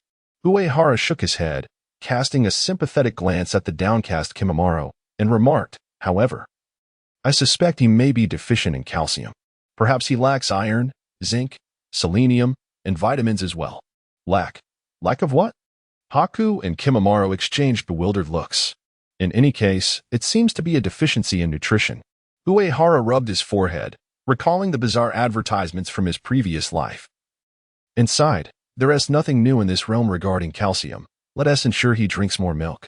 As I ponder future solutions, the essence of the bloodline of the corpse vein manifests in the aggregation of calcium within human bones, rendering them exceptionally resilient. Uehara remains uncertain about the true nature of this bloodline disease. However, he remains unperturbed. In this ninja world, many issues defy scientific resolution and can only be addressed through chakra. If chakra proves inadequate, perhaps the system will offer a remedy. Who knows what peculiar skills might be acquired in the future? Should even his external assistance fail to alleviate Kimimaro's condition, then Kimimaro would simply have to rely on his own fortunes. Uehara sighed internally and glanced at the two side missions presented by his system, both of which are not easily accomplished. Side mission, ensure the survival of Haku 01, reward unknown. Side mission, ensure the survival of Kagaya Kimimaro 01, reward unknown. Based on Uehara's conjecture, he merely needs to ensure that Haku and Kagaya Kimimaro survive the trials of their 15th year. As Haku is only 11 and Kimimaro is merely 10, there is no cause for concern regarding Haku, and there is no need to rush concerning Kimimaro. As long as Uehara diligently searches through the system panel for tasks that may yield healing skills during this period, there is hope for resolving Kimimaro's ailment and potentially addressing any afflictions that might befall Akatsuki. Uehara's gaze involuntarily drifted towards Akatsuki, the 13-year-old member of the 7 ninja swordsmen, who, astonishingly, could not even secure such side missions. His popularity in the realm of anime seems rather dismal compared to that of Tsunade, were it not for the presence of the 7 ninja swordsmen accompanying him to report back. Uehara might have been tempted to remain by Tsunade's side to complete a few missions that are not easily articulated. Perhaps among them lies a healing skill. Chapter 62. The straightforward disciple brings a gift to his teacher as Uehara Nariku journeyed back to the Akatsuki base with the team he had assembled. The small nations they passed presented no troubles. Upon reaching the base, Uehara gazed at it thoughtfully and discreetly activated his fate skill, intending to discern who was within. Unexpectedly, before he could even observe the individuals inside, his skill revealed a woman who was alarmingly close. A smile crept onto Uehara's lips as he called out, "Teacher, I have successfully completed the mission. May I now become a formal member of Akatsuki?" At that moment, as Kakashi and the others noticed Uehara speaking to seemingly empty air, they exchanged glances, pondering the sanity of their leader. Suddenly, a gentle breeze stirred the air. The concealed paper jutsu ninja was not something an ordinary shinobi could detect. "What do you think?" A cold voice from a woman pierced through the atmosphere. Countless paper butterflies ascended into the air, elegantly forming the silhouette of a woman. Her expression tinged with seriousness. "Because you stubbornly chose to undertake a mission in the land of water after clashing with Uchiha Obito, you found yourself in peril. How many times must I admonish you to sever ties with the current Akatsuki?" Hey, Teacher Conan." Uehara stretched out a hand, exasperatedly placing his forehead in his palm. "But I exceeded the expectations set by Lord Yahiko." Conan's countenance darkened, and she descended gracefully to stand before Uehara, her gaze icy. "Do you truly believe you have reason to be proud?" "Not at all," Uehara sighed, shaking his head. "It is precisely because of the summoning items and explosive tags provided by Lord Yahiko and you, Teacher Conan, that I could ensure my safe return." Just as Uehara was about to continue, Conan's hand suddenly rested upon his head as she sighed. "Well, it is good that you are back safely." "Indeed," Uehara replied with an awkward smile. "Did you not provide me with 1,000,000 explosive tags? And Lord Yahiko also gifted me the summoning items. Yet, I still worry about you." Conan lowered her gaze, gently ruffling Uehara's hair. Now endowed with far greater power than in the past, she could protect her cherished companions. But the regrets of years gone by could never be mended. Nearby, Kakashi, Hozuki Mangetsu, and Momochi Zabuza listened to their exchange, their expressions shifting noticeably. The seemingly obedient youth before them was, in fact, the audacious Uehara Nariku. The atmosphere grew increasingly peculiar. Their new leader, who had rampaged through the land of water, daring to eliminate the fourth Mizukage and inciting the defection of the 3 members of the 7 ninja swordsmen of the mist, now appeared meek and compliant in front of that woman. After hearing their dialogue, Kakashi and the others exchanged looks, their astonishment deepening. "It seems I have begun to comprehend why Uehara has been so obedient." The woman clad in a black robe adorned with crimson clouds and possessing blue hair is a figure who casually bestows 1,000,000,000 explosive tags upon her disciples. She certainly does not appear to be one to provoke lightly. No wonder she has assumed the role of mentor to Uehara. "By the way, I have brought a gift for Teacher Conan." Uehara Nariku nonchalantly produced a sealing scroll from which he extracted a kunai wrapped in explosive tags. During his journey back, Uehara had attempted to summon the explosive tags contained within the exploding blade, but regrettably, those tags appeared to be sealed in an entirely different manner, rendering any form of summoning utterly futile. However, through the words of Akatsuki's Moonlight, he had learned of the formidable power of the exploding blade, Mist. In times of dire peril, one could annihilate this kunai, and the unleashed force would be sufficient to obliterate the mightiest ninja in the ninja world. Given Conan's fondness for explosive tags, she would surely appreciate the exploding blade, Mist, wouldn't she? Yet, upon her gaze meeting the weapon, her expression gradually stiffened. "Nariku, what on earth are you holding? This thing is hideously unappealing." How had she not realized her disciple was so blunt? Did Uehara truly not understand that his teacher held a deep appreciation for the aesthetics of art? Uehara Nariku grasped the hilt and gently explained. "This is the exploding blade, Mist, a treasure passed down through the generations of the village hidden in the mist. It is said to contain countless explosive tags. And I thought Teacher Conan would surely like this kunai. I actually do not lack for explosive tags." Conan sighed heavily, caressing Uehara's forehead, and softly said, "There is no need to prepare gifts for me. Your safe growth is all I desire." "Yes, teacher." Uehara Nariku cast a puzzled glance at Conan. relinquishing the exploding blade back to Akatsuki's moonlight, restoring it to its rightful owner. That kunai was simply too ugly, not befitting his image. The Akatsuki base had seen little change, though the membership had undergone significant alterations. Aside from Kakuzu acquiring an immortal partner in Haydn, alleviating concerns about him betraying his comrades for profit, the enigmatic masked figure, Obito, had been expelled from the Akatsuki organization. Uehara Nariku was utterly astounded. Initially, he had pondered how to continue disparaging Uchiha Obito, only to find that Pain and Konan had decisively ousted him from the Akatsuki. This was unbelievable. The mastermind behind the Dark Akatsuki had been dismissed. Upon hearing this news, Uehara felt as though a company's CEO had dismissed the chairman of the board and subsequently placed him on a blacklist. Was there still a need for Kisame to act as a spy? Henceforth, Uchiha Obito had been unilaterally removed from the ranks of the four major players, rendering him ineligible to vie for the position of the shadowy puppeteer.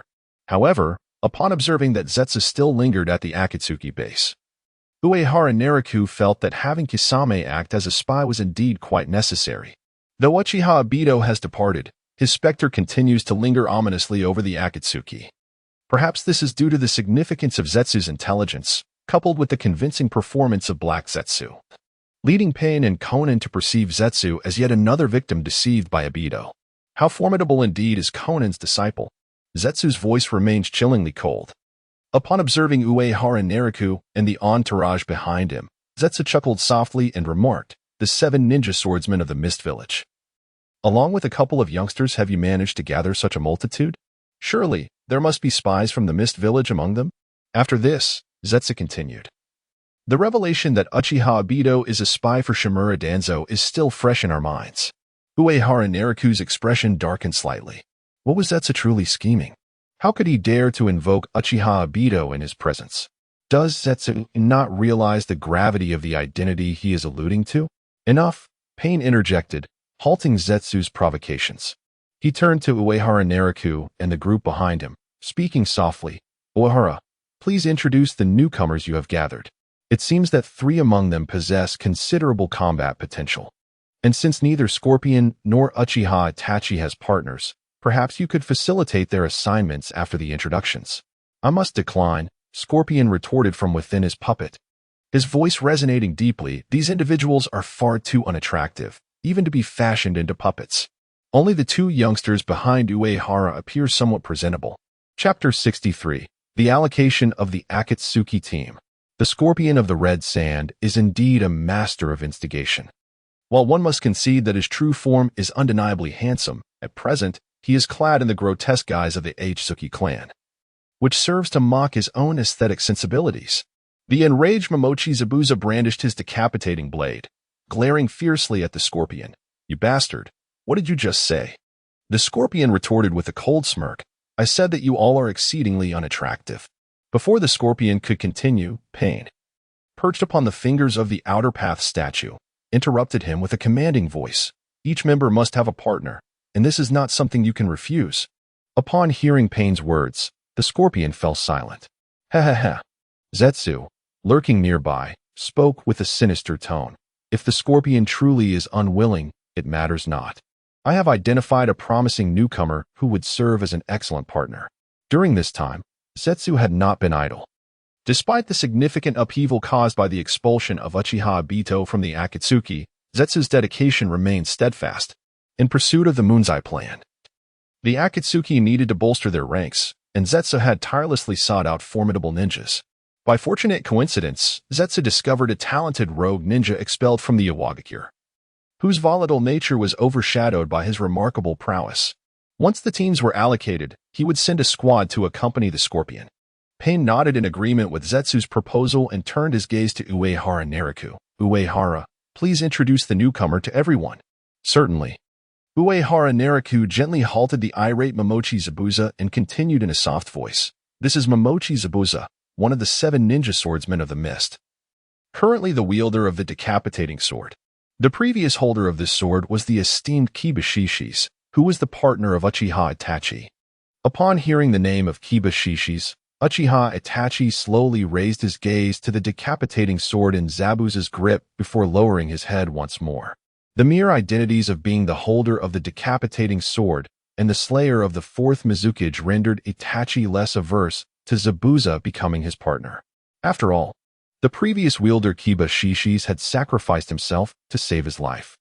Uehara Naraku pointed to the figure of Azuki Mangitsu behind him and continued softly, "This is Azuki Mangitsu, who at the age of 13 became one of the 7 ninja swordsmen of the mist, a rare prodigy akin to Mr. Itachi." Following this, Uehara Naraku chuckled with a hint of mischief. Interestingly, the prestigious Azuki clan has dwindled to just 2 members. And Mangitsu has a brother with whom he shares a deep-seated animosity. Oh, the assembly was captivated by this revelation. Kakuzu, unabashed, inquired, "Did this brat Azuki Mangitsu also slay his entire clan?" Uehara Naraku shook his head. Not quite. The demise of the Azuki clan was due to the persecution by the 4th Mizukage, Yagura. Pain posed a question of paramount importance, Uehara. "Can you ascertain that he is not a spy from the mist?" "Certainly not." Uehara Naraku cast a fleeting glance at Hozuki Mangitsu, and upon seeing him nod. Uehara chuckled softly and remarked, "What Mangitsu desires most is to revive the Hozuki clan. Once his younger brother matures, he will leverage his brother's resentment towards him, becoming a whetstone in his brother's path to growth." As these words slipped from his lips, Uehara scrutinized the expressions of those present and continued in a hushed tone, "This secret is sufficient to ensure he would dare not betray us, and I trust, esteemed seniors, you would not wish to harm Hozuki Suigetsu, nor would you want to miss out on the spectacle of fraternal conflict, would you?" "Humph, how intriguing." Kakuzu nodded, arms crossed. The others followed suit, for they held no interest in the tale of a fallen ninja clan's revival. Should they someday encounter Hozuki Suigetsu, they would not choose to strike him down. The drama of fraternal strife, certainly worth witnessing. Only Uchiha Itachi's expression slightly shifted before returning to its usual calm. If possible, Itachi would have liked to curse. Why did the story of Hozuki Mangitsu echo his own aspirations? Soon, someone else discerned this peculiar similarity. Conan approached and observed Itachi, stating, "Why do I feel that this newcomer's tale bears a resemblance to Uchiha Itachi's story?" "Itachi is different," Jiren hastily interjected. Providing an explanation on Itachi's behalf, he personally slew all his kin. Itachi, concerned about being exposed, stroked his eye socket and spoke solemnly, "I am nothing like this Hozuki gentleman. I merely await my brother's maturity to test my strength with his life." Hozuki Mangitsu, initially harboring some goodwill towards Itachi, now wore a look of discontent upon hearing those words. Is there truly someone who would contemplate killing their own brother? How outrageous. That heretic. To think he would wish to eliminate such an adorable creature as a brother. Our views diverge, and that is quite normal. Itachi raised his gaze coldly, his crimson eyes locking onto Hozuki Mangitsu as he declared, "I yearn for the possession of greater power. For that, I would not hesitate to sacrifice everything I hold dear." Uehara Naraku interjected. "A semblance of understanding would suffice. Why does Itachi seem to be performing? If one day someone were to actually kill Uchiha Sasuke, would you not go to great lengths to annihilate his entire family?" Hozuki Mangitsu cast a disdainful glance at Uchiha Itachi and stated firmly, "I have no desire to team up with such a person." "Coincidentally, I feel the same," Itachi replied, lowering his head to conceal his gaze. Deep down, Itachi genuinely favored Hozuki Mangitsu as a potential partner. 2 individuals with a fondness for their younger brothers would undoubtedly find common ground. However, Itachi was also apprehensive that prolonged interaction might reveal his secret. After all, both were brother connoisseurs, and even a mere glance at their brothers might betray their true sentiments. As Uehara Naraku was about to introduce Kisame Hashigaki, Zetsu suddenly interjected. "If that is the case, let Kisame be partnered with Itachi Uchiha." This was the intent shared with Obito. It was imperative to devise a means for Kisame and Itachi to form a team, enabling Kisame to monitor Itachi's every movement. Uehara Naraku cast a surprised glance at Zetsu and softly remarked, "Mr. Kisame was originally sought as a companion for Itachi by the traitor Obito Uchiha. I harbor some doubts regarding his loyalty, so I would suggest he initially serve as an intern alongside me. Should Black Zetsu insist on pairing Kisame with Itachi, he would acquiesce. Kisame was the new recruit I sought for Akatsuki." Zetsu quickly interrupted Uehara Naraku, stating gravely,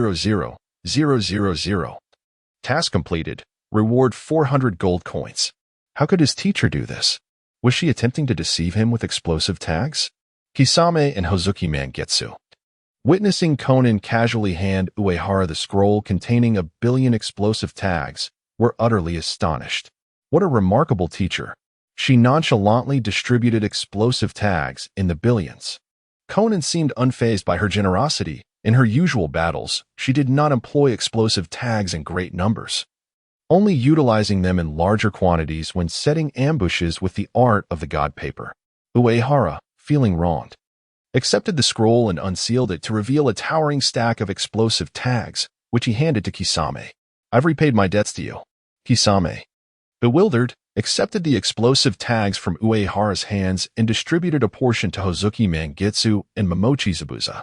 They truly did not care about Uehara's repayment. If it were money, it might have been different, but these were explosive tags. Even in the cheapest of countries, explosive tags could fetch 2,000 ryo, and they were not easily obtainable. Relying on their teacher meant having access to abundant resources. Upon hearing Uehara's words, Conan could not help but frown, fixing her gaze upon Uehara. How did you come to owe them money? This. Uehara began to contemplate an appropriate excuse. Kisame, perceptive to Uehara's plight, immediately intervened. We encountered Lady Tsunade from Konoha, and Uehara-san wagered with her a couple of times, losing several million ryo. Uehara Nariku slowly turned his head, fixing a desperate gaze on Kisame. What was he thinking? He had clearly warned him not to disclose his losses in the gambling at Tangren Village. And had he not already returned the money? The next moment, Uehara felt an icy gaze fixated upon him. Conan extended her palm, slowly turning Uehara's head to face her. Her expression shrouded in shadows, causing Uehara to feel a twinge of anxiety. Her hand gradually descended, caressing the young ninja's cheek before her fingers halted at his earlobe. Conan's voice turned chillingly cold, laced with a hint of disappointment. Naruto, have you taken to gambling? I didn't mean anything by it, Uehara stammered, shaking his head vigorously as he attempted to explain. I merely observed that Tsunade-senpai has been living in hardship. After all, she was a teammate of Jiraiya-senpai, and my intention was primarily to seek her assistance for Junmaro's treatment. In truth, he was merely fulfilling a mission. Could he harbor any ulterior motives? Conan's piercing stare lingered for an extended moment before it finally softened. From now on, you must refrain from gambling. Do you understand? And Jiraiya had mentioned that Tsunade-senpai is beyond salvation. No matter how much you offer her, she will squander it all on gambling. Yes, I understand, Uehara replied with a serious nod. He had not anticipated that Jiraiya had covertly disparaged his old teammate over a decade ago. His words held a ring of truth. What good did it do for Tsunade to win so much money from him if she would ultimately lose it all? Kisame Hashigaki had donned his signature red cloud cloak. Casting a glance at Uehara's predicament, he chuckled softly, Lord Uehara, I shall take my leave to meet with my comrades. Go on, Uehara begrudgingly muttered through clenched teeth. It was ironic that Kisame, whom he intended to place as a spy, had made it his first act upon joining Akatsuki to inadvertently disclose his affairs to Conan. This man was far from the honest individual he had anticipated. Could he not maintain discretion? If not for Uehara's own cleverness in concocting a somewhat plausible excuse, Conan would have likely withheld her favor for days. Do not blame me, Lord Uehara, Kisame shrugged, his smile growing more pronounced. I merely believe that you should not engage in activities inappropriate for your age. Perhaps Conan-senpai should better guide her disciple. I understand. Thank you for the advice. After nodding in acknowledgement, Conan's gaze towards Kisame softened with a touch of warmth and trust. Once they departed the logistics base, Zabuza Momochi could not help but chuckle at Kisame. Humph, you've truly offended that little brat Uehara this time? Haven to you? Is that so? Kisame replied, his grin unfaltering as he glanced at Zabuza with an expression akin to that of observing a simpleton. I must admit, I was entirely unaware. Kisame's remark prompted a contemplative look from Hozuki Mangetsu, who softly remarked, in truth, one should hold great respect for their mentor. Upon our return, he seemed to frequently allude to his mentor inadvertently. It appears that among us, there are still not too many fools. The corner of Kisame Hashigaki's mouth curled into a slight smile, as he disdainfully remarked about Tobi's inability to separate from them to meet his new partner. By the lake, Itachi Uchiha was once again contemplating the intricacies of life. At this moment, a sense of regret and wonder enveloped him. Could there truly be another like the likes of Suigetsu in the ninja world? If given the chance, should he devise a means to understand how Suigetsu orchestrated his younger brother's fate? The sound of the samahata piercing the ground disrupted Itachi's reverie. As Kisame approached him from behind and softly inquired, "What are you pondering?" The infamous Uchiha who decimated his clan. Itachi, choosing silence, closed his eyes in response. Kisame stepped closer, initiating, "Shall I assist you in making a guess? For instance, how to conceal the fact that, much like Suigetsu, you wish to protect your younger brother?" Itachi's expression remained unchanged as he slowly brushed aside his wind-tousled hair and replied softly, "If you have come merely to utter such meaningless words." Meaningful? Kisame interjected with an unusually warm smile. "I merely wish to ascertain if you truly do not care for your brother. If that is the case, I could plan to eliminate him, thereby acquiring a pair of Sharingan. My chakra is abundant, and the toll of the Sharingan should be negligible for me." Itachi's fingers involuntarily trembled. Perhaps this new teammate, with a visage akin to a shark, presented the most formidable challenge since his arrival at Akatsuki. The members of Akatsuki were all profoundly deranged, and as Itachi listened to Kisame's words, he found himself unable to discern their veracity. Kisame subtly noted Itachi's trembling fingers, and his smile grew ever more pronounced, seemingly validating his superior, Nagato's, judgment once more. Just as Itachi could no longer contain himself and was about to speak, Kisame preemptively cut him off. The grin on the shark-like face turned somewhat menacing. "All right, I was merely jesting.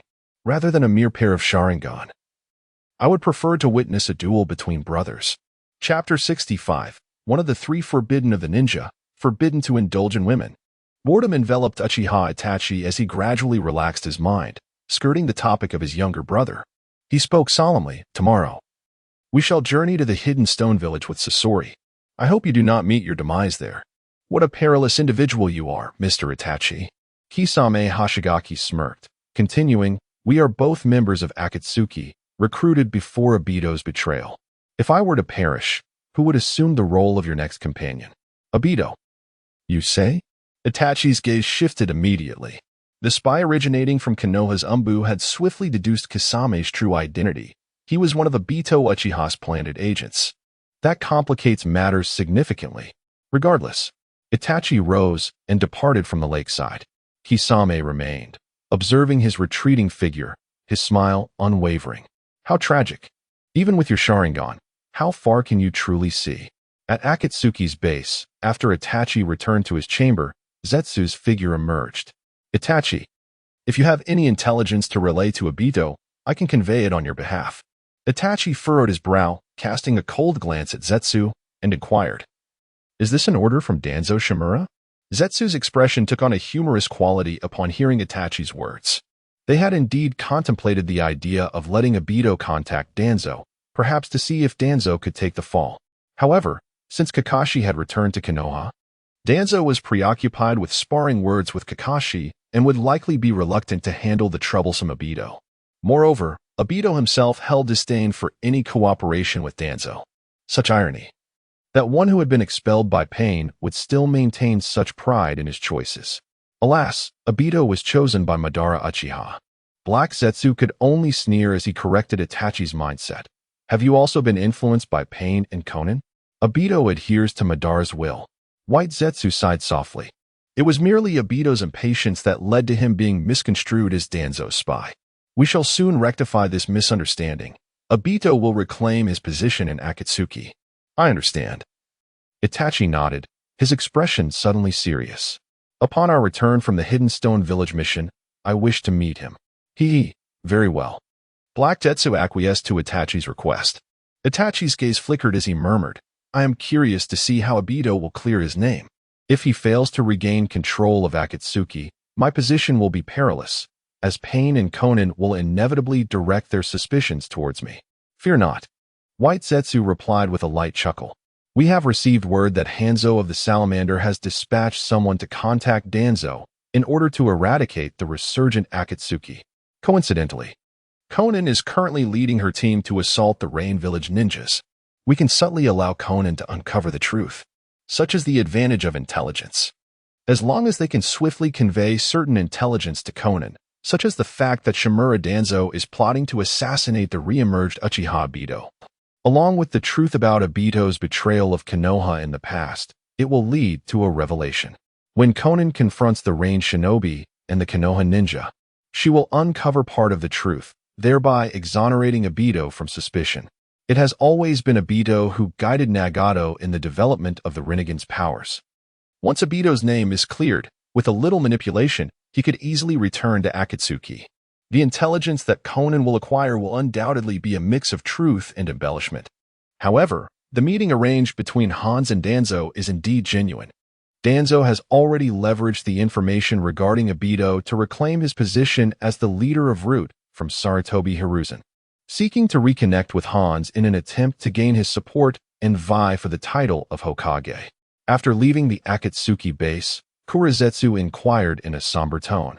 When will Danzo meet with Hans's men? According to our surveillance, it will occur within the next few days. Shirazetsu shook his head, looking somewhat perplexed, but this time, Konan has brought along two youngsters. Their pace is rather slow. They should be able to catch up, right? It matters not, Kurizetsu replied with a dismissive snort. Once she discovers the convergence of the Konoha ninja and the Rain Shinobi, she will undoubtedly feel compelled to strike. At that moment, she will uncover the truth. Indeed, Konan and Uehara Nariku's progress has been somewhat sluggish. With their return, the mission to attack the Rain Shinobi has resumed, albeit with the addition of two more members, Kagaya Kimimaro and Shiro. Upon learning that they would join the mission, Kagaya Kimimaro expressed astonishment. Are we allowed to accompany you on this mission? I hadn't intended to bring you along. Uehara Nariku replied with a resigned glance at Konan, sighing. But Konan-sensei believes I should have two teammates. This reflects the biases of the shinobi world, or perhaps the lingering influence of Jiraiya. Konan is now instructing Uehara in a manner reminiscent of Jiraiya's teachings, assuming the role of the leading jonin, while Uehara, Kagaya, and Shiro form a small team. Konan hopes that Uehara can cultivate a normal shinobi career, rather than obsessing over becoming a full-fledged member of Akatsuki and mingling with that group of deranged rogue ninjas. Uehara, Are we holding you back? Shiro asked earnestly, his eyes reflecting a hint of confusion.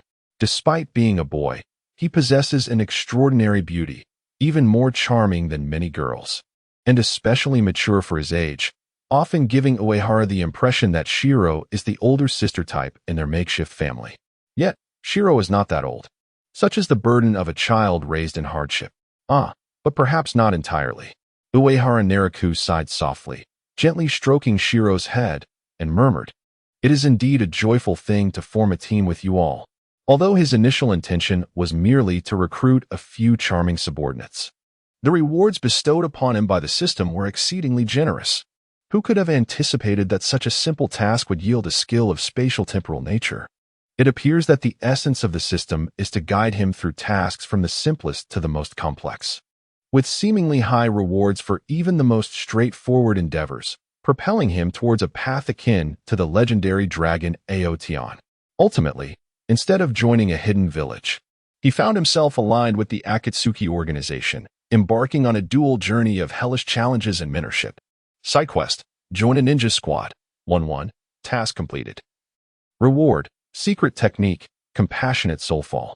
Secret technique, compassionate soulfall, provides a shield for one's teammates that can absorb a fatal blow, followed by a teleportation to their side, disregarding the constraints of space and time, with a cooldown of 160 seconds and a chakra cost of 100 points. This ability holds merit for both support and escape. However, having previously lost to Tsunade and gained the Fate teleportation ability, Uehara is less concerned about the teleportation aspect of compassionate soulfall. He is far more enamored with the protective shield that can withstand a lethal strike. Walking at the forefront of the group, Conan turned to observe the three young men, particularly noting Uehara Naraku's expression, which seemed to reveal his acceptance of her arrangements. According to Master Jiraiya's descriptions, a typical team consists of 2 males and 1 female, igniting the competitive spirit among the boys while the girl fosters harmony between the two, thereby creating a unique bond.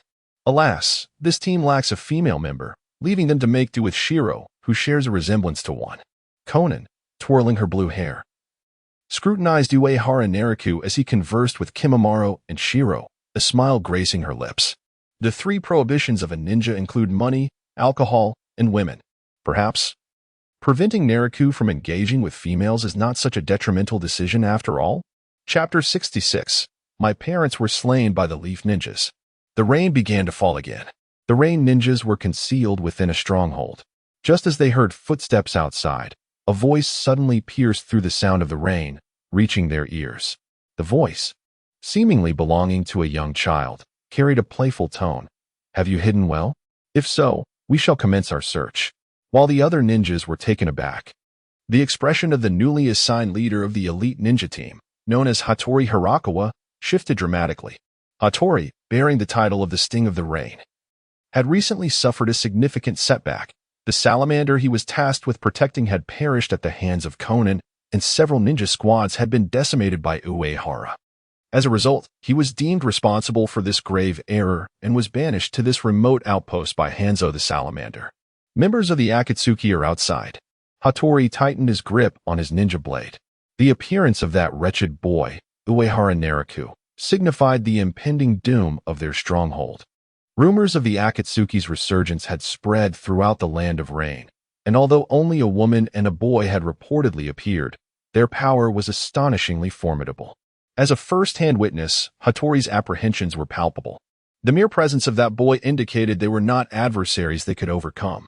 Hattori turned to his subordinates, his voice grave. We must split up and flee. Let us regroup in the eastern canyon tonight.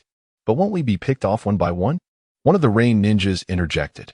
Captain, perhaps we should hold our ground here. If we can endure for a day, Hanzo's right-hand man will surely arrive. And then we can eradicate these intruders. Fool. Hattori scolded vehemently. If we remain here, we won't last long. Stop overthinking it and retreat immediately. Understood. The rain ninjas reluctantly acquiesced to Hattori's orders. However, just as they exited the stronghold, a barrage of bone projectiles suddenly flew towards them, piercing their chests and bellies, causing blood to spray forth. Several rain ninjas fell silent. Only Hattori managed to deflect a single bone projectile with his blade, though he too sustained injuries from the impact. He looked up to see a blue-haired woman clad in a black robe adorned with red clouds, accompanied by 3 children, one of whom, with white hair, pointed a finger at him. Clearly, it was this finger that had stealthily annihilated the Rain Ninja Squad. "Spare his life, Kimimaro," Uehara Nariku commanded, raising a hand to halt Kimamaro's action. Leaping down, he regarded Hattori with a light chuckle. "Ah, what an old friend this is." Indeed, Kimimaro retracted his finger. Humbly stepping aside, having employed his 10 fingers to execute the Rain Ninjas with deadly precision, Shannon furrowed her brow, gazing perplexly at the Rain Hidden's elite ninja below, and softly inquired, "Naraka, have you encountered him?" "Well, the last time we met." Uehara Naraka began to introduce Habuto Hirakawa. During their previous mission to slay the giant salamander, they had fortuitously crossed paths with Habuto Hirakawa's ninja squad, only to be effortlessly vanquished by Uehara. This esteemed shinobi, known as the Rain Hidden Sting, had bartered a cherished volume of Intimate Paradise from Uehara in exchange for his own life and those of 2 lower-ranked ninjas. "Was this individual the one who bestowed upon you that scandalous novel?" Xiao Nan's eyes flickered with dismay. She had diligently endeavored to secure a luminous future for Uehara, yet she was loath to witness any blemish upon her disciple. Uehara Naraka could not restrain herself from glancing upwards at Xiao Nan, almost tempted to remind her, "That is a book penned by your own teacher." However, Xiao Nan, her face contorted with anger, appeared to have overlooked this matter entirely, lowering her gaze and softly commanding, "Eliminate him, Naraka." Uehara Naraka sighed in resignation, crouching down to address Habuto Hirakawa. "I apologize. My teacher is present. I fear this time your luck has run out." Habuto Hirakawa interjected, murmuring, "I possess a complete set of Intimate Paradise, both volumes." An eerie atmosphere enveloped them. The esteemed elite ninja of Rain Hidden Village sought to leverage a complete set of Intimate Paradise in exchange for his release. Alas, he had miscalculated. Were it merely Uehara Naraka at stake, in a situation devoid of broader implications, she might indeed have spared him, allowing him to return and continue his intimidation of Hanzo. However, this time, Xiao Nan was attentively watching from the cliffside. Uehara Naraka's mood soured. "What do you mean by this? Do you take me for someone else entirely?" Yet, Habuto Hirakawa cast a subtle glance at Uehara, implying that the Intimate Paradise series was a coveted treasure among ninjas. Understood by those in the know. Uehara found herself ensnared in indecision. Several side quests related to the Intimate Paradise series remained, yet both volumes were essential, and fortuitously, Habuto possessed them. Should she eliminate Habuto, the book would undoubtedly be confiscated and destroyed by Xiao Nan. Uehara Naraka regarded Habuto Hirakawa intently and murmured, "If you wish to be spared, this price is insufficient. If you possess information regarding the giant salamander, Hanzo, I could never betray Lord Hanzo." Habuto firmly rejected Uehara's demand, but in the next moment, as if struck by a thought, he lowered his head and spoke in a hushed tone. "If you are willing to undertake a certain task, I can divulge information regarding Hanzo's right hand, the giant salamander, Shinda. We have no interest in small fry." Uehara Naraka waved her hand dismissively. Aside from Hanzo, the other ninjas in Rain Hidden Village were of no consequence, mere minnows in the grand scheme. After a moment of silence, Habuto spoke softly. "What if this matter pertains to the very survival of your Akatsuki organization?" "Huh?" Uehara Naraka erupted into laughter. "The survival of Akatsuki? You are overthinking it. Those capable of vanquishing Akatsuki are still merely students at the Ninja Academy." Hattori Hirakawa failed to grasp Uehara Nariku's meaning. After all, by common logic, one would assume that those who could bring about Akatsuki's downfall have yet to be born. Nevertheless, Hattori Hirakawa lacked the inclination to ponder this further. He simply lowered his head and spoke. "What if I told you that Lord Hanzo wishes to ally with Shimura Danzo of the Leaf Village?" Uehara Nariku's gaze sharpened.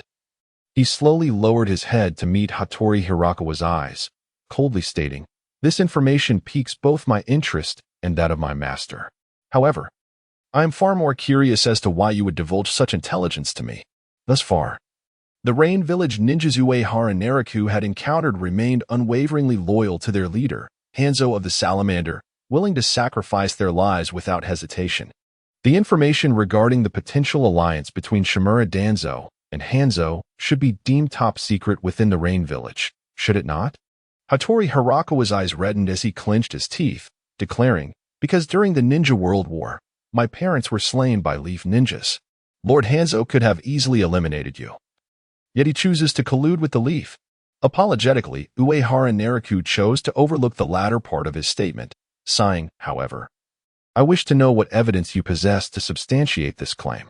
Chapter 67. This demigod is questionable. War invariably leaves behind scars. In the past, the Hidden Leaf Village, the Hidden Stone Village, and the Hidden Sand Village transformed the Land of Rain into their battlefield, resulting in the untimely demise of countless innocents. Nagato's parents fell victim to the hands of leaf ninjas. After so many years, despite Jiraiya's teachings, Nagato remains unable to forget the hatred he harbors for his parents' killers, let alone for the ordinary rain ninja, Hattori Hirakawa. Should Lord Hanzo wish to eradicate the Akatsuki organization, I would gladly offer my life in service of his command. However, he has chosen to ally with the Leaf Ninjas. Hattori Hirakawa clenched his fists in bitterness and continued in a low voice. When Lord Hanzo collaborated with Shimura Danzo of the Leaf to eliminate the Akatsuki organization, I departed from the village, unwilling to accompany him, as I could not accept an alliance with the Leaf Ninjas. Fortunately, you did not join him at that time, Uehara Nariku sighed slowly. Had Hattori Hirakawa participated in the extermination of the original Akatsuki, he would likely have met the same fate as many others at the hands of the enraged Nagato. However, Uehara Nariku suddenly turned to the furious Hattori Hirakawa and asked softly, "Do you possess any evidence to support your claims?" "Indeed, I do." Hattori Hirakawa nodded and continued solemnly. "The salamander, Hanzo's right hand, is set to arrive at the Eastern Canyon tomorrow, where he will meet with the Leaf Ninjas. My intention was to lead you there to eliminate them." How intriguing! Uehara Nariku smirked and patted Hattori Hirakawa on the shoulder, saying, "I hope what you say is true. If there is any conspiracy, it would serve no purpose. Tomorrow, I shall go to assist them." Hattori Hirakawa shook his head and replied gravely, "This matter is no great secret, yet only the elite ninja teams are privy to this information. As Lord Hanzo has tasked us with ensuring the safety of the Salamander's meeting with the Leaf Ninjas." Uehara Nariku nodded and said quietly, "Then after this matter concludes, do prepare that set of intimate pleasures for me." "I understand." Hattori Hirakawa immediately wore a lecherous grin. Uehara Nariku couldn't help but roll her eyes, thinking, "You don't understand anything." When Konan learned of the news from Uehara Nariku, she felt some hesitation, however. After her disciple's persuasion, she reluctantly agreed to spare Hattori Hirakawa's life, as he was the first Rain Ninja willing to cooperate with them. Regardless of the truth in Hattori Hirakawa's words, there exists potential for manipulation.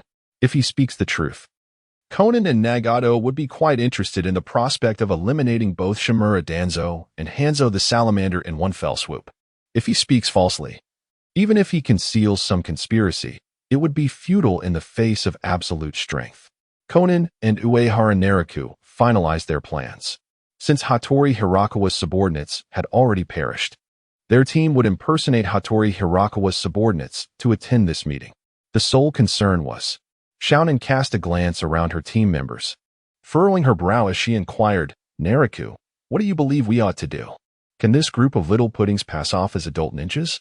Uehara Nariku, age 12, stood at a height of 165 centimeters. Shiro, aged 11, measured 150 centimeters, and Kagaya Kamaru, at 10, stood at 155 centimeters. After all, maintaining a transformation technique for an extended period is a complex task. While Uehara Nariku's physique was adequate, what if Kagaya Kamaru and Shiro inadvertently revealed their true selves? In that case, it would fall upon just the two of us.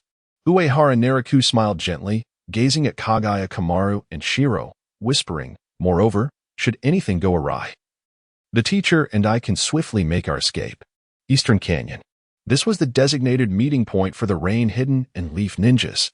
Gradually, Rain Ninjas began to arrive. And by noon, over 30 ninjas had gathered, including 7 or 8 J-Nin. Uehara Nariku and Shaunen donned hoods and special anti-gas masks from the Rain Village, trailing behind Hataki Hirakawa as they surveyed the scene. Even without acquiring confirmed intelligence, simply eliminating all those loyal to Hanzo the Salamander could be deemed a successful operation.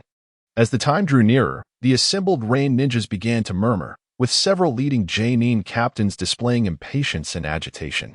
Why has that scoundrel Kamizuru arrived yet? That useless fool is surely going to show up at the last possible moment. One sneered. Humph, if he weren't a relative of Lord Hanzo, I would have chopped him into pieces.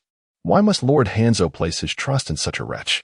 The Rain J-Nin, filled with ire, openly cursed, disregarding that the individual they were meant to protect was a high-ranking member of the Rain village. Uehara Nariku overheard someone inquiring about the wife of the one called Kamizura Shinda and could not help but ask, Hirakawa, isn't Kamizura Shinda Lord Hanzo's right hand? Why does it seem he is not well regarded in the Rain village? Not well regarded? Hatake Hirakawa's expression darkened, as he replied coldly, their insults are far too mild. That fool Shinda wields great power, often invoking the name of the Rain to justify the slaughter of innocent ninjas and civilians, falsely accusing them of being spies. Most of the J-Nin captains here have lost dear friends and loved ones to his blade. Uehara Nariku blinked in confusion, pondering if this Kamizura Shinda was akin to a Shimura Danzo figure within the Rain village. Hatake Hirakawa continued, if that scoundrel truly acted in the interest of the Rain village, it would be one thing, but all he does is amass wealth for himself, indulging in a life of luxury. It seems this fellow is even worse than Shimura Danzo. Xiaonan, intrigued, interjected, does Hanzo simply stand by while his kin undermines the interests of the Rain village? What can be done about it? Hattori Hirakawa shook his head and softly sighed.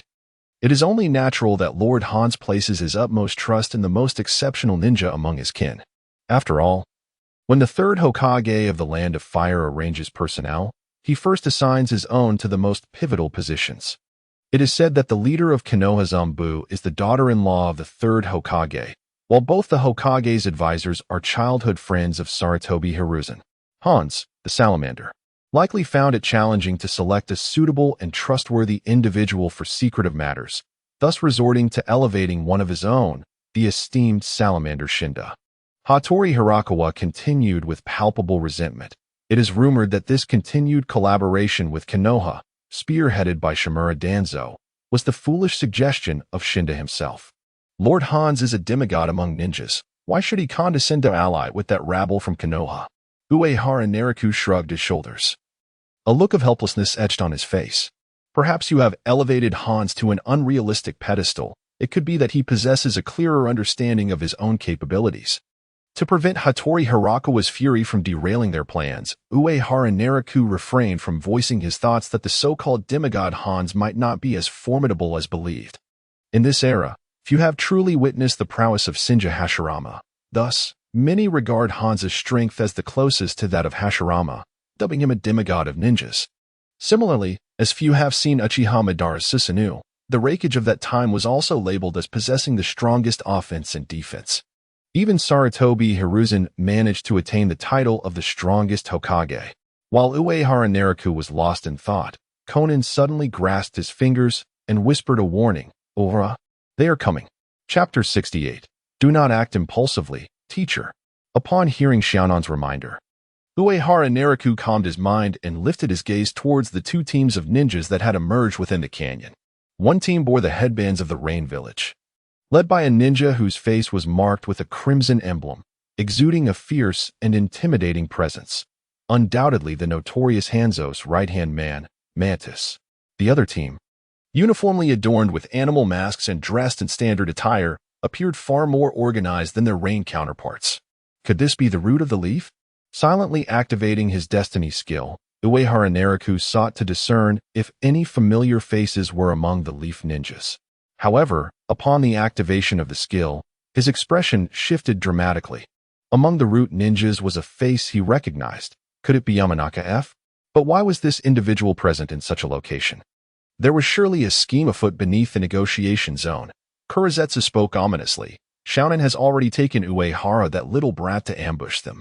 As soon as they engage in fierce battle, we shall seize the opportunity to discreetly plant the intel on one of the ninjas. There shouldn't be any issues, right? Shirazetsu hesitated before responding. What if Xiaonan fails to overcome them?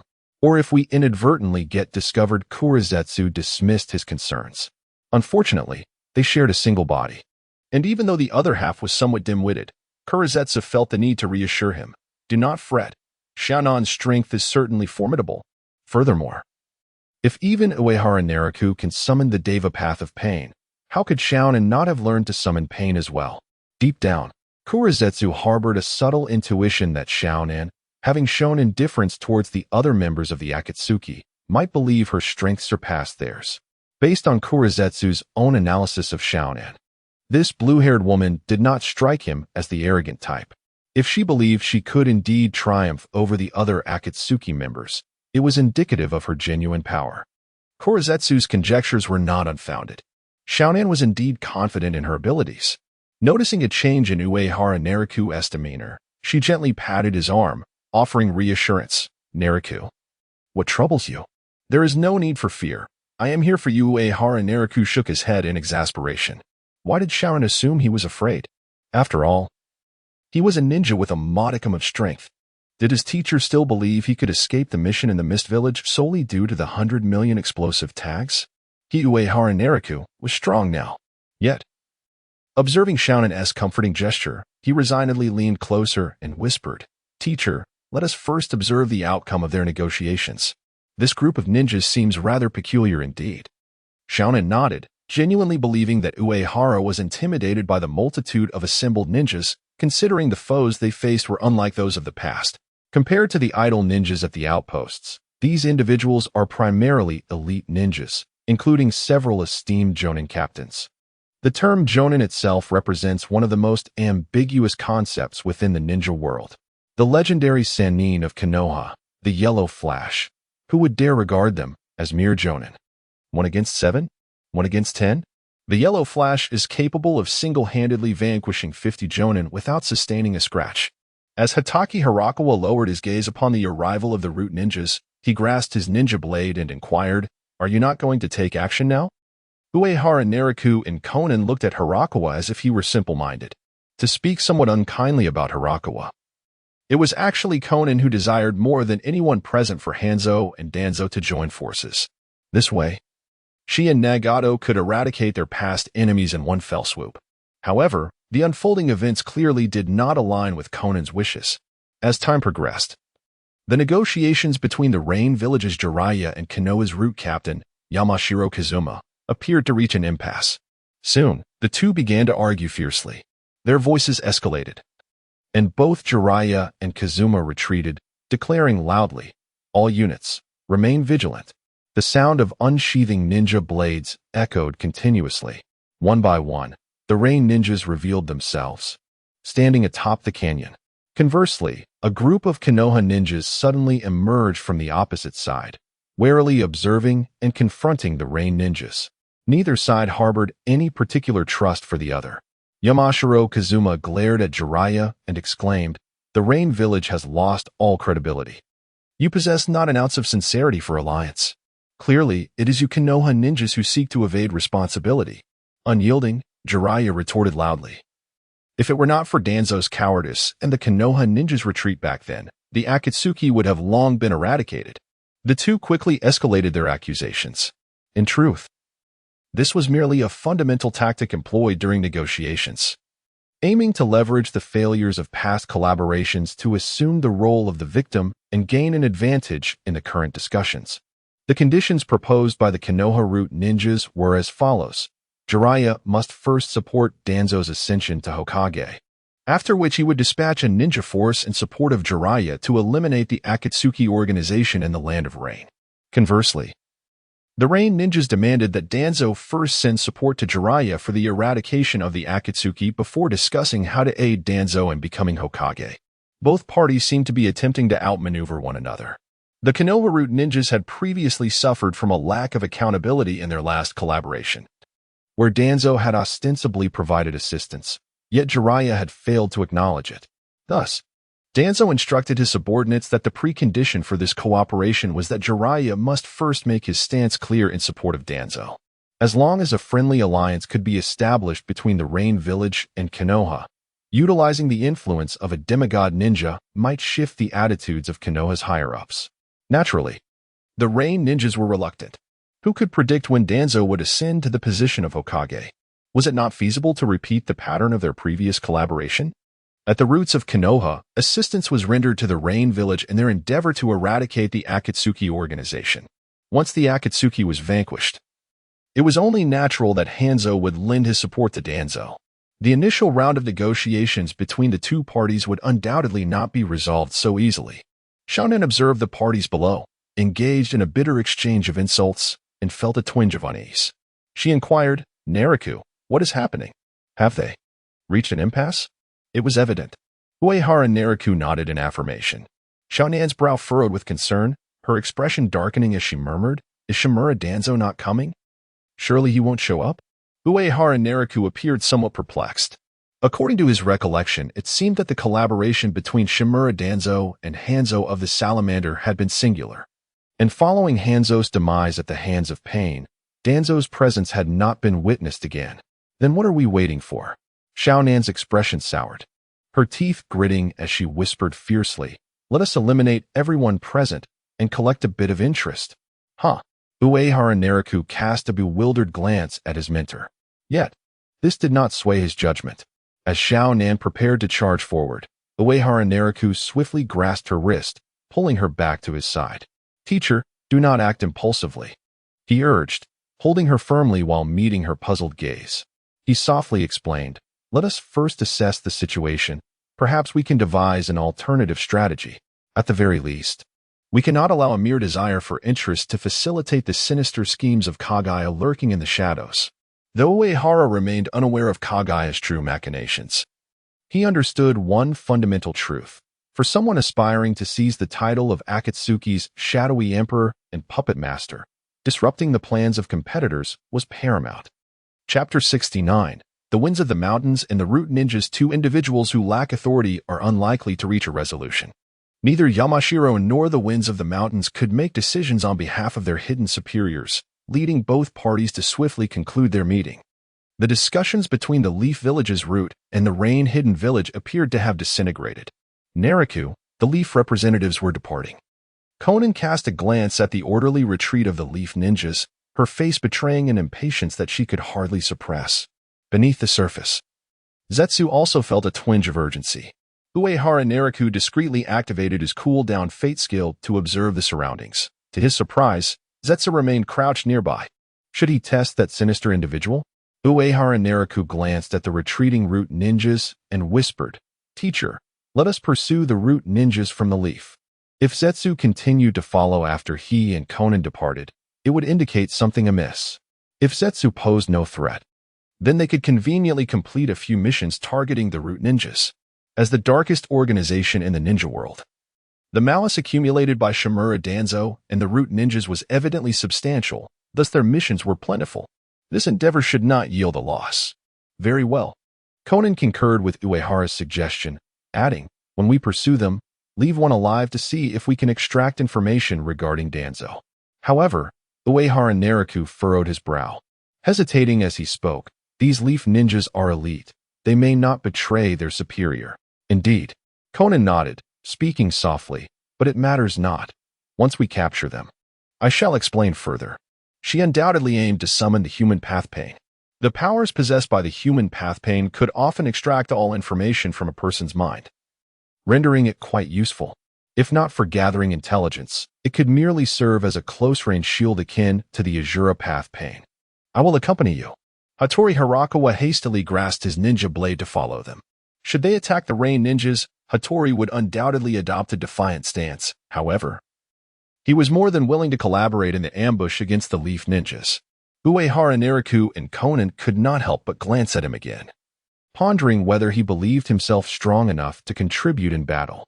Hattori interpreted their gazes and grumbled in dissatisfaction. "Regardless, I am a J-nin." "J-nin, you say?" Uehara Naruto remarked with a hint of sarcasm. "I was just contemplating testing my strength against a few J-nin." "Hattori."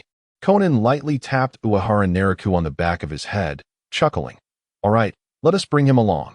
It is rare to encounter a Rain ninja willing to cooperate."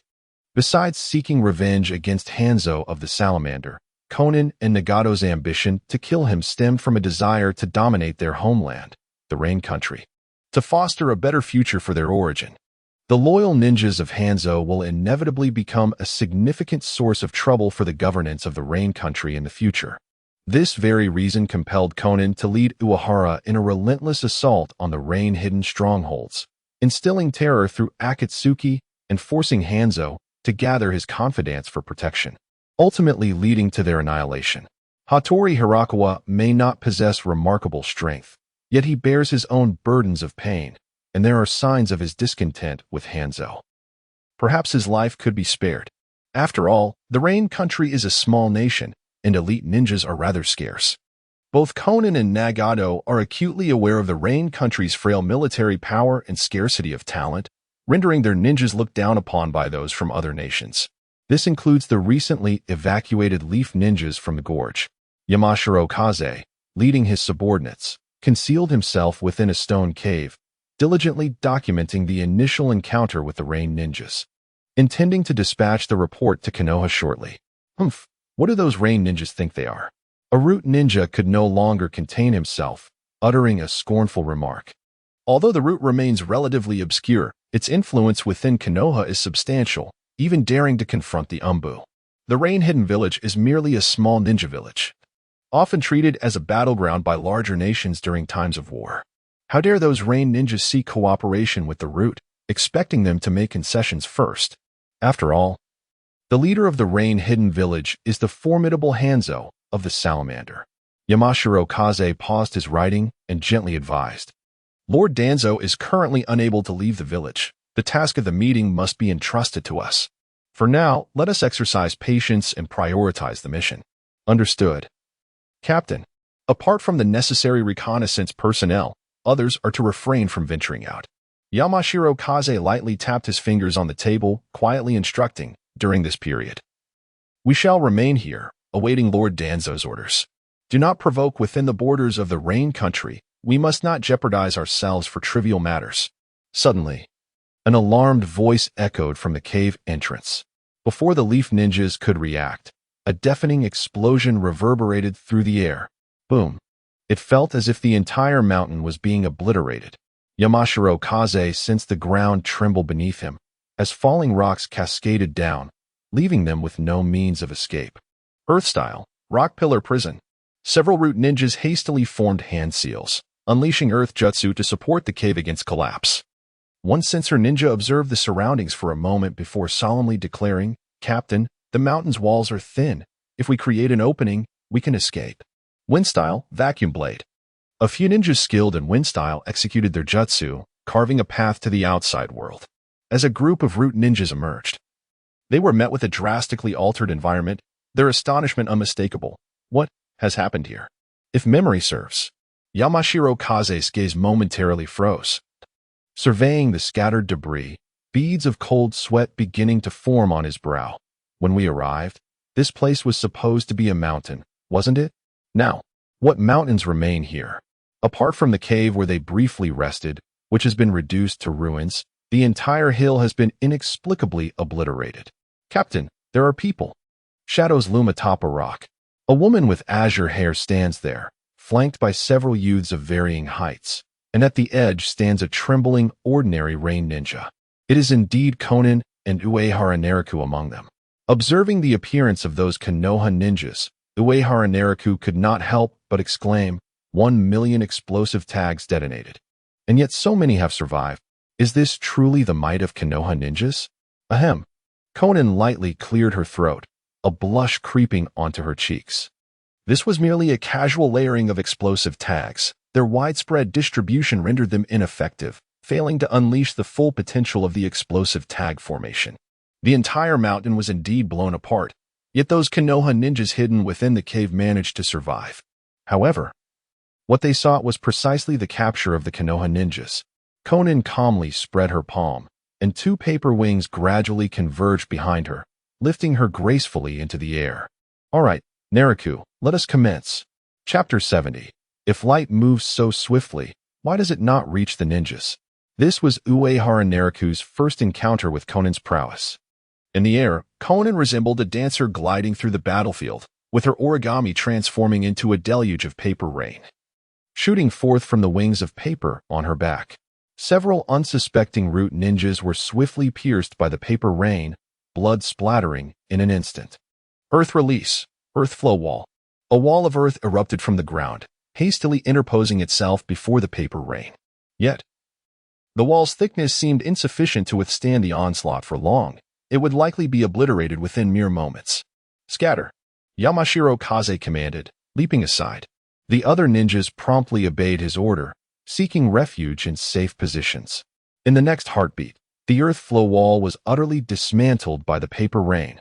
Fire release, great fireball technique. Wind release, great breakthrough technique. Two root ninjas initiated a counterattack against Conan. The fusion of wind and fire techniques conjured a towering inferno, forcing Conan to ascend and evade the searing waves of flame. Yamashiro Kaze assessed the approaching Uehara and his team, pointing at the airborne Conan. Teams 17, 18, and 20. Engage the aerial adversary. Teams 15 and 16, deal with those little brats. The Konoha ninjas, upon hearing the command, did not hesitate, swiftly dispersing to confront their designated targets. Yes, Captain. Wind release, wind cutter. Wind release, vacuum sphere. Wind release, vacuum slash. One by one, the root ninjas unleashed their techniques, momentarily suppressing Conan's assault through their numerical advantage in ninjutsu. Seeing a suitable opportunity, Yamashiro Kaze clasped his hands together, meticulously aiming at Conan's figure, intending to eliminate her with the family's secret technique, the mind-turning technique. Meanwhile, the two squads tasked with handling Uehara Nariku faced catastrophic peril. Lightning release, lightning prison. Uehara Nariku spread forth a tempest of thunderclouds, unleashing his most proficient skill, crashing into the two squads of root ninjas. The two teams, confronting Uehara, scattered in response to his lightning techniques. Initially, they were unperturbed, merely employing substitution or shadow clone techniques to counter the lightning strikes. One overconfident ninja, caught unawares, was struck by the lightning yet dismissed its potency. Do not worry, the technique's power is minimal. The robust root ninja had just spoken when another bolt of lightning struck him. He continued, rest assured, the technique's power is exceedingly slight. Crackle. A third bolt of lightning struck him. The towering ninja collapsed to the ground, rendered immobile and rigid. The once arrogant warrior found himself powerless to resist, as the lightning continued to rain down upon him. Moments later, silence engulfed him. The onlookers were left bewildered. What just transpired? Was his arrogance extinguished in but 3 seconds? Were it not for the fact that the root ninjas were confident in their comrades' loyalty, and having personally experienced Uehara Nariku's lightning-based ninjutsu, they might have suspected him of being a spy. On the battlefield, disseminating false intelligence warrants dire consequences, particularly when the information at stake is so critical. One must never underestimate any adversary. Standing beneath the tempest of thunderclouds, Uehara Nariku gazed down at the two squads of Konoha ninjas, a light chuckle escaping his lips as he continued. Even a ninja as formidable as myself does not take battle lightly. What right do you have to underestimate me? Such absurd rhetoric. Yet the root members of Konoha had little time to quibble with Uehara Nariku. They were preoccupied with evading the onslaught of the Thunder Prison technique, desperately seeking a way out of their predicament. Earth-style falling dome. Earth-style rock pillar prison. A massive, peculiar lid materialized above the heads of the root ninjas, supported by several robust rock pillars, shielding them from the electric barrage. Truly, the underlings of Shimura Danzo exhibited such proficiency, even when burdened. A smile flickered at the corners of Uehara's mouth, but it vanished in an instant as he clasped his hands together, forming an exquisite series of hand seals. Water-style, roar of the raging tide. A colossal wave surged forth. Earth-style, earth flow rampart. A formidable earthen wall abruptly rose to obstruct the deluge. The two squads of root ninjas exchanged blows with Uehara Nariku, finally managing to stabilize their position against his sudden assault. However, that youthful yet devilish voice echoed once more in their ears. There is no dog head sculpted on the earth flow wall. I shall certainly leave a negative review. Boom.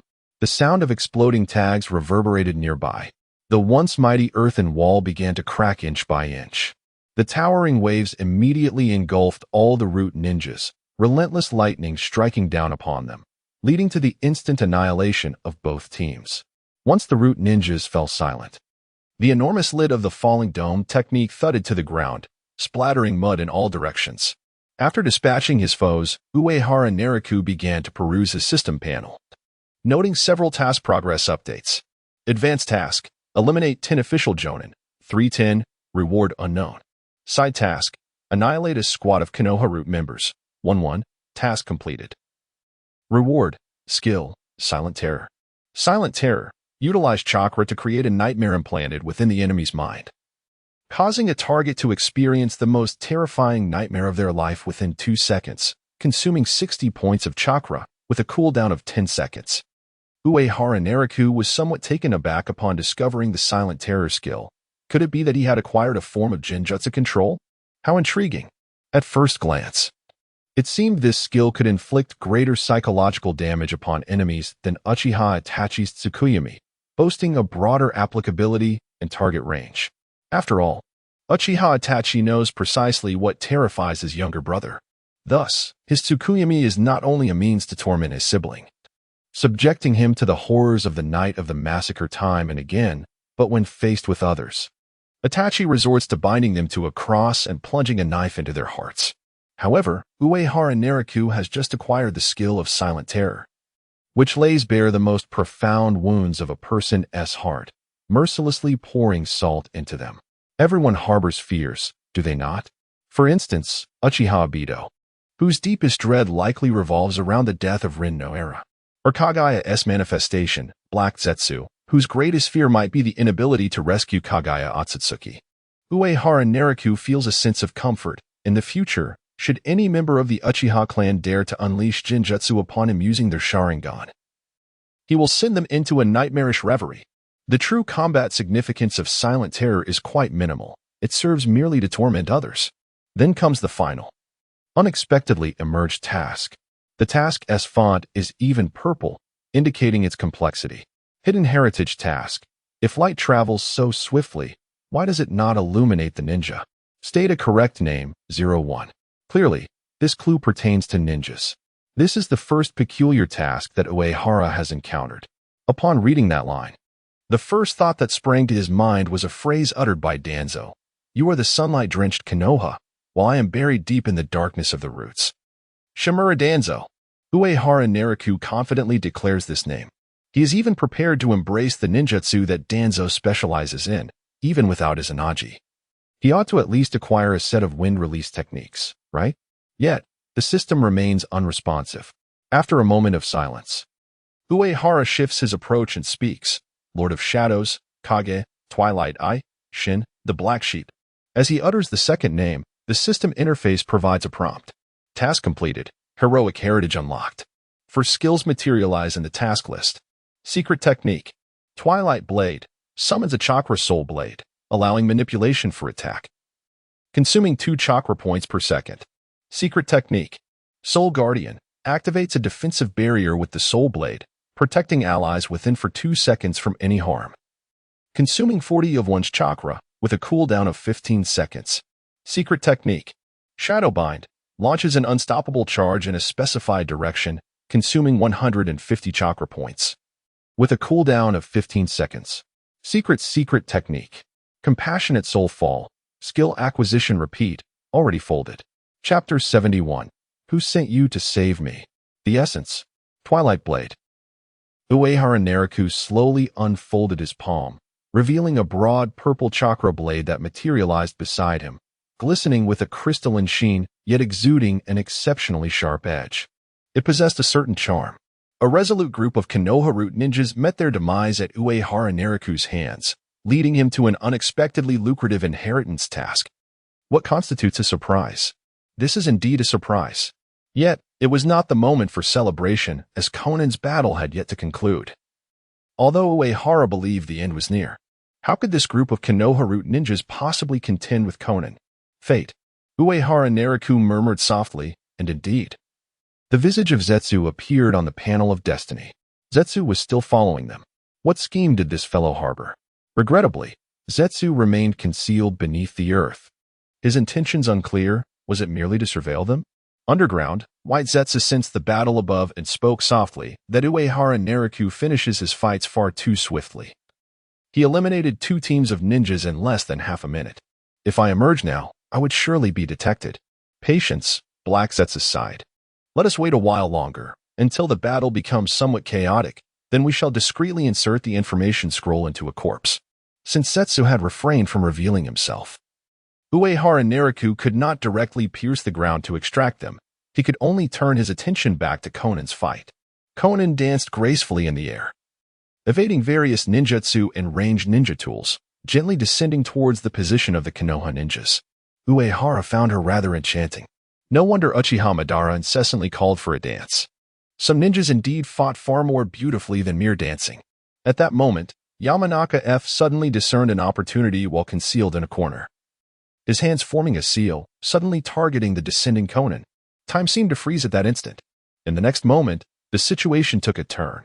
The ninja world often harbors peculiar secret techniques capable of executing astonishing reversals in dire circumstances, allowing the underdog to launch a counterattack. Suddenly, Konan plummeted straight down. The Yamanaka clan's mind transfer technique, once it struck, immediately stripped the enemy of bodily control. Those with formidable mental energy could even manipulate the enemy's body. My teacher has faltered. Uehara Nariku watched this unfold, a mix of amusement and despair washing over him, as he launched himself into the air towards Konan, intent on catching her.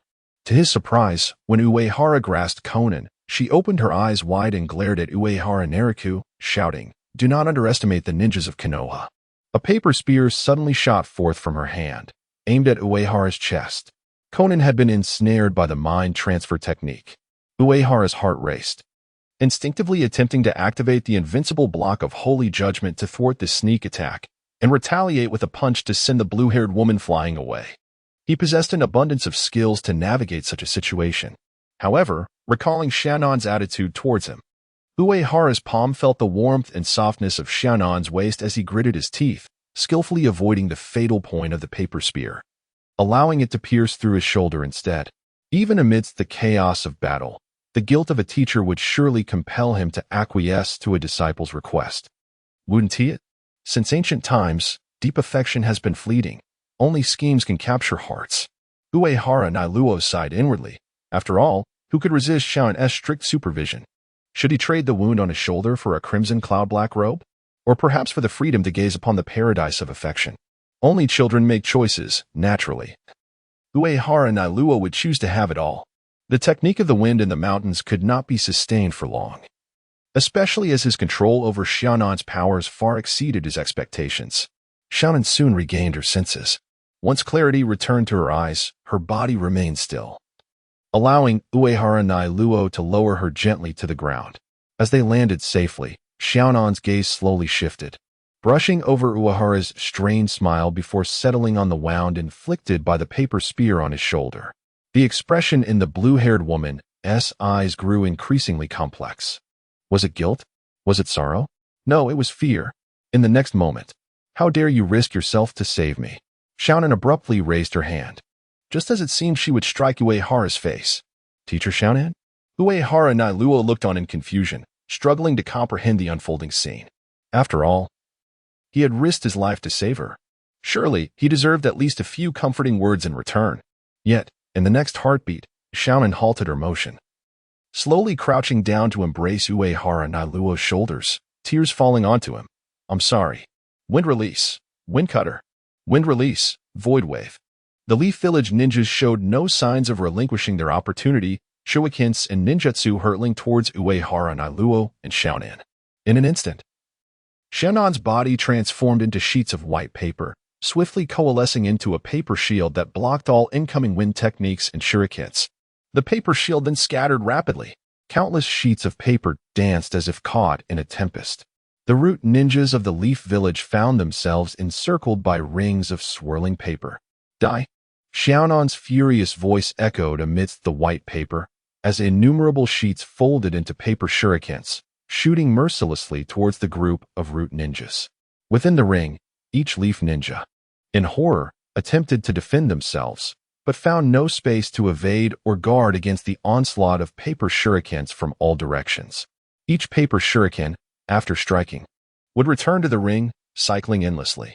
One by one, the paper shurikens pierced through the bodies of their foes, staining the ground with blood, transforming the entire paper formation into a sea of crimson.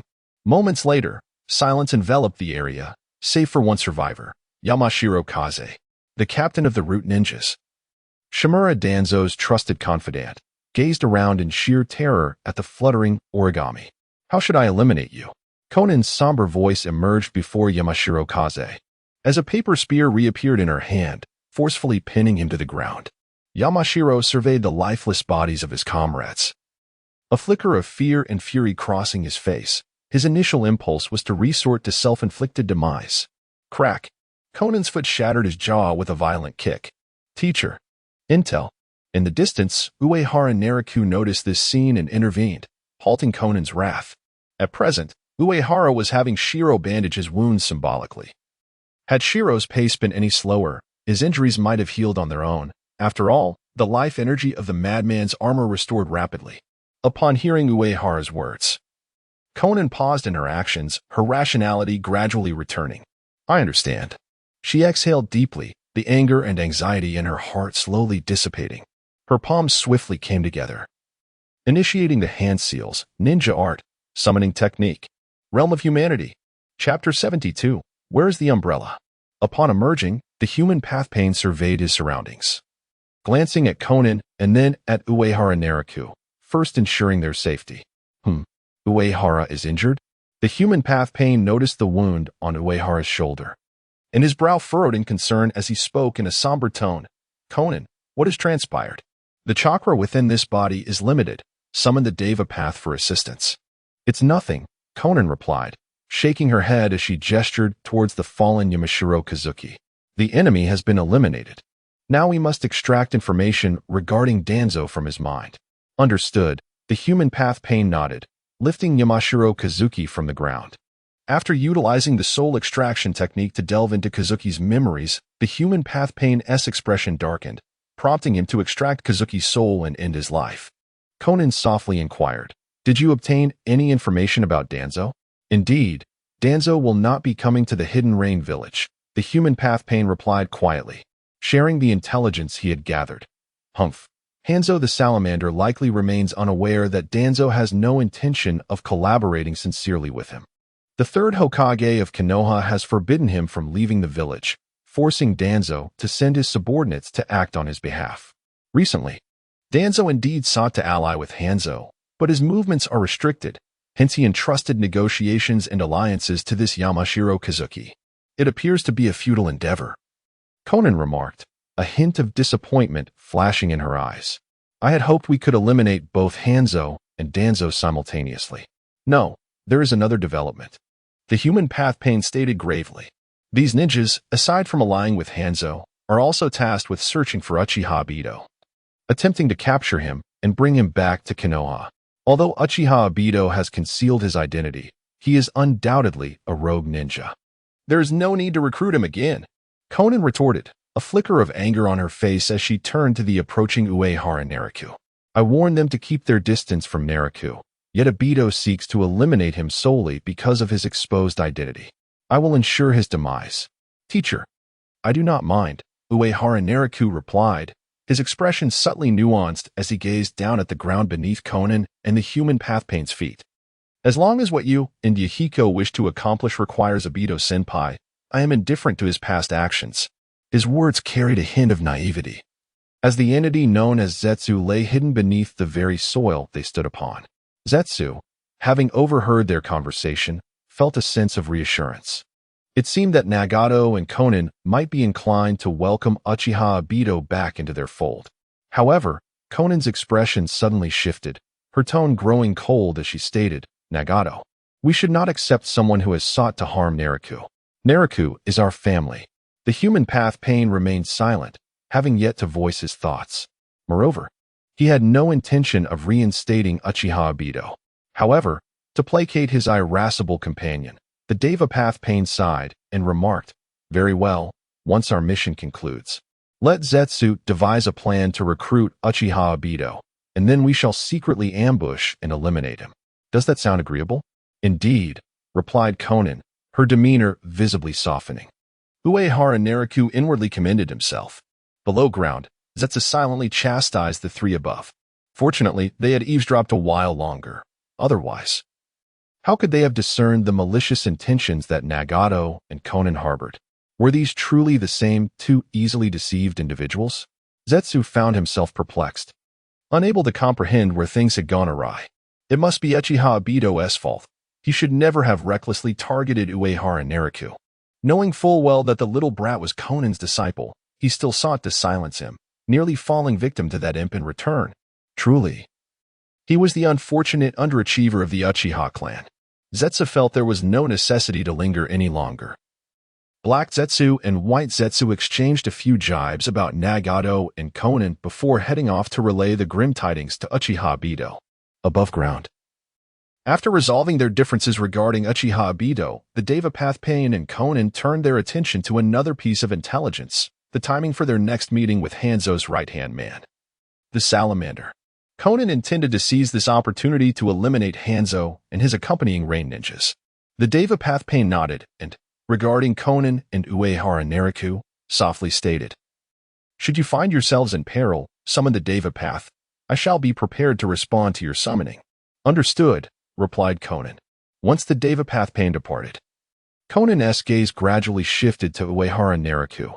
"Nariku, follow me. I have something to discuss." Uehara Nariku wore a perplexed expression. Kagaya Kimimaro Bai and Kageyama Hirakawa observed the pair retreating into the distance, their faces etched with confusion. This was a group merely passing through. As Konan walked, she seemed somewhat preoccupied, leading the way in silence. Even as a heavy downpour began, drenching her hair, she displayed little reaction. A bamboo umbrella appeared above her head, as Uehara Nariku called out to her, gently pushing the umbrella towards her and earnestly stating, "Teacher, it's raining." "Is it raining again?" Konan slowly lifted her head, watching the increasing droplets splatter on the ground, before finally saying, "Let us halt here and talk." "Very well," Uehara replied obediently. Konan's expression bore a hint of displeasure as she hesitated before addressing Uehara. "Your combat approach today was quite flawed. When I am in danger, your priority should not be to save me, but to preserve your own life. How could I possibly do such a thing?" Uehara Nariku quickly shook his head. He began to grasp Konan's sentiments. This echoed the tragic events many years ago when Yahiko and Nagato risked their lives to rescue her, resulting in Yahiko's suicide and Nagato's debilitating injuries. Today, did he perhaps go a bit too far? So, is Xiaonan truly frightened? Indeed, Xiaonan is indeed afraid. The iris adorning her head trembles gently, her expression gradually turning somewhat frosty. "Nai Luo, I am your teacher. What I have imparted to you is the most correct choice." "Is that so?" The corners of Uehara Nai Luo's mouth curled into a smile, innocent and warm, amidst the chill of the rain. "I understand, teacher." Upon seeing Xiaonan nod, Uehara's smile remained undiminished as she posed a soul-searching question. "If one day I encounter danger, even to the point of losing my life, what would teacher Xiaonan do?" "I will not allow such a thing to happen again." Xiaonan furrowed her brows, refraining from directly answering the question. Uehara persisted. "What if such a situation is inevitable? We cannot guarantee the nature of the adversaries we may face." Xiaonan's complexion paled momentarily as she extended her palm, gradually exerting strength to wrest the umbrella from Uehara's grasp. She turned away, taking the bamboo umbrella with her, leaving Uehara exposed to the rain. This blue-haired woman, walking under the umbrella, called out loudly amidst the downpour, "If such a situation arises, I will abandon you and flee alone." Uehara Nai Luo stood in the rain, watching Xiaonan retreat step by step. While Uehara could comprehend that Xiaonan's words were born of anger, why must she take away his bamboo umbrella, leaving him to face the rain alone? Raindrops cascaded down Uehara's hair, soaking his clothes. He slowly raised his head, his voice low, gradually drowned out by the torrential rain. "If that day ever comes, I hope, teacher, that you truly can escape on your own. But teacher, will you really do that?" The rain intensified, Paper butterflies swiftly flitted through the downpour, coalescing beside Uehara into the figure of Xiaonan. The woman, with a pained expression, reached out her arms to embrace Uehara's neck. Uehara Nailuo sighed, realizing perhaps her performance was a tad overzealous. He could only obediently wrap his arms around Xiaonan's form, gently patting her back to soothe her emotions. Teacher Xiaonan, where is our umbrella? Chapter 73. The ambush plan against Hanzo. Konan shifted her chin away from Nagato's shoulder, her gaze tinged with a hint of confusion and perplexity. Struggling to comprehend her disciple's thought process, her eyes seemed to silently inquire, should we be discussing the matter of the umbrella now? Nagato rose on his toes, extending his palm to shield Konan's head from the descending raindrops. Teacher, the rain is pouring too heavily. Let us seek refuge for a while, shall we? Very well. Konan could only nod in acquiescence. There is something remarkably mystical about the ninja world. When a ninja appears in the wilderness, the likelihood of discovering a cave is astonishingly high, especially in a war-torn nation like the Land of Rain.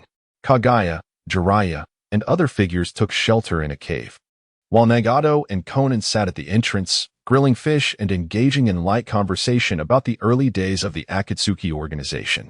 For the first time, Konan revealed the truth of those years to Nagato. During the Akatsuki's peak, our numbers exceeded 100 ninja. At that time, we merely sought to harness the power of Akatsuki to quell the wars in the Land of Rain and across the entire ninja world, to help people appreciate the value of peace. Yet, this power was far too feeble for the vast ninja world, and we were but nameless ninjas, seldom able to persuade anyone to heed our call. Coincidentally, during that period, there was another individual striving to eradicate the wars among the 5 great nations of the ninja world. To propagate the ideals of Akatsuki, we resolved to join him. As Konan spoke, a flame flickered in her eyes, rendering it difficult to discern whether it emanated from her anger or merely reflected the fire before her. As she continued, she tended to the flames. His name was Hanzo of the Salamander, the most renowned ninja of that era. The title of the demigod of ninja indeed held a remarkable weight. Nagato nodded, softly echoing Konan's sentiments. Had I not encountered Lord Yahiko and Teacher Konan, I might have sought to join the hidden rain village as well. We did not wish for you to be deceived by his Fade, which is why we compelled you to join Akatsuki. Konan shook her head and gently resumed her recounting of past events. Initially, our negotiations with Hanzo proceeded smoothly. The demigod of ninja was a formidable force, having defeated Master Jiraiya, and we placed our unwavering trust in him. Until, prior to the negotiations, while patrolling the borders with others, we fell into a premeditated ambush. The others sacrificed themselves to protect me. Among them was your father. Slowly, Konan turned her gaze to Nagato, her eyes flashing with remorse and sorrow. Nagato halted the rotation of the fish he was grilling, locking his gaze onto Konan's. Is that why you do not wish for me to take risks to save you? Indeed. Konan nodded, softly continuing. Yet that battle was merely the beginning, the inception of the downfall of the first Akatsuki. She did not shy away from the ensuing events. It was precisely because Konan was captured by Hanzo that the Akatsuki found itself at a disadvantage during the negotiations. Yahiko, in a desperate attempt to rescue Konan, was forced to take his own life. In a desperate bid to rescue Konan, Nagato harnessed the power of the outer path, nearly exhausting his life force and chakra, while his legs were obliterated by Hanzo of the Salamander's explosive tags. It should have been me lying there dead. Konan's fingers tightened around the wooden stick in her hand, the splintering sound merging with the crackling of flames as they consumed everything in their path. No one is meant to die.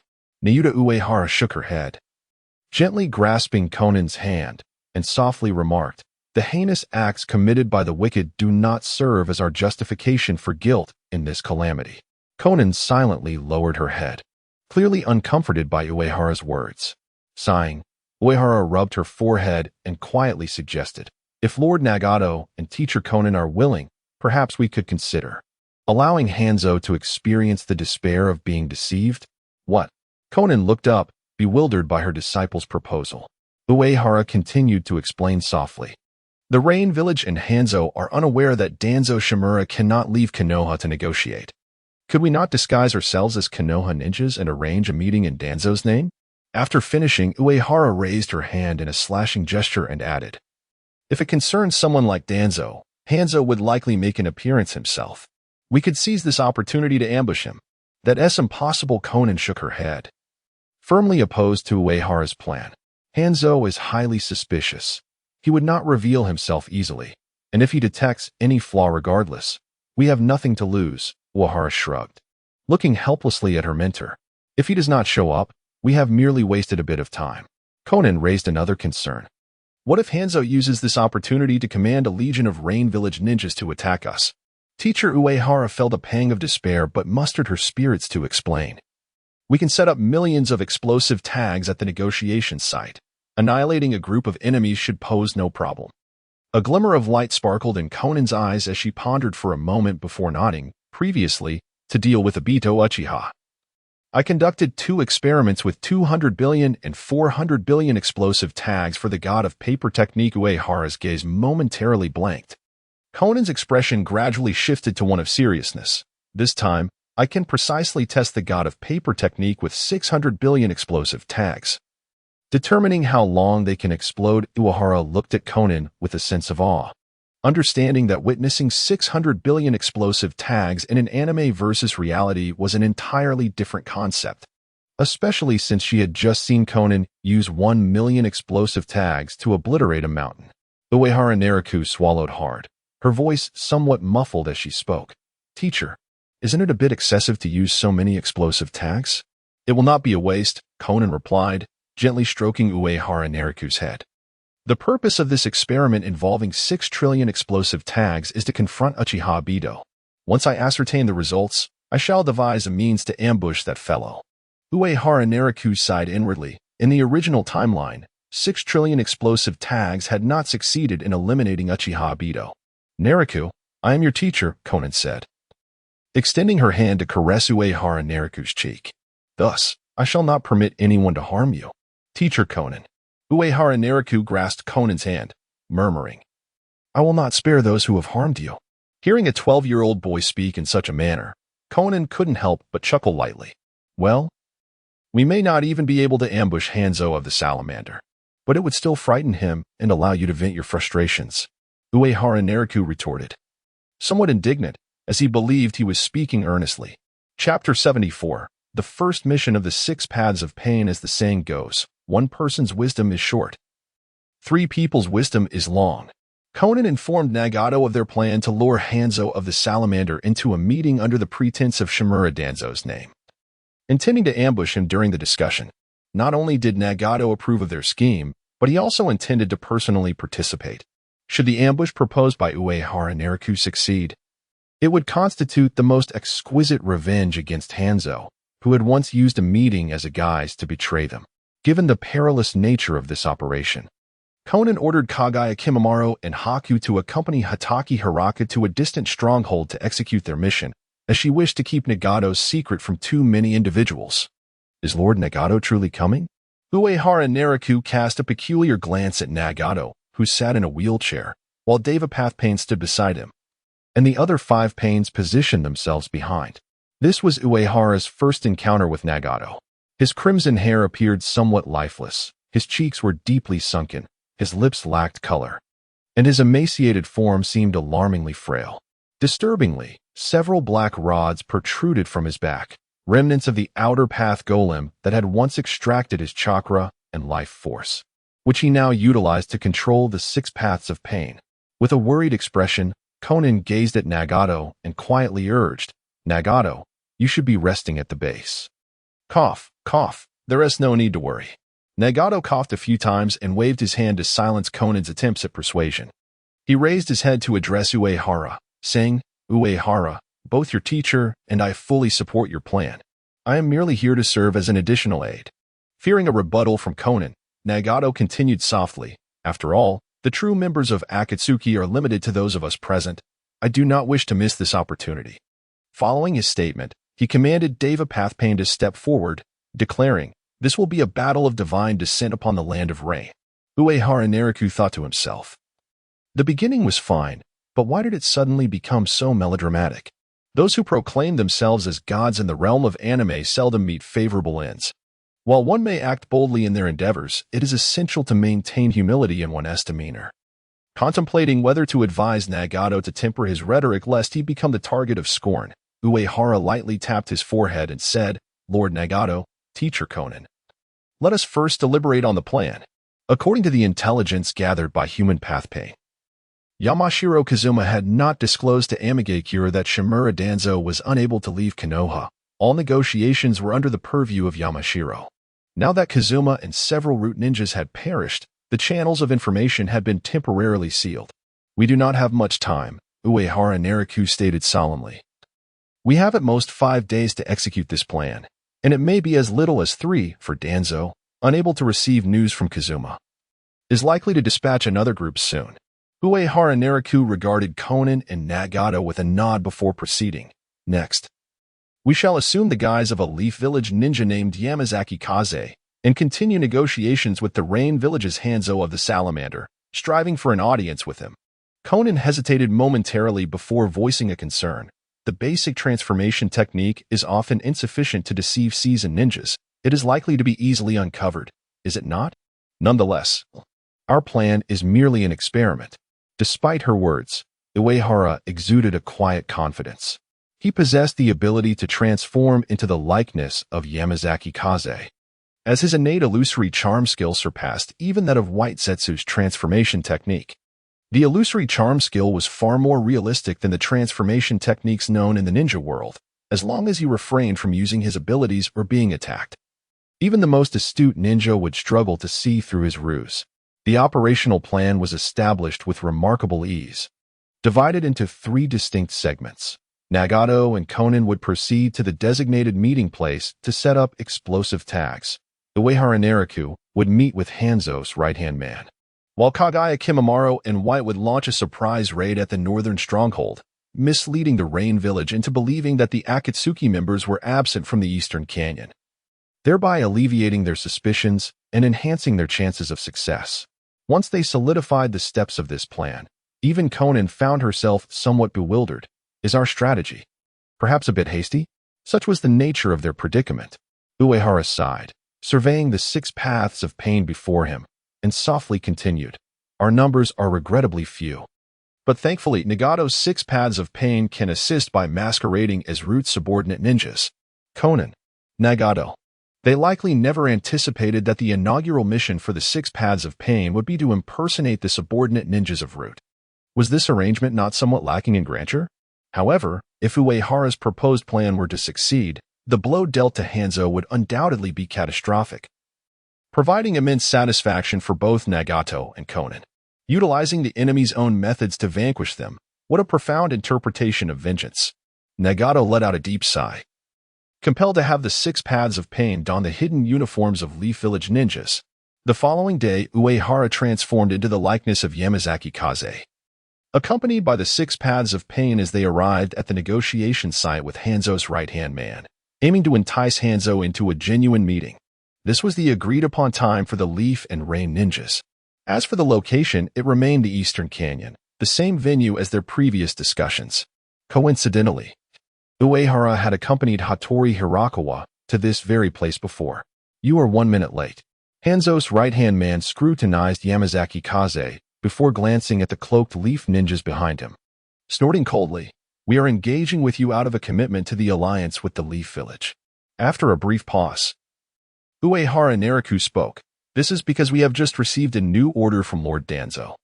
He does not believe that negotiations between the 2 of us will yield any fruitful results." What does this mean? Upon hearing these words, the expression of Hanzo's right-hand man, Jiraiya, immediately turned to fury. "Is Konoha playing games with us? It was you who initially proposed the alliance." Previously, in front of Hanzo, Jiraiya had fervently advocated for the alliance between Amigakure and Konoha to eradicate the Akatsuki organization. Now, Konoha suddenly declares an end to this collaboration? "There is no need to be so agitated," Uehara's version of Yamashiro Kazakage said. Shaking his head and surveying the Amigakure ninjas, he continued in a low voice. "We are indeed sincerely wishing to unite with Lord Hanzo, but we are not in a position to make decisions in this negotiation, are we?" "What do you mean?" "Precisely what I said." Uehara's version of Yamashiro Kazakage cast a wistful glance at Jiraiya and continued softly. I hold great respect for your unwavering stance regarding the interests of Amigakure, but I am no longer a qualified candidate to participate in these discussions.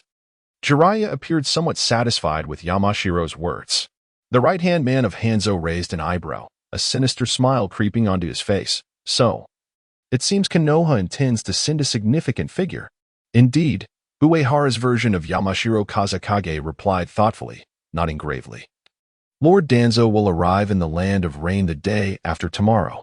He hopes to personally meet with Lord Hanzo to discuss the alliance between Konoha and Amigakure, as well as the number of ninjas we will send to assist you.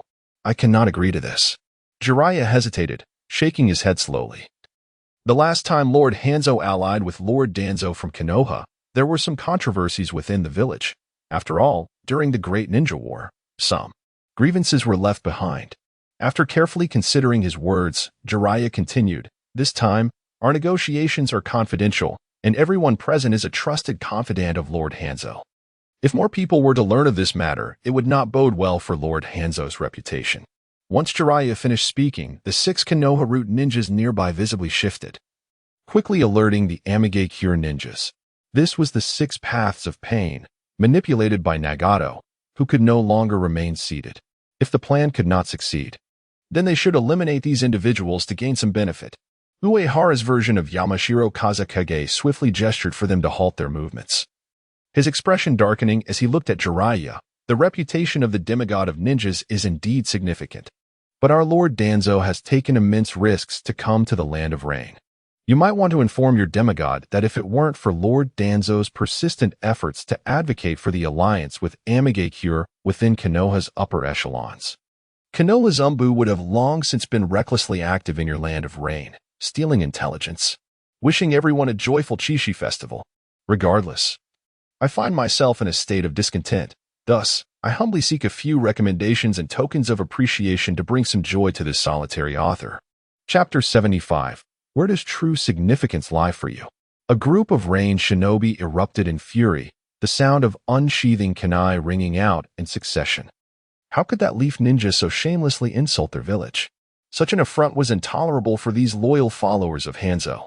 The anger on the face of the fish god Jiraiya flickered momentarily as he raised his hand to halt the movements of his subordinates, coldly stating, "Are you here to insult our Rain village? If you wish to engage in conflict, then do so." The cold gaze of Yamashiro Kazuki surveyed the multitude of Rain ninjas as he solemnly replied, "I bear no shame for myself, but I currently represent Lord Danzo." This declaration caused the other Rain ninjas to pause. In the shinobi world, those who willingly face death for the sake of their superior are often met with respect, a cultural norm particularly prevalent in the Rain village, which retains a certain samurai ethos. Yamashiro Kazuki, undaunted by death, merely sought to secure an audience with Lord Hanzo, ensuring that his superior would not return empty-handed. It was somewhat admirable. Jiraiya furrowed his brow, his expression inscrutable as he asked, "I support the idea of a meeting between Lord Hanzo and Lord Danzo. However, the time and place must be considered." Yamashiro Kazuki seized the moment, articulating his thoughts. If Lord Danzo were to appear in Rain Village, it would be detrimental to both Lord Hanzo's reputation and Lord Danzo's safety. At this point, Yamashiro Nara paused briefly before continuing, "Thus, Lord Danzo intends to arrange the meeting at the location of our previous collaboration to eliminate Akatsuki, discussing how to thoroughly resolve this troublesome matter." Jiraiya remained silent for a moment before nodding. "I will find a way to facilitate this meeting. I will respond promptly tomorrow, if Lord Hanzo agrees. The time will also be communicated then." "Very well," Yamashiro Kazuki acknowledged. With the negotiations concluded, there was no need for them to linger. However, just as Yamashiro Nara and Pain were about to depart, Jiraiya suddenly called out to them, "If Lord Danzo cannot meet Lord Hanzo's conditions, this meeting may end unfavorably." Yamashiro Nara halted, a smile gracing his lips as he turned his back to Jiraiya, softly assuring him, "Rest assured, since Lord Danzo is willing to come in person, he will certainly provide Lord Hanzo with a satisfactory answer." A most gratifying answer, indeed.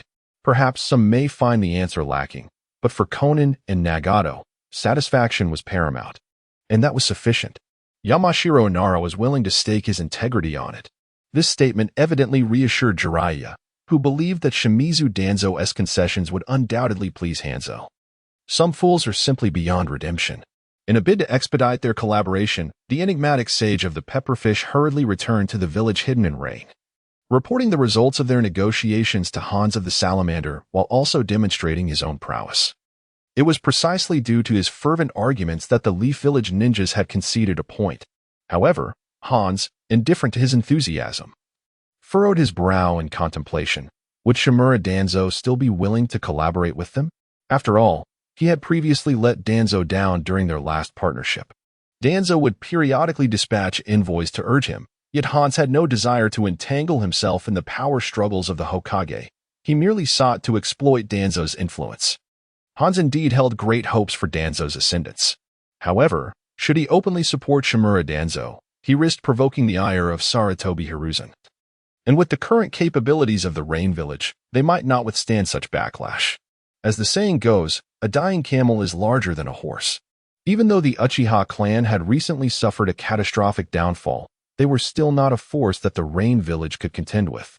Hans, having grown older, had developed a fear of death. He merely wished to uphold his status as a demigod among ninjas, safeguarding his existing power and prestige. Admittedly, he felt somewhat embarrassed to consider that if he were to continue collaborating with Danzo, he might once again let him down. After all, Danzo was already over 60 and hardly seemed fit to ascend to the Hokage position. Deceiving him would likely not provoke a full-scale retaliation from the Leaf Village. Moreover, Danzo's underhanded and dark dealings would inevitably lead to his downfall. Were it not for the resurgence of the Akatsuki organization, Hans would have preferred to sever ties with Danzo to avoid any potential calamity. As Hans pondered his most pressing concern, he asked in a low voice, "Has there been any news regarding the Akatsuki? Have any of their strongholds been attacked?" "Indeed," replied the sage of the pepperfish, nodding slightly. "Upon my return today, I received word that our northern stronghold was ambushed. 2 formidable young ninjas launched a surprise attack, resulting in significant casualties among our ranks." After a moment of silence, Hans bowed his head and remarked, "So the Akatsuki has begun to recruit those exceptionally talented young ninjas." Sage, agree to the Leaf Village ninjas' proposal. I wish to meet with Shimura Danzo. Upon seeing the sage nod in agreement, Hans added, "On the day of the meeting, ensure you bring ample personnel. We must guarantee absolute security." "Understood," the sage of the pepperfish respectfully affirmed. Satisfied with the response, Hans continued, "Where shall we arrange the meeting?" "In the location where Lord Hans once coordinated the assault against the Akatsuki," the sage replied quietly. This site was also proposed by the Leaf Village ninjas, as they wished to prevent Shimura Danzo from entering the village to avoid any potential peril. I too do not wish for Danzo to enter, lest it tarnish your esteemed reputation.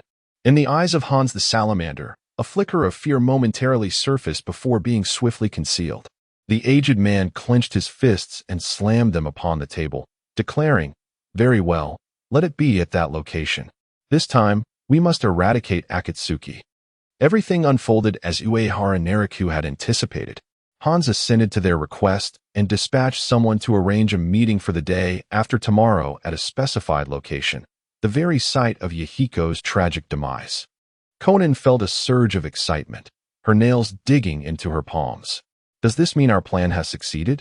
she inquired. "At least half of it has," Nagato replied with a solemn nod. He continued, "If Hans truly appears there the day after tomorrow, we cannot afford to let him escape this time."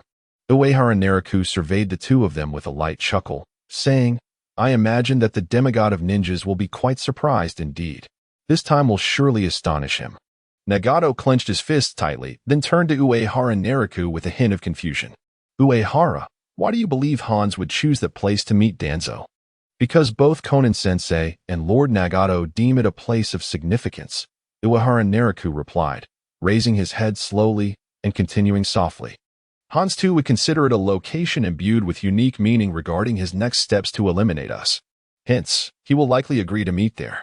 Perhaps this is what they call metaphysics? Those in the ninja world are, in fact, quite superstitious." After this, Uehara Nariku added, "Just as if I were to miss a meeting with Konan-sensei one day, I would seek her in the cave where we first met. for I understand the extraordinary significance it holds for her. Is that so? Conan's gaze was one of uncertainty, yet after some contemplation, she found Uehara Nariku's reasoning quite compelling. After a moment, she countered, Nariku, where is a place of significance for you? Uehara Nariku met Conan's inquisitive eyes and replied, I am still in search of it. Perhaps Conan-sensei will find the answer before I do. Chapter 76. The young eagle must ultimately learn to soar on its own. Xiao Nen found herself struggling to comprehend Uehara Nariku's sentiments. Yet, as a woman of delicate sensibilities, she discerned the loneliness and desolation veiled within his words. What could be the cause of such feelings? It was an unsettling sense of abandonment. Slowly, Xiao Nen approached Uehara Nariku, cradling his head against her chest and softly whispering, Nariku, in the future, you may confide in me your troubles. Uehara Nariku felt somewhat uncomfortable in the Akatsuki uniform, the zipper chafing against his face. Xiao Nan's fingers wove through his hair, gently tousling it as she added, You need not regard me solely as your teacher. Nariku, I am also your family, do you understand? Yes, sensei, Uehara Nariku replied, a bemused smile escaping him as he extricated himself from Xiao Nan's embrace. Sitting nearby, Nagato coughed lightly, covering his mouth as he murmured, Ahem, Uehara. I feel the same. Though Nagato did not fully grasp Xiao Nan's actions, he understood the importance of supporting her at this moment. He too regarded Uehara Nariku as a junior. With the burden of the Rinnegan, Nagato was acutely aware that his lifespan would not be particularly lengthy. How could he leave Xiao Nen alone in this world? Now that Xiao Nen had accepted Uehara Nariku as her disciple, a well-behaved and obedient youth, he seemed poised to become the future leader of the Akatsuki organization. No, it was not merely the Akatsuki. A glimmer of determination flashed in Nagato's eyes. Should they succeed in ambushing Hanzo of the Salamander, he would diligently nurture Uehara to assume leadership of the Hidden Rain Village. The legacy of both the Dawn and the will of the Dark Akatsuki must be entrusted to this young lad, Uehara Nariku. Unbeknownst to them, Uehara remained oblivious to their intentions, merely chuckling in resignation. Why do I feel that Lord Nagato and teacher Xiao Nen are acting strangely? Let us hide in that valley and await the arrival of that scoundrel, Hanzo. All right. Xiao Nen adjusted her blue hair. Their group swiftly arrived at their destination, a valley where the Akatsuki had nearly met their demise. The torrential rains of the Land of Rain seemed to have spared this valley's terrain from significant erosion, preserving the remnants of past battles, evoking a sense of nostalgia. Nagato, controlling the Deva path, maneuvered his wheelchair to the open area at the valley's base, a shadow of sorrow gradually crossing his features. Yahiko, you once expressed your dream of becoming a god in this world. I shall soon help you achieve that. Long ago, Nagato had crafted the Deva path from Yahiko's corpse, all for the purpose of vanquishing Hanzo of the Salamander today, descending upon the world in the name of a god. By divine decree, he would eradicate all darkness from existence. By divine power, he would execute those who disdain peace. Uehara Nariku was engulfed in a whirlpool of complex emotions. In this oppressive atmosphere, he found himself empathizing with Nagato. The notion of fulfilling another's dream, while noble in its essence, or an underlying sadness. These aspirations ought to be fulfilled by them personally. For instance, the vendor who sold the book to Uehara. That very spot is where Mihiko took his own life. Conan lifted her gaze, fixating on a dilapidated hill not far from them. Her eyes slightly reddened. It was there that I was held captive by Hanzo, helplessly watching as Mihiko collided with the shuriken in Nagato's grasp. Despite having visited this place previously, their return inevitably plunged them into melancholy. Sensei, Uehara Neru let out a soft sigh, ultimately deciding to rouse them. Our numbers are simply too few. Should a fierce battle ensue here, Hanzo might escape. Such a possibility is utterly inconceivable. Conan was the first to awaken from her reverie, her palms slightly wavering, and suddenly, myriad tiny fissures appeared on the earth and rock walls. With a cold expression, Conan declared, Yesterday, I set 6 trillion explosive tags here. Everything has been reconstructed by my paper jutsu. As she spoke, Conan clenched her fist tighter. At that moment, Hanzo the Salamander and his loyal ninjas shall not leave this place alive. That, sensei. A bead of cold sweat trickled down Uehara Neru's forehead. If anything were to go awry, we would perish in this place as well, wouldn't we? There is no need for such concerns. Nagato, pushing Nagato's wheelchair, approached. This battle will primarily be conducted by the Deva path, while the Hungry Ghost path, Human path, and Azura path will provide support. The Hell path and Animal path will remain at a distance, ready to assist our retreat with summoning techniques. Nagato and Conan have long devised a strategy to counter Hanzo the Salamander. As this is a battle of vengeance, it is only fitting that the Deva path takes the lead, with the Hungry Ghost path, Human path, and Azura path providing vision and support to ensure absolute safety. Nagato has placed the Animal path, responsible for summoning, and the Hell path, tasked with maintaining Nagato in secure locations, ensuring their safe withdrawal, regardless of the battle's outcome. They will obliterate this place. Nagato turned to Uehara Neru, speaking earnestly. Uehara, both Conan and I are concerned that Hanzo may resort to desperate measures when cornered. Once the battle commences, you must withdraw from the battlefield. Do you understand? Uehara Neru hesitated momentarily. His system panel contained several tasks pertaining to Hanzo the Salamander, some of which were undoubtedly unattainable. For instance, the task bestowed by the ninja demigod. However, he still wished to attempt the task of defeating the ninja demigod. After all, the rewards from the system are always unpredictable. It could offer a mere 100 coins as a pittance, or, akin to the previous days, grant an exquisite set of high-level skills, which would truly be a surprise. I can remain nearby to provide support. Uehara Neru gazed at Conan and Nagato, speaking softly. If anything were to go wrong, I could choose to flee at any moment. Absolutely not. Xiaonan rejected his proposal, sensing that her demeanor had grown somewhat rigid.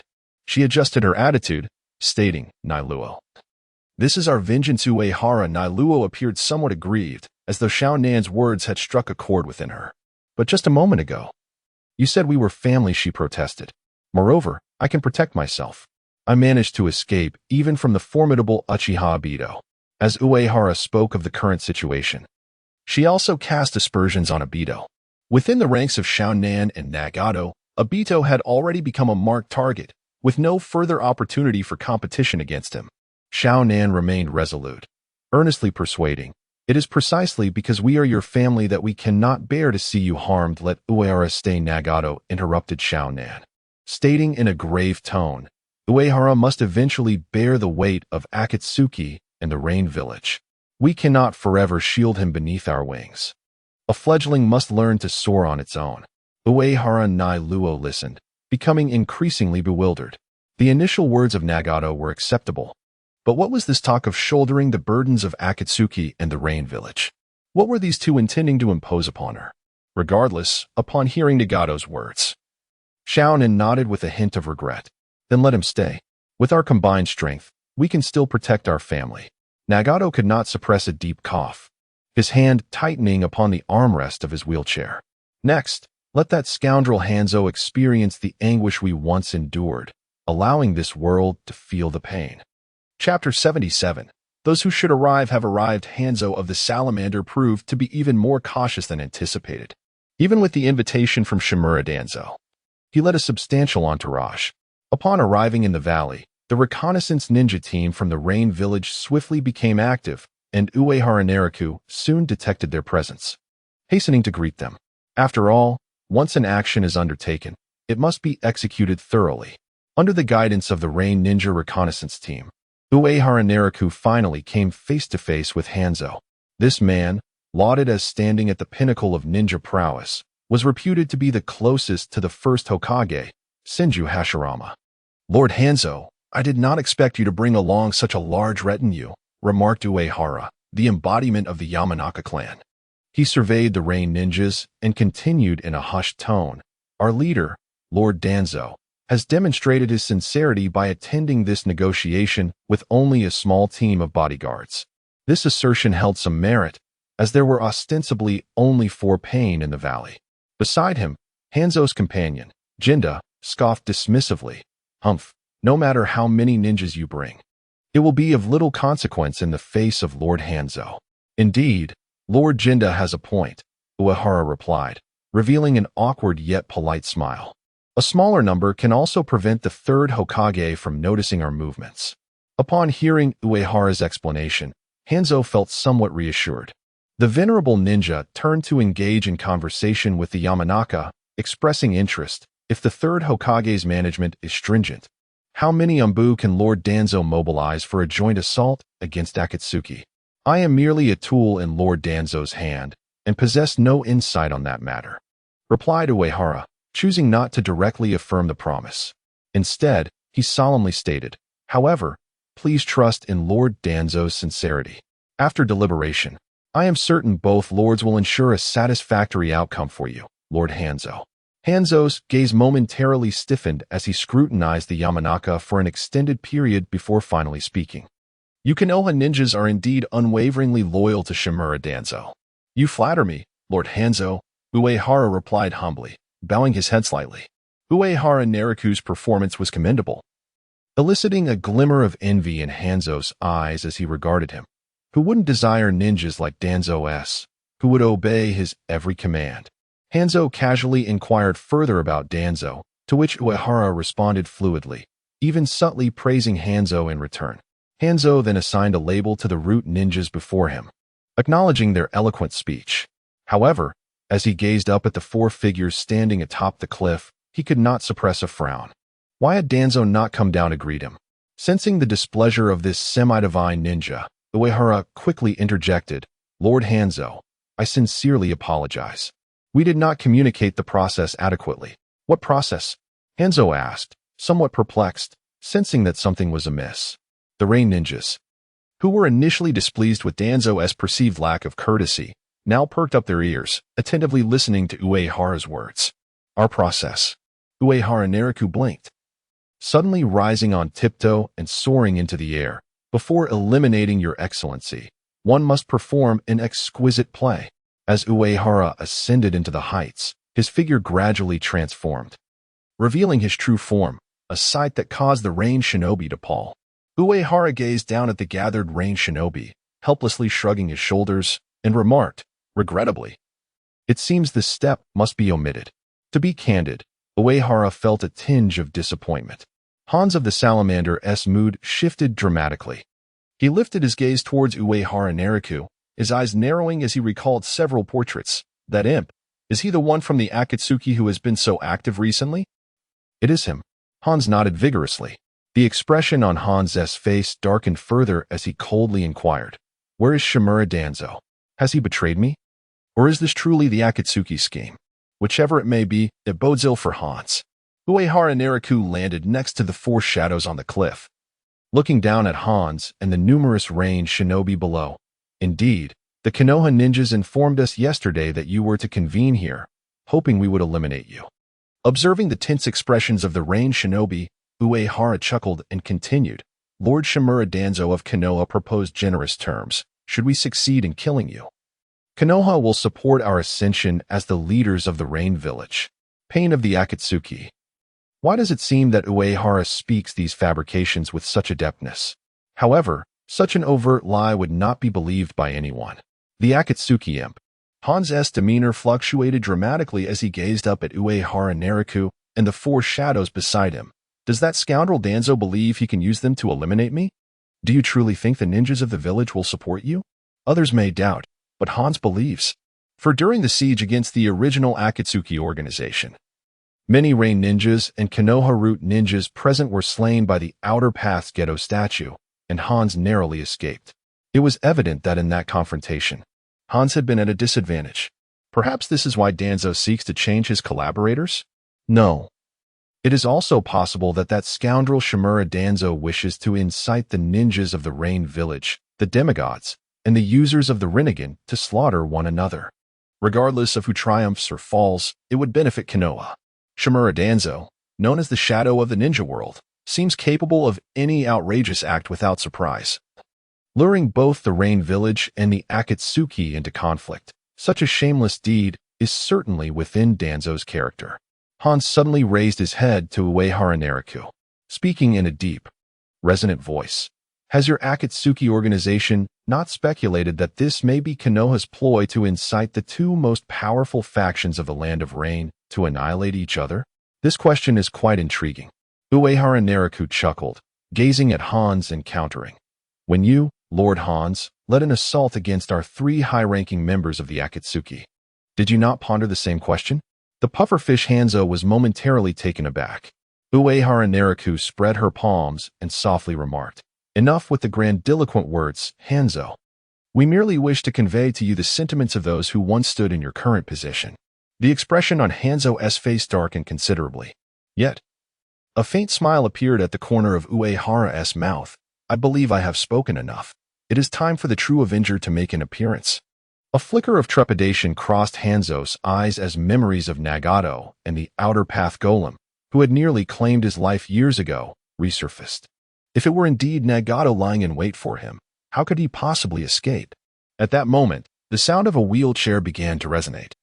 The figures of Nagato and Conan emerged at the edge of the rocky terrain, calmly observing the pufferfish Hanzo on the ground, a sight that sent shivers down his spine. It has been a long time, Hanzo. What filled him with even greater dread was the slow approach of pain, who gradually removed his disguise to reveal his true visage, one belonging to a man long deceased. Hanzo clenched his fingers tightly, gazing in fear and unease at the orange-haired figure. You were the one who perished back then. Aside from Shimura Danzo, all the intended parties had gathered. Nagato coldly interrupted Hanzo's words, glancing at Conan and Uehara Naraku. Conan, Uehara, shall we commence? Conan's fingers parted slightly, lifting with a hint of resolve. Then let us begin. Chapter 78. What you once gave us, we return to you 1,000-fold. A long-anticipated vengeance, only now unfolding with a sense of exhilarating satisfaction. Previously, Hanzo the Salamander, upon realizing he had been deceived, exhibited only confusion, anger, and fear, all mere appetizers to this grand feast of retribution. The range shinobi, evidently inexperienced, transitioned from bewilderment to anger, and eventually found themselves on the verge of laughter. What a jest! A mere handful of individuals dares to confront Lord Hanzo. Hanzo, a demigod among ninjas. The sole ninja in decades capable of rivaling the legendary sage of the 6 paths, Hashirama Senju. Shall we place a wager? How long can this group from Akatsuki endure? Half an hour? An hour? Perhaps? That seems rather brief, does it not? What more duration do they require?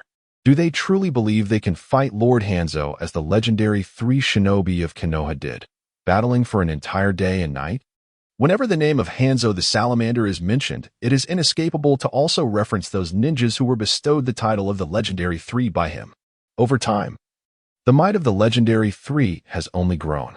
Even though they have long since parted ways, tales of their exploits continue to circulate throughout the shinobi world, indirectly highlighting the immense power of Hanzo, who once conferred upon them such titles. Indeed, that era marked the pinnacle of Hanzo's life. Listening to the conversations of his subordinates, Hanzo's expression grew increasingly somber. He lacked the confidence exuded by the range shinobi. His age weighed heavily upon him, and a fear of death had begun to take root.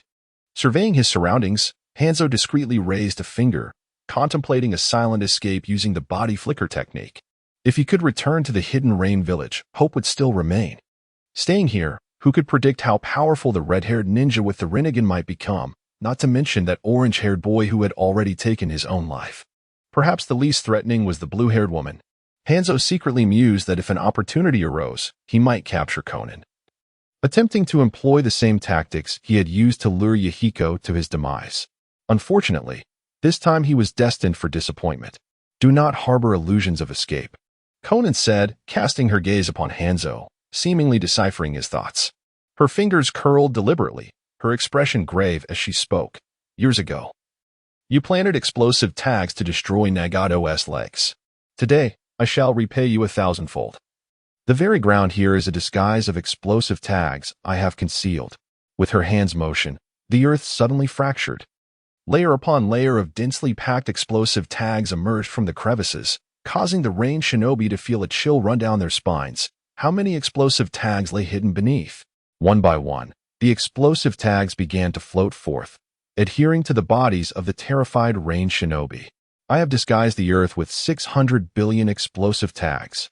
Xiao Nan's fingers, delicate as if weaving through flowers, pointed towards the crowd below. her gaze fixed intently on Hanzo of the salamander. Hanzo, today you shall not escape. Hanzo gritted his teeth involuntarily. He slowly turned his head, quietly surveying his surroundings. Shadows of explosive tags fluttered everywhere, making it exceedingly difficult for him to escape with his body flicker technique. Damn it, is the Akatsuki really this affluent? Truly, karma has a way of returning. In the past, Hanzo had toyed with the 3 leaders of the Akatsuki, and now he found himself cornered by Xiao Nan and Nagato. Nagato cleared his throat a few times, manipulating the Deva Path Pain to ascend into the air, gently instructing Xiao Nan, eliminate the fodder first. Understood. Xiao Nan nodded, a shadow passing across her face. With a motion of her hand, countless explosive tags erupted with thunderous detonations. Run. Body flicker technique. Damn it, hurry. A group of ranged shinobi, gripped by terror, attempted to flee, yet they found themselves ensnared within the range of the explosive tags, each one becoming a target. One ranged shinobi, in despair, watched as the explosive tags enveloped him, a wretched smile creeping across his face. How could there be so many explosive tags? Boom. Nehru Uehara stood in the air, silently observing as the ranged shinobi was utterly consumed by the explosive tags, transforming into a rain of crimson. Master Hanzo, save me. Master Hanzo! Master Hanzo! The cacophony of explosions and cries for help echoed relentlessly. The struggling ranged shinobi surged toward Hanzo. For only the explosive tags beneath his feet had yet to reveal themselves. It was clear that Xiao Nan and Nagato intended to leave Hanzo for last. Hanzo surmised this intention. After pondering for a few seconds, he resolved to preserve his own life, leaving the fate of his subordinates to chance. The only recourse for this demigod of ninjas was to form a hand seal and unleash a formidable water release technique. Water release, great water collision wave. A colossal wave surged forth from Hanzo's mouth. In terms of mastery over water release, even Uehara had to concede that the likes of Hozuki Mangetsu and Kisame Hashigaki were far inferior to this ninja demigod. Not to mention the likes of Zabuza Momochi, who merely floundered in the water. Before them, an oval-shaped lake manifested upon the earth. Some ranged shinobi glimpsed a flicker of hope for escape, scrambling to immerse themselves in the water, evading the pursuit of the explosive tags. Hanzo stood in the water as if on solid ground. As one of the foremost masters of water release in the ninja world, he could navigate and move with ease and speed in the water, akin to certain others. Hidden beneath the surface, Hanzo observed Nagato and Xiao Nan for a moment, and with a sudden motion of his hand, he exclaimed fiercely, "Water release, water dragon bullet technique." A massive water dragon coiled forth. In terms of physique and the chakra it embodies, Hanzo's water dragon technique must be the most formidable water release that Uehara has ever encountered. As Nagato gazed at the water dragon plunging towards them, he calmly extended his palm and murmured, "Hungry ghost path." The colossal water dragon transformed into chakra and surged into Nagato's body. As the vessel of the Rinnegan, Nagato possessed the ability to unleash all of Pain's techniques without reservation. After all, from the moment he revealed himself, to secure the information, no one present other than Konan and Uehara Naraku stood any chance of escape. "This is your return gift." Nagato gestured towards Hanzo with his finger. In an instant, Deva Path Pain appeared above the oval lake, forcefully spreading his palm, Shinra Tensei. Just as Hanzo, the salamander, felt a sense of caution, a tremendous repulsive force cascaded downward. Within mere seconds, the entire lake was annihilated by Shinra Tensei. The Reinin concealed beneath the water were swiftly eliminated in an instant. Ninjutsu, summoning technique. A gigantic salamander materialized beside Hanzo. This salamander, cloaked in brown, was distinctly different from the one Konan had slain. This unique summoning beast, native to the land of rain, appeared to be rather abundant. Hanzo hastily took refuge beneath his summoned beast, commanding the salamander's body to withstand the onslaught of repulsion. He dared not sustain grievous injuries at the onset of the battle. Uehara Naraku couldn't help but furrow his brow, remarking, "Isn't he a bit too timid, sacrificing a powerful asset just to preserve his own life?" For he had never harbored thoughts of victory. Nagato regarded the fortunate Hanzo with a face full of disdain and scorn.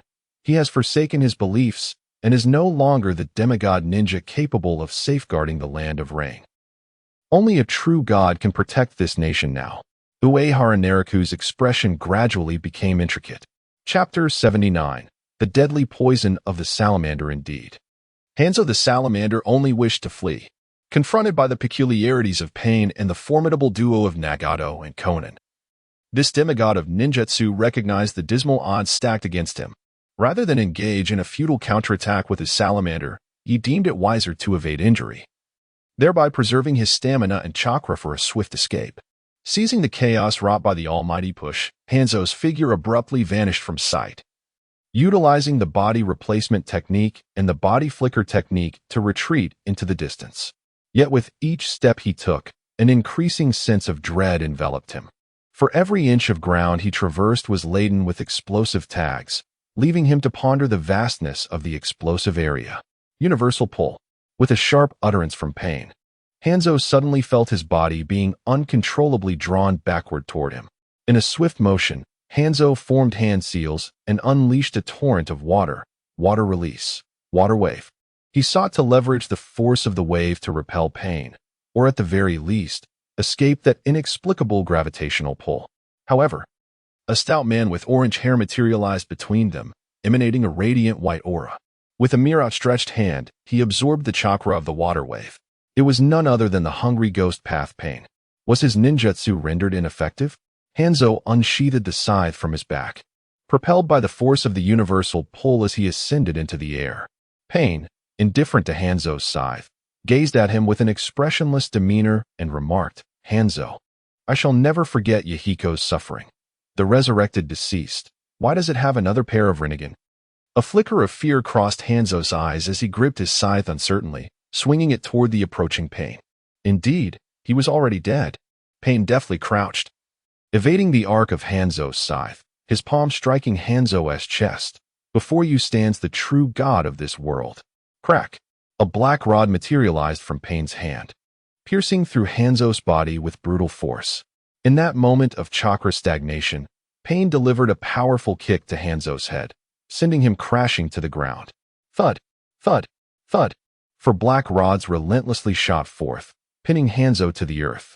The black rods of Yin-Yang release not only stifled his chakra, but also immobilized his movements, rendering him utterly helpless and at the mercy of his foe. Pain approached, placing a foot upon Hanzo's head. "I expected to relish a satisfying revenge. Yet I am met only with boundless disappointment. You are indeed feeble, Hanzo." Hanzo gazed up at the figure that insulted him. A surge of blood erupted from his mouth, whether from injury or indignation remained unclear. "Just kill him." Conan, her expression tinged with displeasure, glanced at Hanzo and raised her hand. "There is no meaning in humiliating such a wretch." Nagato remained silent for a moment before turning to his companion, Uehara Nariku. "Go ahead, Uehara. Eliminate this faithless wretch. He is unworthy of Pain's intervention." Uehara Nariku replied, "What do you mean by that? Just because he is unworthy of Pain's attention, does that mean he should be allowed to act? You have a talent for belittling two individuals with a single remark. Truly remarkable, Nagato." Even Conan felt that Nagato's words were somewhat excessive. Uehara could empathize with their sentiments. It was akin to laboriously plotting to assassinate a formidable boss, only to have them fall at the mere toss of a shuriken. Long before, Hanzo of the Salamander had succumbed to the manipulations of Shimura Danzo, attempting to solidify his power through the assassination of the Akatsuki organization, which nearly resulted in his own demise. Since that moment, his spirit had withered. In truth, Hanzo had become solely preoccupied with survival. Who could be blamed for this? Only Shimura Danzo. In this ninja world, those who associated with Danzo or fell prey to his brainwashing seldom met a favorable end. Hanzo of the Salamander, Yakushi non, Uchiha Shursui, Uchiha Itachi. Yet, there were those who stood in direct opposition to Danzo. One such figure was the third Hokage, Hiruzen Sarutobi, who, fueled by the will of fire, managed to reawaken the minds of those nearly led astray by Danzo. It is worth mentioning Kakashi Hatake, the renowned Konoha Jonin, who persevered through a dark youth, resisted Danzo's indoctrination, and withstood the will of fire's influence, until he ultimately encountered the verbal prowess of a certain blonde-haired boy, which proved to be his undoing. Uehara Naraku retracted his tempestuous thoughts and approached Hanzo of the Salamander, casually accepting the black rod handed to him by Pain. Hanzo's gas mask fell away as he glared at the advancing Uehara, gritting his teeth. "You think you can kill me, brat?" To be honest, he felt terror in the presence of Nagato and Konan. The deception perpetrated by Uehara was infuriating. This boy had deceived Hanzo's divine being, betrayed the emotions of their village, and had directly led him to his demise. Since that day, he resolved to meet with Danzo, buoyed by the prospect of potential concessions from him. Hanzo had felt a flicker of hope, believing he could once again leverage Konoha's strength to dispel his threats. Who could have anticipated that it was an elaborate ruse? The Akatsuki scoundrels had lured him to this place of execution. "Farewell, Lord Hanzo." Uehara gripped the black rod of Een release and plunged it towards the fallen Hanzo, declaring, "If you have any grievances, take them up with Shimura Danzo." Upon hearing Uehara's words, Hanzo's mind faltered momentarily. However, in a life-or-death situation, he ultimately regained his composure. "You shall perish first, brat." Hanzo unleashed a torrent of toxic gas, a venomous mist from his internal poison sacs. A toxin so potent that even he could scarcely endure its effects. Hans, however, discreetly concealed a diminutive vial of antidote within the crevices of his teeth. A mere bite capable of temporarily alleviating the toxins. This was his true trump card. Seizing the moment while Uehara Naraku was perilously close.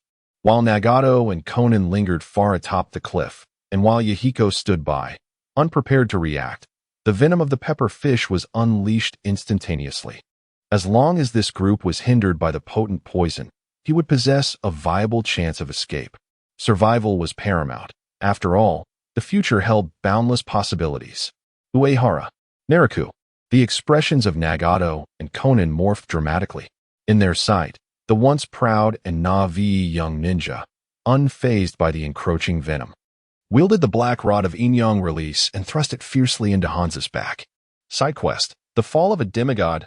1-1 quest completed. Reward: Skill, Star Infusion. Star Infusion consumes 10 of current health and chakra to replenish corresponding percentages of health and chakra for allies, with a cooldown of 6 seconds. Side quest: Collect a new type of super poison. 1-1 quest completed. Reward: Skill, Mushroom Spawn. Mushroom Spawn utilizes chakra to generate an invisible poisonous mushroom, which can be placed in a target area, providing limited visibility within that zone. Upon any target stepping on the mushroom, it detonates, inflicting poison. The size of each mushroom correlates with chakra value, requiring a minimum of 100 chakra points.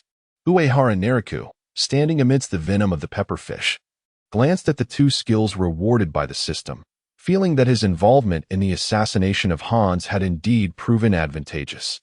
He could become a medical ninja in the future. He merely needed to devise a way to explain it. Perhaps he should take some time to learn medical ninjutsu. The venom of the pepperfish truly did not concern him. With his purification skill, he could easily dispel the poison once he exited the toxic zone. As for how to elucidate matters to Nagato and Konan, given the multitude of Rain Shinobi corpses strewn about, surely an antidote for the pepperfish poison could be found among them. Uehara Naraku calculated precisely. Everything should unfold according to his expectations. Yet, he miscalculated one thing.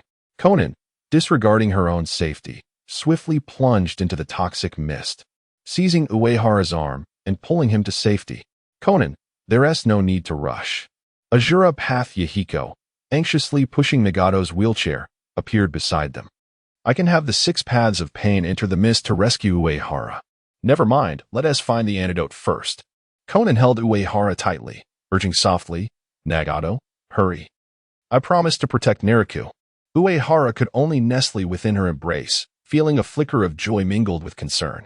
Chapter 80. The script is half prepared. "Yet you won't allow me to perform as such?" Uehara Naraku wore a wry smile, feeling somewhat awkward in Konan's embrace. "Teacher, please refrain from such irrational actions in the future." In a calm demeanor, Konan spoke softly, her cheek pressed against Uehara Naraku's forehead. "Do not speak. Conserve your strength." "Very well." Uehara Naraku's face flushed slightly, sensing a warmth emanating from Konan's hold. After a moment, Nagato approached, pushing a wheelchair, with Pain standing beside him. extending his palm, which bore a vial of antidote. Conan, this should be the antidote for the poison of the fugu fish, but there is only one vial.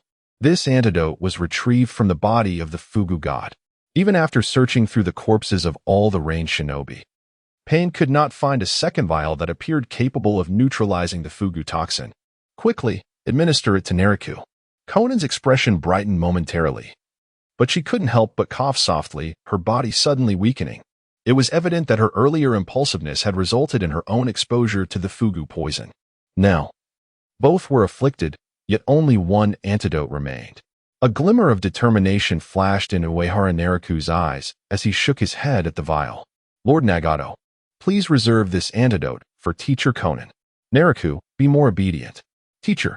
Uehara Naruto gazed earnestly at the displeased Conan, asserting, as long as I remain alive, I will not allow Teacher Conan to suffer if misfortune were to befall her.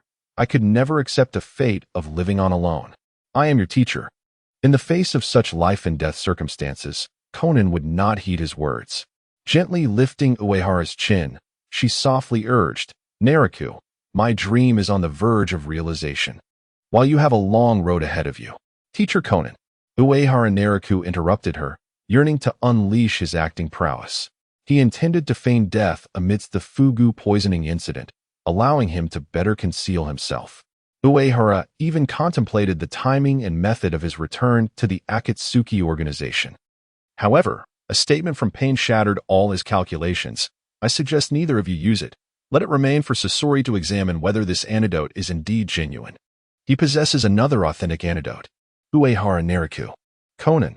Pain twirled the ring on his finger, continuing in a soft tone, Itachi, Kisame, and Sasori have successfully recruited Deidara and are en route back to the Land of Rain.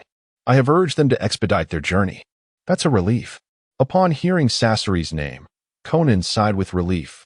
After Orochimaru's departure, Sasori is the most adept at antidotes. He had previously developed an antidote for the fugu poison during his research within the organization. Uehara Naruto felt a tinge of despondency. Were it not for his position resting on Conan's lap, he might have struggled to mask his inner disappointment. In the past, Granny Chiyo of Sunagakure had confronted the formidable Hans of the Salamander, during which she successfully devised an antidote to counteract his lethal poison. The Akatsuki Sasori, inheriting his grandmother's legacy, excelled in both puppetry and toxicology, rendering the creation of an antidote a rather mundane achievement for him. Nagato approached in his wheelchair and spoke gravely. Pain will remain here to guard you. I shall depart with my true body. Once the toxins within you are neutralized, we will retrieve Hans's corpse and take control of Amigakure. Understood, Conan nodded in response. Following Nagato's command, all but Pain gathered around him, escorting him away from the scene. Before long, a magnificent white bird descended gracefully to the ground. An arrogant voice echoed among the onlookers. Ha ha ha. How is it that there are still novices in the Akatsuki who can be poisoned? Truly pathetic. Both Uehara and Conan's expressions darkened simultaneously, as they deduced that this unfamiliar voice belonged to Deidara, the newly recruited member of the Akatsuki. Silence, Sasori commanded, maneuvering his puppet, Hirako, down from the bird. He admonished Deidara sternly before advancing towards him. Sasori produced a vial of antidote and remarked coldly, I happen to have an antidote for Hans's potent poison, prepared in case of an encounter with that old man. As a member of the Akatsuki frequently traversing the Land of Rain, Sasori was indeed concerned about running into a figure like Hans, whose reputation as a demigod of ninjas held a certain degree of intimidation. Nagato received the vial and handed over the one he had been holding for Sasori to inspect. He stated coldly, there will be no need to prepare such antidotes in the future. Oh? Sasori glanced down at Conan and Uehara, who were huddled together, then curiously regarded the nearby corpse and the numerous fallen rain ninjas. Nagato, maintaining a stoic expression, declared, from this day forth, Amigakure and the Land of Rain shall belong to us. Could it be? Sasori's eyes widened in surprise as he gazed greedily at Hans's lifeless body. Is that the corpse of the demigod ninja, Hans? Has the leader slain the legendary demigod? A voice filled with astonishment emerged as two figures descended from the white bird, Uchiha Itachi and Kisame Hoshigaki, who had come to assist Sasori. Itachi's eyes turned a vivid crimson as he fixated on Hanzo's body, a flicker of shock crossing his features before he deftly concealed it. In the entire ninja world, who was unaware of Hanzo's formidable reputation? Never did they imagine that his corpse would be here. This matter must not be disclosed, Nagato warned, his cold gaze surveying the gathered individuals. Though Hans may be deemed a failure, his name still carries weight, capable of intimidating and paralyzing the great ninja villages, thus affording us ample time to achieve our objectives. As the crowd exchanged glances, each person nodded in agreement. In the presence of a leader capable of vanquishing a demigod of ninjas, adhering to his commands seemed entirely reasonable. Even Deidara temporarily tempered his flamboyance. Among the ninjas residing in the land of earth, wind, and fire, few remained unshaken by the formidable reputation of Hanzo the Salamander. Now, Hanzo's lifeless body lay not far from them. Kisame's small eyes darted around, landing on the grim-faced Uehara Naraku, who was consuming an antidote. With a faint chuckle, he remarked, It appears our organization's intern has indeed contributed to the demise of Hanzo the Salamander." The tone carried a hint of mockery, prompting Uehara to glare resentfully at his chief spy. Ever since Kisame became his subordinate, Uehara felt he had become increasingly unrestrained. Did he not realize the peril of offending his superior? Even if it were an act, such provocation seemed unnecessary. However, with a mere flick of Kisame's fingers, he signaled Uehara that he had crucial intelligence to report. Uehara reluctantly suppressed his urge to reprimand Kisame. Pain, the leader of the Akatsuki, cast a glance at Uehara and solemnly declared, Uehara personally devised a plan to assassinate Hanzo and executed it himself. A flicker of well-timed astonishment crossed Kisame's face. I didn't expect Conan's disciple to grow so formidable. Yet, he felt no surprise. Instead, he was curious about the extent of Uehara's revealed prowess. Had I known, I would have chosen Conan's disciple as my partner. Sasori of the Red Sand, overhearing Pain's words, cast a disdainful glance at Deidara beside him. This brat is exceedingly noisy. Deidara retorted indignantly, Hey, Sasori, that was rather disrespectful. I have always held you in high regard. Enough of this pointless bickering. We must prepare to relocate, Pain coldly interjected. Return and tidy up. Tomorrow, we will move the Akatsuki base closer to the village hidden in the rain. After speaking, Pain turned his gaze to Conan and Uehara, instructing, Conan, Uehara, take Hanzo's body. We are to take control of the rain village. Chapter 81. I am just an ordinary Umbu of Konoha within the confines of the rain village. A palpable sense of dread permeated the air. The lifeless body of their leader, Hanzo of the Salamander, was grotesquely displayed atop the tallest tower, inciting fear among the ninjas who trembled at the prospect of the village's impending doom. Henceforth, we shall take control of this place, proclaimed a youthful ninja seated atop the tower. Behind him stood the elite shinobi, Hattori Hirakawa, alongside two younger companions, all adopting a posture of subservience. Hanzo had taken most of his loyal followers with him, and those who remained, upon witnessing his demise, hastily chose to flee, leaving only the ordinary ninjas of the Rain Village. These common Rain ninjas gazed up in terror at the boy atop the tower. Could it be that this mere child had slain Lord Hanzo? What on earth was happening? A woman with azure hair approached the young ninja, gently tapping his head. Naruto, do not linger in the rain. Come and see the room I have prepared for you. Kagaya Kamaru and Hattori Hirakawa could not suppress their laughter. Even Hattori covered his mouth in amusement. Uehara Naruto, feeling exasperated, rubbed his forehead and took hold of Conan's hand as he stood. Teacher, please do not always treat me like a child in need of care. I have matters to discuss with the ninjas here. Conan unfurled the paper wings upon her back and ascended into the air, surveying the multitude of rain ninjas below. The young man you just saw is my disciple, Naruto. He spoke the truth. As of today, the Akatsuki has assumed control of the Rain Village. Since the Second Great Ninja War, the Land of Rain has been a battleground for the great nations, and Hanzo never altered this grim reality. However, beginning today, Lord Pain has resolved to transform the status of the Rain Village. He shall make the great nations experience the agony of war and will no longer allow foreign ninjas to wage battles in the Land of Rain. Lord Pain is the true deity. From now on, the land of rain shall no longer be oppressed. Uehara Naruto listened to Conan's impassioned speech, casting a glance at her ethereal presence in the sky, before turning and retreating into the tower. From this moment on, Conan would be the angel of the rain village. Nagato concealed himself within the tower, preparing the resting place for the 6 paths of pain to conserve his chakra. Aside from the Deva path, who was tasked with pursuing Hanzo's loyalists and containing information, the other pains were settled here. Uehara, what brings you here? Nagato inquired, furrowing his brow. After a brief cough, he continued in a hushed tone, did I not instruct you to accompany Conan and learn how to govern the rain village in the future? It appeared he genuinely wished for Uehara Naruto to become the leader of the rain village. Uehara Naruto, feeling his performance was overly dramatic, simply scratched his head and replied, Never mind, Lord Nagato, we are currently short-staffed. I shall head out to execute our tasks for now. As Uehara Naruto prepared to depart, Nagato suddenly recalled something and called out to him once more. Wait, take this. He tossed a ring toward Uehara Naruto.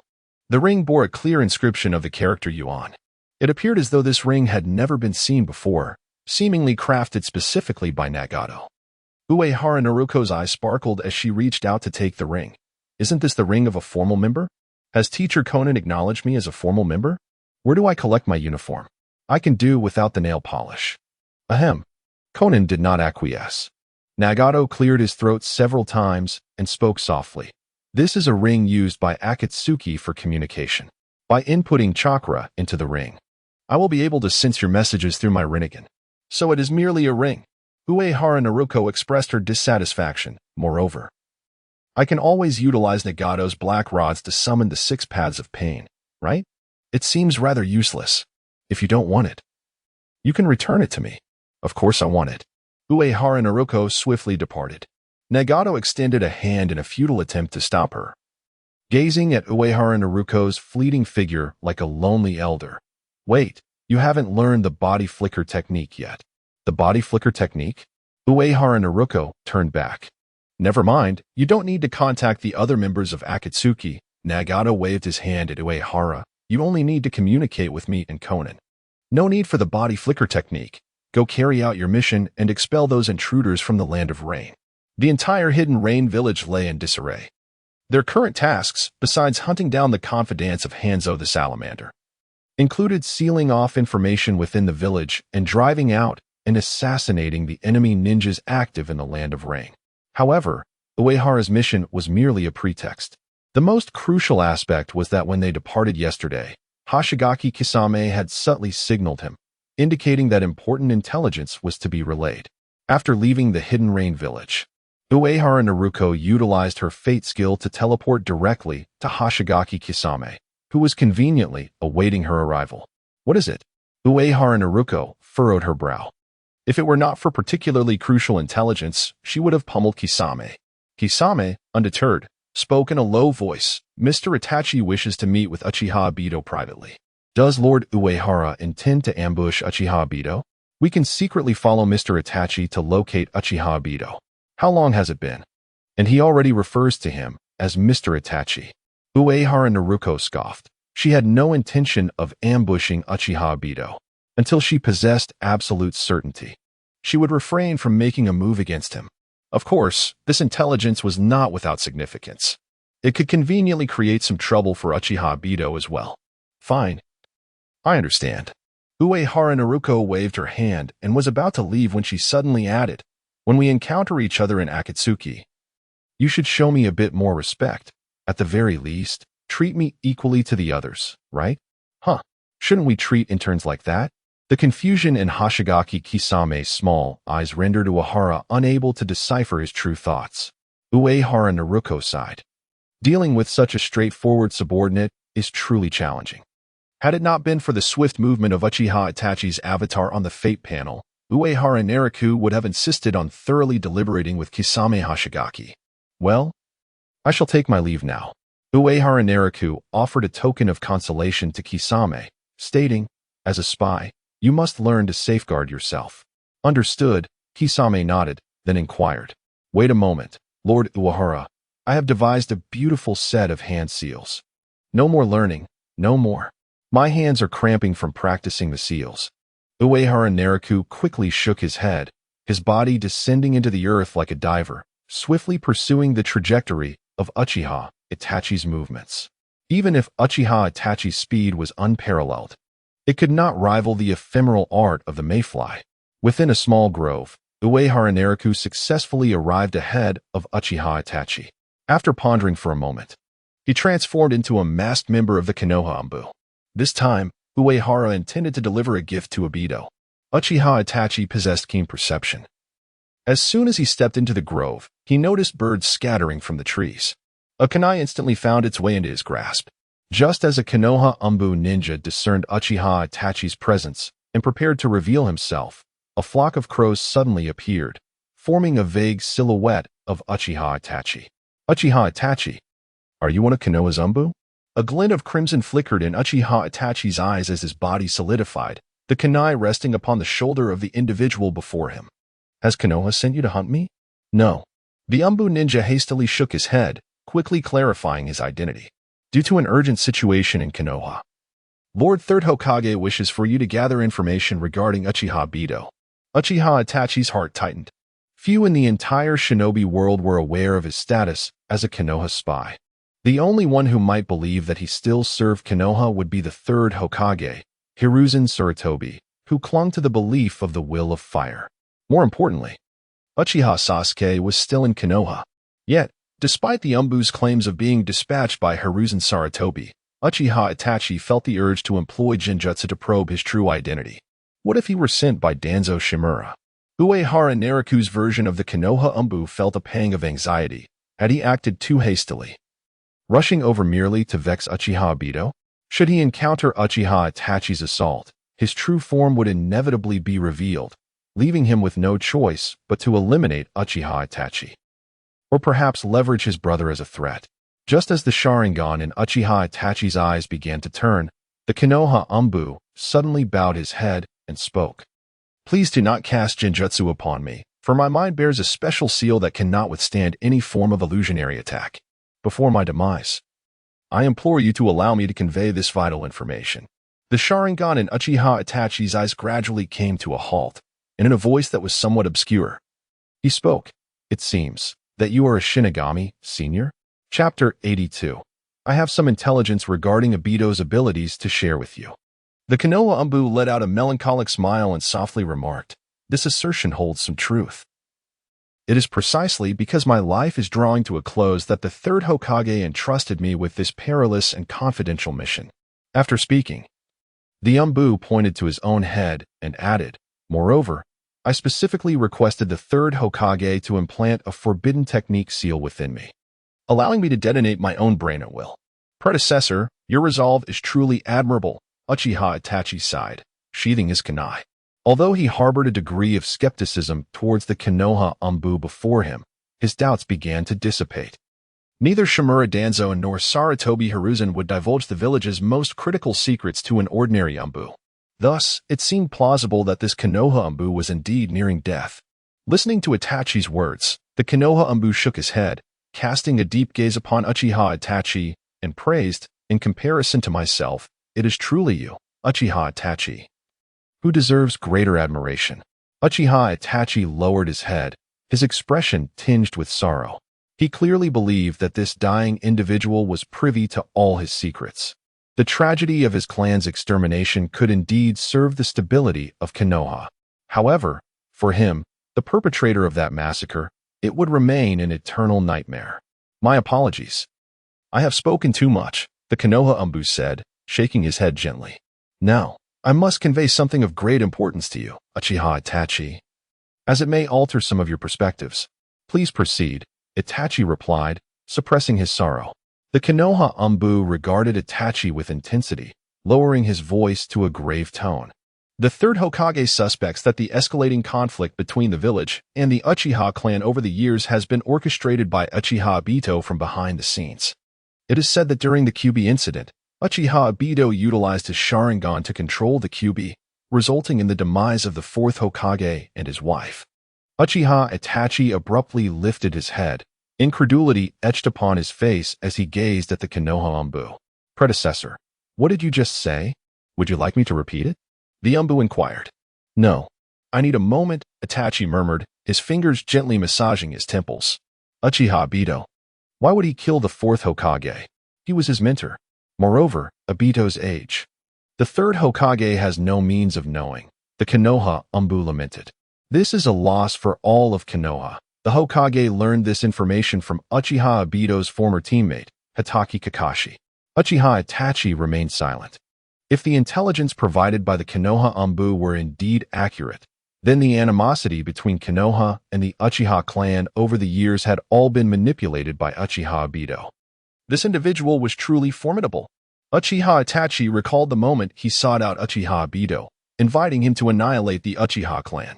That scoundrel had been waiting at the South Shrine long before, having anticipated that day since the turmoil of the Nine Tails. Itachi clenched his fists, his manicured fingers digging painfully into his flesh, desperately trying to maintain his composure. If Obito were to appear before him, Itachi would truly desire to end his life in that instant. The fourth Hokage of Konohagakure had been striving to mend the rift between the Uchiha and the village since assuming his position, even fostering a close relationship between his wife and Itachi's mother, Mikoto, during a time of potential reconciliation. Yet, Obito had treacherously harmed his own teacher and brazenly used the Sharingan to control the Nine Tails in broad daylight, rendering the divide between the Uchiha and the village nearly irreparable. That bastard! After a prolonged silence, Itachi's gaze gradually softened. He spoke in a deep voice. Please, continue, Senior. Are you well? The Umbu operative from Konoha hesitated. Glancing at Itachi with evident concern for his state, the Hokage has instructed me to convey to you the utmost importance of not rushing the transmission of information. Itachi nodded, affirming, I understand. The Umbu agent sighed in relief and continued solemnly. The Hokage has yet to uncover the motives behind Obito's actions that led to the demise of the fourth Hokage and his wife, as well as the incitement of conflict between Konoha and the Uchiha. It is imperative that we capture him to unveil the truth. Not long ago, the Hokage commanded Shimura Danzo to dispatch several teams of Umbu trainees to seek traces of Obito in the Land of Rain, yet they have since gone dark. Now, the Hokage reluctantly places hope in your esteemed self. Indeed, after a moment of contemplation, Itachi looked at the Konoha Umbu and said, I have indeed gathered some intelligence. Please relay to the Hokage that it would be prudent not to alert the snake, for Obito's power is exceedingly enigmatic. We have some information regarding him. The Konoha Umbu hesitated momentarily and then spoke gravely. This is what the Hokage fears regarding your safety, specifically about Obito's Manjiki Sharingan. Previously, when Hitaki Kakashi ventured to the Land of Water, he encountered Obito and engaged in some conflict. The Hokage privately deduced a part of Obito's ocular abilities, hoping it may assist you. Obito's Manjiki techniques are remarkably peculiar, seemingly protecting his body from any form of assault. However, this ability is likely bound by a time limit, approximately between 5 to 8 minutes. After delivering this information, the Konoha Umbu sighed heavily, lamenting, regrettably, Obito's movements are exceedingly elusive, and the battle intelligence is all too brief. The Hokage has only managed to ascertain these capabilities. That is more than sufficient. Itachi expressed no concern over this information. For him, any intelligence regarding Uchiha Obito holds significant value, even if it merely stems from the conjectures of Hiruzen Sarutobi. Uchiha Itachi softly remarked, the Hokage truly embodies the essence of a ninjutsu master. I possess only a tentative understanding of his abilities, yet I remain unable to ascertain the duration of his techniques. Itachi held a genuine admiration for Hiruzen Sarutobi. Upon their first encounter with Uchiha Obito, he recognized the peculiar nature of Obito's jutsu. However, the fact that Hiruzen could deduce the precise duration was commendable. Indeed, he was a ninjutsu professor capable of calculating even the span of the Manjiki Sharingan's techniques. The Konoha Umbu continued. Moreover, the Hokage suspects that he may have stolen Izanagi. Izanagi? Uchiha Itachi was truly taken aback. This technique enables members of the Uchiha clan to remain impervious to harm for a brief period, albeit at the cost of permanently blinding one eye. The Konoha Umbu observed Itachi and nodded gravely. Continuing, since the night of the clan's massacre, all Uchiha ninjutsu has been sealed within the forbidden jutsu chamber. The Hokage mentioned that during his search for information on Obito's ocular techniques, he discovered signs of tampering in the forbidden jutsu chamber. The Hokage surmised that at some point, the Konoha barrier squad reported an unidentified intruder, possibly indicating that Uchiha Obito had indeed stolen the Izanagi technique. I shall remain vigilant regarding this matter, Itachi replied, his brow furrowing increasingly. The current Uchiha Obito, with merely the enigmatic ocular techniques of the Manjiki Sharingan, was already quite formidable. To think he might also conceal the ability to wield Izanagi was a daunting prospect, not easily resolved. After conveying this information, the Konoha Umbu softly inquired, "Does Lord Uchiha Itachi have any messages to relay to the Hokage? Rest assured, upon my return, all of this will be interred alongside my remains at the memorial stone." Gradually, Uchiha Itachi relaxed his grip. Chapter 83.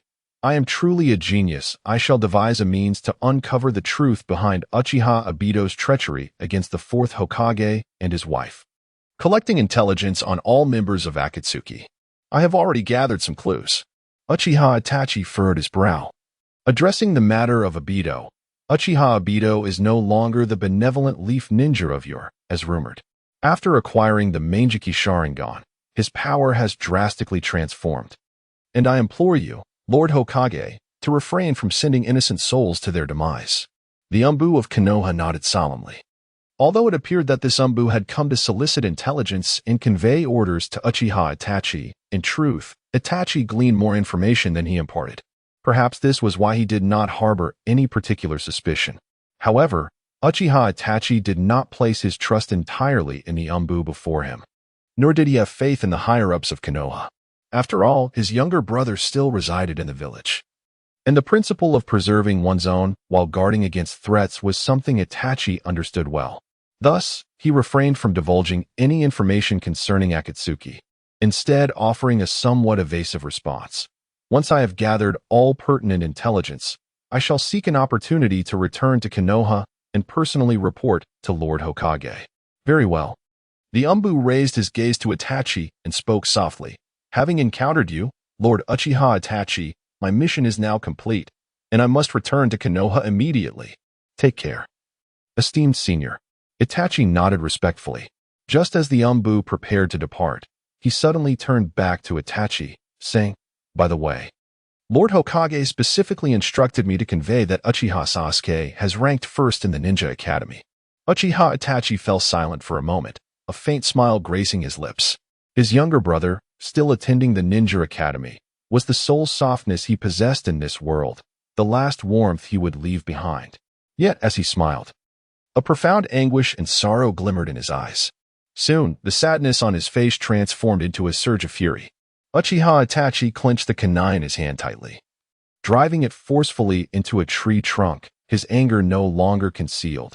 Uchiha Obito, Uchiha Itachi, along with his father, Uchiha Fugaku, and Uchiha Shisui, had exerted tremendous effort to resolve the discord between the Uchiha and Konoha, even aligning themselves with the duplicitous Shimura Danzo. Yet, Uchiha Obito disregarded all their sacrifices. The information relayed by the Umbu had come from Kakashi, and Itachi trusted Hatake Kakashi's judgment. If Kakashi could ascertain that it was indeed Uchiha Obito, then it must be true. As Kakashi's comrade in the Umbu, Itachi understood Kakashi's deep emotional ties to Obito. That white-haired Jonin would never tarnish his comrade's reputation. After a considerable time, Uchiha Itachi's rationality gradually returned as he leaned against the tree, lost in contemplation. He had just exchanged a few words with the Umbu elder from Konoha, wasting too much time. It was high time to meet with Uchiha Obito. Yet, Uchiha Itachi's mood had shifted since he desired the meeting.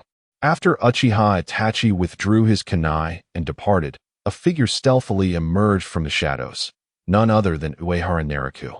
I truly am a genius, Uehara mused, stroking his chin. By deducing the known outcomes and fabricating the process, he believed himself to be a veritable mastermind, perfectly suited for the role of puppet master. Initially, both Konoha and Uchiha Itachi were oblivious to the identity of the enigmatic masked man. utilizing his innate illusionary charm. Uehara had revealed Uchiha Obito's identity to Kakashi Hitaki, who subsequently disseminated this information to all members of the Akatsuki. Presently, Konoha and Uchiha Itachi remained unaware of Obito's capabilities. While Uehara conjured intelligence regarding Obito's Kamui to disclose to Itachi. Furthermore, Itachi's future would perpetually lie under the scrutiny of Kisame Hoshigaki, leaving him unable to divulge any secrets. Even if Itachi sought Kakashi in the future to ascertain whether Obito was the one who killed the fourth Hokage and his wife, the instigator of the conflict between Konoha and the Uchiha, he would never be able to identify the Umbu he encountered today. At this rate, Obito would inevitably become a global adversary if he wasn't already a target of universal disdain.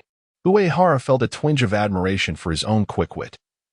Had he not fabricated that tale of cursed seals moments ago, he might have found himself in a dire confrontation with Uchiha Itachi. Undoubtedly, Itachi and Obito were destined to become bitter enemies. As Uehara surveyed the fate skill panel, observing the merging icons of Uchiha Itachi and Uchiha Obito, a subtle, inscrutable amusement crept across his face. Moreover, he stumbled upon unexpected gains.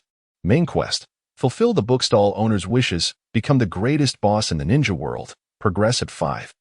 Task incomplete, rewards unknown. Merely by revealing a portion of Obito's intelligence, he had achieved a 2% advancement. What could the criteria for this task be? Never mind. Let us go see the commotion. Uehara's body gradually sank into the earth. Should Uchiha Itachi receive the information he provided, yet fail to offer a satisfactory outcome, he would devise a means to manipulate Konoha. A couple of days prior, they had eliminated Kazekage F and a group of root ninjas. Given Shimura Danzo's nature, he would undoubtedly seek to dispatch another group to investigate.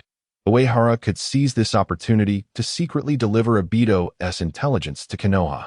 As for his identity, it would be convenient to leverage Uchiha Itachi's persona.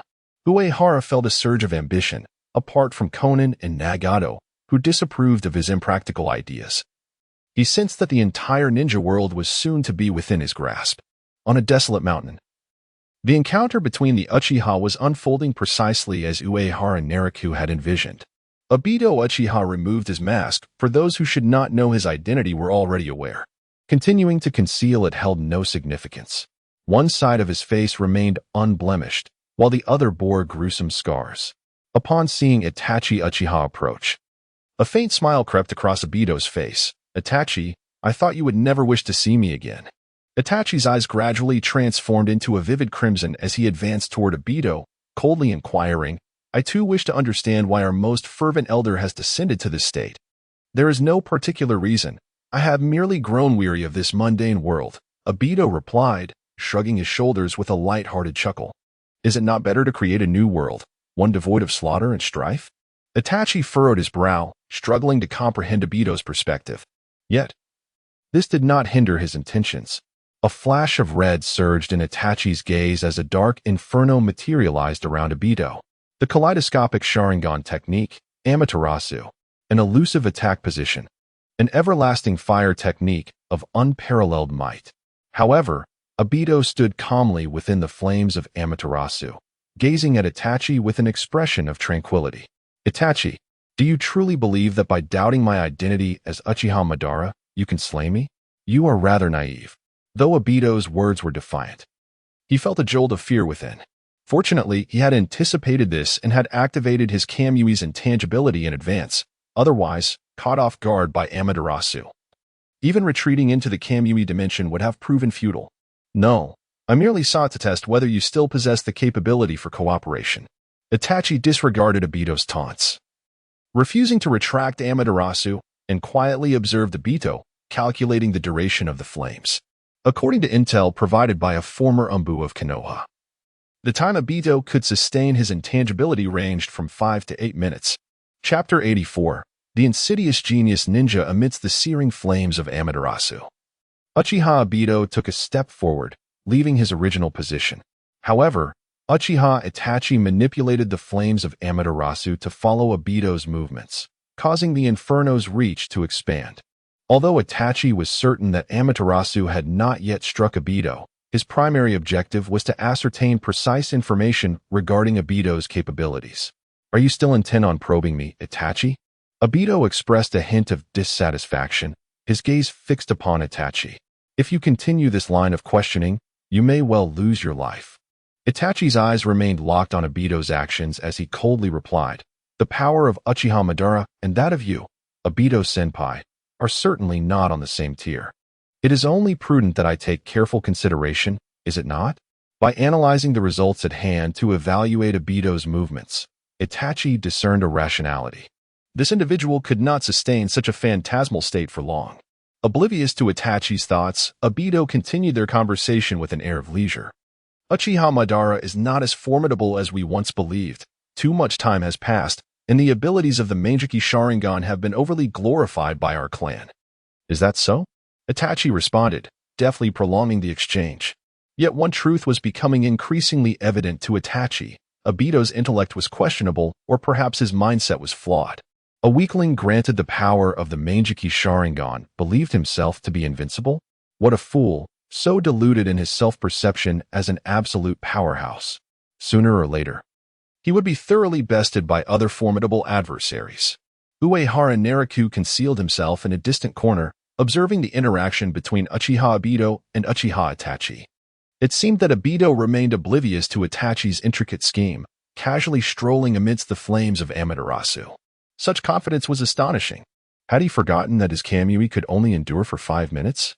Of course, Obito had not forgotten. He was simply in a predicament. To ensure that Itachi would still be willing to serve him, he had no choice but to maintain an appearance of fearlessness in the face of Amaterasu, thus allowing Itachi to perceive the disparity in their powers. "Itachi, extinguish your Amaterasu."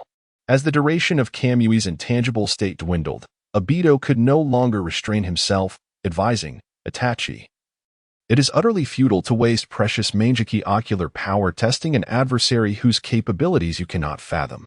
It does not deplete much ocular power to sustain Amaterasu." Itachi thought to himself, disregarding Obito's counsel.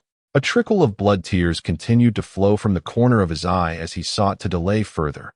"Your ocular technique is truly remarkable, Obito-senpai. It is my first time witnessing someone who cannot be harmed by Amaterasu." Obito's expression grew increasingly grim whenever he sought to step beyond the reach of Amaterasu.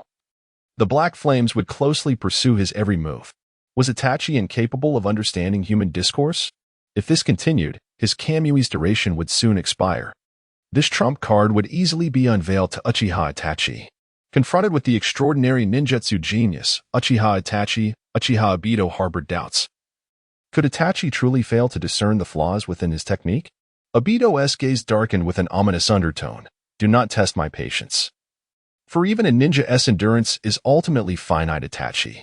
However, to Itachi, this threat merely signified Obito's desperation. He was anxious, exceedingly so. Indeed, the intelligence relayed by the Umbu elder proved accurate. Obito's void penetration state could only endure for approximately 5 to 8 minutes. The limit of Obito's duration was rapidly approaching. Uchiha Itachi encircled Obito with the black flames of Amaterasu, meticulously counting the seconds in his mind, each moment requiring precision. His fingers rhythmically tapped together as he recited, "For minutes 35 seconds, 36 seconds, 37 seconds, such a troublesome child." Obito's form flickered as he gradually submerged into the earth, utilizing the void state of Kamui to traverse any location with ease. Yet, such an act bore a hint of disgrace, especially in retreating from the reach of Amaterasu. It would signal to Itachi that his Kamui's void state could not withstand prolonged assaults. Once Obito sank into the ground, he began to contemplate, vowing to exercise greater caution in the future to avoid being ambushed by Itachi. For minutes 49 seconds, Itachi's brow furrowed. Within his line of sight, Obito had vanished. Continuing to employ Amaterasu had become futile. To his surprise, Obito proved more troublesome than anticipated. Suddenly, Obito's figure emerged from the ground, and a wooden spike shot forth from his palm, aiming directly at Itachi's face. "Itachi, do not recklessly challenge those stronger than yourself. Water release. Water barrier." Itachi swiftly formed hand seals, his speed nearly imperceptible, and in an instant, he unleashed a torrent of water, manifesting a defensive ninjutsu. Yet, Obito appeared unfazed as he penetrated the water barrier. Itachi furrowed his brow, fully grasping the complexities of battling Obito. The three Tomo within his eyes spun wildly. Fixated on the approaching Uchiha, the ocular technique of the kaleidoscopic Sharingan Tsukuyomi, activate. In the next moment, both figures froze in time. Before the Tsukuyomi's reflection reached Obito's gaze, Itachi discreetly formed another hand seal, creating a clone. Uehara Naraku observed the battle intently. Heightening his vigilance towards Itachi, this man is cunning. That clone might very well be the key to victory. A second later, Itachi covered his left eye. A trickle of blood seeping through his fingers. It seems the elder's ocular technique is ineffective against Jinjutsu moments ago, within the realm of Tsukuyomi. Neither had gained the upper hand, as Itachi wielded Jinjutsu with effortless mastery. However, Uchiha Obito seemed to possess certain insights regarding Tsukinomi. He was able to endure the unending agony within the illusion and even seize the opportunity to shatter the Jinjutsu. Despite this, Obito's spirit sustained severe damage. He knelt on one knee, covering his eyes, his voice gradually laden with gravity. Was that the illusion of Tsukinomi? It appears that after Uchiha Shirsue's demise, you have become the most formidable Jinjutsu user in this world. Yet, before Obito could finish his words, Uchiha Itachi's crow clone suddenly materialized behind him, effortlessly piercing Obito's body with a kunai. Obito gazed in disbelief at the kunai that had impaled his chest. It seems my conjecture was not misplaced. Uchiha Itachi, looking at Obito, softly remarked, "After enduring the torment of Jinjutsu, it seems you have not even contemplated employing your ocular techniques any further." Damn it. Obito could only watch the calm and composed younger ninja before him, gritting his teeth in frustration and hastily retreating with his severely injured body. The two had suffered mutual devastation in their clash of illusions. The after-effects of Obito's mental backlash were profound. How could he even consider maintaining his intangibility with the Sharingan after such a confrontation? Clearly, Uchiha Itachi had also been affected by the disruption of Tsukinomi. Yet he appeared unfazed as he unleashed a crow clone to launch an attack. Was this already set in place before the use of Tsukinomi? Indeed.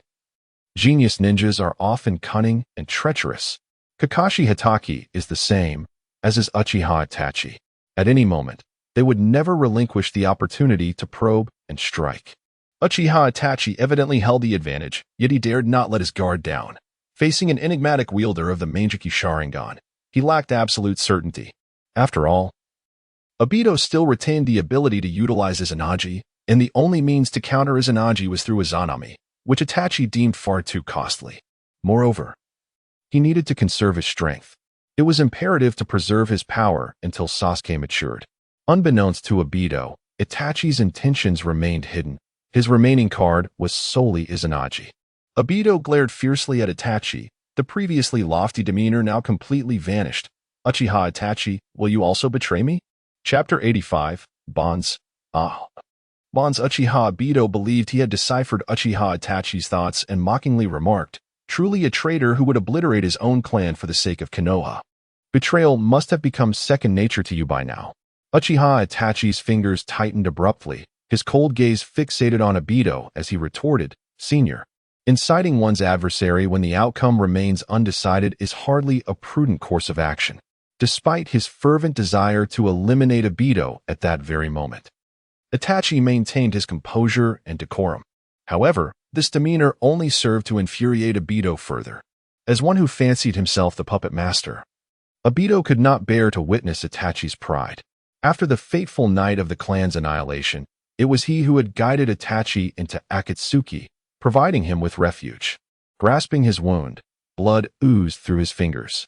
Even with the extraordinary regenerative abilities bestowed upon him by the cells of Hashirama, he could not withstand the fatal precision of Itachi's strike. Obito's expression gradually morphed into one of malevolence as he coldly stated, "Your only remaining bonds are Konoha and that younger brother still in school, correct? How trivial." Itachi's face remained impassive, displaying a calm that surpassed Obito's own agitation. "Senior, the only remaining spies within Akatsuki are Zetsu and Kisame. I trust you would not wish for your pawns to be entirely removed from the board, would you? Curse you." Both had struck at each other's vulnerabilities. Nagato, within Akatsuki, was Obito's most crucial piece, despite the fact that this piece had begun to defy his commands. Even harboring intentions to undermine him, Obito was unwilling to relinquish control, seeking alternative means to utilize Nagato. After all, the paramount-tailed beast plan had yet to commence. "Senior, let us converse amicably." Itachi's Sharingan gradually faded as he initiated a truce. "I hope you will enlighten me as to why you have become this way, why you have assumed the name of Uchiha Madara, and what your true intentions are. I once heard from Kakashi that you are the kindest person and the only Uchiha who aspired to be Hokage." "Humph, that fool Kakashi is far too talkative." Obito scoffed, his knuckles cracking ominously, a reflection of his simmering rage. "Because this world is a hell, and the current ninjas of Konoha are nothing but detestable trash. Does that satisfy your inquiry?" This answer, while somewhat satisfactory, was not enough to subjugate Obito to Itachi's will. Armed with knowledge of Itachi's secrets, he merely vented his anger, unwilling to divulge any intelligence, including details of his own past.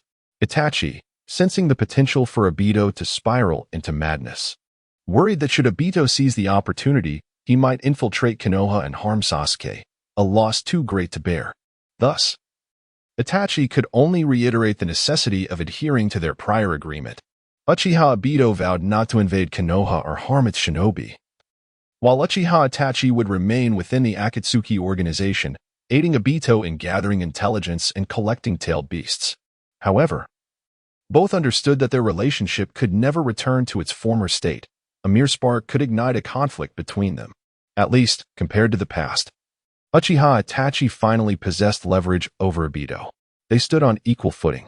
Just as Uchiha Itachi had once threatened Shimura Danzo, stating that should any harm come to Sasuke, he would leak Konoha's intelligence. Should Uchiha Obito harm any shinobi from Konoha, Itachi would divulge all information regarding Obito's group to Pain and Konan. Uehara Nariku listened in astonishment. Unable to restrain himself, he stroked his chin in contemplation. If he were to assume Obito's appearance and bully Uchiha Sasuke and Konoha, would Itachi then disclose information to Konan? Would that not directly lead to the expulsion of JZ and Eiichi? This plan seemed to hold some promise.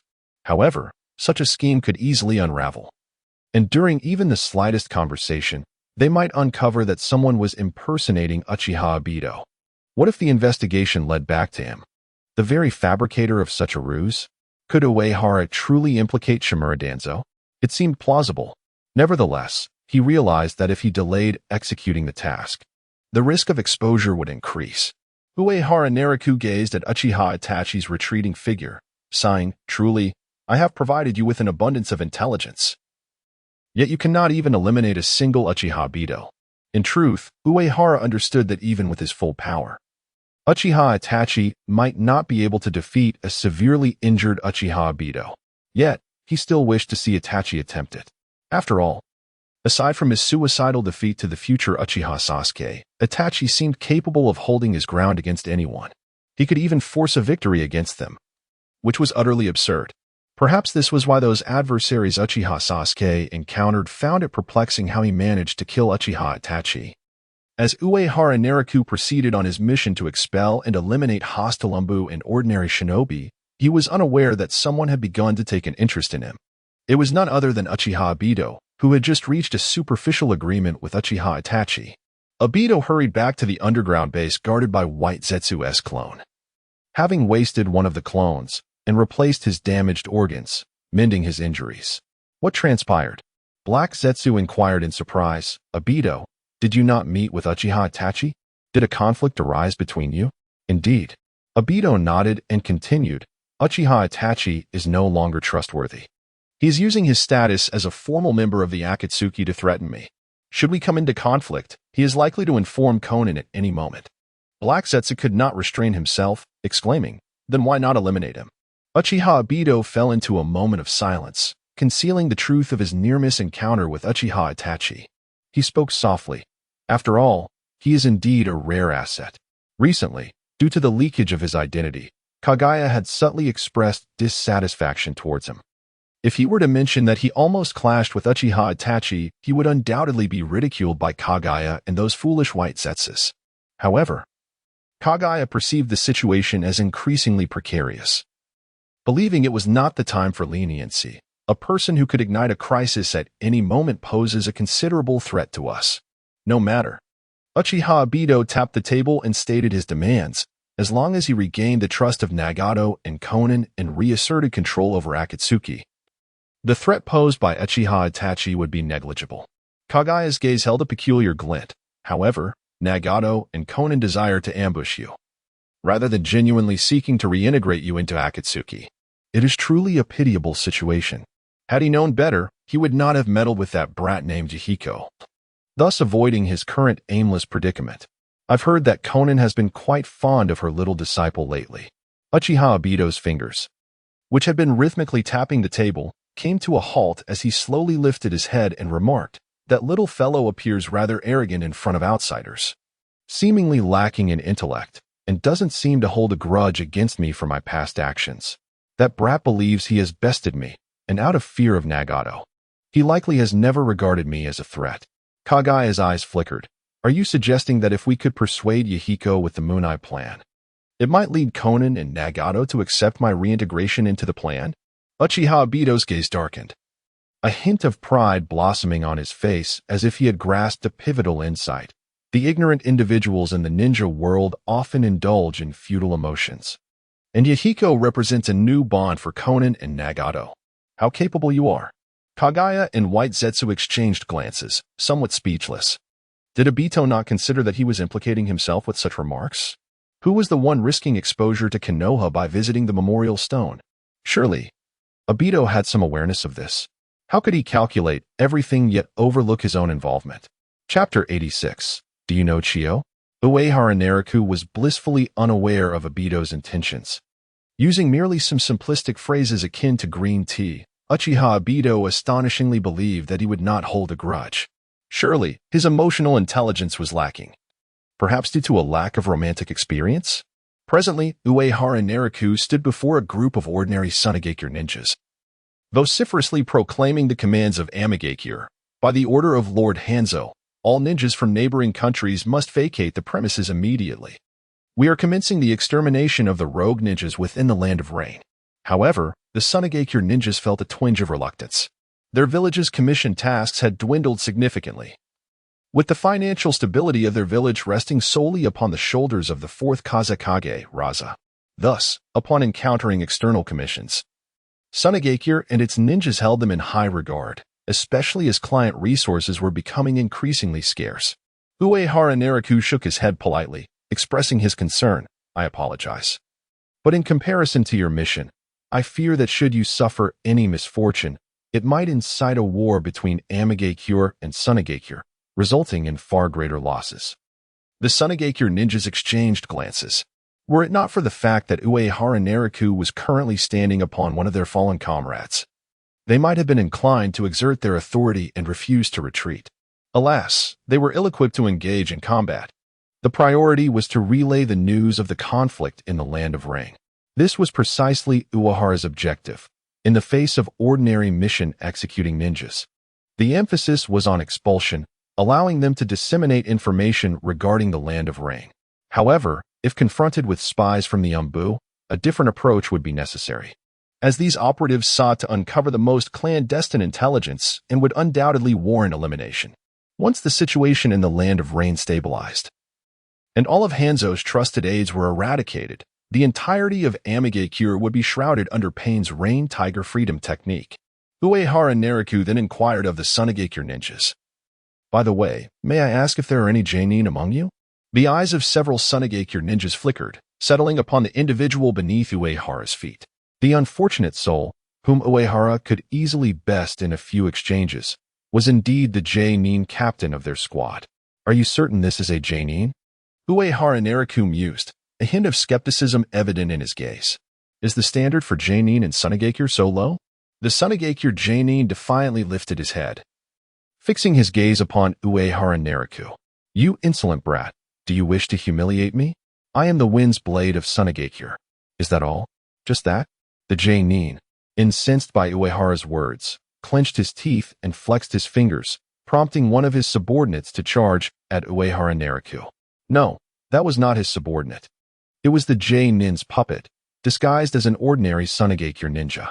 This J-Nin captain from Sunagakure was a rare puppeteer. It is no wonder he had attained the rank of J-Nin. A skilled puppeteer certainly surpassed the average ninja within Sunagakure. Once the puppet master is cornered, he faces the grim prospect of awaiting his demise. Just moments ago, after engaging in combat with the sand-hidden villages Jonin and Uehara Nariku, he found himself unable to utilize his puppets before being swiftly overwhelmed by a barrage of punches and kicks from Uehara, leaving him sprawled on the ground. Now, he must retaliate in defense of the honor of the sand-hidden village. With a decisive crack, Uehara summoned a purple chakra broadsword, effortlessly cleaving the approaching puppet into a myriad of splintered fragments. He casually kicked the scattered pieces, remarking, "Is that all you've got? You little rascal." The fallen sand-hidden Jonin, witnessing this spectacle, was engulfed in despair and seething with rage as he glared at Uehara, exclaiming, "That was a puppet gifted to me by Master Eyes." Eyes, a revered advisor of the sand-hidden village, was esteemed not for his physical prowess, but for his intellect, earning him the moniker the Elder of Sand among the people of the Wind Country and the village itself. In truth, he bore resemblance to the character Shimura Danzo. Eyes had once possessed comprehensive knowledge of all espionage within the sand-hidden village, and even in his retirement, numerous clandestine operatives remained loyal to his command. However, amidst the flourishing reign of the fourth Kazekage, Raza, few in the current ninja world were familiar with the name Eyes. This was, in part, due to the actions of a certain member of the Akatsuki, Sasori of the Red Sand. Following his departure from the sand-hidden village, Sasori's grandmother, Chiyo, succumbed to despair and chose to retreat from the world. Eyes, in turn, had also entered a state of seclusion to accompany his sister. Uehara blinked. Having heard of Eyes' reputation, though he had little significant impression of the elderly figure who made scant appearances in the original narrative. Gripping the purple chakra sword, Uehara pointed toward the fallen sand puppet master and inquired, "Do you happen to know where Eyes and Chiyo are?"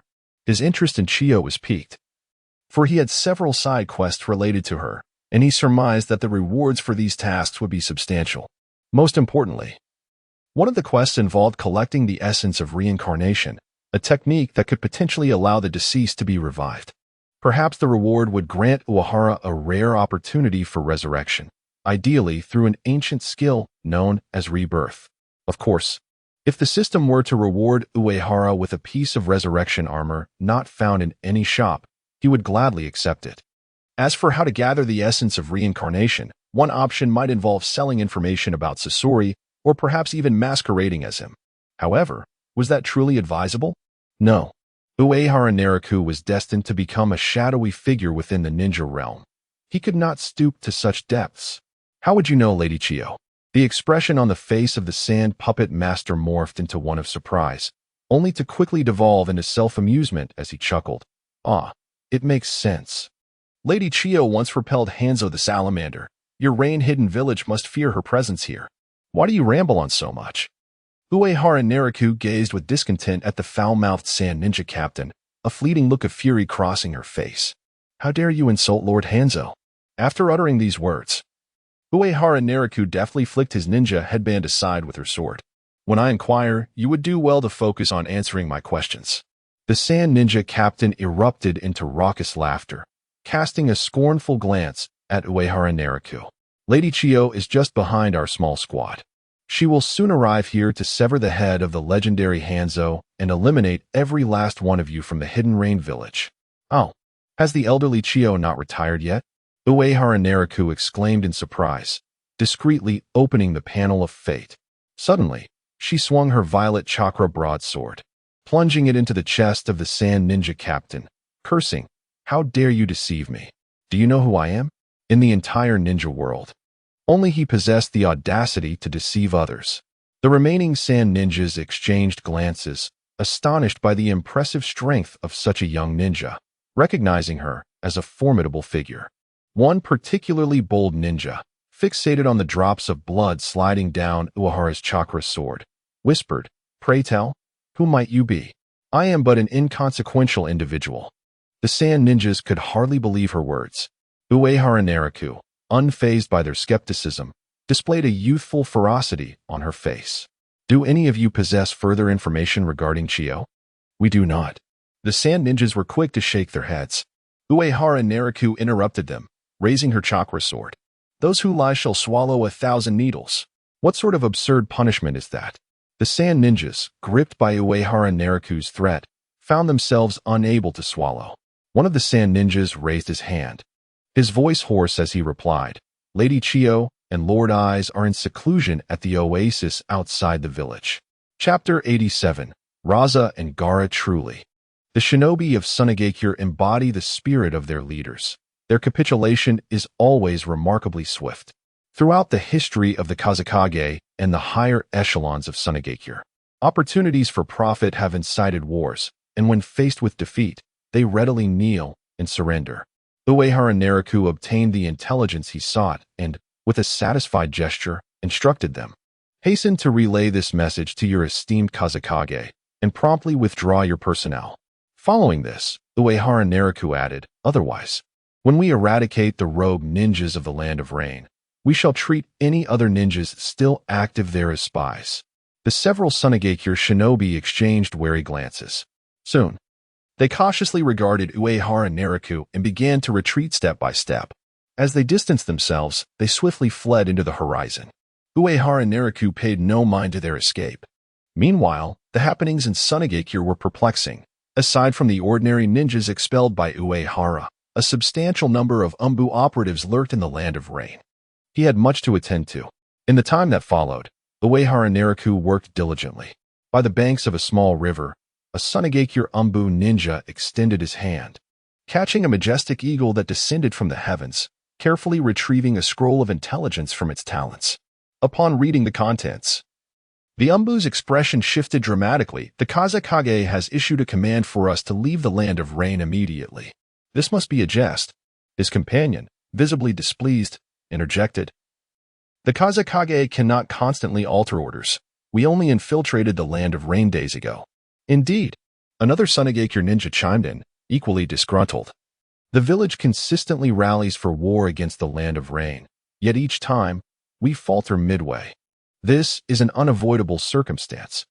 The Umbu captain sighed and explained solemnly, perhaps it is the doing of Shimura Danzo from Konoha, whenever we take action against the Land of Rain. Konoha seems to hinder our progress. With a fierce punch, the Umbu captain struck a nearby tree. Those scoundrels from Konoha aimed to thwart the rise of Sunagakure. Since Sunagakure's defeat in the Third Shinobi World War, it had forged a treaty of alliance with Konoha, effectively becoming a vassal ally. Each generation of Kazekage has reluctantly accepted this subordinate status, having suffered repeated defeats in war. It is inconceivable for the Kazekage to willingly accept such failure. Particularly, the fourth Kazekage, Raza, is a leader of remarkable talent, wielding the power of magnetism to seize control within the village, and has begun to engage in subtle maneuvers. Recently, news of the Uchiha clan's annihilation in Konoha spread, signifying a considerable decline in Konoha's strength, rendering them vulnerable. The fourth Kazekage, Raza, intended to seize this opportunity to acquire a prosperous land that would yield benefits for Sunagakure. Certainly, it would be unthinkable for Raza to instigate an assault on Konohagakure and seize the territories of the Land of Fire. After all, he would not dare to risk provoking a retaliatory strike from Konoha. Instead, Raza has set his sights on the Land of Rain. Although Sarutobi Hiruzen may have reservations about this course of action, he is unlikely to voice his dissent. For the alliances between great nations often hinge upon the mutual exploitation of lesser states. Nevertheless, Raza has faced several setbacks in his attempts to engage with the Land of Rain. Thwarted either by the formidable strength of Hanzo of the Salamander or the resistance from Shimura Danzo. Now, seizing the opportunity presented by Konoha's weakened state, Raza intends to take a bold stance against the Land of Rain, only to find that the resolve of the Rain Village appears even more steadfast than his own. The Rain Village has dispatched a remarkably powerful individual, who is ruthlessly expelling our ordinary ninjas from Sunagakure. This very figure might also be responsible for the systematic elimination of our ANBU operatives. Of the 11 teams deployed, only 3 have managed to establish communication thus far. At the border between the Land of Wind and the Land of Rain, within the forward command post of Sunagakure, Raza's trusted confidant, Maki, a seasoned Jainin, diligently reports the intelligence he has gathered, along with his proposed course of action. I have ordered the immediate withdrawal of all remaining AMBU teams. A mere child? Upon hearing Maki's report, Raza could not help but respond with a sardonic laugh, incredulous at the diminished capabilities of his village's ninjas. I have not reduced my financial support for you in the slightest. Lord Kazekage. Maki bowed his head respectfully, unable to meet Raza's gaze. The elite training programs for Sunagekyu's ninjas have yielded a disheartening outcome. Several Jainin team leaders sent to the Land of Rain have been slain, and all ordinary ninjas have been expelled. Of the 11 infiltrating AMBU teams, it seems only 3 remain operational. A bunch of worthless fools. After cursing under his breath, Raza sighed. Very well, let us withdraw them all for now. I shall venture forth personally to ascertain the capabilities of this so-called prodigy from the Rain Village. My Lord Kazekage, this may not be a particularly prudent decision. Maki furrowed his brow and cautioned, your safety outweighs the importance of any operation within the village. I would advise against taking unnecessary risks. What danger could a mere child pose? Raza waved his hand dismissively, fully aware of the plight of his own village.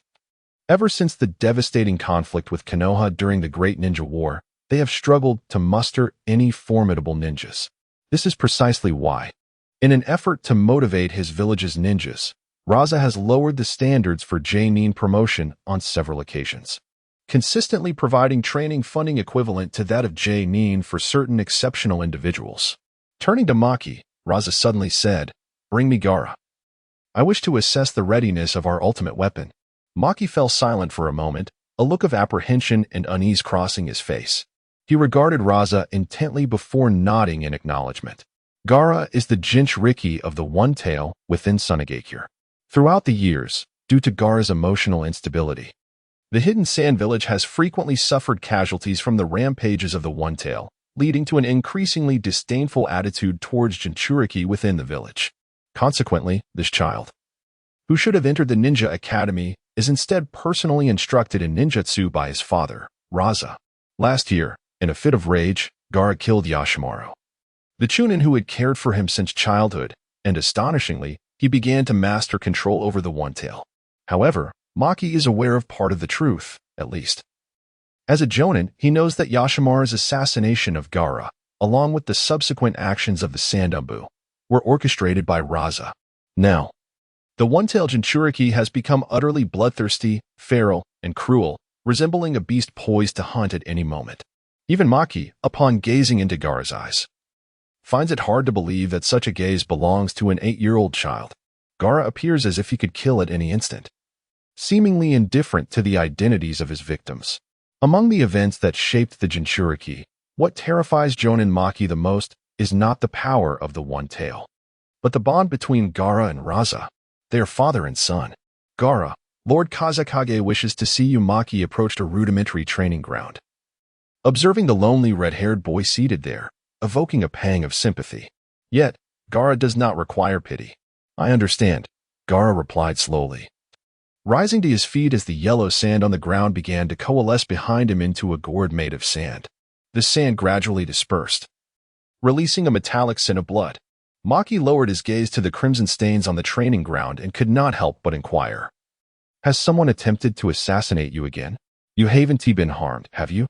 Are you worried that I might unleash that monster if you were injured? Gaara slowly lifted his head, a chilling laugh escaping his lips. Ha ha ha, in this village, how could anyone possibly harm me?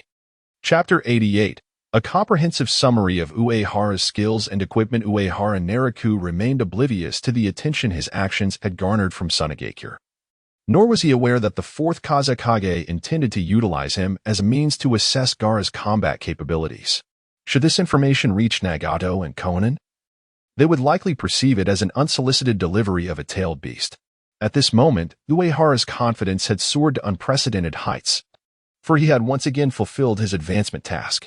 Advancement Task 4. Eliminate 10 official Jonin. 10-10. Task completed. Rewards: 3,000 life energy, 3,000 chakra energy, 3,000 gold coins. 100 increase in life energy recovery, 100 increase in chakra energy recovery. Passive skill: calm and collected. Uehara cast a glance at his system panel. which displayed the task of defeating the 5 Kage, perhaps the final advancement task, one that he would not need to consider completing in the near future. However, gazing at the over 4,000 gold coins on the panel, Uehara fell into a moment of silence before casually attempting to purchase the second embrace of the Seraph.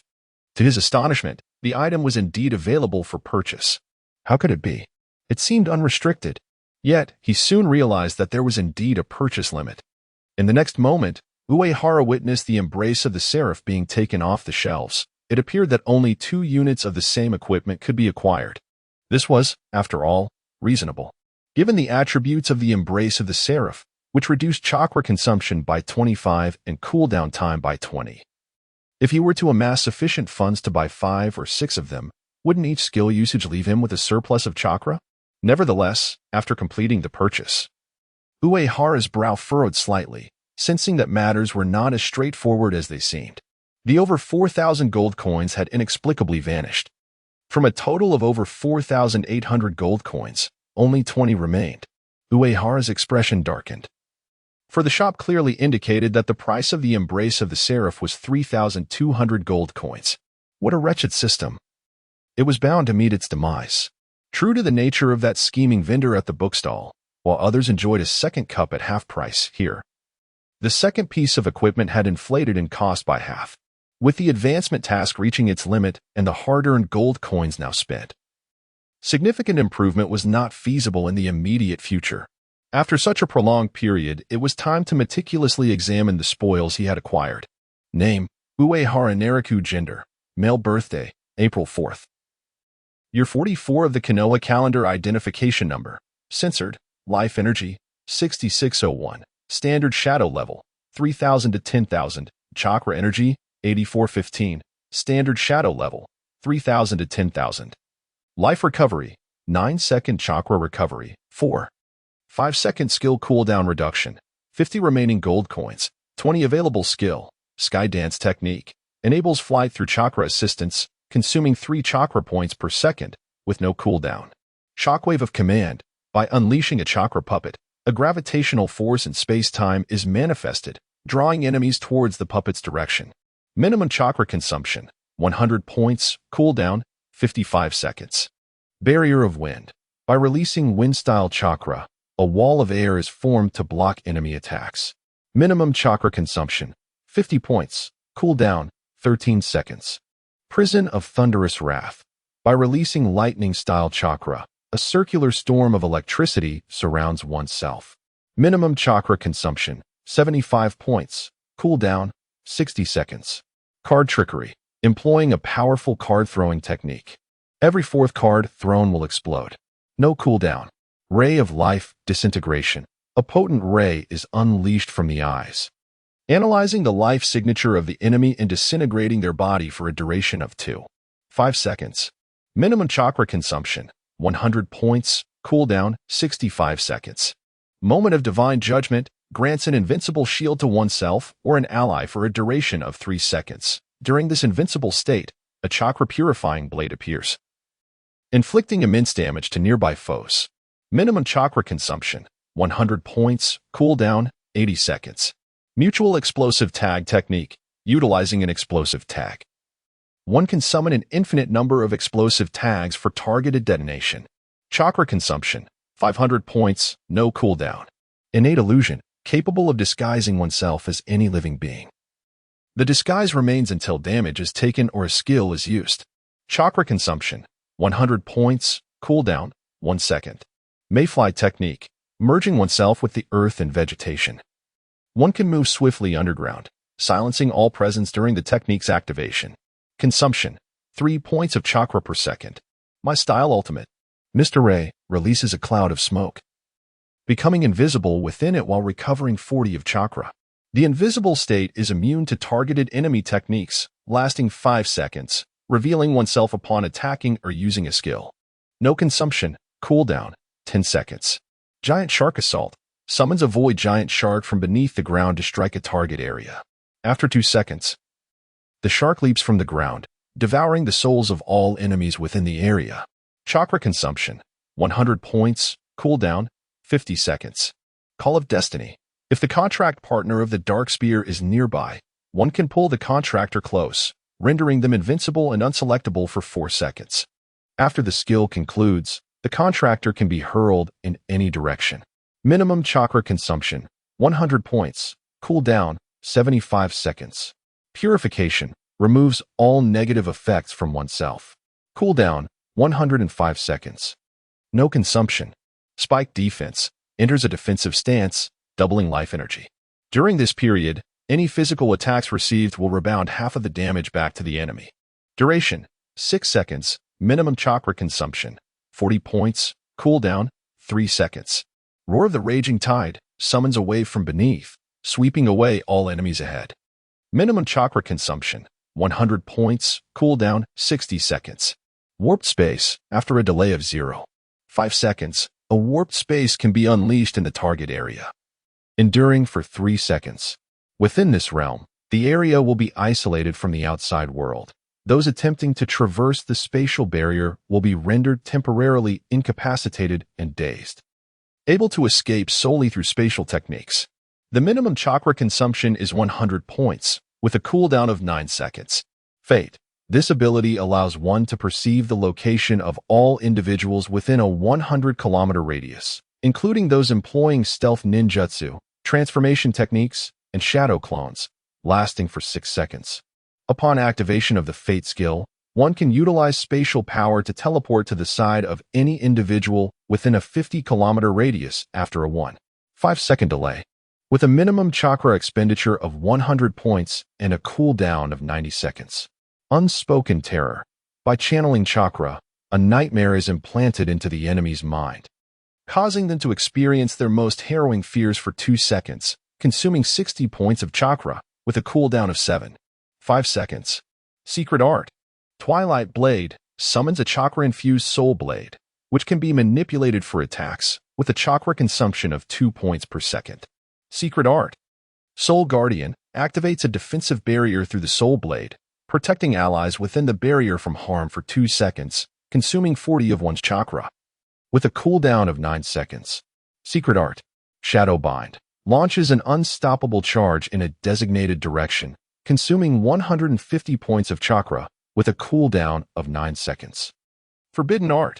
Compassionate Soulfall provides a shield to an ally that can withstand a lethal blow, then, disregarding spatial distances, teleports to the ally's side, consuming 100 points of chakra, with a cooldown of 100 seconds. Star Infusion sacrifices 10 of current life energy and chakra to replenish allies with corresponding percentages of life energy and chakra, with a cooldown of 4 seconds. Mushroom Cultivation utilizes chakra to generate an invisible, highly toxic mushroom, which can be placed in a target area, granting limited visibility. When an adversary steps on the mushroom, it detonates, inflicting poisoning, with each mushroom requiring a minimum of 100 points of chakra. Heart of the Madman, a passive skill that restores 5 of maximum life energy per second if no damage is taken within 6 seconds. Calm and Composed, a passive skill that restores 20 of maximum life energy and chakra upon the demise of an enemy unit. Equipment. Embrace of the Seraph, 2 pieces chakra energy 1400 points, skill cooldown reduction 20, chakra consumption decreased by 25. Madman's Armor, life energy 800, base life regeneration 200. Skill cooldown reduction 10. Passive skill, automatically activates the effect of Heart of the Mad and when life energy reaches 3000 points. Summoning Contract, Justice Golem Galio. Summoning costs 3000 points of chakra. Deep Sea Titan Nautilus, summoning costs 2000 points of chakra.